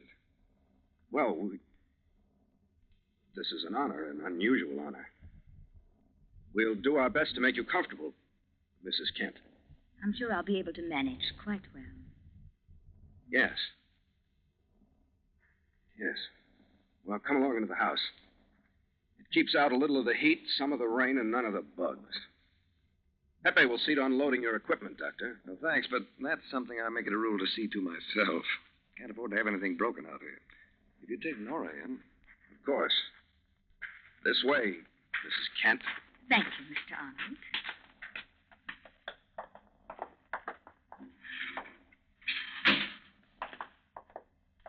Nora. Nora Martin. Surprised, Paul. Surprised? Good Lord. Oh, Paul, it's worth it. It's worth every unbearable mile of the trip out here just to see the look on your face. Yes, I must be very amusing. Just a clown. You don't have to be nasty. You, married to Kent. When did that happen? When do you suppose? After you ran away so suddenly. I ran away. You're not going to pretend my leaving had anything to do with it. I'm not pretending anything. No, this is all very open and above board, isn't it? Your husband, does he know anything about me? I suppose you've told him all about us? I've told him nothing. I didn't even know it was your mine we were coming to until after we left. Otherwise, you wouldn't have come. I didn't say that. You thought it. You hate me, don't you, Paul? What do you expect? To be welcomed with flowers and kisses after the way... It's all past, Paul. Perhaps we weren't just right for each other then. But, well, I know it'll sound crazy to you, Paul, but I need you now. You need me? You have no idea why I'm out here. You couldn't possibly know. But... Oh, Roger's coming. I better warn you, he's very jealous. Now it's my turn to laugh. Jealous. I pity him. Well, everything's all set. Oh, good, Doctor. I'll see about some coffee. After your wife's description of the trip, you can probably use some. Thanks. Sounds wonderful. Just make yourself comfortable. Right. Seems like a nice guy, Arnold. Very. Of course, this isn't exactly paradise, but I'm sure we'll be able to manage quite well. You're enjoying this, aren't you? Enjoying it immensely. And aren't you, darling? Oh, sometimes I could kill you. Dragging me out to a hellhole like this. When you'd much prefer to stay in New York with your many friends. No, I'm sorry, darling, but you happen to be my wife. Roger, I won't stay in this horrible place. You'll stay wherever I want you to stay. Besides, it's too late to think about getting out now. I'll get out of here more easily than you can imagine. Much more easily. I don't think so, darling. It's really going to be almost like a second honeymoon. Just you and me. Just you and me, Roger. And Mr.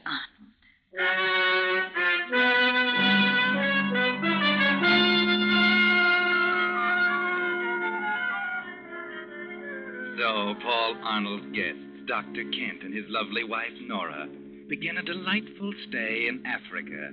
They unpack, eat sparingly of a dull dinner, and spend the evening in equally dull conversation. Now it's the following morning, and while Nora sleeps late, Paul and Dr. Kent begin the work at hand. How far to this building you say I can use for a clinic, Arnold? It's there, just ahead through the grove. Not too well isolated from the village. Not too large. This is Africa, Doctor. You can't expect to find everything exactly to your liking. I realize that. I'm alarmed about the death rate. From your reports to the company, I didn't gather it was nearly this bad. Most of the deaths have occurred since you and Mrs. Kent left the States. By the way, where is Mrs. Kent this morning? I'm surprised she's not with you. What do you mean by that? Well, you did insist on bringing her out here. Do you think it was a mistake, is that it? Since you ask, yes, it is. If I were you, I'd send her back as soon as possible. Perhaps. But Nora happens to be my concern. If you don't mind, I'd rather not discuss it. As you say. Who's that fellow making all that noise? The native medicine man. He's calling off the evil spirits. My competition, eh? Yeah, so far he hasn't been very successful. No, but don't underrate his influence with these figures. What's that? I don't know. Sounds like trouble in the village. Come on. Right. Pepe! Pepe, what's the trouble? The usual thing. This fellow refuses to work. All right, take care of it. Just a minute. I'd like to talk to him. Go ahead. You others, go on. Get back to your houses. You. What's your name? Me, Nebo. Why aren't you at the mine? Digging in earth evil. Bring curse. Big sick. But we're going to take care of the big sickness. You go back to the mine. Nebo go to Mazaka. Mazaka? What do you mean? No evil in Mazaka. Nebo go. But I'm trying to tell you You're wasting your breath, Kent. You can't reason with them. Take him away, Pepe. Come on, you. What was he talking about? This Mazaka? That's a village on the plateau. They'll all run there if you don't watch them. Why? Oh, some more of their magic, I suppose. He said no evil in Mazaka. What did he mean? The natives have an idea there's no malaria there. It's possible. An area of immunity, maybe. I don't know. Let's get back to the house. Might as well. These people, they don't seem to be too fond of you. I'll take care of that. You stick to your test tubes.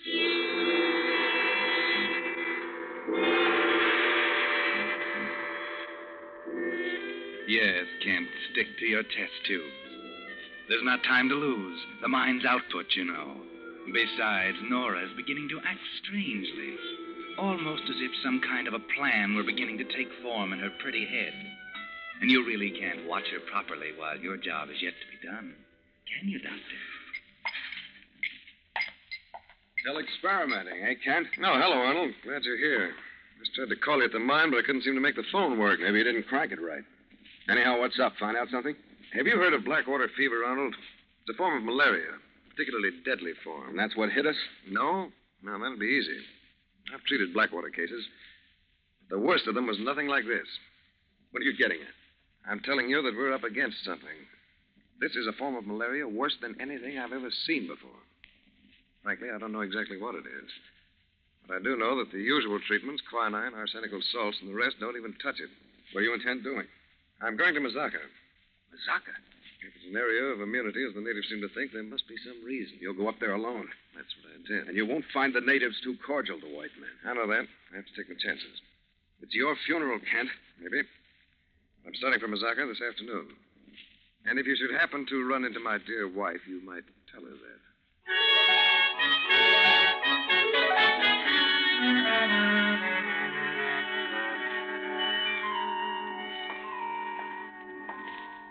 Well, Nora, I see you've packed my toothbrush.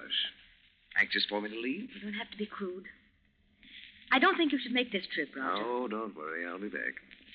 At least there's no fever in Mazaka. Oh, stop it. I'm sick of hearing about it. Get hold of yourself. Oh, ouch. Don't you hurting my arm. You listen to me. I don't want to listen. This time you're going to. While I'm gone, I want you to stay away from Arnold. Jealousy again? You think I've forgotten? Just wipe the slate clean and start over? No, Roger, you don't forget. You're like an elephant. I don't want to forget. Night after night, you running around while I planned how to do away with myself so I could stop thinking. You were always so busy. You resented the fact that men found me beautiful. We'll see how much good your beauty does you out here. Oh, Roger, can't you give up this trip to Mazaka?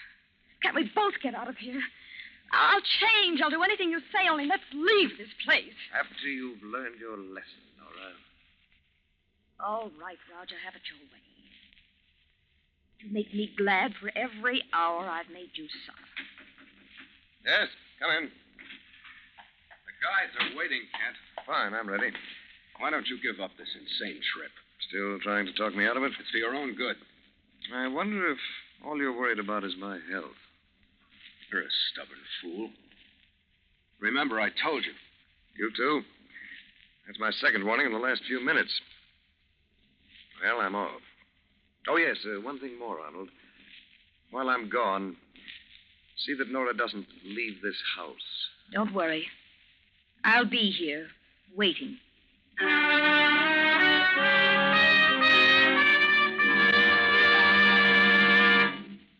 You are listening to The Whistler, another signal mystery brought to you by your friend, the Signal Oil Company. Marketers of Signal's famous Go Farther gasoline and motor oil.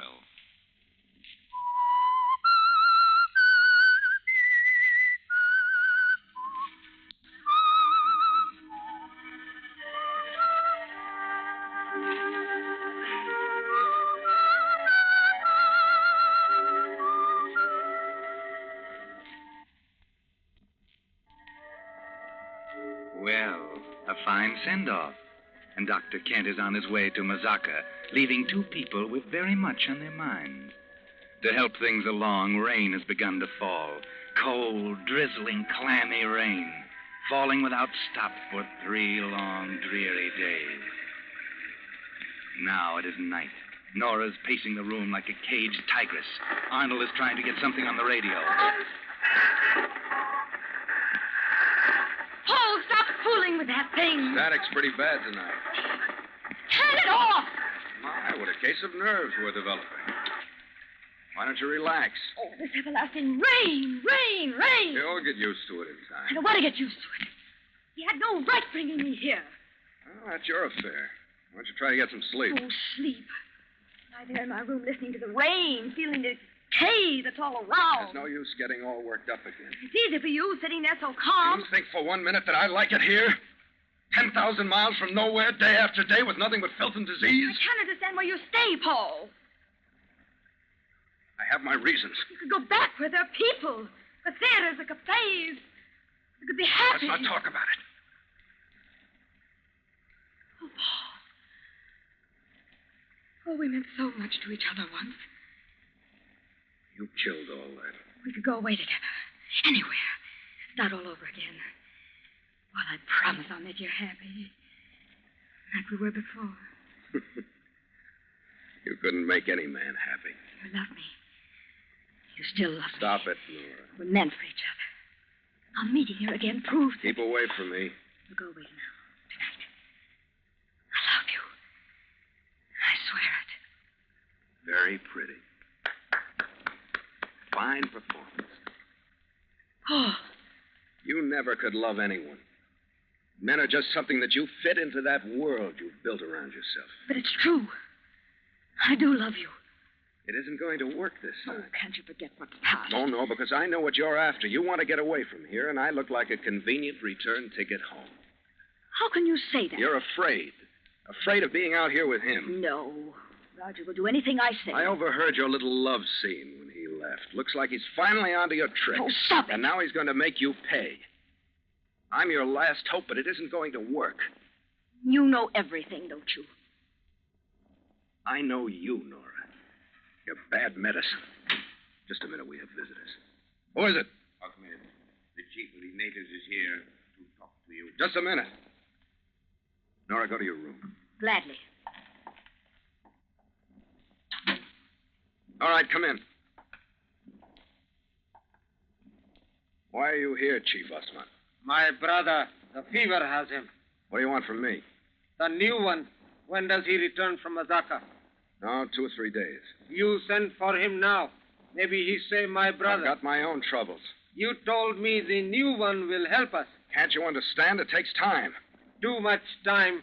The fever very bad. I'm sick and tired of hearing you complain. Get out. For so long you do nothing, bring no help. I said get out. You tell company nothing. You want my people to die, I know. What did you say? You want mines to be bad. Company, go away. Leave the mines. Shut up. You want to take mines. I will tell the new one. I'll stop your blabbing tongue. No, don't. You're joking, eh? Take your hands on his Never talk after I get to him. Through with you. The curse of Legba on your head.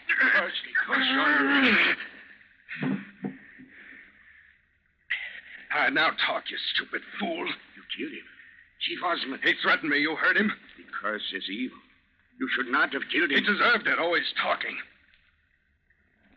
All right, take him out of here. Make sure they won't find him. And if you say anything about this, I shall take him. Remember, Ahmed, not a word to anyone.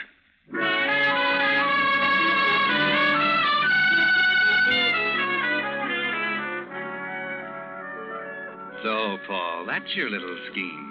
Let the natives die off so the company will abandon the mines. Then you will take over. Very clever, perhaps. Oh, Ahmed won't dare talk, and Osman can't. Now there is only Kent and his beautiful wife, Nora. Another day passes, and still another. Now it is night. The rain is gone, and the quietness has come. The sort of quiet that creeps into the bones and ferments in the mind. But now suddenly the silence is broken. Ahmed, the drums. They're beating the drums. It is the village. They haven't done that for days. I don't understand. What's happening? The natives, something's wrong. It began so suddenly. Oh. They're shouting. Listen to them like wild savages. It's strange. I don't like it. Come on, Ahmed, let's see what's wrong. You can't leave me here alone. You'll be safe. But I'm going with you. I won't stay here. Oh, all right. Look at that glow in the sky. They've got a fire going. Drums. They can seep right into your blood. It is the chant of Zora. Some more of their stupid magic. To my people, magic is important. What good does it ever do you? It can save. That we call white magic. White magic? It can also kill. That is black magic. That's enough of that kind of talk, Ahmed. Oh, look there. There through the trees. You can see them dancing around the fire. Wait a minute, this is close enough. Yes, it is better that they do not see you. Oh, I'm afraid. Let's go back. Stop your whimpering. Be quiet. Look at those two. They're tying him to that post. No.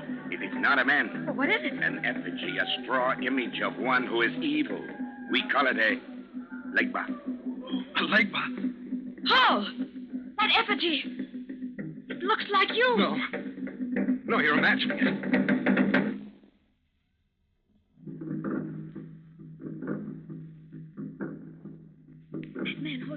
spear. He's walking toward the leg bar.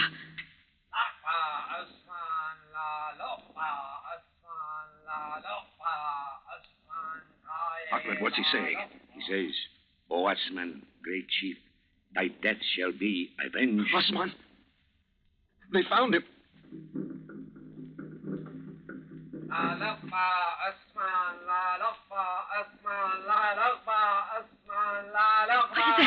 He says, with his white spear, I call black death upon the evil one who killed our chief. The curse of Legba upon him. He threw the spear into it. The curse of Legba! No, not me! They'll never get me! Away! They'll never get me!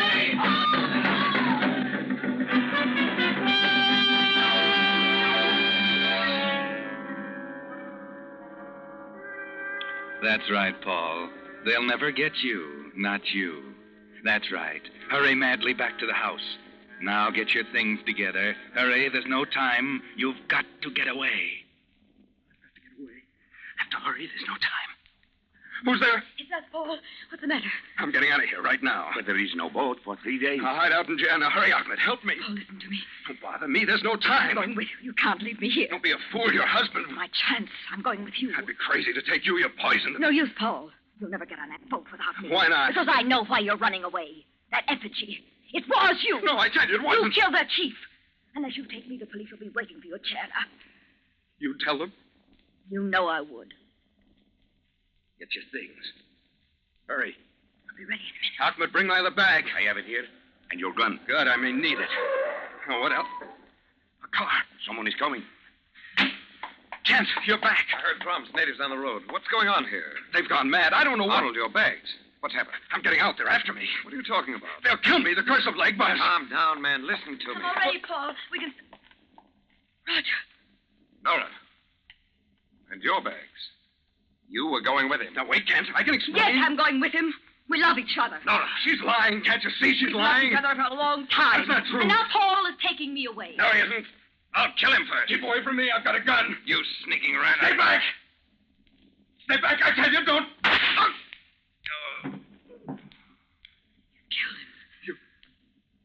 You made me do it.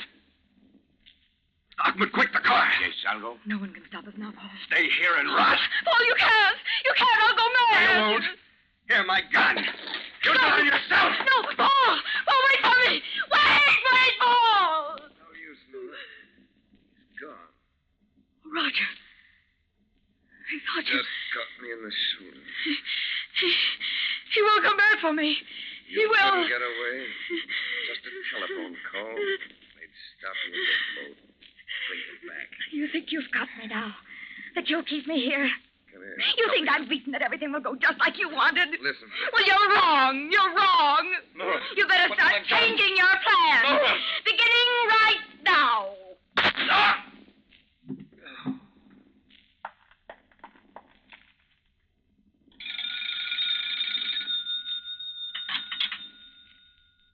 Hello? Pepe? Paul Arnold is on his way to Jana. Catch him. He just killed my husband.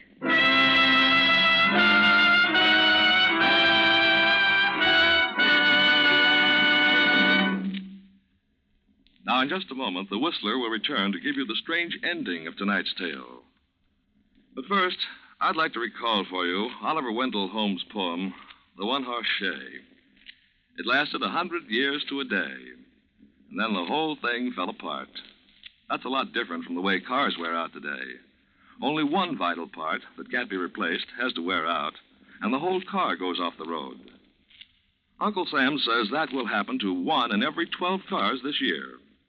Well, so that no vital part on your car will wear out from lack of lubrication, signal dealers take special precaution when they lubricate your car.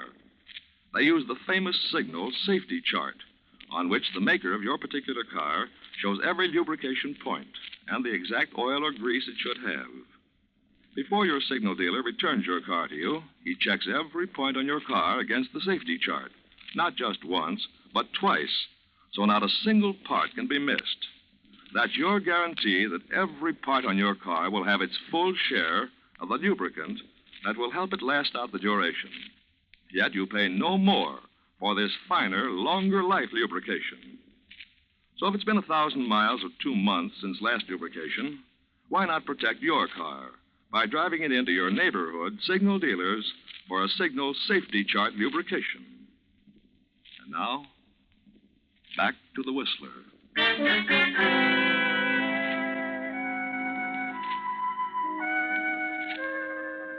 Well, everything has worked out fine, hasn't it, Nora? Only a few minutes now, and you'll be saying goodbye to Africa forever. That's right. Sit down at your stateroom dressing table. Admire your beauty in the mirror. You did get away after all. Of course, poor Paul. But he's getting just what he deserves.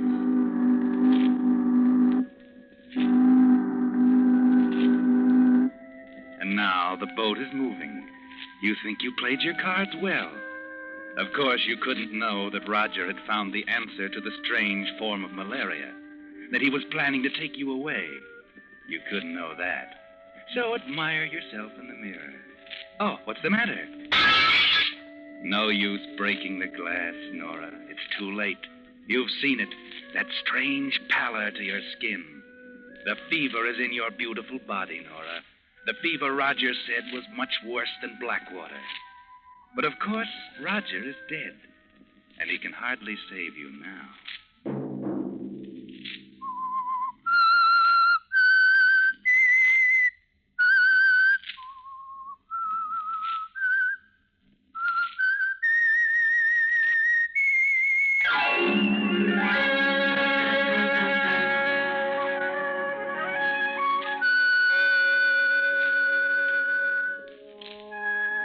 The Whistler is broadcast for your entertainment by Signal Gasoline and Motor Oil and your neighborhood Signal dealer at your service to keep your car running for the duration.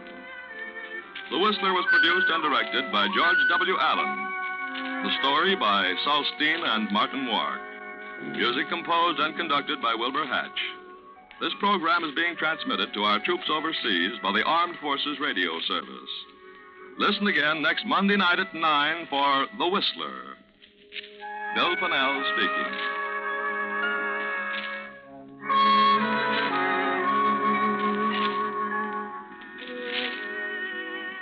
This is CBS, the Columbia Broadcasting System.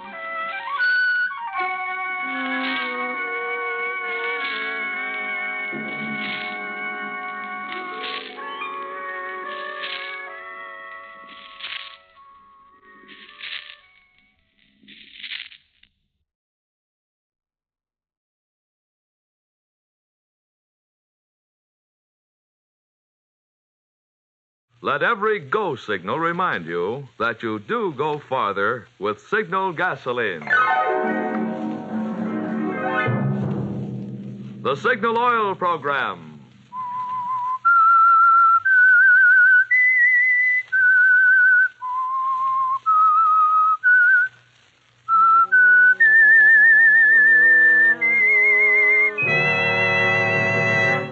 I am the Whistler.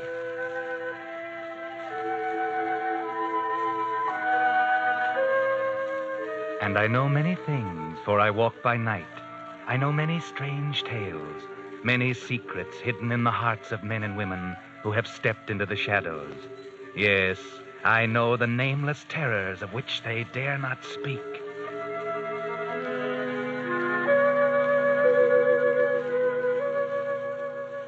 The marketers of Signal's famous Go Farther gasoline and motor oil invite you to hear another strange tale by The Whistler. Tonight, the story of a wild night on foggy Seal Rocks and the girl who was married to murder.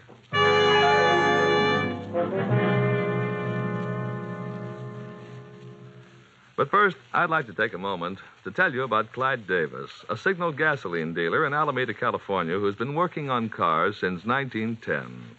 War or no war, Davis' motto is service, the kind that keeps cars running and customers smiling. The 1st and 15th of each month are battery days at Davis Signal Station, and the battery of every customer is given a complete free inspection. Another thing Davis is a crank on is clean car windows. If the chamois alone won't do the job, he uses Bon-Ami. Davis doesn't run a repair shop, but his long experience as a mechanic has helped many a customer avoid a repair job. Such service surprises many folks these days, but Signal gasoline dealers have a reason for going out of their way to please.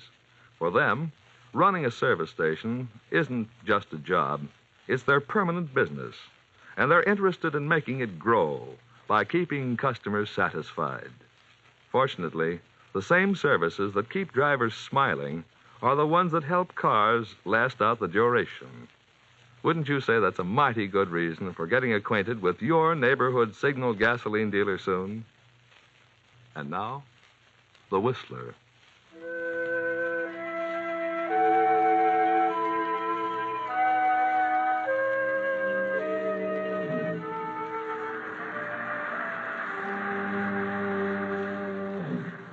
In the night, the convoys form, ship by ship, slipping into line, moving out past the Golden Gate, past the fog-enshrouded Seal Rocks in a cold dawn, past rocks where the tourists go, where the lovers go. You heard a scream? Yes. But the ships are not disturbed. They move on out into the Pacific, leaving far behind the body of a girl lying face down on the rocks, their wash reaching for her hair. Just a girl who fell off a cliff. Fell or was pushed.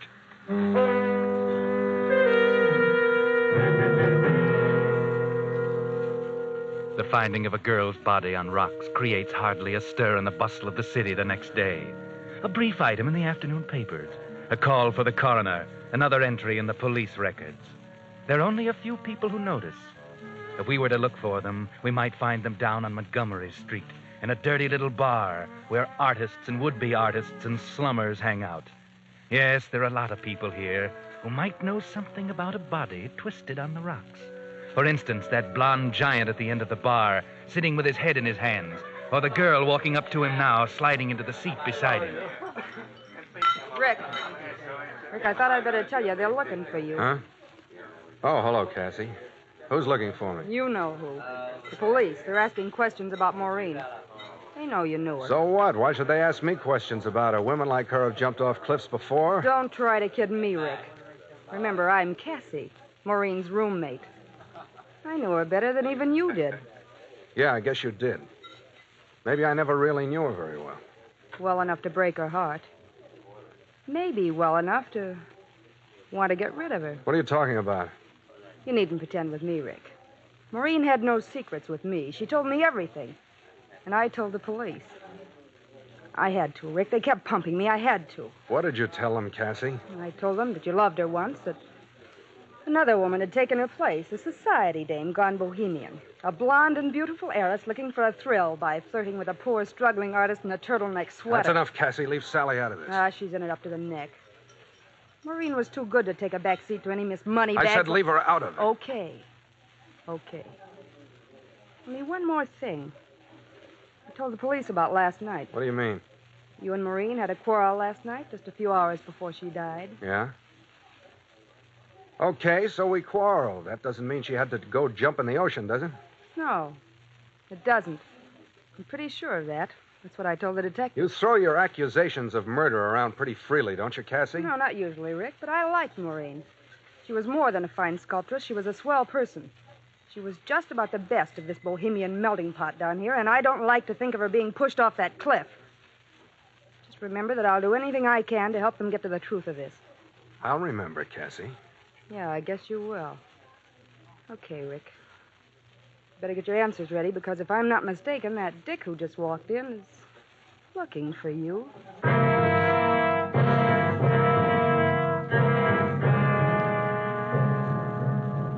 Yes, Rick. He's looking for you. You know that. You've been expecting it. You've been curious to see what he'll look like, what expression he'll have on his face. In a minute you'll know, so gulp down that drink. There, that's better. And there he is. You can see his face sliding into the spot in the mirror where Cassie was a minute ago. You Rick Carlson? That's right. I'd like to ask you a few questions. Yeah, I know. Okay, go ahead. It's about Maureen. That's right. You knew her pretty well? Of course, you know I did. She was in love with me. I didn't love her anymore. I took her to dinner last night. We quarreled. She left. That's all I know. What about Miss Blair? What's she got to do with this? I don't know. Maybe a lie. Sally had nothing to do with it. She didn't even know Maureen. Leave her out of it. I'm not sure we can. This Maureen, they tell me, was a jealous girl, unpredictable. Liable to do a lot of things, say a lot of things. Blairs are a fine family, good name. They wouldn't like their daughter mixed up with a... Go ahead, say it. A bohemian crowd of artists. Maybe you didn't want Maureen to go to the Blairs with the story. And it'd be so easy to keep her quiet, just a shove at the right time. Simple in the fog out there. Simple and sure. Listen, you, whoever you are. Okay, take it easy. I was only guessing. But it all fits pretty well, doesn't it? It fits, only I wasn't there. Oh, that's right. You said she left you after the quarrel. Where was that? At a little fish restaurant at the beach. Near the rocks? Not very far. I see. But you didn't go with her to the rocks? No. Then you might have to prove that. I suppose you can? Yes, he can. Go on, Rick. Tell him it's all right. You needn't worry about dragging me into it. Tell him you were with me. Sally. Oh, this is Miss Blair, I presume. That's right. And you see, officer, you're on the wrong track if you're suspecting Rick. He couldn't have pushed Maureen off the cliff because he was with me last night, from 10 o'clock on. You see, Rick's painting a portrait of me, and we worked through most of the night. It was after dawn when we stopped. I see. Okay, I guess I was wrong. Thanks for your time. You're a lucky man, Olson. And I guess you know that. Yes, I know. Goodbye. Goodbye. Well, aren't you going to invite me to have a drink? I'm simply burning with thirst, and your glass is empty. Good. Let's have 2 old fashions. Sally. What, darling? Don't you want another one? Sally. What, Rick? What is it? You look so upset. Oh, of course, how thoughtless of me. Naturally, you're upset about Maureen. Wasn't it dreadful? And then, you were very friendly with her at one time, weren't you? Before you met me, of course. Sally, why did you do it? What, dear? Tell him you were with me last night. Oh, that. Well, after all, you're the man I love, and naturally, I'd hardly want anything to happen to you that would take you away from me. Just because you couldn't prove where you were. Thanks, Sally. It's all right, Rick, darling. Let's just forget it now. It's all over. No, Sally, that's just what I'm afraid of. It's probably not over.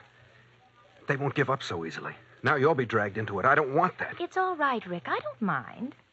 It might even be fun. Yes, an investigation right here in our own group. All our secret lives exposed. And nothing can happen to you. You were with me. I mean that much to you. After all, you're the man I'm going to marry. Sally, you mean you really will? Of course. I intended to all along, didn't you know? And after all, a girl can't say yes too quickly, can't she? Oh, Sally. No, but, darling, think. This Maureen business may be messy. A scandal in the papers. What about your family? Oh, never mind about them. I'm determined to marry you, Rick. Especially now. And nobody can stop me. Don't worry, darling, about me. I think it's going to be thrilling. Thrilling? Everything's thrilling to you, isn't it? Yes, because I live that way. I couldn't stand it just living like most people without any excitement or danger. What's the good of living if you can't have any fun? No, of course not, darling. Of course not. And when this mess is over and forgotten, I'll make you happy. Very happy. Oh, yes, Rick, I'm sure you will. When it's over. When it's over. But it's not over yet, Sally. In spite of your loyal attempt to save Rick, he's not quite safe yet. Some people are so suspicious. Some people aren't yet convinced of his innocence. Yes, there's going to be a trial for murder. The murder of Maureen. The date has been set, and as the district attorney prepares his case, he finds that each way he turns, there's a barrier. One barrier between him and conviction. Sally. Oh, good afternoon, Miss Blair. Sit down. Thank you. I called you in because I just wanted a few words with you before the trial. All right, I'm here. What is it? Miss Blair, I'm going to be very frank with you. All the evidence in the Morrison girl's case points to the guilt of Richard Olson. The coroner's jury believed him guilty. I believe him guilty. Any jury in the world would convict him on the evidence, except for one thing. Your word. Yes. I know he's innocent because he was with me. That's your story. You don't believe me? That's beside the point. It's my job to convict Richard Olson if he's guilty. I'll try to do that. But I said I would be frank. I haven't a chance if you testify that you were with him. The jury will take the word of Miss Sally Blair, the daughter of a powerful and famous family. Yes, of course. But it's for that very reason, Miss Blair, that I ask you to stop and think a moment. Think of what? Of yourself, of your family, of your position. If it should turn out later that Richard Olson was indeed guilty, could you forgive yourself for having aided a murderer? But he's not guilty. He was with me. Perhaps you haven't heard that Richard Olson and I are going to be married. Married? Yes, as soon as this farce is over. So you see, Mr. District Attorney, you're wasting your time. I see.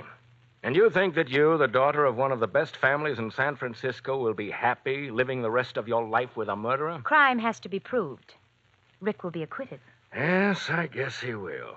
And so, Miss Blair, you will go that far for another thrill. I don't know what you mean. I'm marrying the man I love. He's accused of a crime of which I know he's innocent. I will testify to that effect. Rick was with me. Very well, Miss Blair.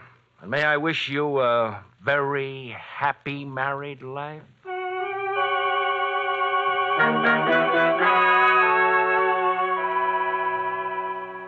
And so, Rick, you're going free, thanks to Sally and her testimony. And when the trial is dismissed and you're free, you'll take her to that dirty little bar that was your rendezvous. And you'll tell her about all the things in your heart. You don't know what it is, Sally, to be free. You know, I used to sit in that cell and think about you and your portrait. Wonder if I'd ever see you again. I wondered if I'd ever finish my picture of you so that everybody could see your beauty. Darling, it'll be a great portrait. Really great. Of course it will, darling. And after we're married, you'll have all the time in the world to paint it. Yes, after we're married next week. Darling, let's go down and get the license right now. Wait. Rick, just one thing. You do love me, don't you? You know I do. More than you did Maureen? Much, much more. I just wanted to be sure. Rick. Yes? Rick, why did you do it? What? Why did you kill her? Sally. Oh, don't look so startled. I knew all along. I just wondered why you did it. Let's not talk about it. Let's leave it as dead as Maureen is. Let's be happy and not talk about it ever. Or maybe you'd rather not go through with this now. Of course, darling. I made my choice. You love me, I love you. That's enough. We'll both forget Maureen. If we can.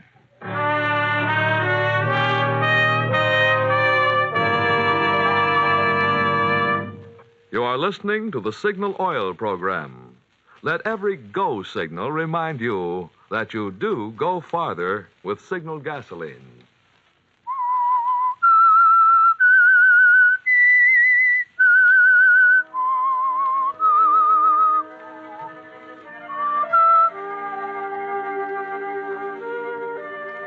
And so Rick, acquitted of murder, and Sally, who saved his life even though she knew he was guilty, were married. Not a very happy start for a marriage, was it, Rick? It somehow changed things to know that Sally knew. But then it was only Sally. Charming, beautiful Sally, who got a thrill out of life. After all, she wouldn't have saved you, wouldn't have married you if she hadn't loved you. Would she? Sally, hurry, come see. What, dear? The portrait. I've finished it. It's wonderful. Come and see it. Just a minute. I'm doing my hair. But aren't you excited? Of course, darling. Can't you wait? No. Oh, all right, Rembrandt. Where is it? Don't joke, sweet. This is my masterpiece. Cast not upon it a jaundiced eye. It's very good, Rick. I think it will sell. Sell, by Jupiter. The woman's a commercial money grabber. Sell nothing. It'll be famous. Do you really think so? I'm glad. It's a great painting, Sally, because you're in every line of it. You and my love for you. That's very sweet of you, Rick.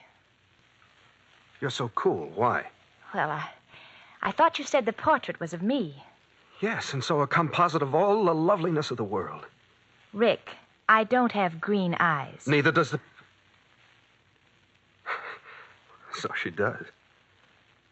Do you know I didn't realize it? I meant to make them blue. And my nose doesn't turn up like that. I'm not complaining, you understand. If someone Now, else... don't start that again, please. Rick, are you really happy with me? My gosh, what a question. Oh, but you never go out. You just sit here night after night and brood. I like to stay home. Rick, are you in love with a girl with green eyes? Don't be silly. I love only you, and you know it. Besides, you yourself say I haven't left this studio in weeks. A fine clandestine love affair, that is. Let me see the picture again, huh? Here. Mm-hmm. Didn't Maureen's nose turn up that way? And if I remember, her eyes were green. Just that shade of green. Is your conscience bothering you, Rick? Shut up. We weren't going to talk about it. Why don't you want to talk about her? What are you so afraid of? Does she haunt you? Stop being jealous of a corpse, Sally. Can't you stop hating her now that she's dead? I'm not jealous, Rick. And it was never Maureen I hated, never. That has a chilling sound. What are you driving at? Or is that what killing someone does? Does it make you fall in love with them? Let go of me, Rick. Don't hurt me. I'm your wife, remember? You don't have to be afraid of me. You know that, don't you? I'm not sure. You're so afraid. I thought it would be exciting being married to a murderer. That we'd have a deadly secret to share as no one else could. But it's dull. We can't do this, and I can't say that because you're afraid. You'd like to hate me, but you don't even dare do that. Loving me is all that keeps you together. It's dull, Rick. I imagine that you'll manage to find some amusement. I imagine I will. Sooner or later.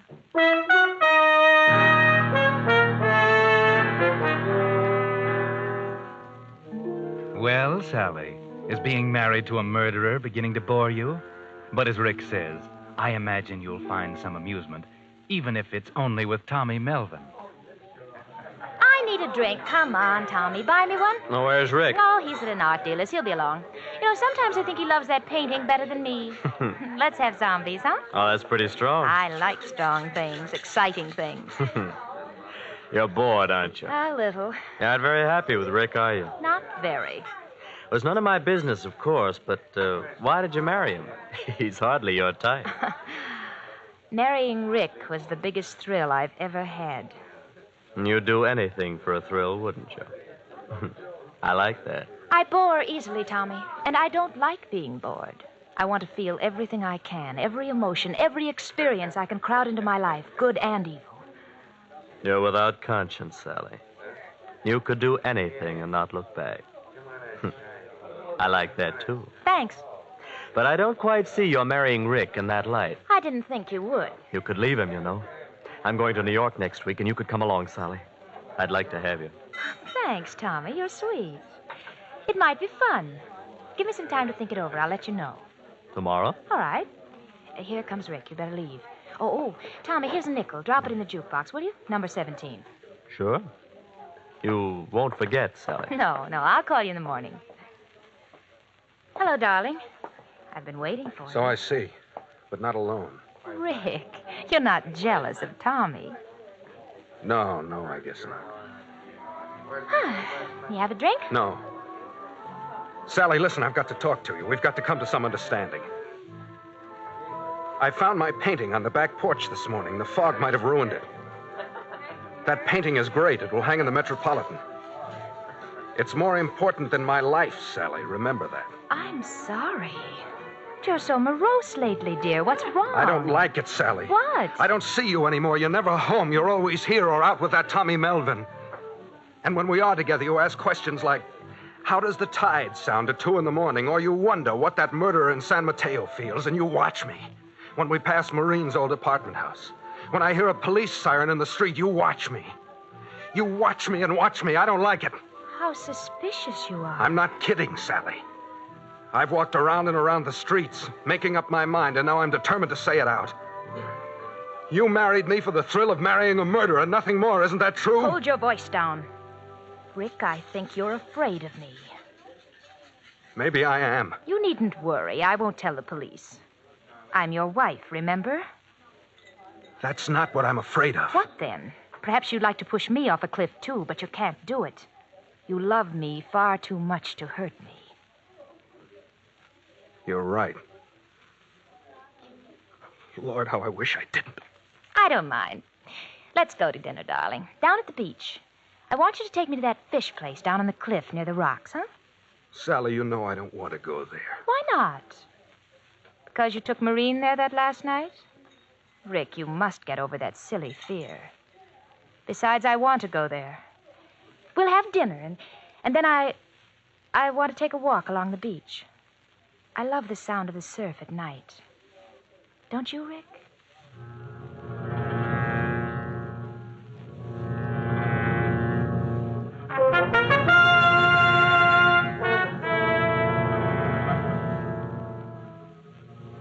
There's something strange here, Rick. Something very strange.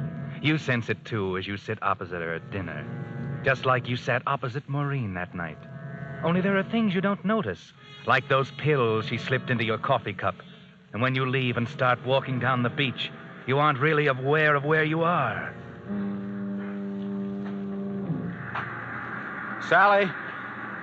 Sally, slow up. I can't seem to keep up with you. Come on, dear. We're almost there. I feel sort of strained. I don't understand. Sort of sleepy and tired, huh? Come on, Rick.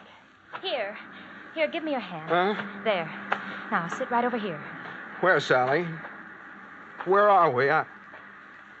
This place seems familiar, but I can't... Of course it's familiar, Rick. Huh? Down below there are the rocks. The rocks? Sally, why did you come here? No particular reason. I like the moonlight on the rocks. There's no moonlight. It's foggy. Never mind. I like it here. I don't. What's the matter, dear?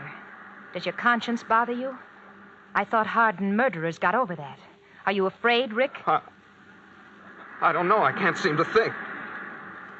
I'm tired, but I think I'm afraid. Yes. You'd like to push me off, wouldn't you? To see my body on the rocks down there with the tide reaching for my hair as it did for Maureen's. But it won't work twice, Rick. You know that. And besides, you love me too much. Sally, what are you doing? Let's get away from here. Wait, I want to tell you something. Let go of my elbow. I'll tell you first. I'm going to leave you, Rick. I'm going to New York with Tommy Melvin. What? But you won't care, Rick. Because, you see, I'm not going to fall off this cliff tonight, Rick. But you are. You were right. I married you only for the thrill of being married to a murderer.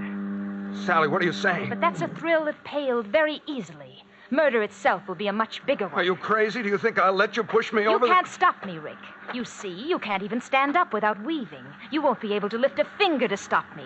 I put your own sleeping powders in your coffee. It's nothing a doctor will turn up, but it's enough. Sally, you can't get away with it. Why not, Rick? They'll say your conscience bothered you, that you returned to the scene of your crime and killed yourself. It will be very neat.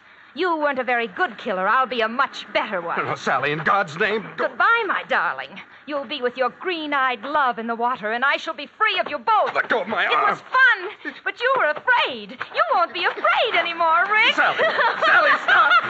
Sally! Goodbye, Rick. Goodbye.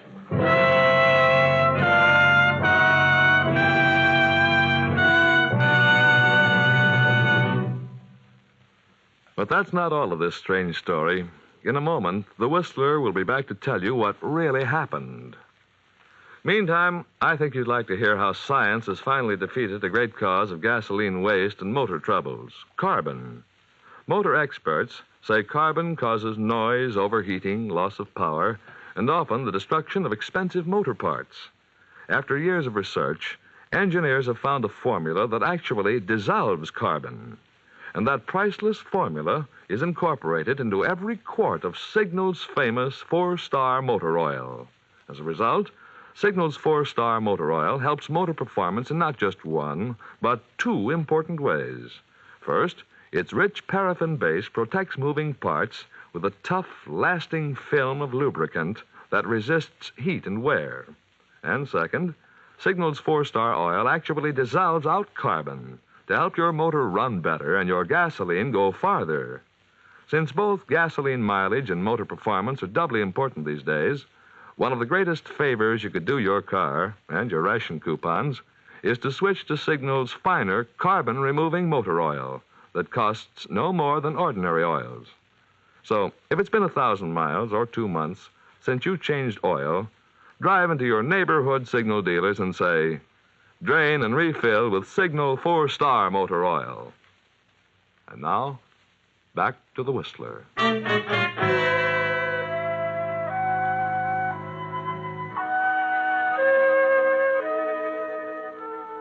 Yes, Sally got her biggest thrill at last. She gave Rick sleeping powders and pushed him over the cliff. But then something went wrong. For a girl who had committed murder for a thrill, she suddenly lost her nerve. It was only a little light from a Coast Guard boat, but it sent her running along the cliff, slipping, sliding, taking the wrong turns, and finally... Yes, over she went. They found her body next morning, Rick told them where to look. Yes, Rick. He didn't die. He was only injured on the rocks. It was Sally who died, by her own hand, you might say. But the police didn't see it that way. They didn't know Sally was the girl Rick loved too much to kill. So they said she was pushed. Twice was enough. So Rick was sent upstate for a permanent change of address. Only just before he left, a strange thing happened. The committee from the Metropolitan Museum of Art came to see his painting. They were a little surprised. It was very beautiful, but there had been an accident. Someone had been a little careless with some paint remover. The girl in the picture had no nose, and you couldn't tell if her eyes had been blue or green. Sally might have known, but then the rocks don't tell their secrets. The tide doesn't testify.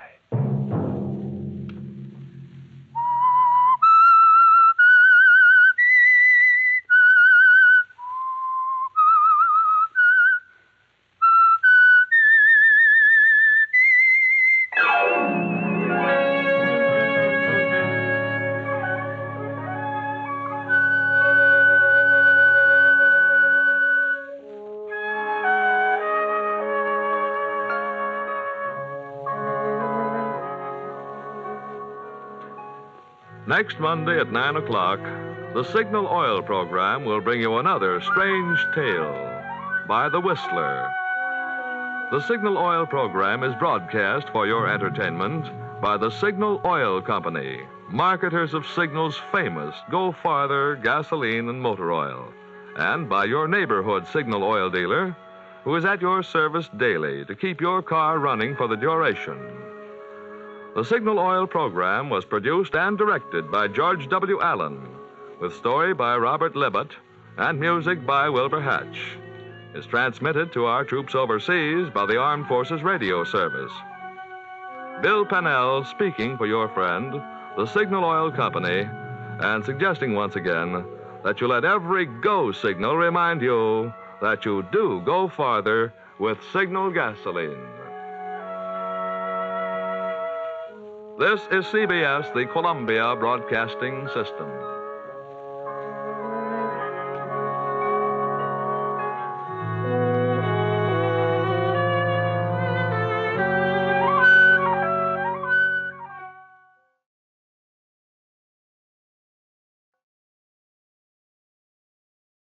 Let every go signal remind you that you do go farther with Signal gasoline. The Signal Oil program, bringing you another strange tale by The Whistler. Tonight, the story of a weird game of murder, of a threat which brought the deadly answer, not if I kill you first.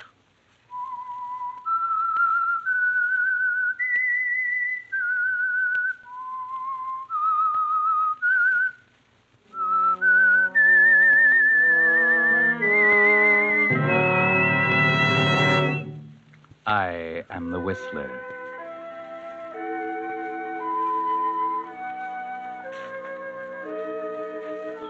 And I know many things, for I walk by night. I know many strange tales, many secrets hidden in the hearts of men and women who have stepped into the shadows.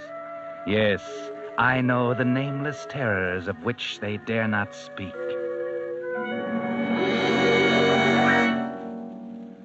But first, I'd like to take a moment to tell you about Joe Jager's Signal gasoline station in Oakland, California. It's busy as a beehive, hours before most alarm clocks begin to jingle. Joe opens his Signal station at the cold, gray hour of 4:45 to get ready for early morning defense workers, because, as Joe puts it, their jobs are helping win the war, and I'm glad to serve them. During the day, Joe finds time for another unusual service. Many servicemen's families don't have cameras. So, with his fine speed graphic, Joe takes pictures of them for mailing to their men overseas. Well, we can't expect all Signal dealers to open at 4:45 and take pictures for servicemen, as Joe Jager does. But every Signal dealer has his own way of delivering extra services, even these days. That's because Signal gasoline dealers don't operate just for today. With them, serving you is their permanent business, and will be through years to come. They know your car needs even better service today, when it must last out the duration and parts are hard to get. That's why friendly Signal dealers give the thorough, conscientious kind of service you can depend on. And that's why more and more drivers are finding out that to make your present car go farther, a mighty good man to know is your neighborhood Signal gasoline dealer. And now, the Whistler.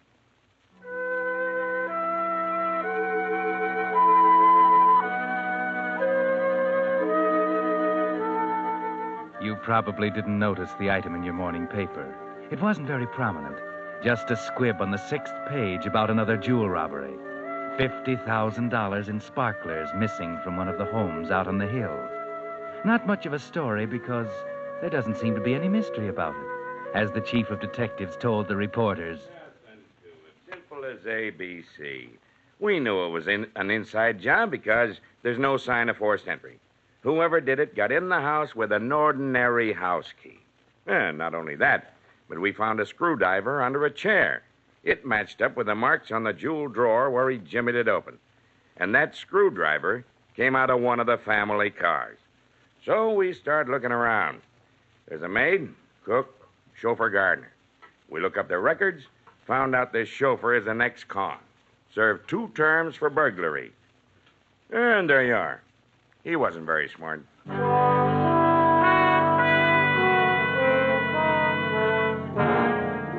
Yes, it was very simple, wasn't it, officer?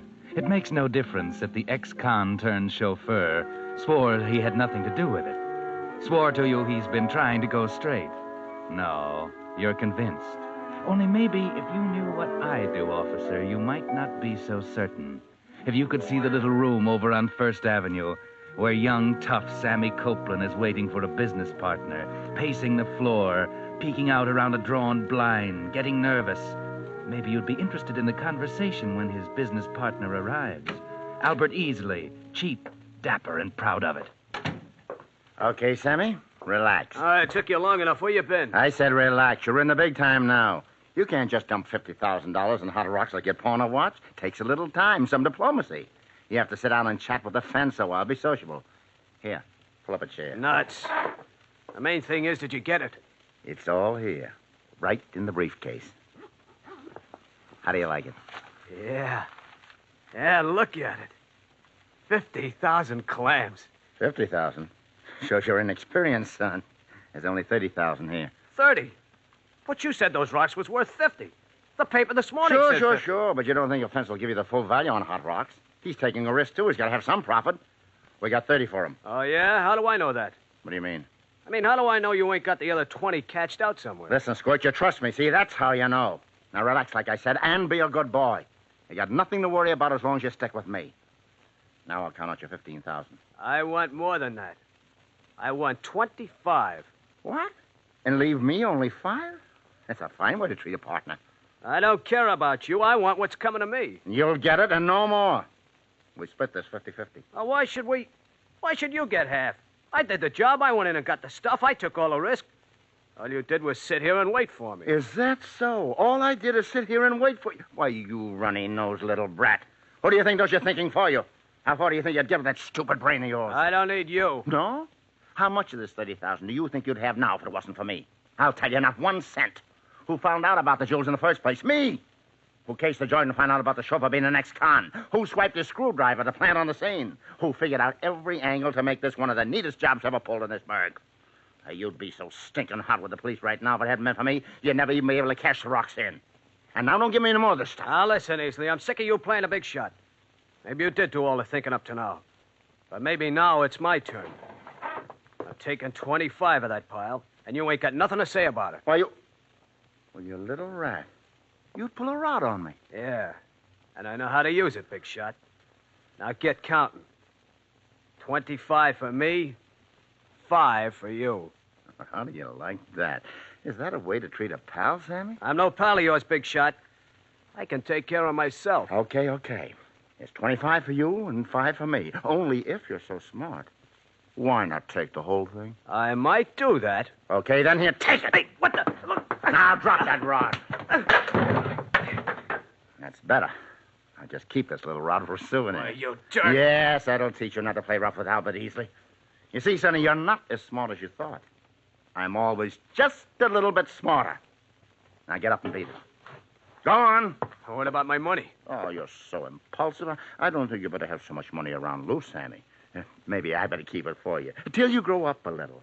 Come around sometime when you've learned not to be a double-crossing baby. I'll kill you, Weasley. So help me, I'll kill you. Sure. I'm scared to death. You will be before I'm through, I promise you. Okay, we get going before I take you over my knees. You better order your flowers now, big shot. Because I'll get you if it's the last thing I do. Okay, go ahead and try it, Sammy. But just remember, two can play that game. I could plug you now if I felt like it. But I'll outsmart you at that game, too. We'll see about that. Just remember, Easley, I'm going to kill you. Not if I kill you first, Sammy. Okay, fair enough. So long, Easley. Pleasant dreams.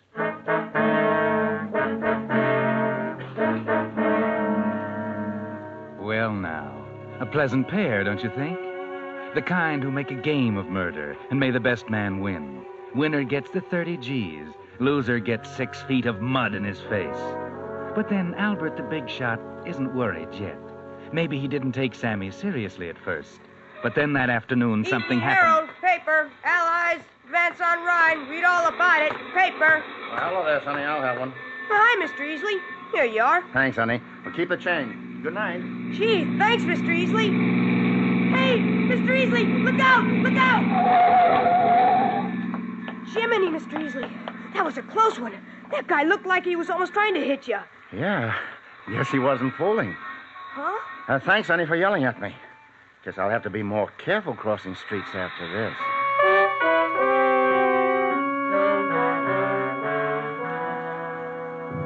Yes.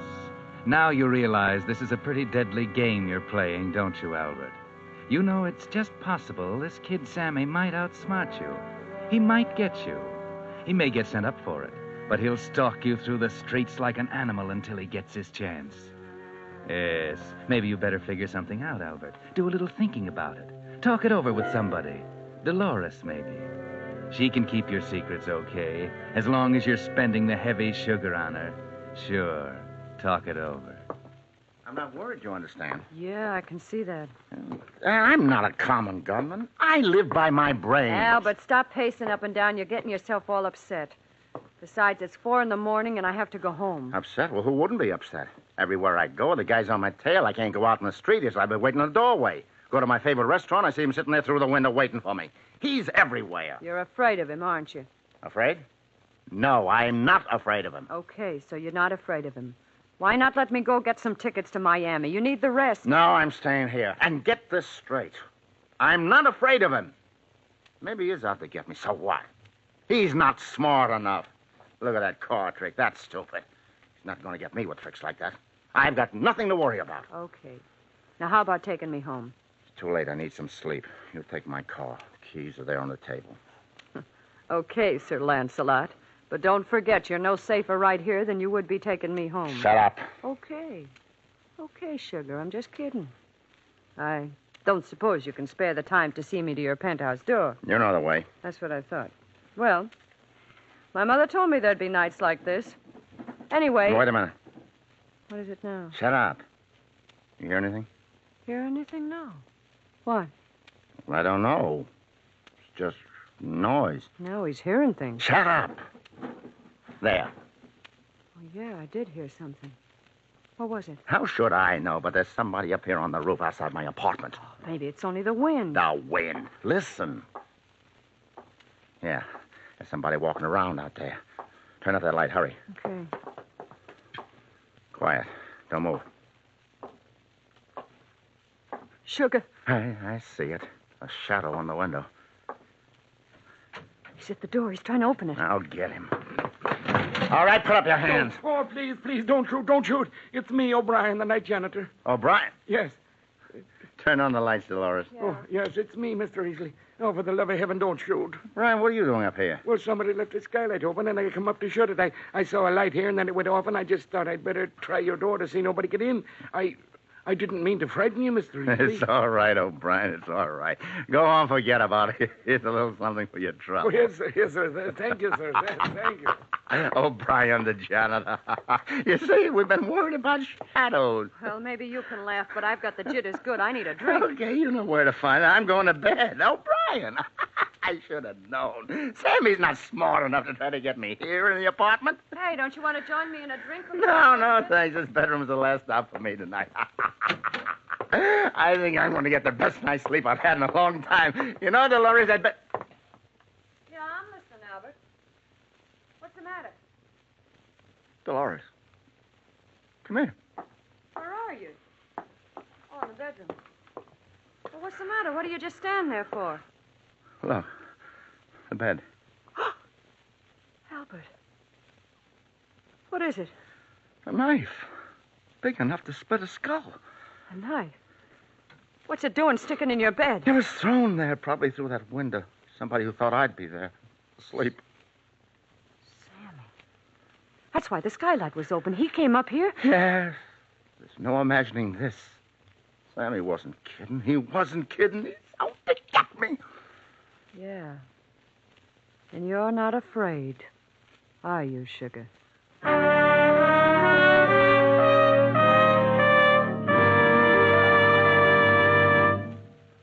You are listening to the Signal Oil program. Let every go signal remind you that you do go farther with Signal gasoline.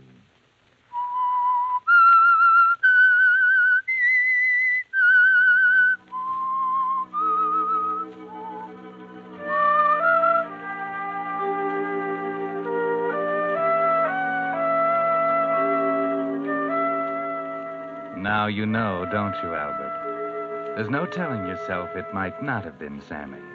You know now that he does mean to kill you, unless you can kill him first. And now you've got to think. Think hard to figure out a way to outwit him. You won't have much time. Maybe his next attempt will be more successful. And it might come any time. Any time. Who's there? It's me, Dolores. Okay. Whew. Got this place closed up tighter than a jail. Why not open a few windows? It's stuffy. Never mind. I like it this way. Okay, but in broad daylight... I said I like it this way. Okay, don't snap at me. I brought your paper. Figured you wouldn't want to walk down the corner for it. Thanks. I was down at the station today. Priced 2 tickets to Miami. We can get reservations Thursday. I said I wasn't going anyway. Okay, no harm in just pricing tickets, is there? Bring cigarettes? Yeah, right here. Oh, while I was down there in the district around the station, a very funny thing happened. I thought I saw you. Very funny. You know I've been here all day. I know, but that's why it was so funny. This guy looked exactly like you. What? He fooled even me. I walked right up to him and said, "Well, Sugar, what are you doing down here?" And then I see by the way he looks at me, it wasn't you at all. It was some other guy. Oh. You got a double running around town. Very funny. Think what a mistake a girl could make in a situation like that. Hey, wait a minute. You're not exaggerating, Dolores. You mean this guy really could have been me? Fooled you completely? I went right up to him and spoke to him. I don't know what he could have thought of me, but I nearly slapped his face for the look he gave me. Yeah. That gives me an idea. Well, it's the idea I've been waiting for. It's made to order. What do you mean? Well, don't you get it? I got a double. There's 2 Albert Easleys. Well, that's what I've been telling you, Sugar. Only his name isn't Albert Easley. It's Parker. Parker. I heard the fruit man on the corner say good afternoon, Mr. Parker, to him when he went by. Oh, darling, it's perfect. A perfect alibi. I don't get it. Oh, never mind now. Say, where did you see him? Down on 14th Street near the station. And he seemed to be known around there? Well, the fruit man said... Okay, baby, take it easy. I'll be back sometime this afternoon. Where are you going? Down to 14th Street to look up an alibi.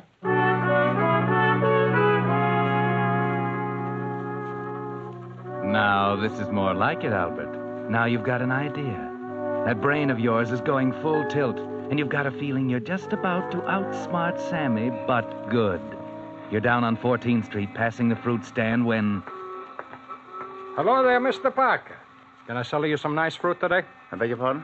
Oh, we got us some nice apples. The kind of you like. I thought you called me Mr. Parker. Why, sure. What else should I call you? Well, my name's not Parker. Say, wait a minute. You are not the Mr. Parker, are you? No. You talk like him, a little older, maybe. And you sure look like him. A dead ring. Only your suit is different. You mean I've got a double around Well, here? you sure have a mister. Bill Parker. He lives right down the street there in Mrs. Humphrey's boarding house. You sure you ain't his twin brother? Well, I'm afraid not. You see, I haven't got a brother. But, you know, I'd certainly like to see this guy. You suppose he's home now? No, I'm pretty sure he's not. He always goes down to the theater district in the afternoon. He's an actor. Between engagements, you might say. Oh, I see. Well, thanks a lot. Maybe I'll look up this Bill Parker. I'd like to see a guy who looks just like me.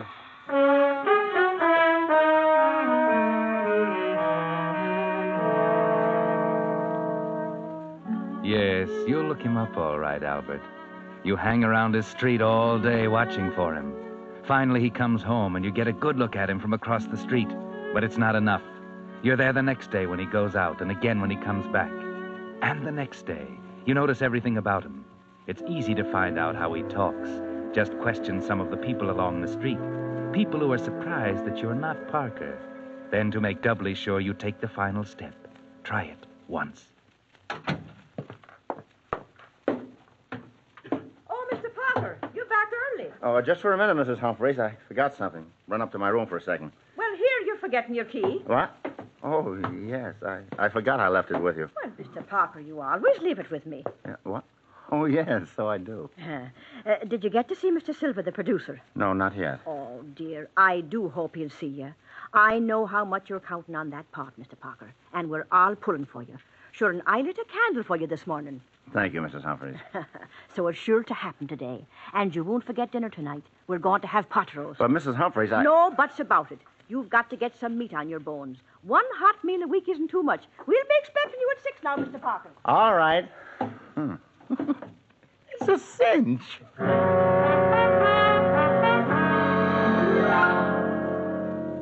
A cinch, sure. Even his landlady, who sees him every day, didn't suspect you weren't Parker. A few minutes in his room, and now you're ready. You get Dolores and give her the setup. Bound to work. It's beautiful. A perfect alibi. Look, Sammy's going to be at Charlie's Club tonight. I plug him on the dot of 8, and at exactly the same time, Albert Easley walks into the Hotel Commodore 5 miles away. Only it isn't Albert Easley. That's right. It's Bill Parker.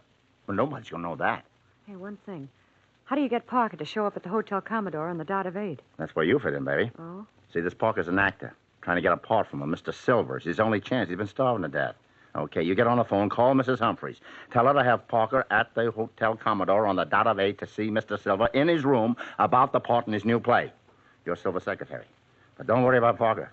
He'll show up okay. Been trying to see Silver for a week. Oh, I get it. But what happens when he shows up there and there's no Mr. Silver? Well, you just figure somebody made a mistake. Maybe try some other hotels. But the desk clerk will remember what he looks like and when he came in. He'll identify me when the cops ask him, and Parker will never know anything about it. Sounds pretty good. It's foolproof. I thought of every angle. I even went through his closet and bought suits that look just like his. I'll have them in my wardrobe so one of them will check with Parker's description at the hotel. Oh, baby, I figured everything out. Nothing can go wrong. Yeah. Maybe you're smarter than I thought. Smarter than Sammy thought. And all I got to do is call this guy on the phone, huh? That's all. Then tonight, a few minutes before 8, you take my car, park it in a red zone in front of the Commodore, and get out quick without anybody seeing you. In a red zone, but you'll get a ticket. Oh, dear, that's just the idea. At 8 o'clock, the cop on the corner makes his last checkup on parked cars. I checked up on that. After I plug Sammy, I race uptown in a cab, pick up the car, have a traffic ticket in my pocket, dated 8 o'clock in front of the Commodore. Just another piece of my alibi. That's pretty clever. Sure, that's what I've been telling you. Albert Easley's a smart guy. A very smart guy.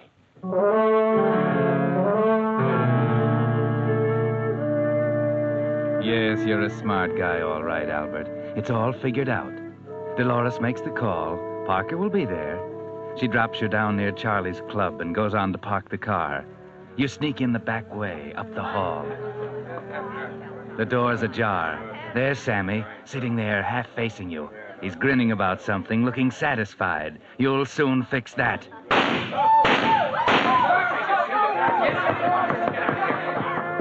Yes, you wiped the grin off his face, and nobody saw you. You're out the back way before anybody has the sense to look for you. Into a cab, hurrying uptown, to the Commodore. Yes, there's your car. And even before you get to it, you can see the traffic ticket fluttering from the windshield. Everything's okay. It's perfect.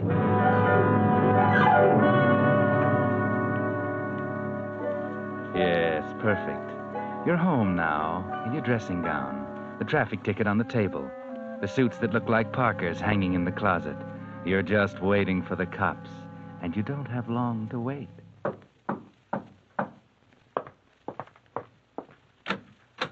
Yeah? You Albert Easley? Yeah. I'm from headquarters. Oh, come in. I'd like to ask you a few questions. Okay, go ahead. Now, where were you tonight around 8? 8 to... Why, I don't know. Yeah. Yes, it must have been just about 8 when I stopped into the Commodore to see a friend. What was his name? Mr. Silver. Well, you know, funny thing, he wasn't registered there. I'd been misinformed. You can prove that? Of course. Yes, I thoughtlessly parked in a red zone outside the hotel and got a ticket. There it is on the table. Mm-hmm.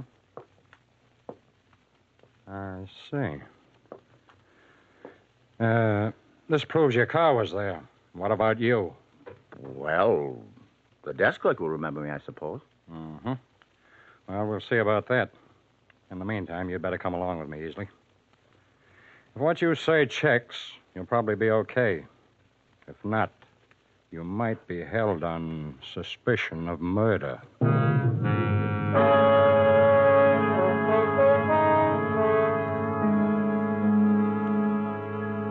So far, so good. Just what you expected, wasn't it, Albert? The detective takes a look at your suits before you go, questions you as to what you had on. You can't remember one of those in there. So no matter what Parker was wearing, it'll check.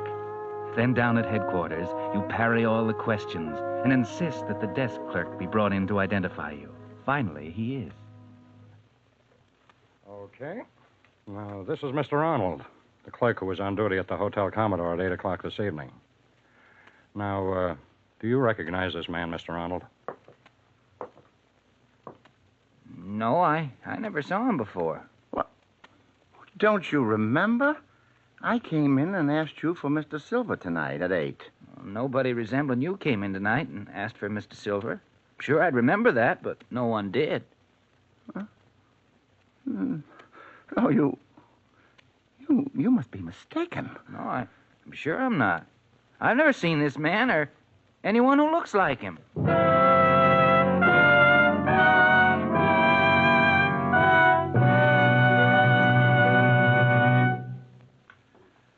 In a moment, the Whistler will be back to tell you what really happened to the perfect alibi.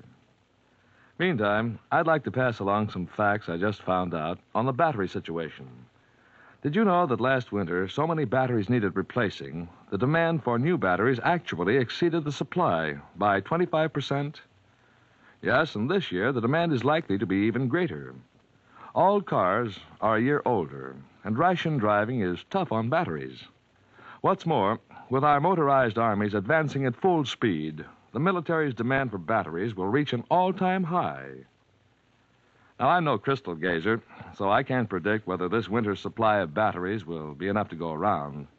But I do know that your neighborhood Signal gasoline dealer has just received a fresh stock of top-quality batteries, built to Signal's rigid specifications for longer service. Batteries so fine, they're fully guaranteed up to 2 years. In my way of thinking, that makes right now the time to have your neighborhood Signal gasoline dealer inspect your battery. Then, if you need a new one, you can be sure of getting one of those guaranteed quality Signal Deluxe batteries. And now, back to the Whistler.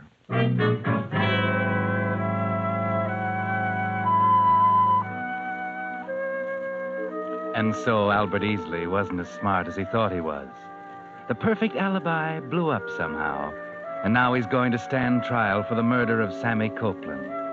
Sitting in his cell, going over every detail, he can't figure out what happened, what could have gone wrong. He has only one satisfaction now. At least he outsmarted Sammy. He got Sammy before the kid could get him. Or did he? You see, Albert, that's the part you don't know about. That's why your alibi failed you.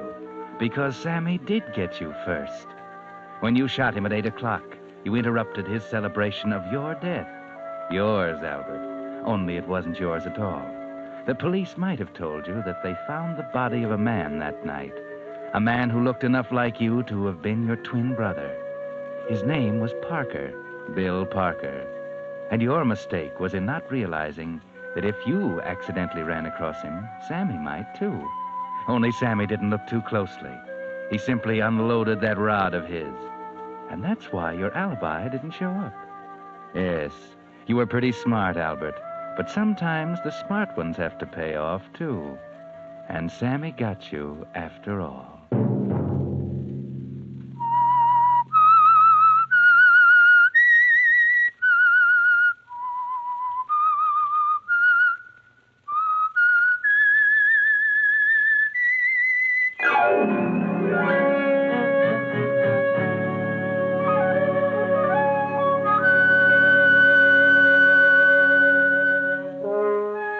Next Monday at 9 o'clock, the Signal Oil program will bring you another strange tale by The Whistler.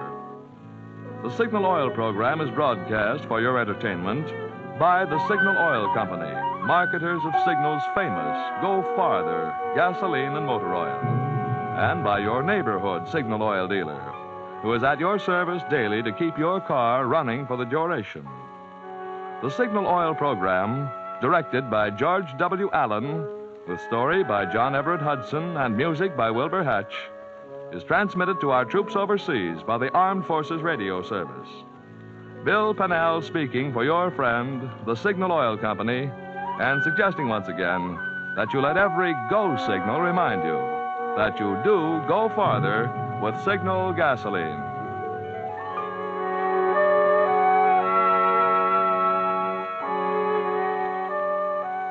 This is CBS, the Columbia Broadcasting System.